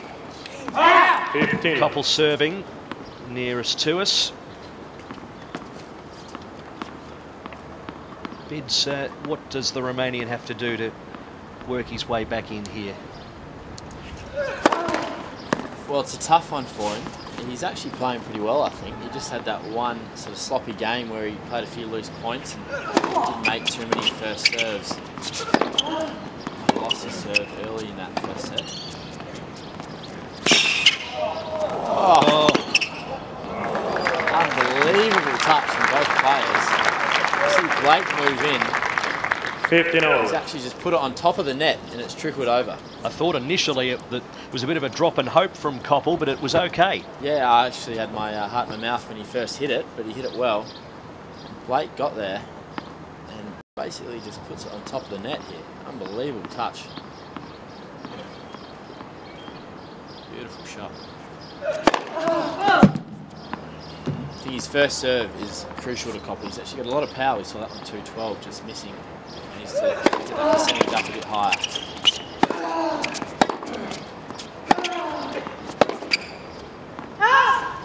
Thirty, 15. Been some entertaining tennis though so far. Blake obviously a lot of power, but the remaining as well can really step in and crack a ball.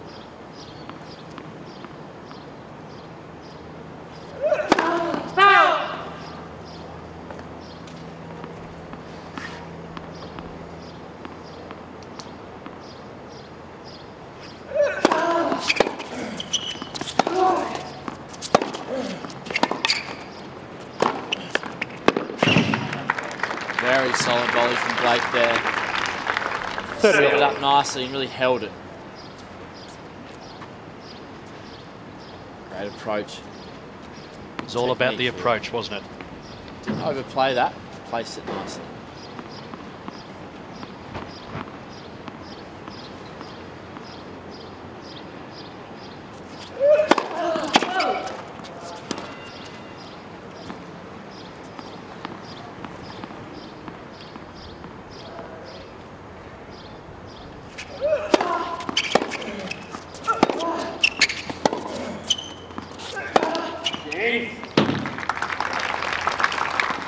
Shows how a good deep second serve can cause problems.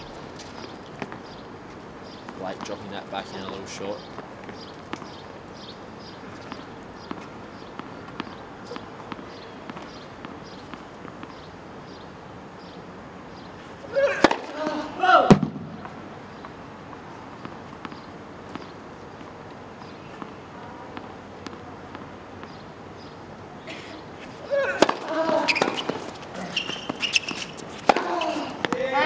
Yes. Too much was the words from Koppel. Couldn't agree more there. Get a bit more work on the ball. See you lift it up, pulling up off the shot. And that's why the unforced error came.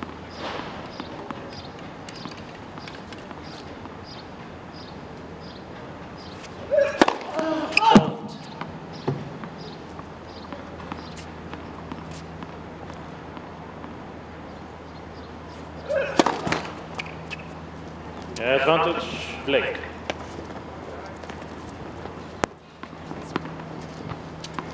Got more results coming through from Sydney there, Bids. That's right, another Australian who's had a very good summer already so far. John Millman going down the tight match with 7. Third seed in Sydney. Game, Blake. Well, it is another First game, break of second serve. James Blake well on his way. 1-love in the second set after 7 minutes and 38 minutes overall. Well, you mentioned that first serve percentage for a Koppel, Bids. Let's have a look at that. 55%. Blake's wasn't overly flash either. It wasn't, no. You want that up and towards the 60s, that's for sure, and I think with Koppel that's where it needs to be. What about the unforced errors? Well, 15 to 6. 15 unforced errors from Koppel, and that's been the telling point.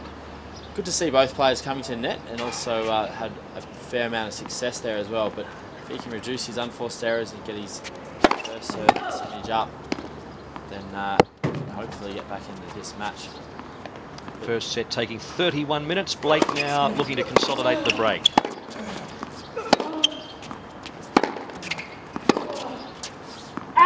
Yes, so in Sydney it was Seppi over Millman, 6-2, 3-6, 6-3, and as we brought you earlier, Bernard Tomic over Mayer, which is a good result, 7-6. It was 7-4 in the tie-break, 6-2 in the second.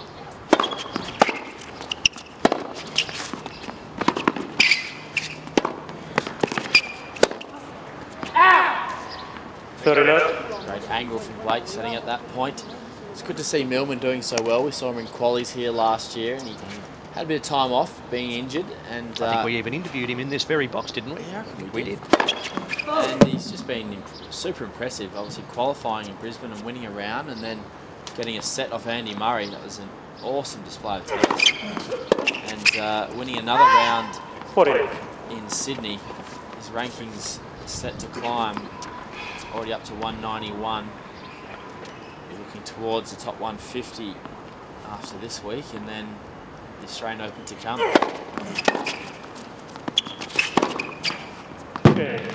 Blake powering through this.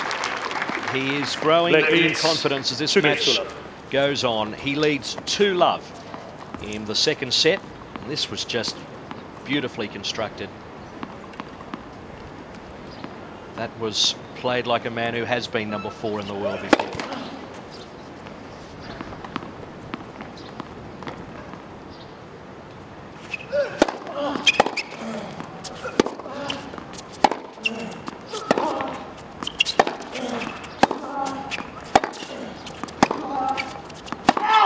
Love 15.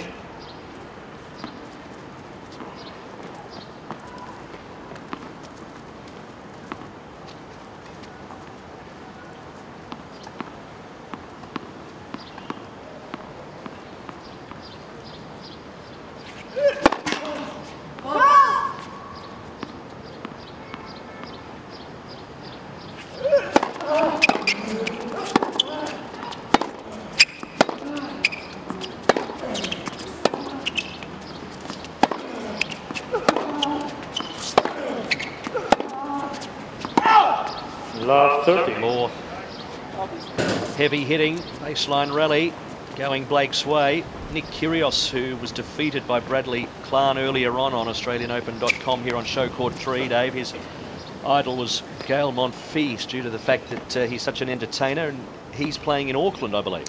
He is, and he also beat Aussie Greg Jones and his great run. Greg Jones, a qualifier, had a couple of great wins, beating Victor Hanescu in the last round of qualifying. 15th in the world, and then had a major upset beating Jürgen Melzer, who's currently 29 in the world and also former top 10 player.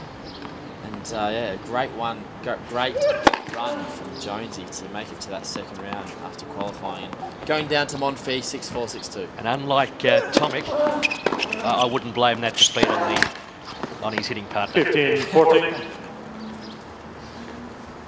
Jonesy. You've had a bit of work to do with Jones, yeah, haven't you? No, he's a good mate of mine, Jonesy. I've been hitting with him on and off whenever he's back in Melbourne, and actually spent a couple of weeks with him in the States last year, sorry, for a couple of challenges.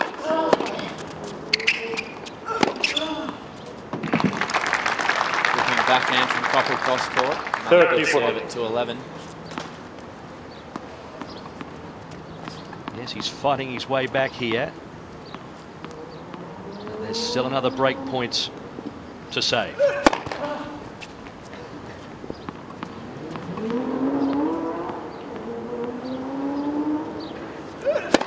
Left. Second serve.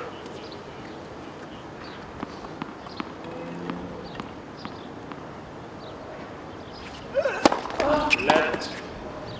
Second serve.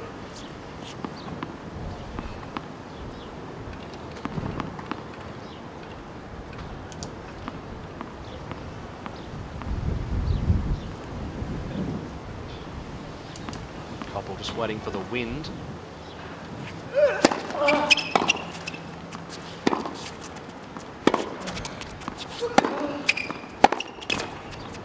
Yes. He survives. He had to fight his way through that. Let's head now to Adrian Franklin with an update. Guys, just a further update on court 6. So this is Adam Feeney's court. He's playing the American, Daniel Kozakowski. Kozakowski won the first set, 7-5. Then Feeney won the second, 6-4. And right now, Feeney is leading 5-3. And he has 1 match point. He's serving. It's 40-30. So he's been in control of this match since he lost that first set. This is match point right here, and he takes it.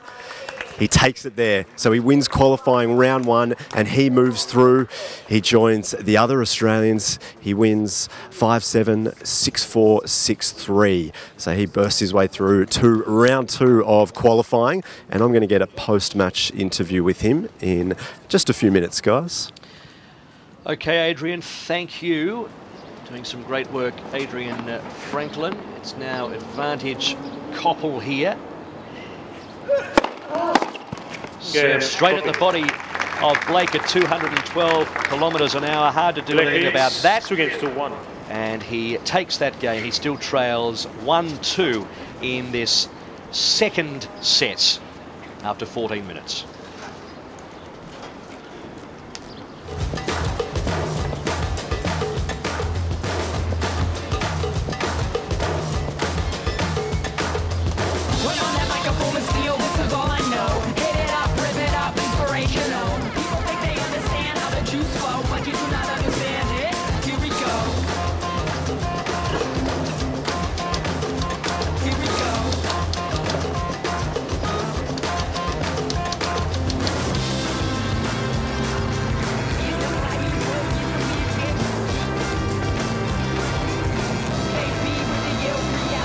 ready, play at Australian Open 2013.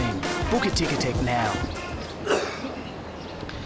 Welcome back to show court 3 for this, the Australian Open qualifying day 1, where on this court we've seen Steve Johnson of the United States defeat Thanasi Kokkinakis from Australia in an epic 3-setter that went 17-15 in the third. Bradley Klan from the USA defeating Nick Kyrgios from Australia in straight sets, and Lucas Poulet from France defeating Sam Groth from Australia in straight sets. James Blake, 9th seed in qualifying, took the first 6-4 and is serving here at 15 love and 2-1 in front in the second.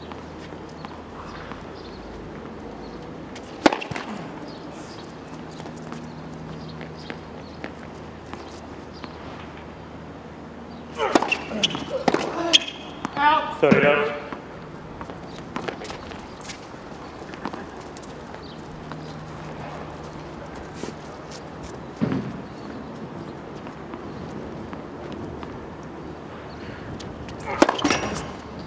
As you would expect, a little bit of a difference in prize money between these two gentlemen. What are we talking, Matt?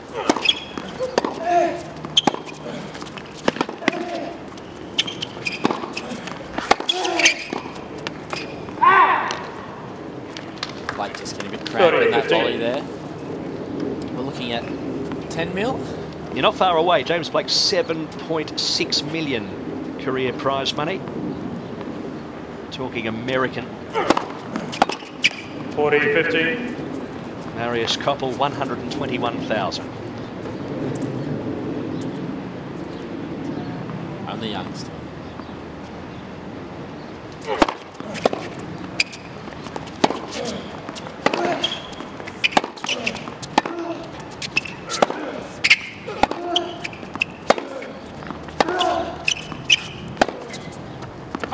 Brings me to the point, though, these players that are 40, 50. ranked 150, 200,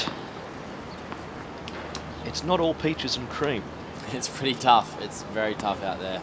And you wonder, even with Blake, he's had a great career, earned a lot of money, but drops down to 150 and not so much money's coming in. Of course, he would have saved some up, but then maybe that's a reason also he didn't want to pay, a coach to travel with him, because of course that's expensive. All the other expenses, hotels and flights and everything else. No, it's pretty tough. It's pretty tough out there on that challenger circuit, there's no doubt about it. I think that's fantastic, the increase in the prize money. The Australian Open really taking initiative, especially in those early rounds. Of course, we're seeing the first round prize money up to 27,000 now, up from about 20 and a half from last year, so massive increase. That's a lovely return. Deuce. Blake had no answer. Still to come, Matt Reed and Ricardo Hossofer. What are your expectations with Matt? Yeah, Reedy had a great wildcard playoff, lost in the final to Ben Mitchell. So I know he's had a tough couple of qualifying matches in Brisbane and Sydney. And we saw him here last year. He had a match point. A ball overruled to lose the match, which was quite heartbreaking for him. And 9-7 or 10-8 in the third. Now you're jogging my memory. Yeah, yes, that's right. Yes, I think we called that together. That was he thought he'd won it. Extraordinary. And there was an overrule, and he ended up losing the match. But he'll be pumped. He'll be looking really forward to that match up next. A little sneak peek there at what we're going to see tomorrow. Looking forward to the women kicking off tomorrow. 16 whittled down to 12 as James Blake takes that game. Blake leads 3-1. He's going well. He leads 3-1.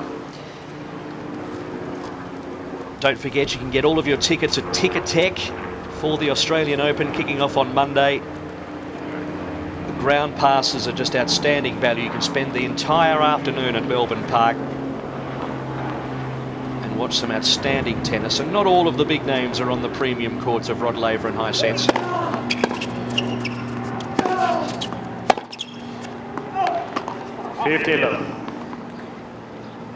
really is the best value in town for a day out. A ground pass at the Australian Open. So Ticketek, plenty of tickets still available as well on the bigger courts. Night sessions are a great way of doing it, getting out of the heat, seeing some of the top seeds as well.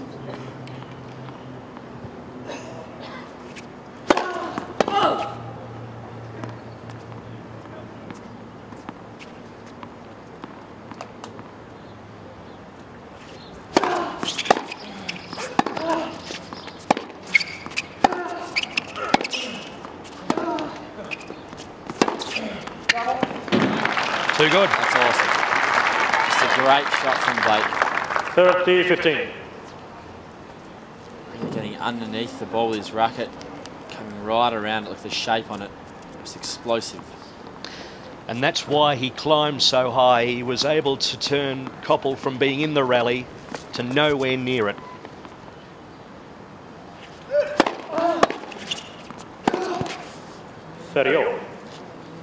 Body language isn't good. Looking pretty negative out there, Koppel. Didn't get his racket underneath the ball there.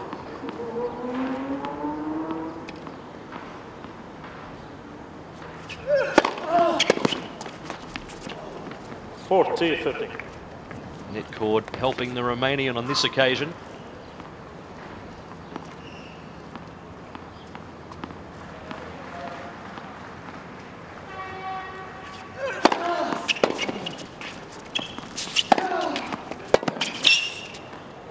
Out. Game, Koppel. So Koppel holds after a bit of a battle. It's James Blake leading 3 games to 2. 3 games to 2 in this second set after taking the first. Let's now head down to Adrian Franklin. Well, I've got Adam Feeney, who is another Australian through to the second round of qualifying. You've just beaten Daniel Kozakowski of the USA. Tough match, but it was on your racket most of the time, from what I saw anyway. Yeah, I think so. If you probably look at the stats, you know, I had a lot of unforced errors, but a lot of winners too. And I just felt like at the start, probably on my terms, on my serve, I kind of let him off a lot with some loose forehands and a couple of doubles. And then once I started getting into the match more, nerves kind of settled a little bit. I found my rhythm on serve, and the first ball came back a bit slower, and therefore I can control the point a bit more. And you know, I returned really well the whole match, but I had so many breakpoint opportunities and just couldn't get them. So it could have been maybe a bit easier than I made it. But credit to him, he played some good points. When you do have so many breakpoint opportunities and you don't take them, do you start to think about it a little bit? Were you thinking, you know, this match should be over now, or? Oh, I don't know if you think it should be over, but you definitely get tighter and tighter. I think as the breakpoints come, you know, I probably had close to 15 the whole match, and probably took might have took 5, but a period there, you know, there was probably 6 or 7 in a row where I didn't get, and I think you're playing it a little bit in your mind. I don't know, I think you just got to keep backing yourself, and which I did. And a couple of the last ones, you know, I really got around and hit some big forehands on second serves, and just trying to loosen off that way and play on my terms. You mentioned that you didn't know Kozakowski, you hadn't played him before. Playing, you know, in December during the playoffs, you're playing a lot of the Australians, a lot of guys you've played many times. Is it a massive change to play someone that you've actually never seen before? Yeah, I actually don't mind it. I guess they have the same situation. They don't know me. So you talk to guys in the locker room, and you see how maybe some tactics towards that match. But I don't know. I think I like to go out and just play my game. And if I can worry about myself and not think about them so much, I think I'll do a bit better. But of course, it's good to have a bit of a game plan or a little bit of knowledge where they serve on big points and things like that. We love watching you play. Spoke to you yesterday, and you've got beautiful classical technique. So keep it up, mate. We'll see you tomorrow. Hopefully, we have another chat. Yeah, I hope so. I hope some more people get out. It's good stuff. Thanks, mate. Thanks. So Blake, comfortable enough on serve here at the moment at 30-15. Great win from Adam Feeney. Good to see him come back and really get his singles ranking right up there, about 315 at the moment. Had a great year towards the end of 2012. Very happy with that first round win. That's one thing we should remember. Someone will hold the trophy aloft in a couple of weeks' time and get all of the glory, but for some of these players, it's all about small steps, and a Grand Slam win somewhere along the line will help with that ranking. That's Helps right. the cause. Of course, even in qualifying, you still get points, ranking points for qualifying wins, and of course, valuable prize money. 30. It's important for these guys who are not quite on the main circuit yet. Moving up, they can get a kickstart to their year and their bank account and help fund a bit of travelling the rest of the year. Second serve of Blake. Possibly a little sniff here for Koppel.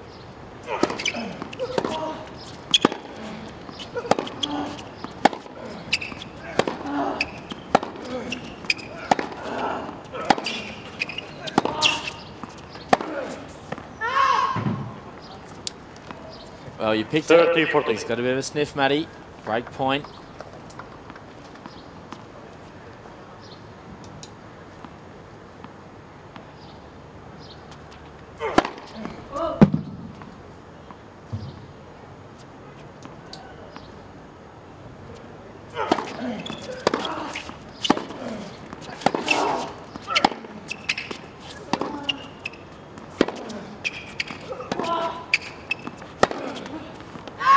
He's missed. Koppel. It's just Give us, floated out. please. And he's back, Marius Koppel, and Blake knows it. We're all square at 3-all.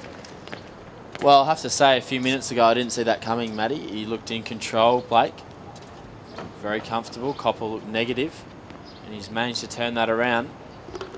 That side tomorrow. Yeah. Blake's still looking pretty relaxed, though. Slight concern look on his face. He's been in some tense situations before.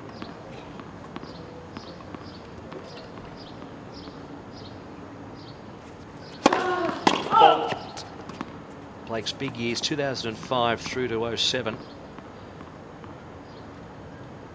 He won Sydney in 2006. Koppel serves up a double fault. Not the way to do it after breaking serve. 2005, Blake accepted a wild card into the US Open. And in the round of 32, he beat quite a good tennis player. His name was Rafael Nadal. So it was it's not a bad win. Great period for him in 05-06. Love 30. He's actually seeded 20th in the Australian Open in 2006. He lost in the third round. Tommy Robredo beat him there, but he broke into the top 20 first time in his career in 2006 after the Australian Open.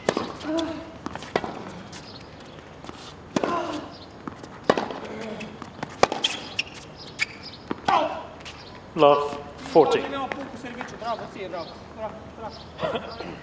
And after getting broken, he's turned it right around, Blake. Love 40 here, 3 break points.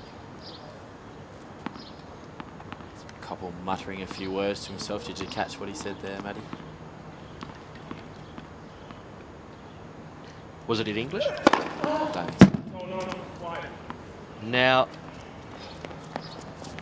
Blake thought it was wide or long? I thought it got the line. I thought it was pretty good. Yeah. 15-14. Yeah. I think he thought it was long, but it caught some chalk.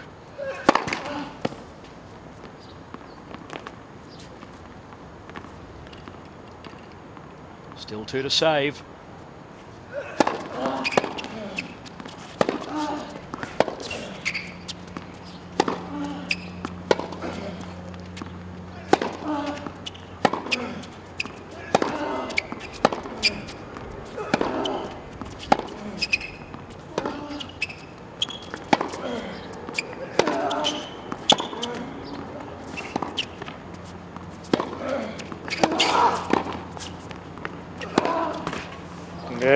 Blake.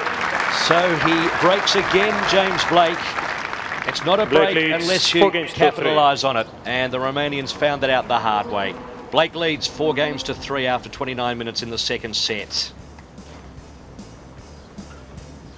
Thanks, Matt. Plenty happening around Melbourne Park. We've ticked over just after 6 o'clock in the evening. If you're tuning in around the world, the sun is shining. We're getting through a lot of matches, and you saw, of course, Adrian Franklin a little while ago catch up with Adam Feeney, the 4th Australian to make it through today on the back of Jordan Thompson, Matthew Barton, and also young Alex Bolt from South Australia. Now, some matches just completed a little while ago.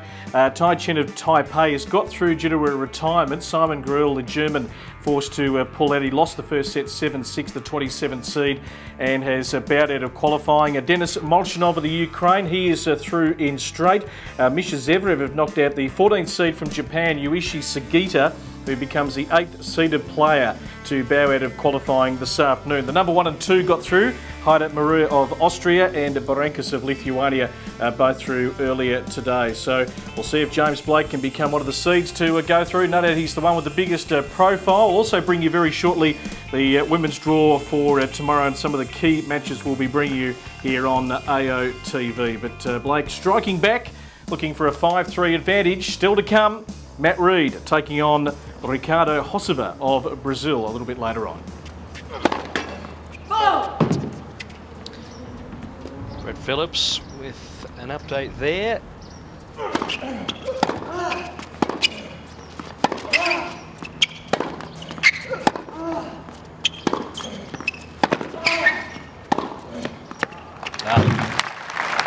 Blake had him on his wheels very early on in that run. He sure did, standing up on the baseline, just going side to side. Couple getting run around all over the place there.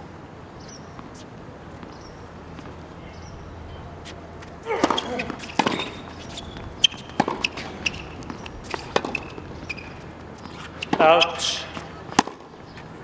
40 love. You mentioned Blake looking composed. I wonder if that's a bit of a bluff, because he recently was featured on an edition of Celebrity Poker over in the United States. So he knows how to put a poker face on, but he might not need to, because he leads 5-3 now. He's got a pretty good poker face, doesn't he? Doesn't show much out there. Couldn't really tell what he's thinking. What's going through his head right now, Matty? So we're focusing on Blake. He's also involved in full tilt poker. 50 love. One thing that I won't get you to comment on, Bits, is he appeared in People Magazine's Sexiest Man Alive issue.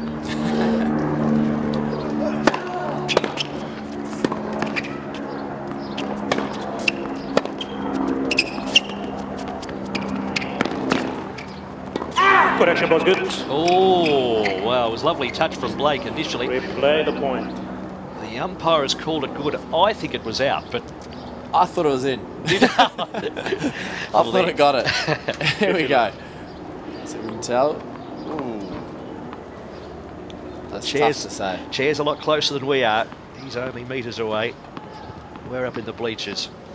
But it doesn't matter. The point's being replayed.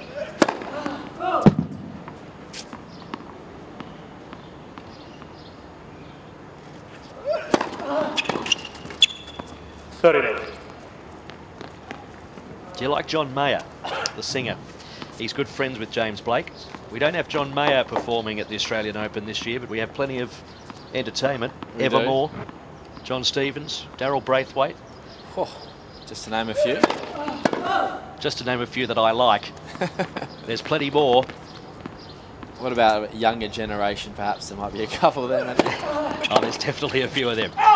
40 love. Always plenty going on in the Heineken Beer Garden, though, isn't there? Great place to be. Great place to be.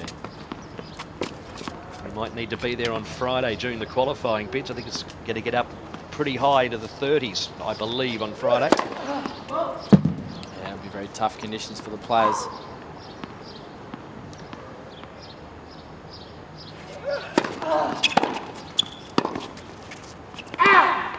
Forty 15. Another close one. Blake even thinking, ooh, might have been in. That's where you get the Hawkeye out. You go challenge, please, ump. Of course, not available for qualifying matches.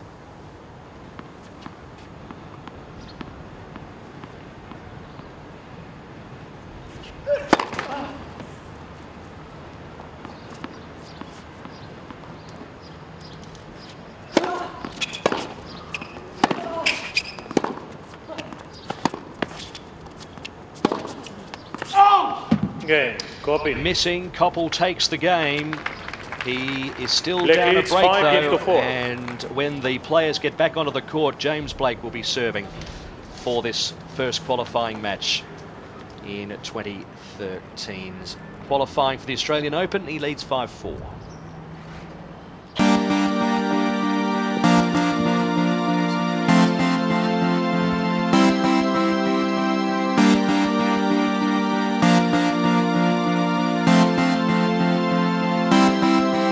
I wanna scream and shout and let it all out, and scream and shout and let it out. We singing oh we are, we are, we are. We singing oh we are, we are, we are. Bring the action. Well, bids James Blake wanting to serve this one out, and has a future date booked if he does with his fellow countryman Donald Young. Yeah, well, that would be an incredible match to have in qualifying. Donald Young made the 4th round of the US Open in 2011. And really, that's where he broke through and was top 50 in the world. And had a really tough year last year. He was top 100 for most of last year and then dropped very late, had a lot of points to defend. Wide serve at 183 does the trick, so he's 2 points away.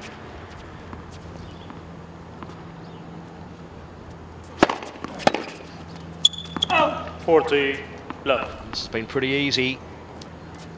3 match points for James Blake. Let correction ball is good. First serve.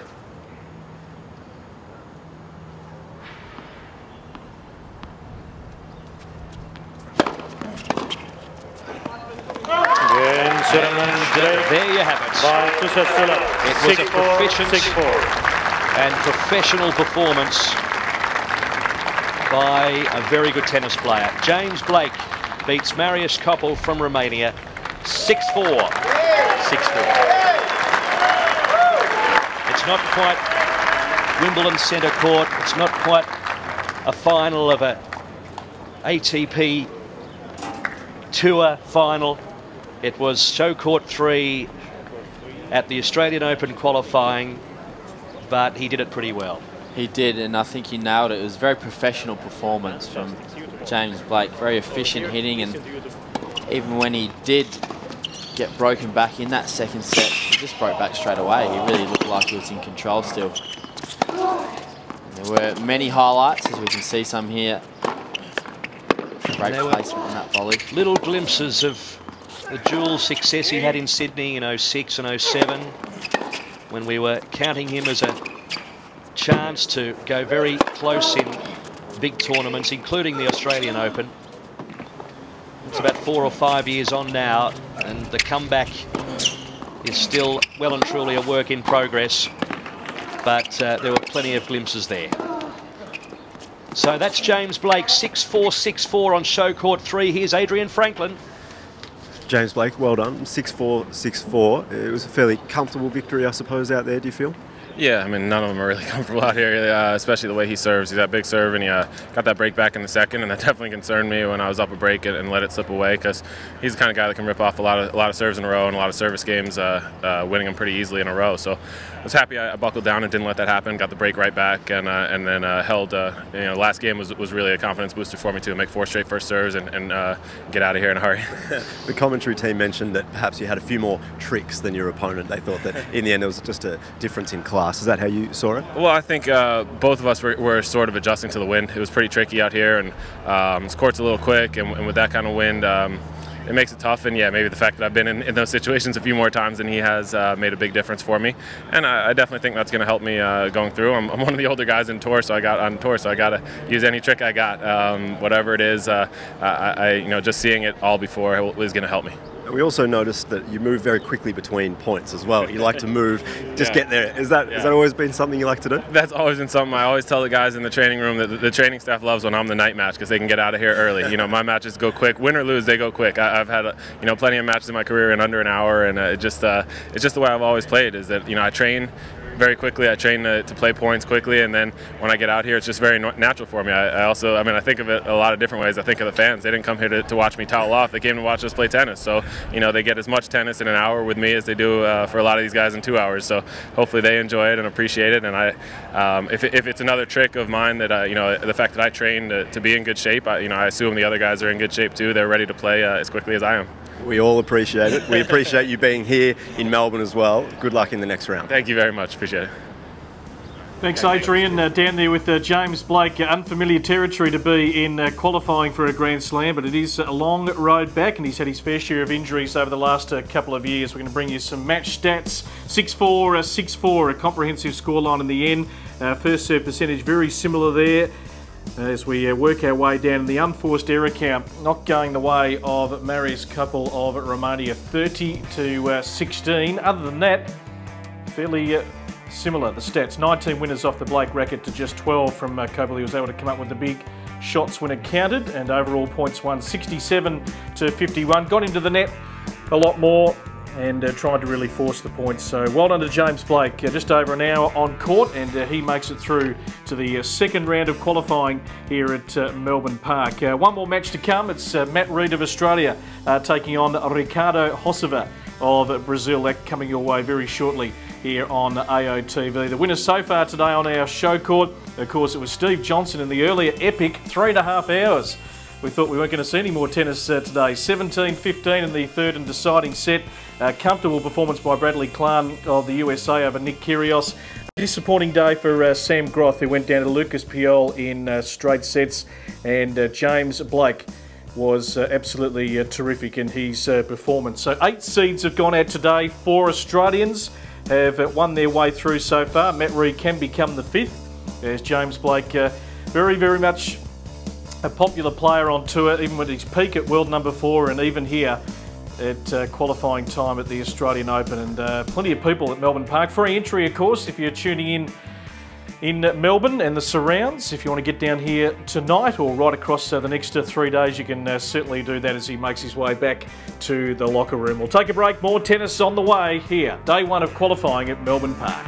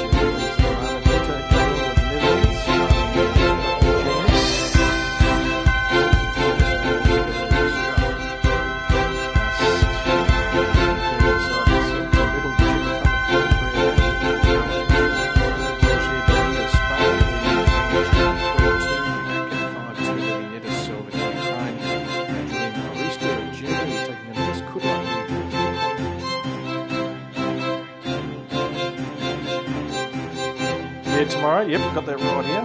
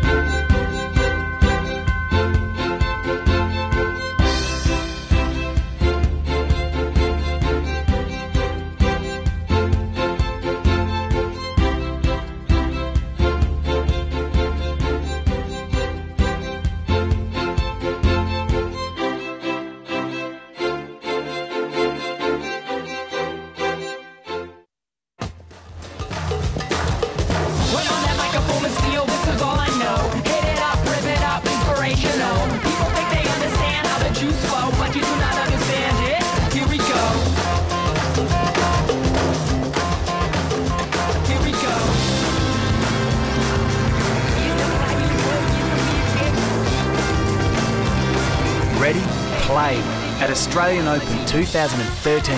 Book a Ticketek now. Welcome back to Melbourne Park, day one of qualifying as we build up to the Australian Open starting next Monday here at Melbourne Park. The sun is out, the cameramen are having a good time. Being an umbrella late in the day, and it's just after 6 o'clock here, and a beautiful twilight session. Going to hot up a little bit later in the week. Hashtag OzTennis if you want to get involved. And of course, not too late to book tickets as well. Ticketek.com.au for the first Grand Slam of the year. Plenty of action happening around the courts at the moment. The Italian Petito Starace is taking on Tennis Sengra of the US, and Starace lost the first set 6-4. And leading 2-1 as we speak. All French affair out on court number 6 at the moment. It is Desnier de Vigie taking on Tiexieta, who leads 2-1 in the opening set. And on court number 8, that's the match going there on court 6. And on court 8, it is Huta Galong of the Netherlands, who trails Struff of Germany 6-5. Third and deciding set at the moment. Viech of Croatia, he's out on court 9 taking on Myrtle of the Czech Republic. Myrtle 4-3 in the opening set there. Some of the matches going on. Tiamo Tabaka, he's one of the seeds out on court at the moment. 5-2 he leads Nedesev of the Ukraine. That's out on court number 11. So stacks of tennis going on.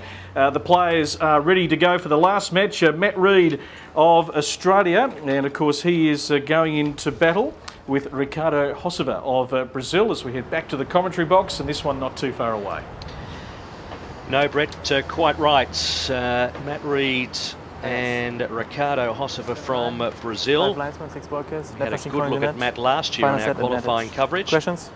No? Heads or tails? Here's the coin toss. Tails. You serve. Stay. So Reid to stay at this side of the court and to receive from Galston in New South Wales, beautiful part of the world. Started playing when he was 6 years of age. Ethan Healy in commentary with me.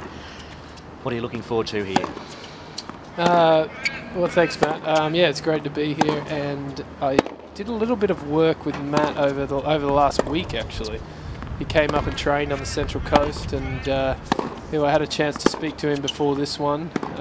When I was working with Leighton, Hosova, he played Hosova the first round of, I think, what was it, 2008. So from memory there, he has an attackable second serve, baseline grinder, likes to use his forehand, solid off the backhand. But I just, speaking to Matt, I just like him to look for his forehand.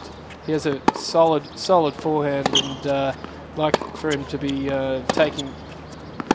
being assertive with that and dictating the points. 22 years of age, but there's experience there when his maiden pro circuit event in 2009 in the USA in Illinois, and then claimed 3 more ITF Futures titles in 2011 in Serbia, Romania, and here in Australia, breaking into the world's top 300 for the first time. So just confirm the next event here on Show Court 3, Matt Reid from Australia up against Ricardo Hossover from Brazil. And Hossover, one win in ATP Challenger and ITF Future events, winning Challenger Series in Brazil last year. It was on hard court, and runner-up twice, both on clay, in Colombia and also Brazil.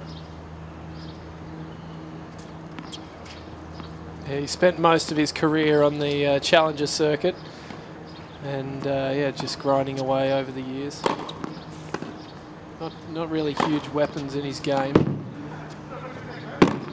Did you get a chance to have a look at James Blake in action, winning 6-4, 6-4 for those just joining us? He's now got a date with Donald Young. Oh wow, the All-American affair. There you go. Yeah, James is, you know, he's back playing well, and it seems like his shoulder isn't bothering him like it was at in the last part of the end of last year. Yeah, so he's certainly a danger in the qualifying draw.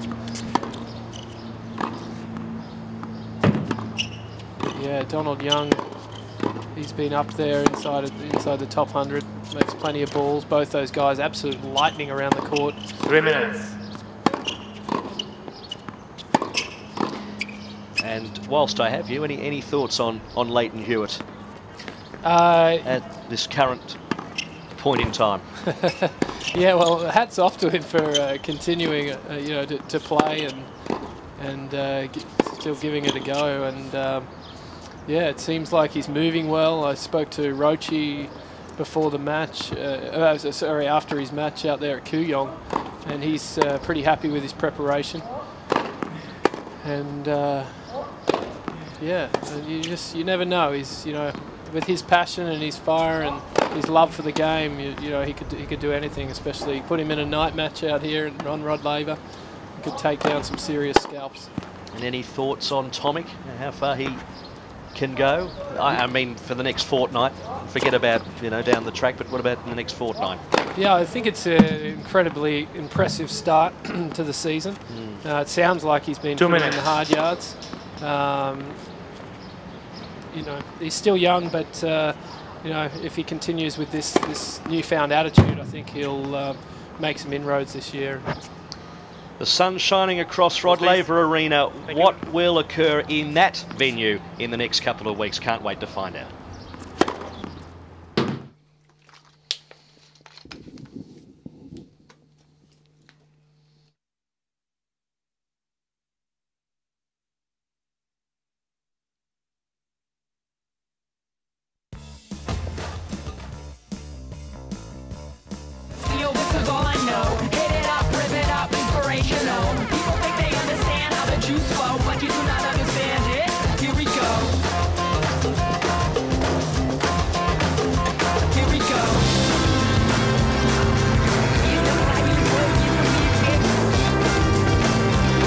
Ready?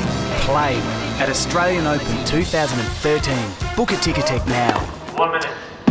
So our umpire calls 1 minute. Matt Reid and Ricardo Hossover just going through a few serves. Beautiful night now for tennis. It's still a bit breezy, but it is a perfect night to be sitting out watching one of the great sports. Ladies and gentlemen, this first round qualifying match will be the best of 3 sets. Great view up here. Tie break, final set advantage. Nice view over the entire complex. The right of the chair from Brazil, Ricardo Hossover. The left of chair from Australia. Reid's tennis heroes include Pat Rafter.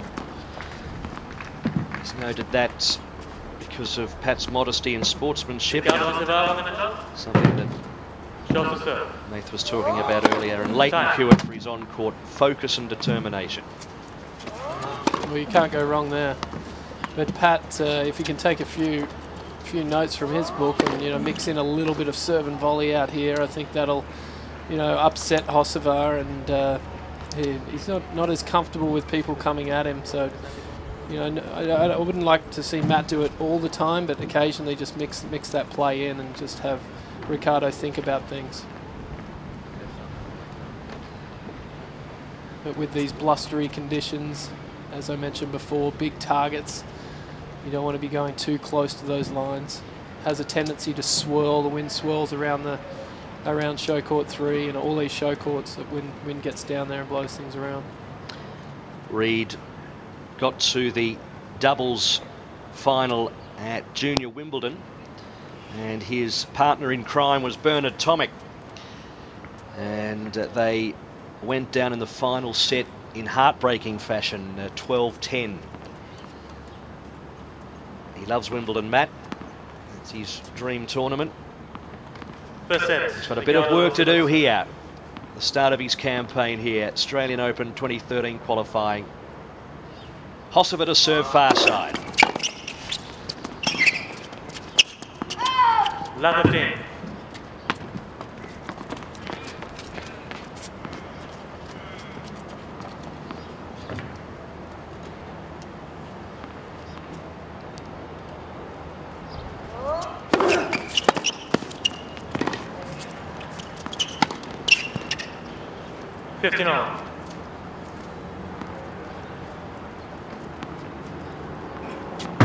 That return just sneaking over the net, and then the slice really cramping up Reed.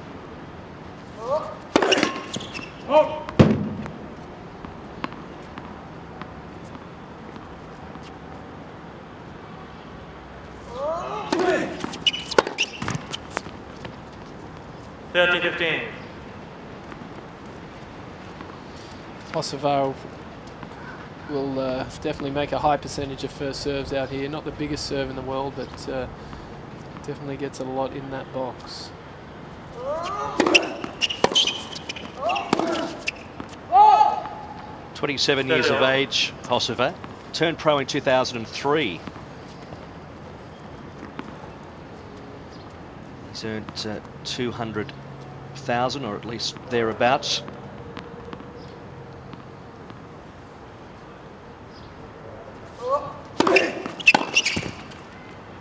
He slipped a little. He's around the 243 mark at the moment, but he has got up to 149. That was back in June of 2009. Got to the Australian Open in 2010.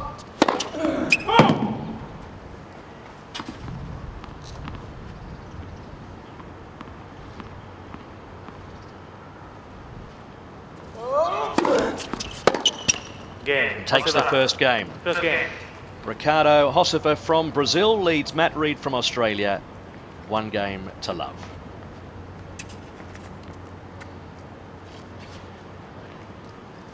Yeah, I spoke to Matt about getting into the points. There's not a real need to force things. Hossova doesn't have real weapons back of the court, so Matt can afford to be patient. And then I'd like to see him go after his forehand a little bit and attack into that side to open up the court and then move forward into the backhand. Don't forget to join our conversation on Twitter at #AustralianOpen. We had a wonderful response last year. We had tweets from all around the world last year. It was extraordinary. Maybe if you're sitting up in Brazil, watching your countryman here, Ricardo Hossova, why don't you tweet us #AustralianOpen or AusOpen.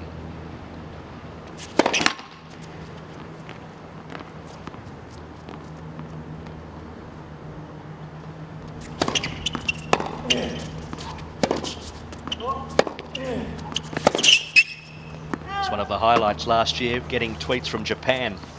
59. Our good friend Brett Phillips had awful trouble trying to decipher those.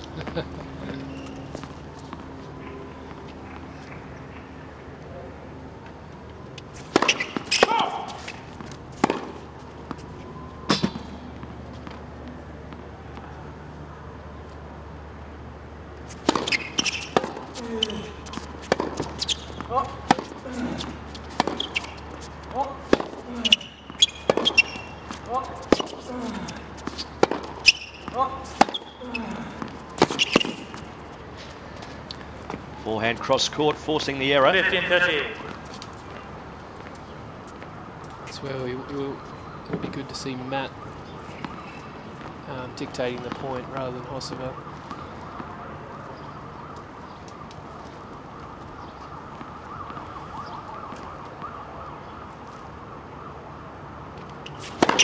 Next person.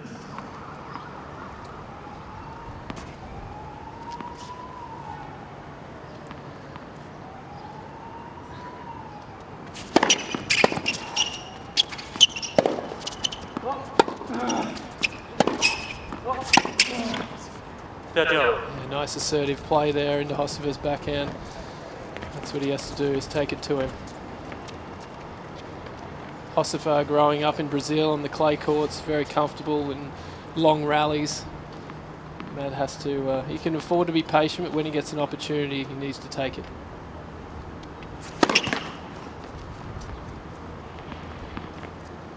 As I mentioned earlier, runner-up in 2 Challenger tournaments on clay. Second service. Hossova. Interestingly enough, though, the one event he has won in Brazil last year was on a hard surface.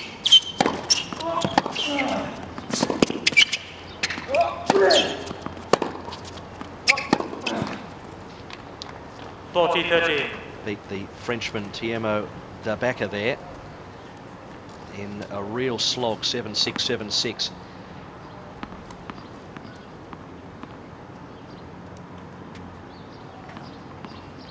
So although his ranking has dropped in 3 years, his best result was last year.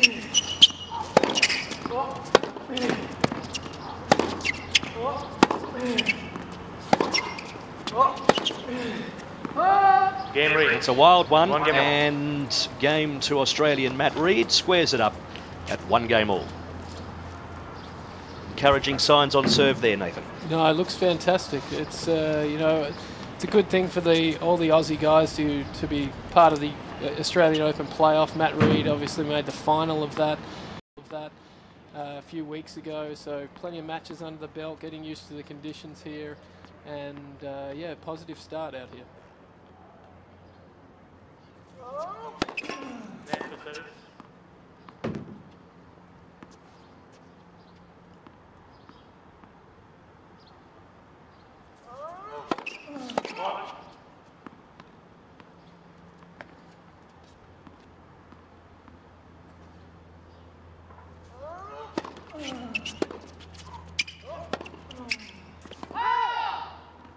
Love 15.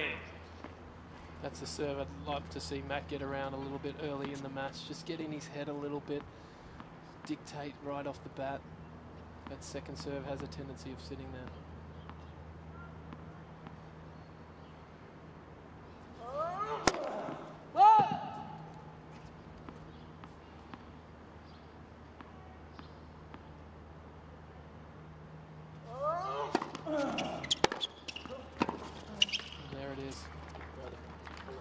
Well struck. Love 13.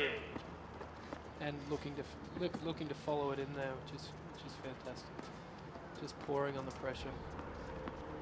That's the thing. You make plays like that, or even if you miss them, if you have that mindset, it definitely gets in your opponent's head. Now, next time he's thinking, "Wow, I have to go for this second serve a little bit." 15-13. That one straight down the middle at 197.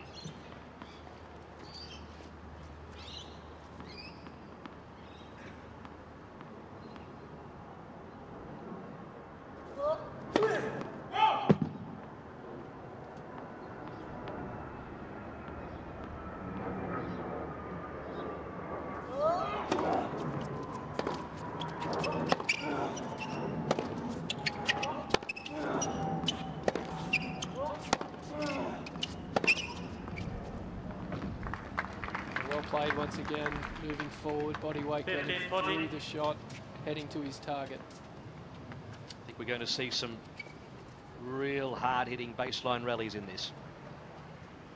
He's a strong boy, man. When he uses that forehand, definitely can dictate the play. 15-40, break point for Reed. That's where he should be looking for this one. Another forehand here. And a double fault brings up the break for Matt Reed. He leads 2-1 after 8 minutes, a good start. Let's head to Adrian Franklin, who's taken interest in things out of court 5. Exactly right, guys. We've got Petito Storaci, who is just behind me here. Now, he's taking on Tanis Sandgreen of the United States of America. And Sandgreen won the first set, 6-4. He's serving, and we've got vision of Petito Storaci there returning. Right now, it's 5-4, Sandgreen leading, but love 30. Now, guys, listen to this for a stat. Petito Storaci has made the first round of the Australian Open every single year from 2002 to 2012, bar 2008. So that is every single year he's made round 1, and every single year he's lost in round 1. So right now he's struggling in this second set, but that is an amazing stat. He's lost in round 1 of the Australian Open from 2002 to 2012, apart from 2008. So odds on he'll win this match right now, win the next 2. And in round 1 of the Australian Open, well, if you go by the stats, he's not going to make it too far. So we'll keep an eye on this one, but Petito Storaci, good luck. Another interesting stat with Petito is his first serve percentage. He seems to be the leader on the ATP Tour with first serve percentage for I don't know how many years. He's still losing. Yeah.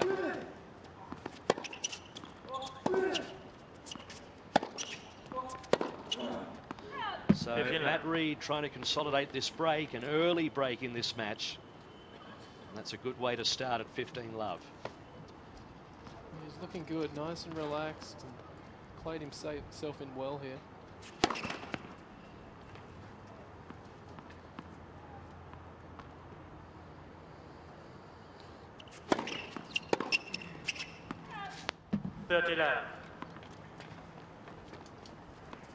Serve at 170 kilometres an hour.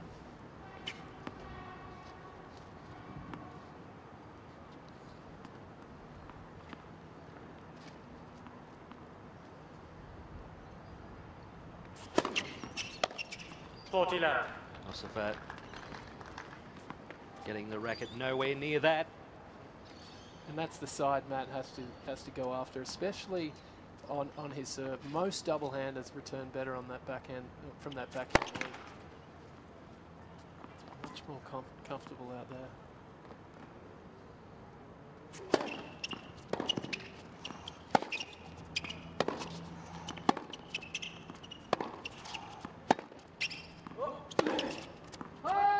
Went for broke, the Brazilian, but missed.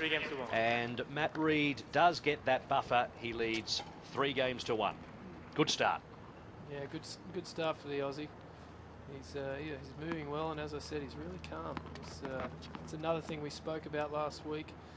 You know, these routines that I keep pushing, and you know, if you're focusing on the strategy of the match rather than the score or worrying about a missed opportunity, staying present, then you're going to feel a lot more comfortable out there. So many guys have a tendency of beating themselves. Love the team. Beautiful off backhand from that. Growing in confidence.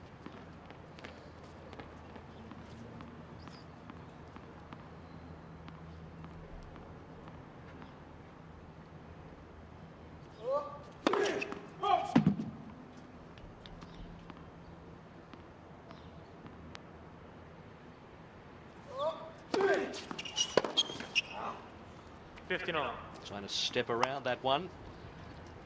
Not a bad idea, but I'd like him to do it a little bit more on the juice side rather than the ad side. The ad side, if there's a decent kick out there and you decide to run around it, you can be caught so far off the court and opens the court too much.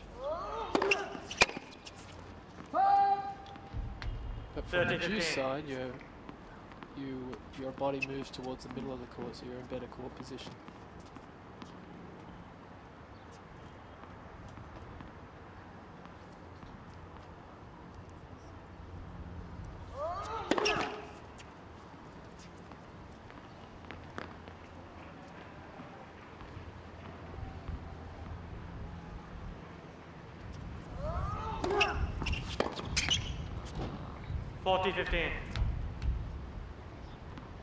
Matt's done a little bit of training with Leighton out at his property in Dural and over the last couple of years, so plenty of good advice coming from Leighton also.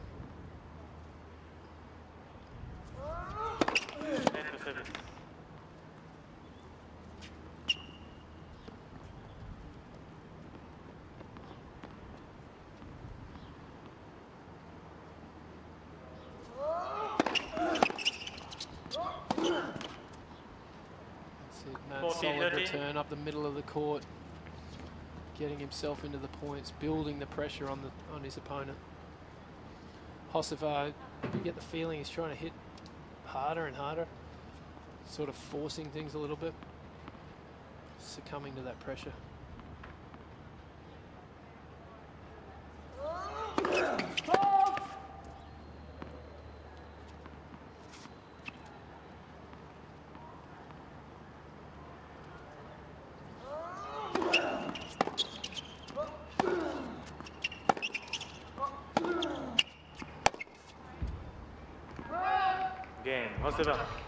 So that miss hits. Reed leads by 3 games to 2. Sailing well and truly out, but Matt Reed still has that break. He leads 3 games to 2 in the first set.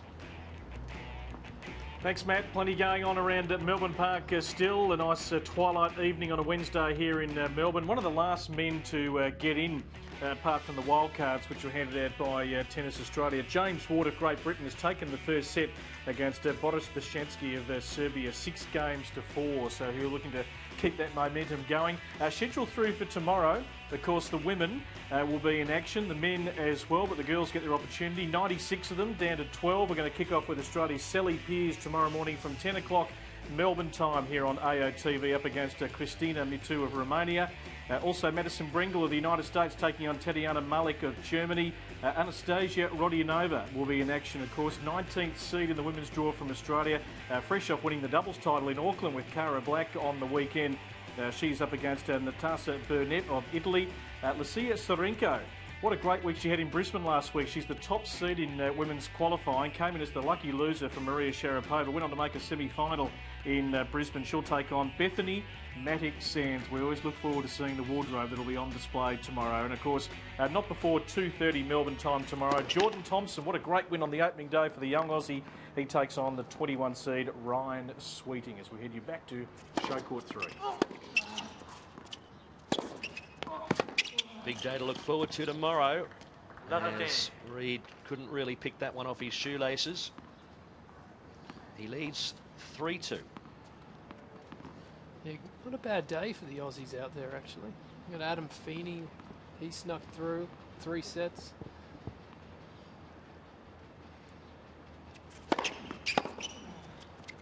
Yes, just a little bit more luck. It could have been even better with Kokkinakis, who kicked off our coverage this morning, going down 17-15 in an epic third set.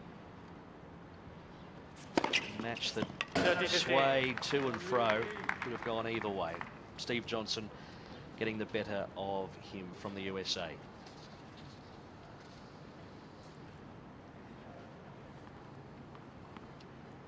So 30-15 here.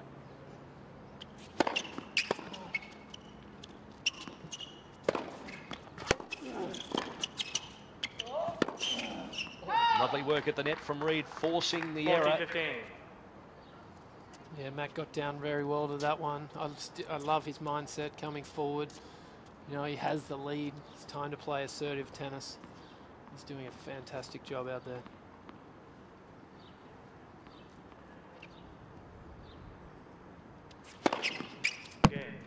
And a serve down the middle makes a good thing of it. 4 games to 2. New South Welshman leads 4 games to 2. It looks like those conditions of, you know, that wind's died down a little bit out there. Just letting the boys go for the ball a little bit more. Yeah, apart from the sun laying a little bit lower, late in the afternoon, it's perfect. 15 now. Yeah, sometimes it can get a little bit tough with the shadows across the court. Always be a little bit tricky.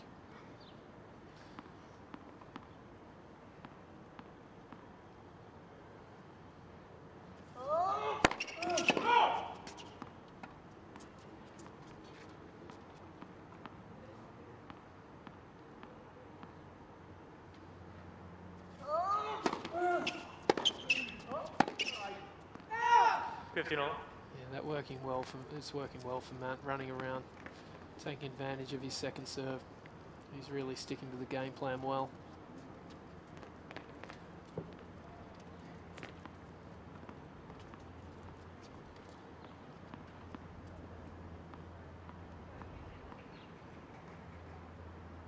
Oh. 30-15.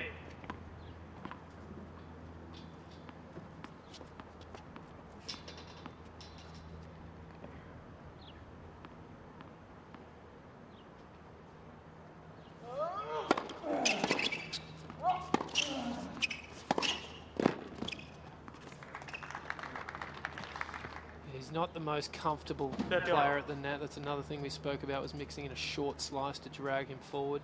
Obviously Hocevar came on his own terms then, but yeah, just taking a stab at that volley.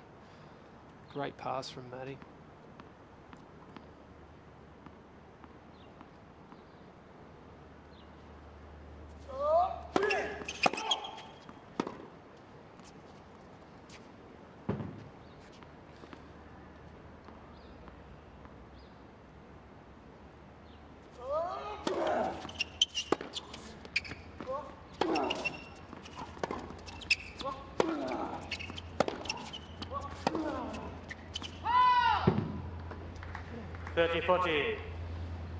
So more pressure on the serve of Ricardo Hocevar.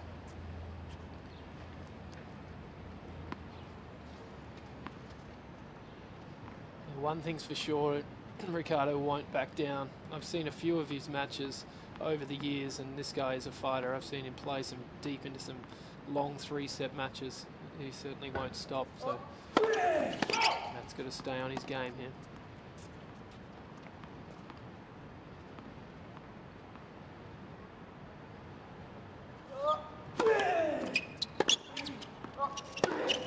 Game Reed.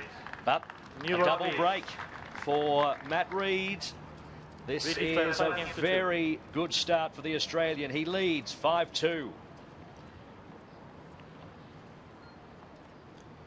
That's really good.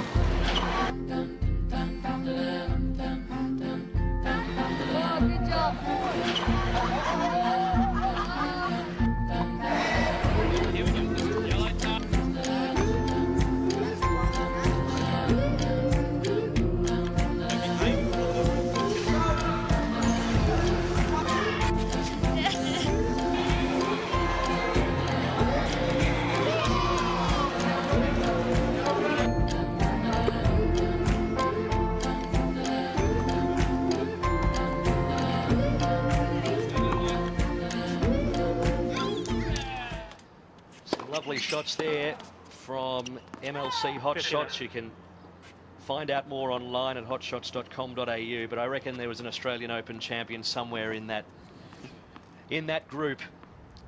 Love that shot of the little girl with the shirt that was 15 sizes too big for her. It was good to see Alicia Mollick in there also. Yeah, indeed. She's got a great personality. Wonderful fitness and health for the kiddies, and a lot of the kids will be out on Saturday, of course, for the Open Day leading into the Australian Open 2013. What about Matt Reed? 22-year-old going well here.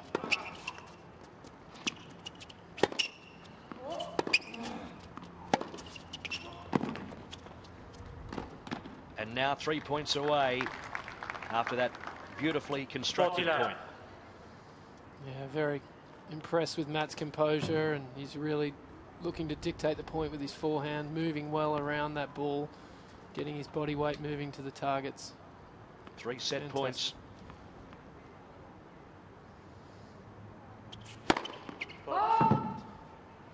Went for broke. 192 clicks. Fractionally wide.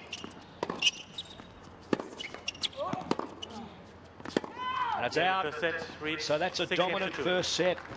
6 games to 2 for Matt Reed. It was comfortable.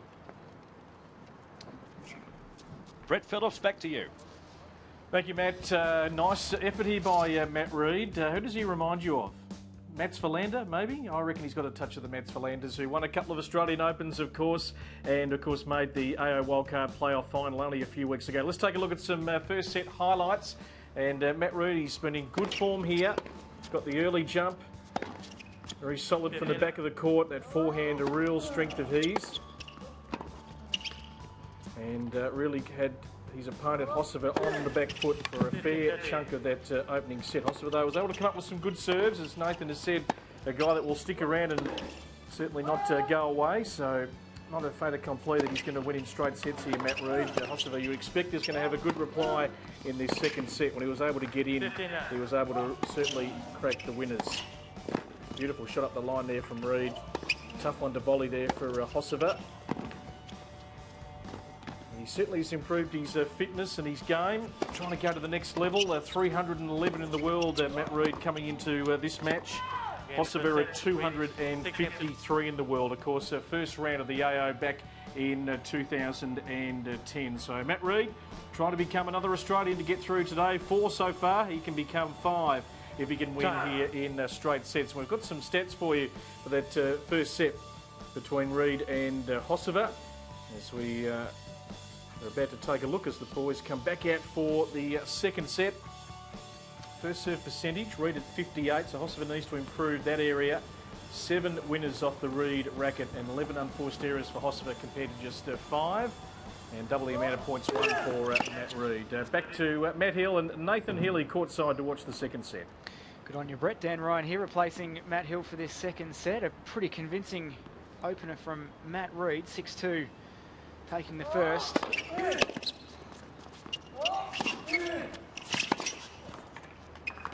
And Nathan was a couple of breaks of serve from Reed and able to consolidate and really a level above Hossova in that opening set.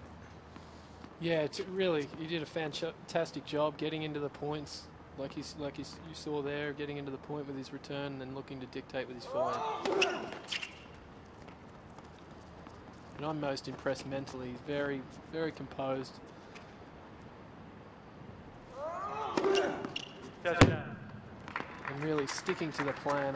When I spoke to him before the match, I was talking about keeping very simple plans, focusing on the first couple of shots in the rally, keeping those at a high quality.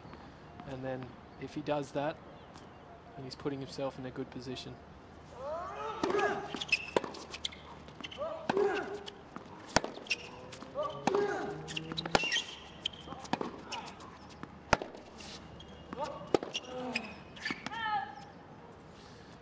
I was just pressing. That's the thing. You keep putting a lot of balls in the court. Just, I feel like, especially someone that's that doesn't really have much of a weapon. You know, you can kind of put balls in the court, dictate the play, and then they begin to press, which is exactly what's happening out here. 14-15. Big serve there from Hossova, out wide. Couple of game points now. But as I said before, this guy, he won't go away. He'll definitely keep fighting.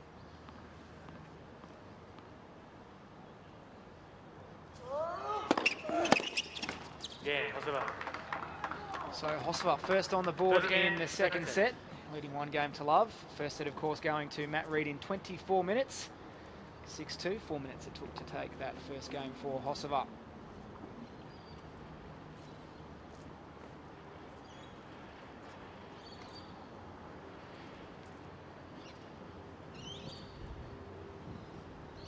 Still plenty of spectators roaming around Melbourne Park early this evening, catching all the action. Of course, free entry here to the Australian Open qualifying competition. Matt Reed set to serve. Oh!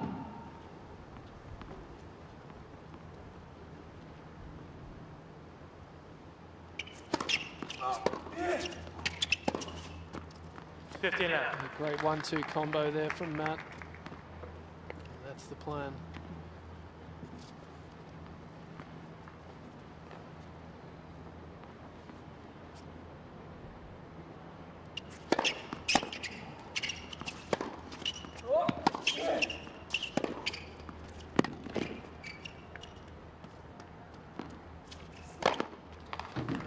pushes that one away. Two well-constructed points from Reed early in this second game. Yeah, taking his time at the end of this point. Kosovo throws up the lob.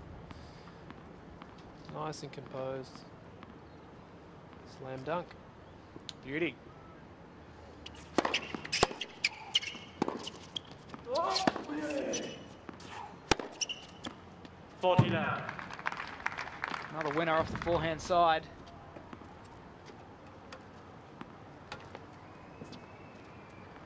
Racing through this game.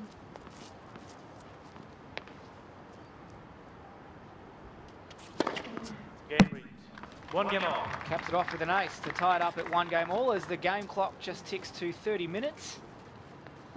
Yeah, great serving from Reed. He really is. He must be up in the 70th percentile, I think, with his first serves. Serving extremely well. It's always nice being out there winning your service games comfortably.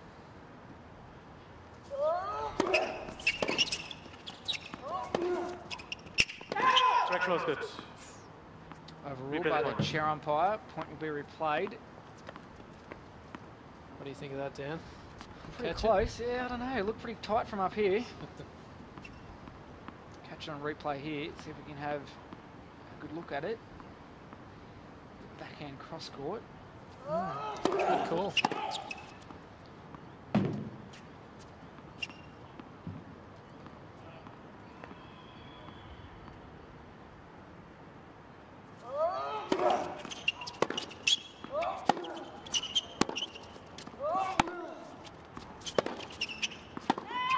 That one called long.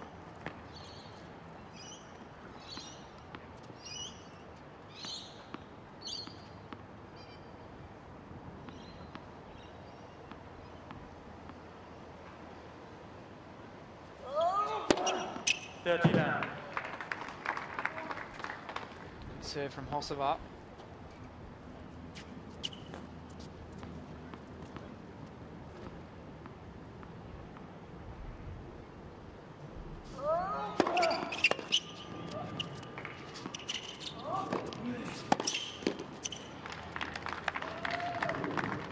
This was the game in the first set that Hosova was broken. Holding his own this time around. Yeah, Hosova not doing enough with this. Just again staying very composed though, making him play a volley. Not comfortable up there.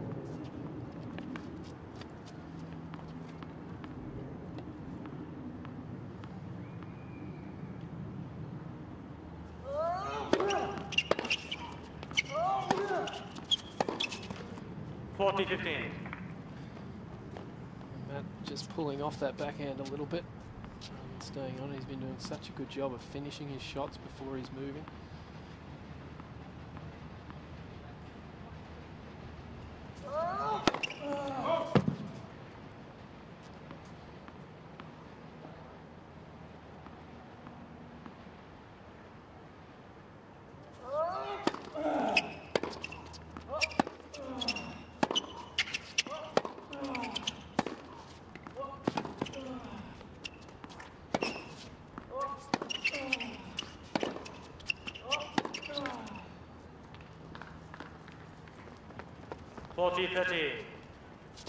Backhand error brings up 40-30. Still 1 game point in hand for Hosova. Hosova needs to keep his first serve percentage up. Just letting a few too many second serves in there that's allowed Matt Reed to dictate the play from the outset.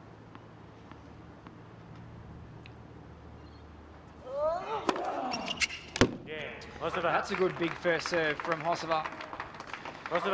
Good enough to take that game. He leads 2 games to 1 here in the men's qualifying singles. Time now for a quick ad break.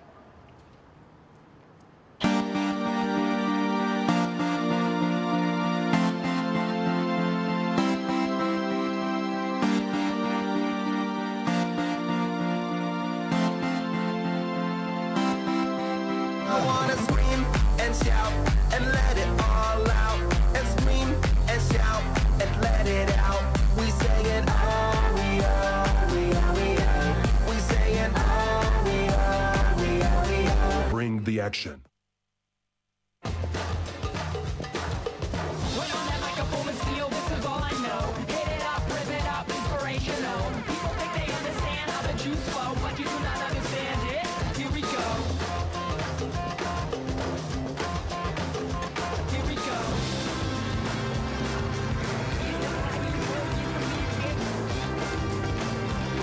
Ready, play at Australian Open 2013. Book a Ticketek now.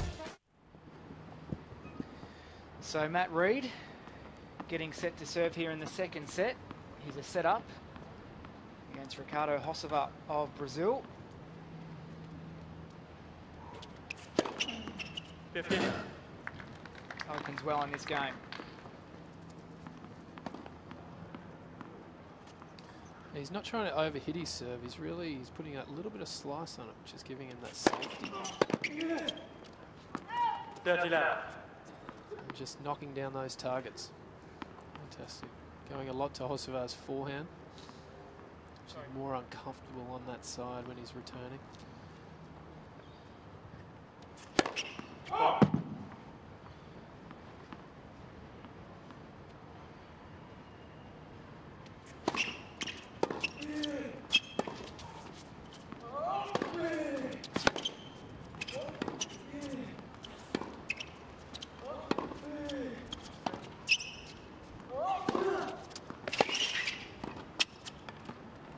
Good work up at the net from Hosova.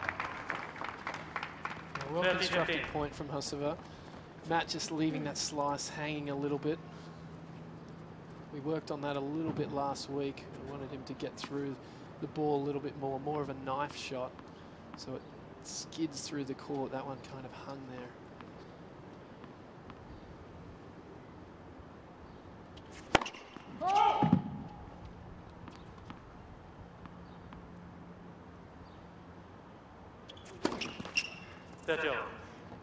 Double fault. Up to 30 all now.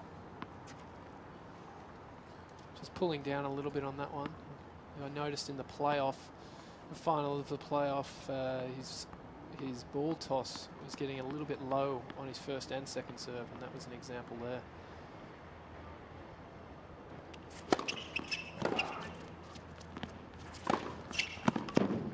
Big forehand there from Reid, the fist pump as well. 40-30. Brings up game point for him. Looking to square things off at 2 games all if successful here. Once again, stretching Hosova wide, opening up the court, and then using his forehand to dictate the play.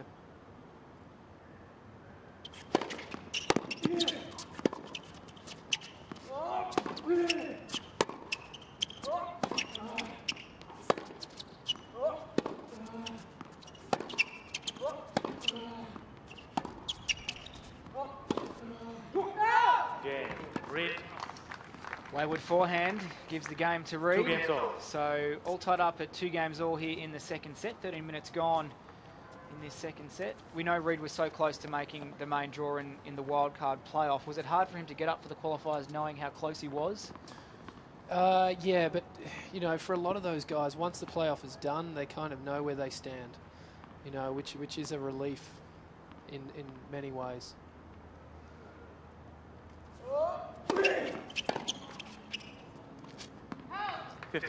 The only thing is, you know, winning that match can be the difference of, you know, like $25,000.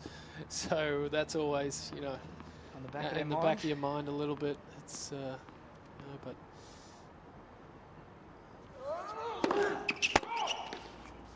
When you're out on court, that's one thing you don't want to be focusing on. Focus on what you're trying to achieve, strategy.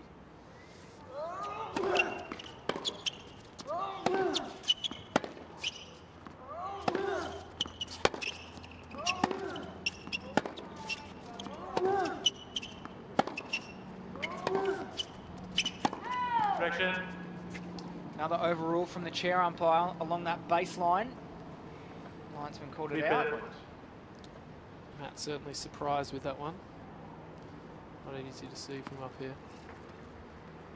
But yeah, I was very impressed with both Matt Reid and Ben Mitchell in that final. Very, very composed, and with that wild card on the line. Very, very good standard match.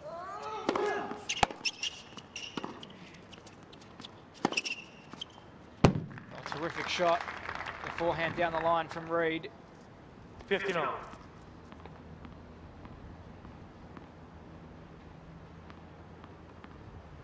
He's been on show here this afternoon.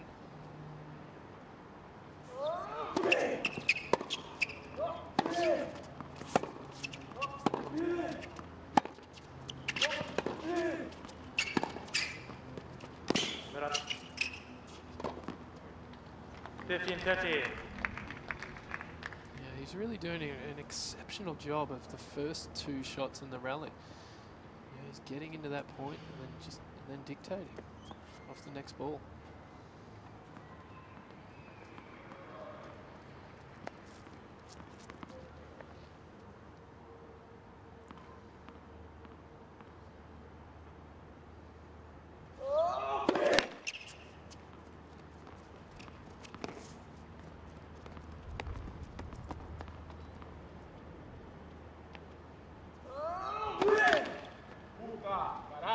So a big chance here for Matt Reid, 2 break points.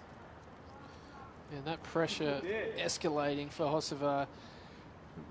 Matt Reid's done an excellent job of really taking advantage of his second serve, which is just building that pressure, and just yeah, you can just see that pressure mounting.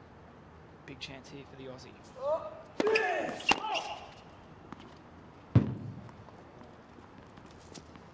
So you should be looking for that to use that forehand again.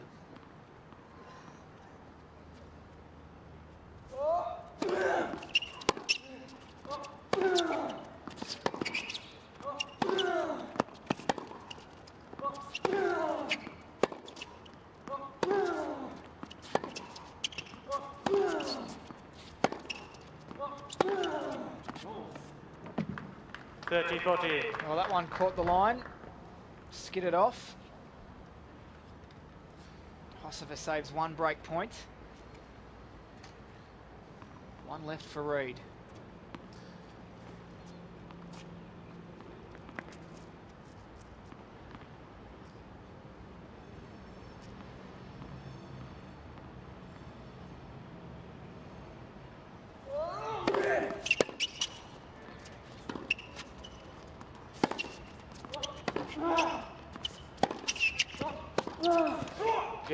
Well, he got what he was looking for. Matt Reid takes the break. He leads 3 games to 2 in the second set. He won the first 6 games to 2. Thank you, Dan. He's looking good, isn't he, Matt Reid? Looking to become the 5th Australian to get through first round qualifying today. Just some other matches that are coming through. Yang of Taipei is through to the second round. 6-3, 6-love over Nittel of Germany.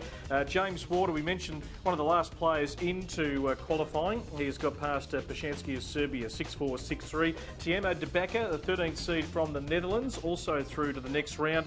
Julian Riester of Germany, also through. He's knocked out the 18th seed, Dennis Kudla, who got through qualifying 12 months ago here at Melbourne Park, but is bowed out in the first round. Donald Young, of course, went through earlier in straight sets. Marc Chiquel, the Frenchman, 20th seed here. He's been ranked a lot higher, but having to go through qualifying. He's also made it through.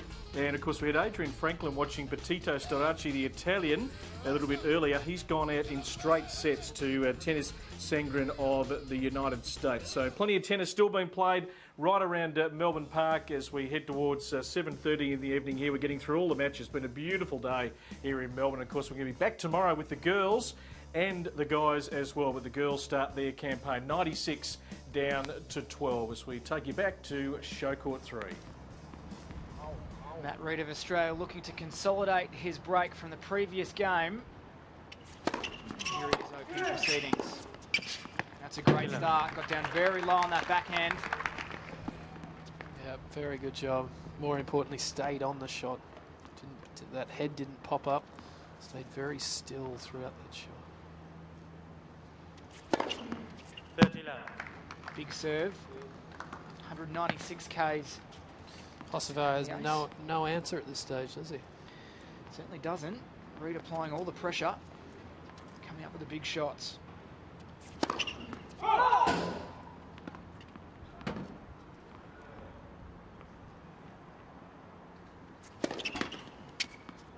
30-15. Double fault there. Just lets him off the hook slightly. And when I'm working with young players, I always talk about those, you know, really keeping it simple. A lot of players have that tendency of just complicating it so much. But if you just do these simple things well and have just a basic plan to go to between each point and for the next point, it's leaves you in good stead. That mind can play games.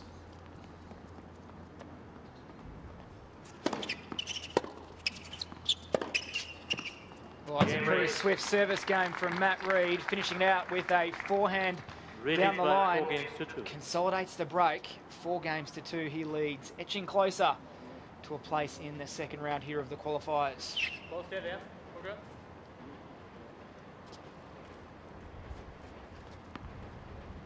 Very much in control at the moment, the 22-year-old.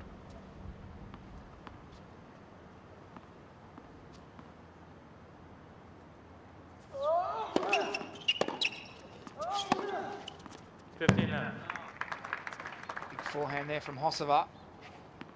It's the open court. Just get the feeling now that's what Hocevar has to look to do. He has to play outside his comfort zone. So Matt should realise this. Just once again doing the simple things well.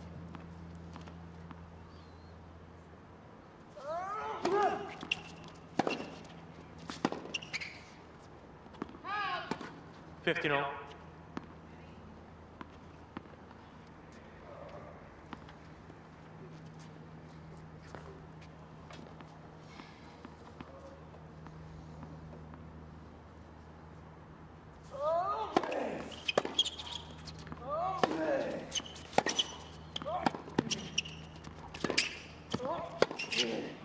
Oh, good passing shot there from the Brazilian. Just slipping past the forehand side of Reid. Yeah, Matt playing a good point here. Just when you have to be careful of coming into running forehands. Guys can just do too much with the ball, with the strings and rackets these days. That ball can bring it down pretty easily. That approach should have gone up the line.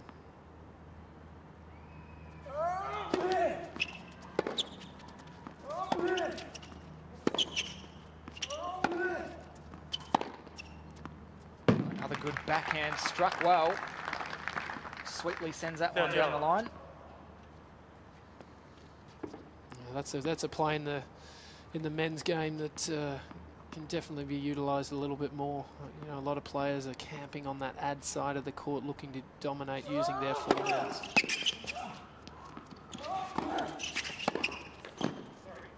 Well, the net cord working to advantage of the Aussie. 30-40.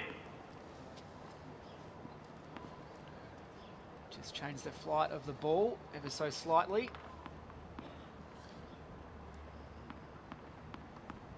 Breakpoint chance for Reid. Basically match point, I think. Gets a look at a second serve.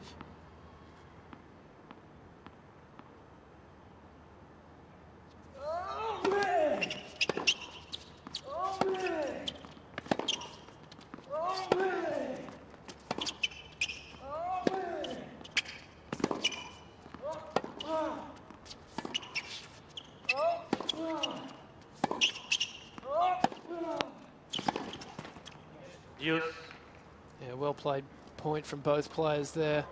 Matt mixing in the slice, which is I'm a huge fan of, changing that flight of the ball. Mixing the pace. There's just maybe not enough on it.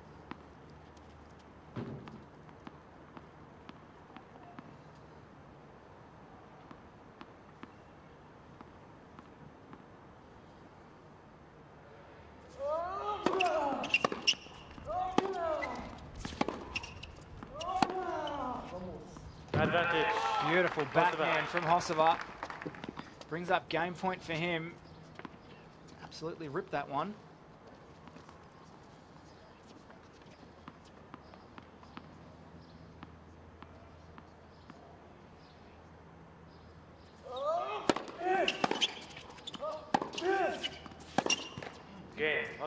And Hossova hangs tight to take that game. So 4-3 here in the second set. First set to Matt Reid. Reid leads by 4-3. Second set already going longer than the first, 25 minutes.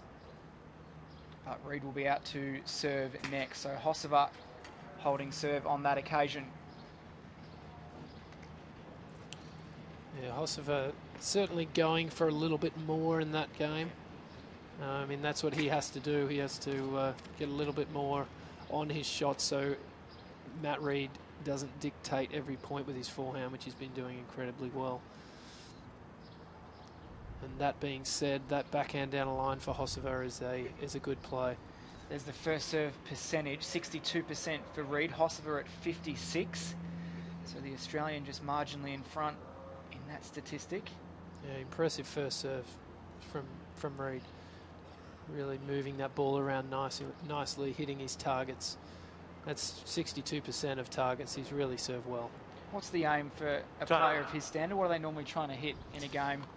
Probably 60 within 60 to 70% for sure. You can see there a really telling stat. First points won on first serve, 100% for Reid. So that first serve really setting him up nicely in his points. Here he is on serve now.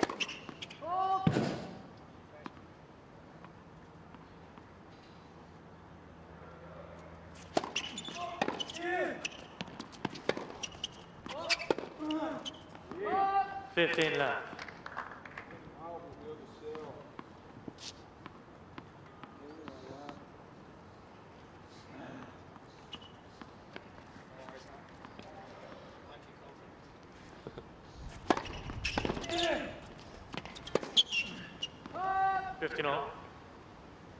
Just spraying that one right wide, Reid.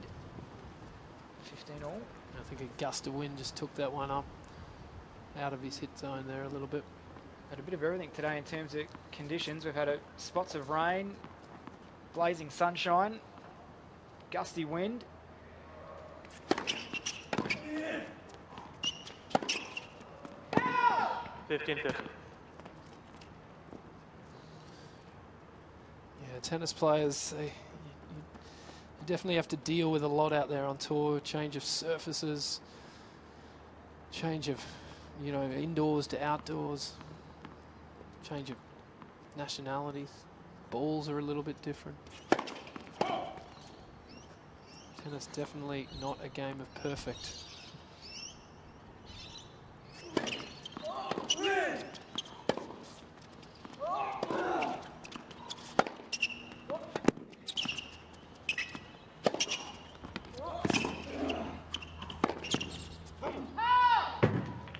Reid again just pushing that one over the baseline. So a couple of break points here for Hossova.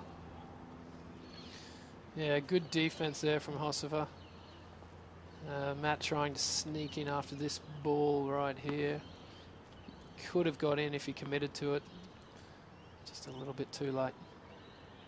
By no means home just yet, Matt Reid.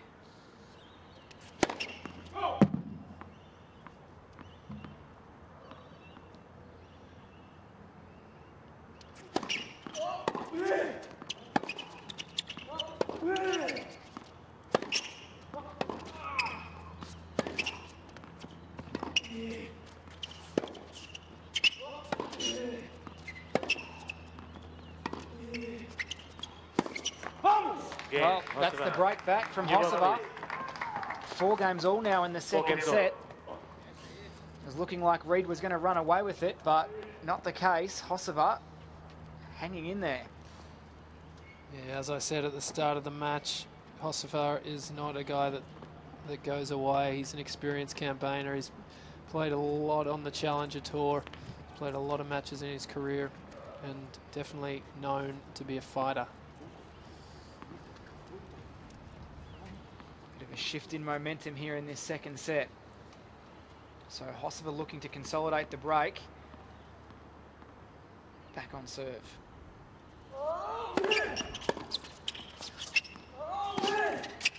Love 15. Too much on that one. Yeah, Reedy just has to stick to his plans, keep it simple, get in the point, and then again look to use that forehand.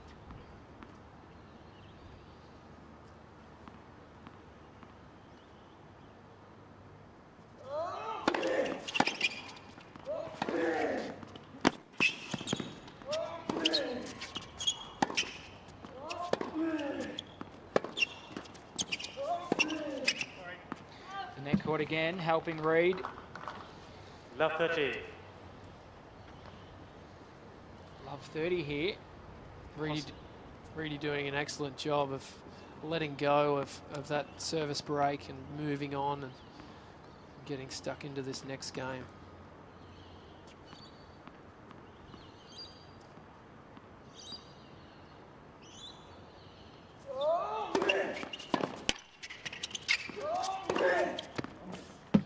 Big forehand to the open court from Hossova. Yeah, Reedy stretched wide. Did well to get in the point again. And Hossova taking advantage of that ball just sitting there slightly.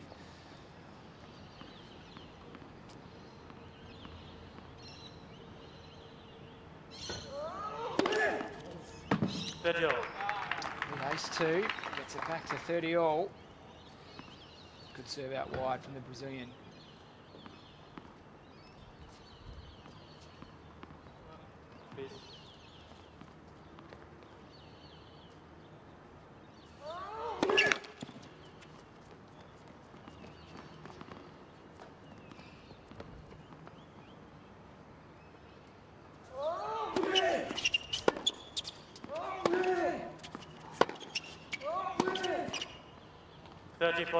Breakpoint chance here.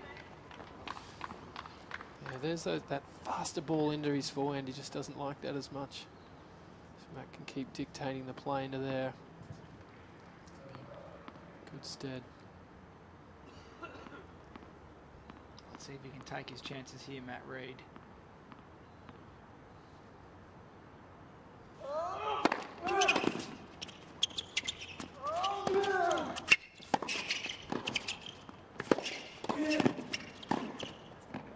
He certainly can, Matt Reed. The Aussie breaks right back. He leads 5 games to 4 in the second set. Thank you, Dan. Exciting finish coming up. Matt Reed looking to come out and serve for the match on Show Court 3. If you're joining us late in the day here on AustralianOpen.com, of course, we've had a lot of matches. We've been going since 10 o'clock this morning. And a mixed day for the Australians. We've had 5 that have gone through, well, 4 I should say. Reed will make it a 5th. Barton, Thompson, of course, Feeney and also Alex Bolt. The ones that have gone out today, Sam Groth, Bryden Klein, who were both, of course, just outside the top 200, so they automatically got into qualifying. The other Australians, of course, receiving wild cards. Kyrgios went out, not Nick's day today, just like that fire and intensity out on court. Kokkinakis, what a game that was, 17-15. That went 3.5 hours. The young Australian who we saw at the Hopman Cup in Perth last week, he was outstanding. Went down to Steve Johnson of the United States, and Jacob Grills, Ocean Grove's very own. If you're ever going to come to Victoria, make sure you get Ocean Grove down there on the coast. He did go out. The 2 top seeds in the men's, Andreas Heider-Moreau of Austria, he got through, as did the number 2 seed from Lithuania, Ricardas Barankis. No problems for him getting through in straight sets. Igor Kunitsyn, who we saw in Brisbane last week in his match against Leighton Hewitt, came in as the lucky loser. He got through as well. As we're now going to head back, Matt Reed serving for the match and a spot in the second round of qualies.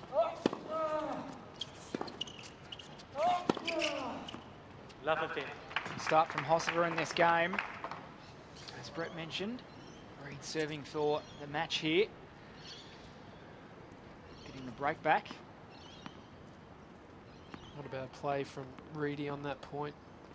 Still coming forward, looking to be assertive.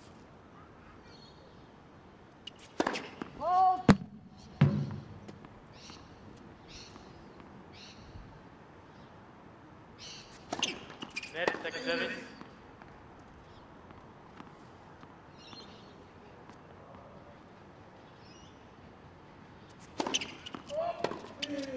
Come on. 15 all.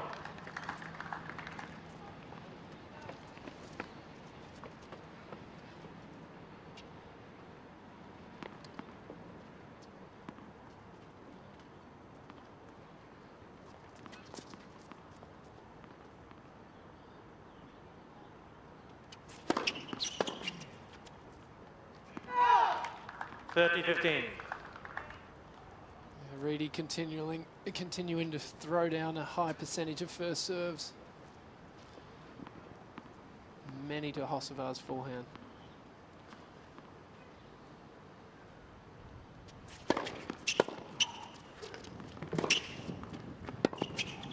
Another big serve followed up by a big forehand sets up match point here for Matt Reid. 40-15.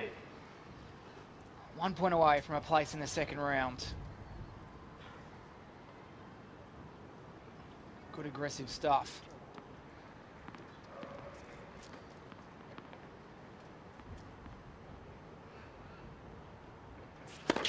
Net to service. Looking to finish with a classy little serve and volley there.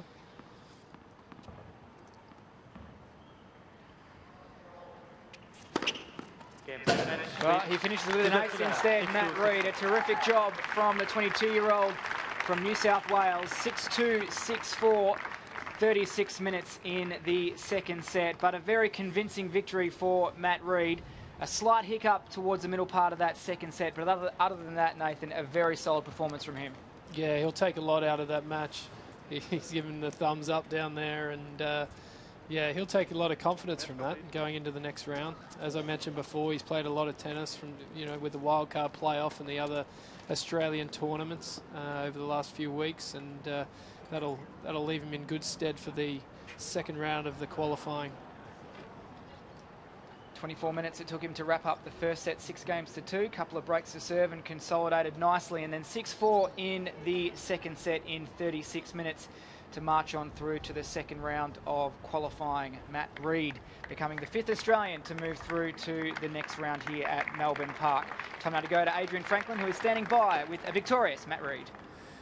Matt Reid, you've been in great form. You made the final of the playoff. Coming into here, you must have been feeling really positive.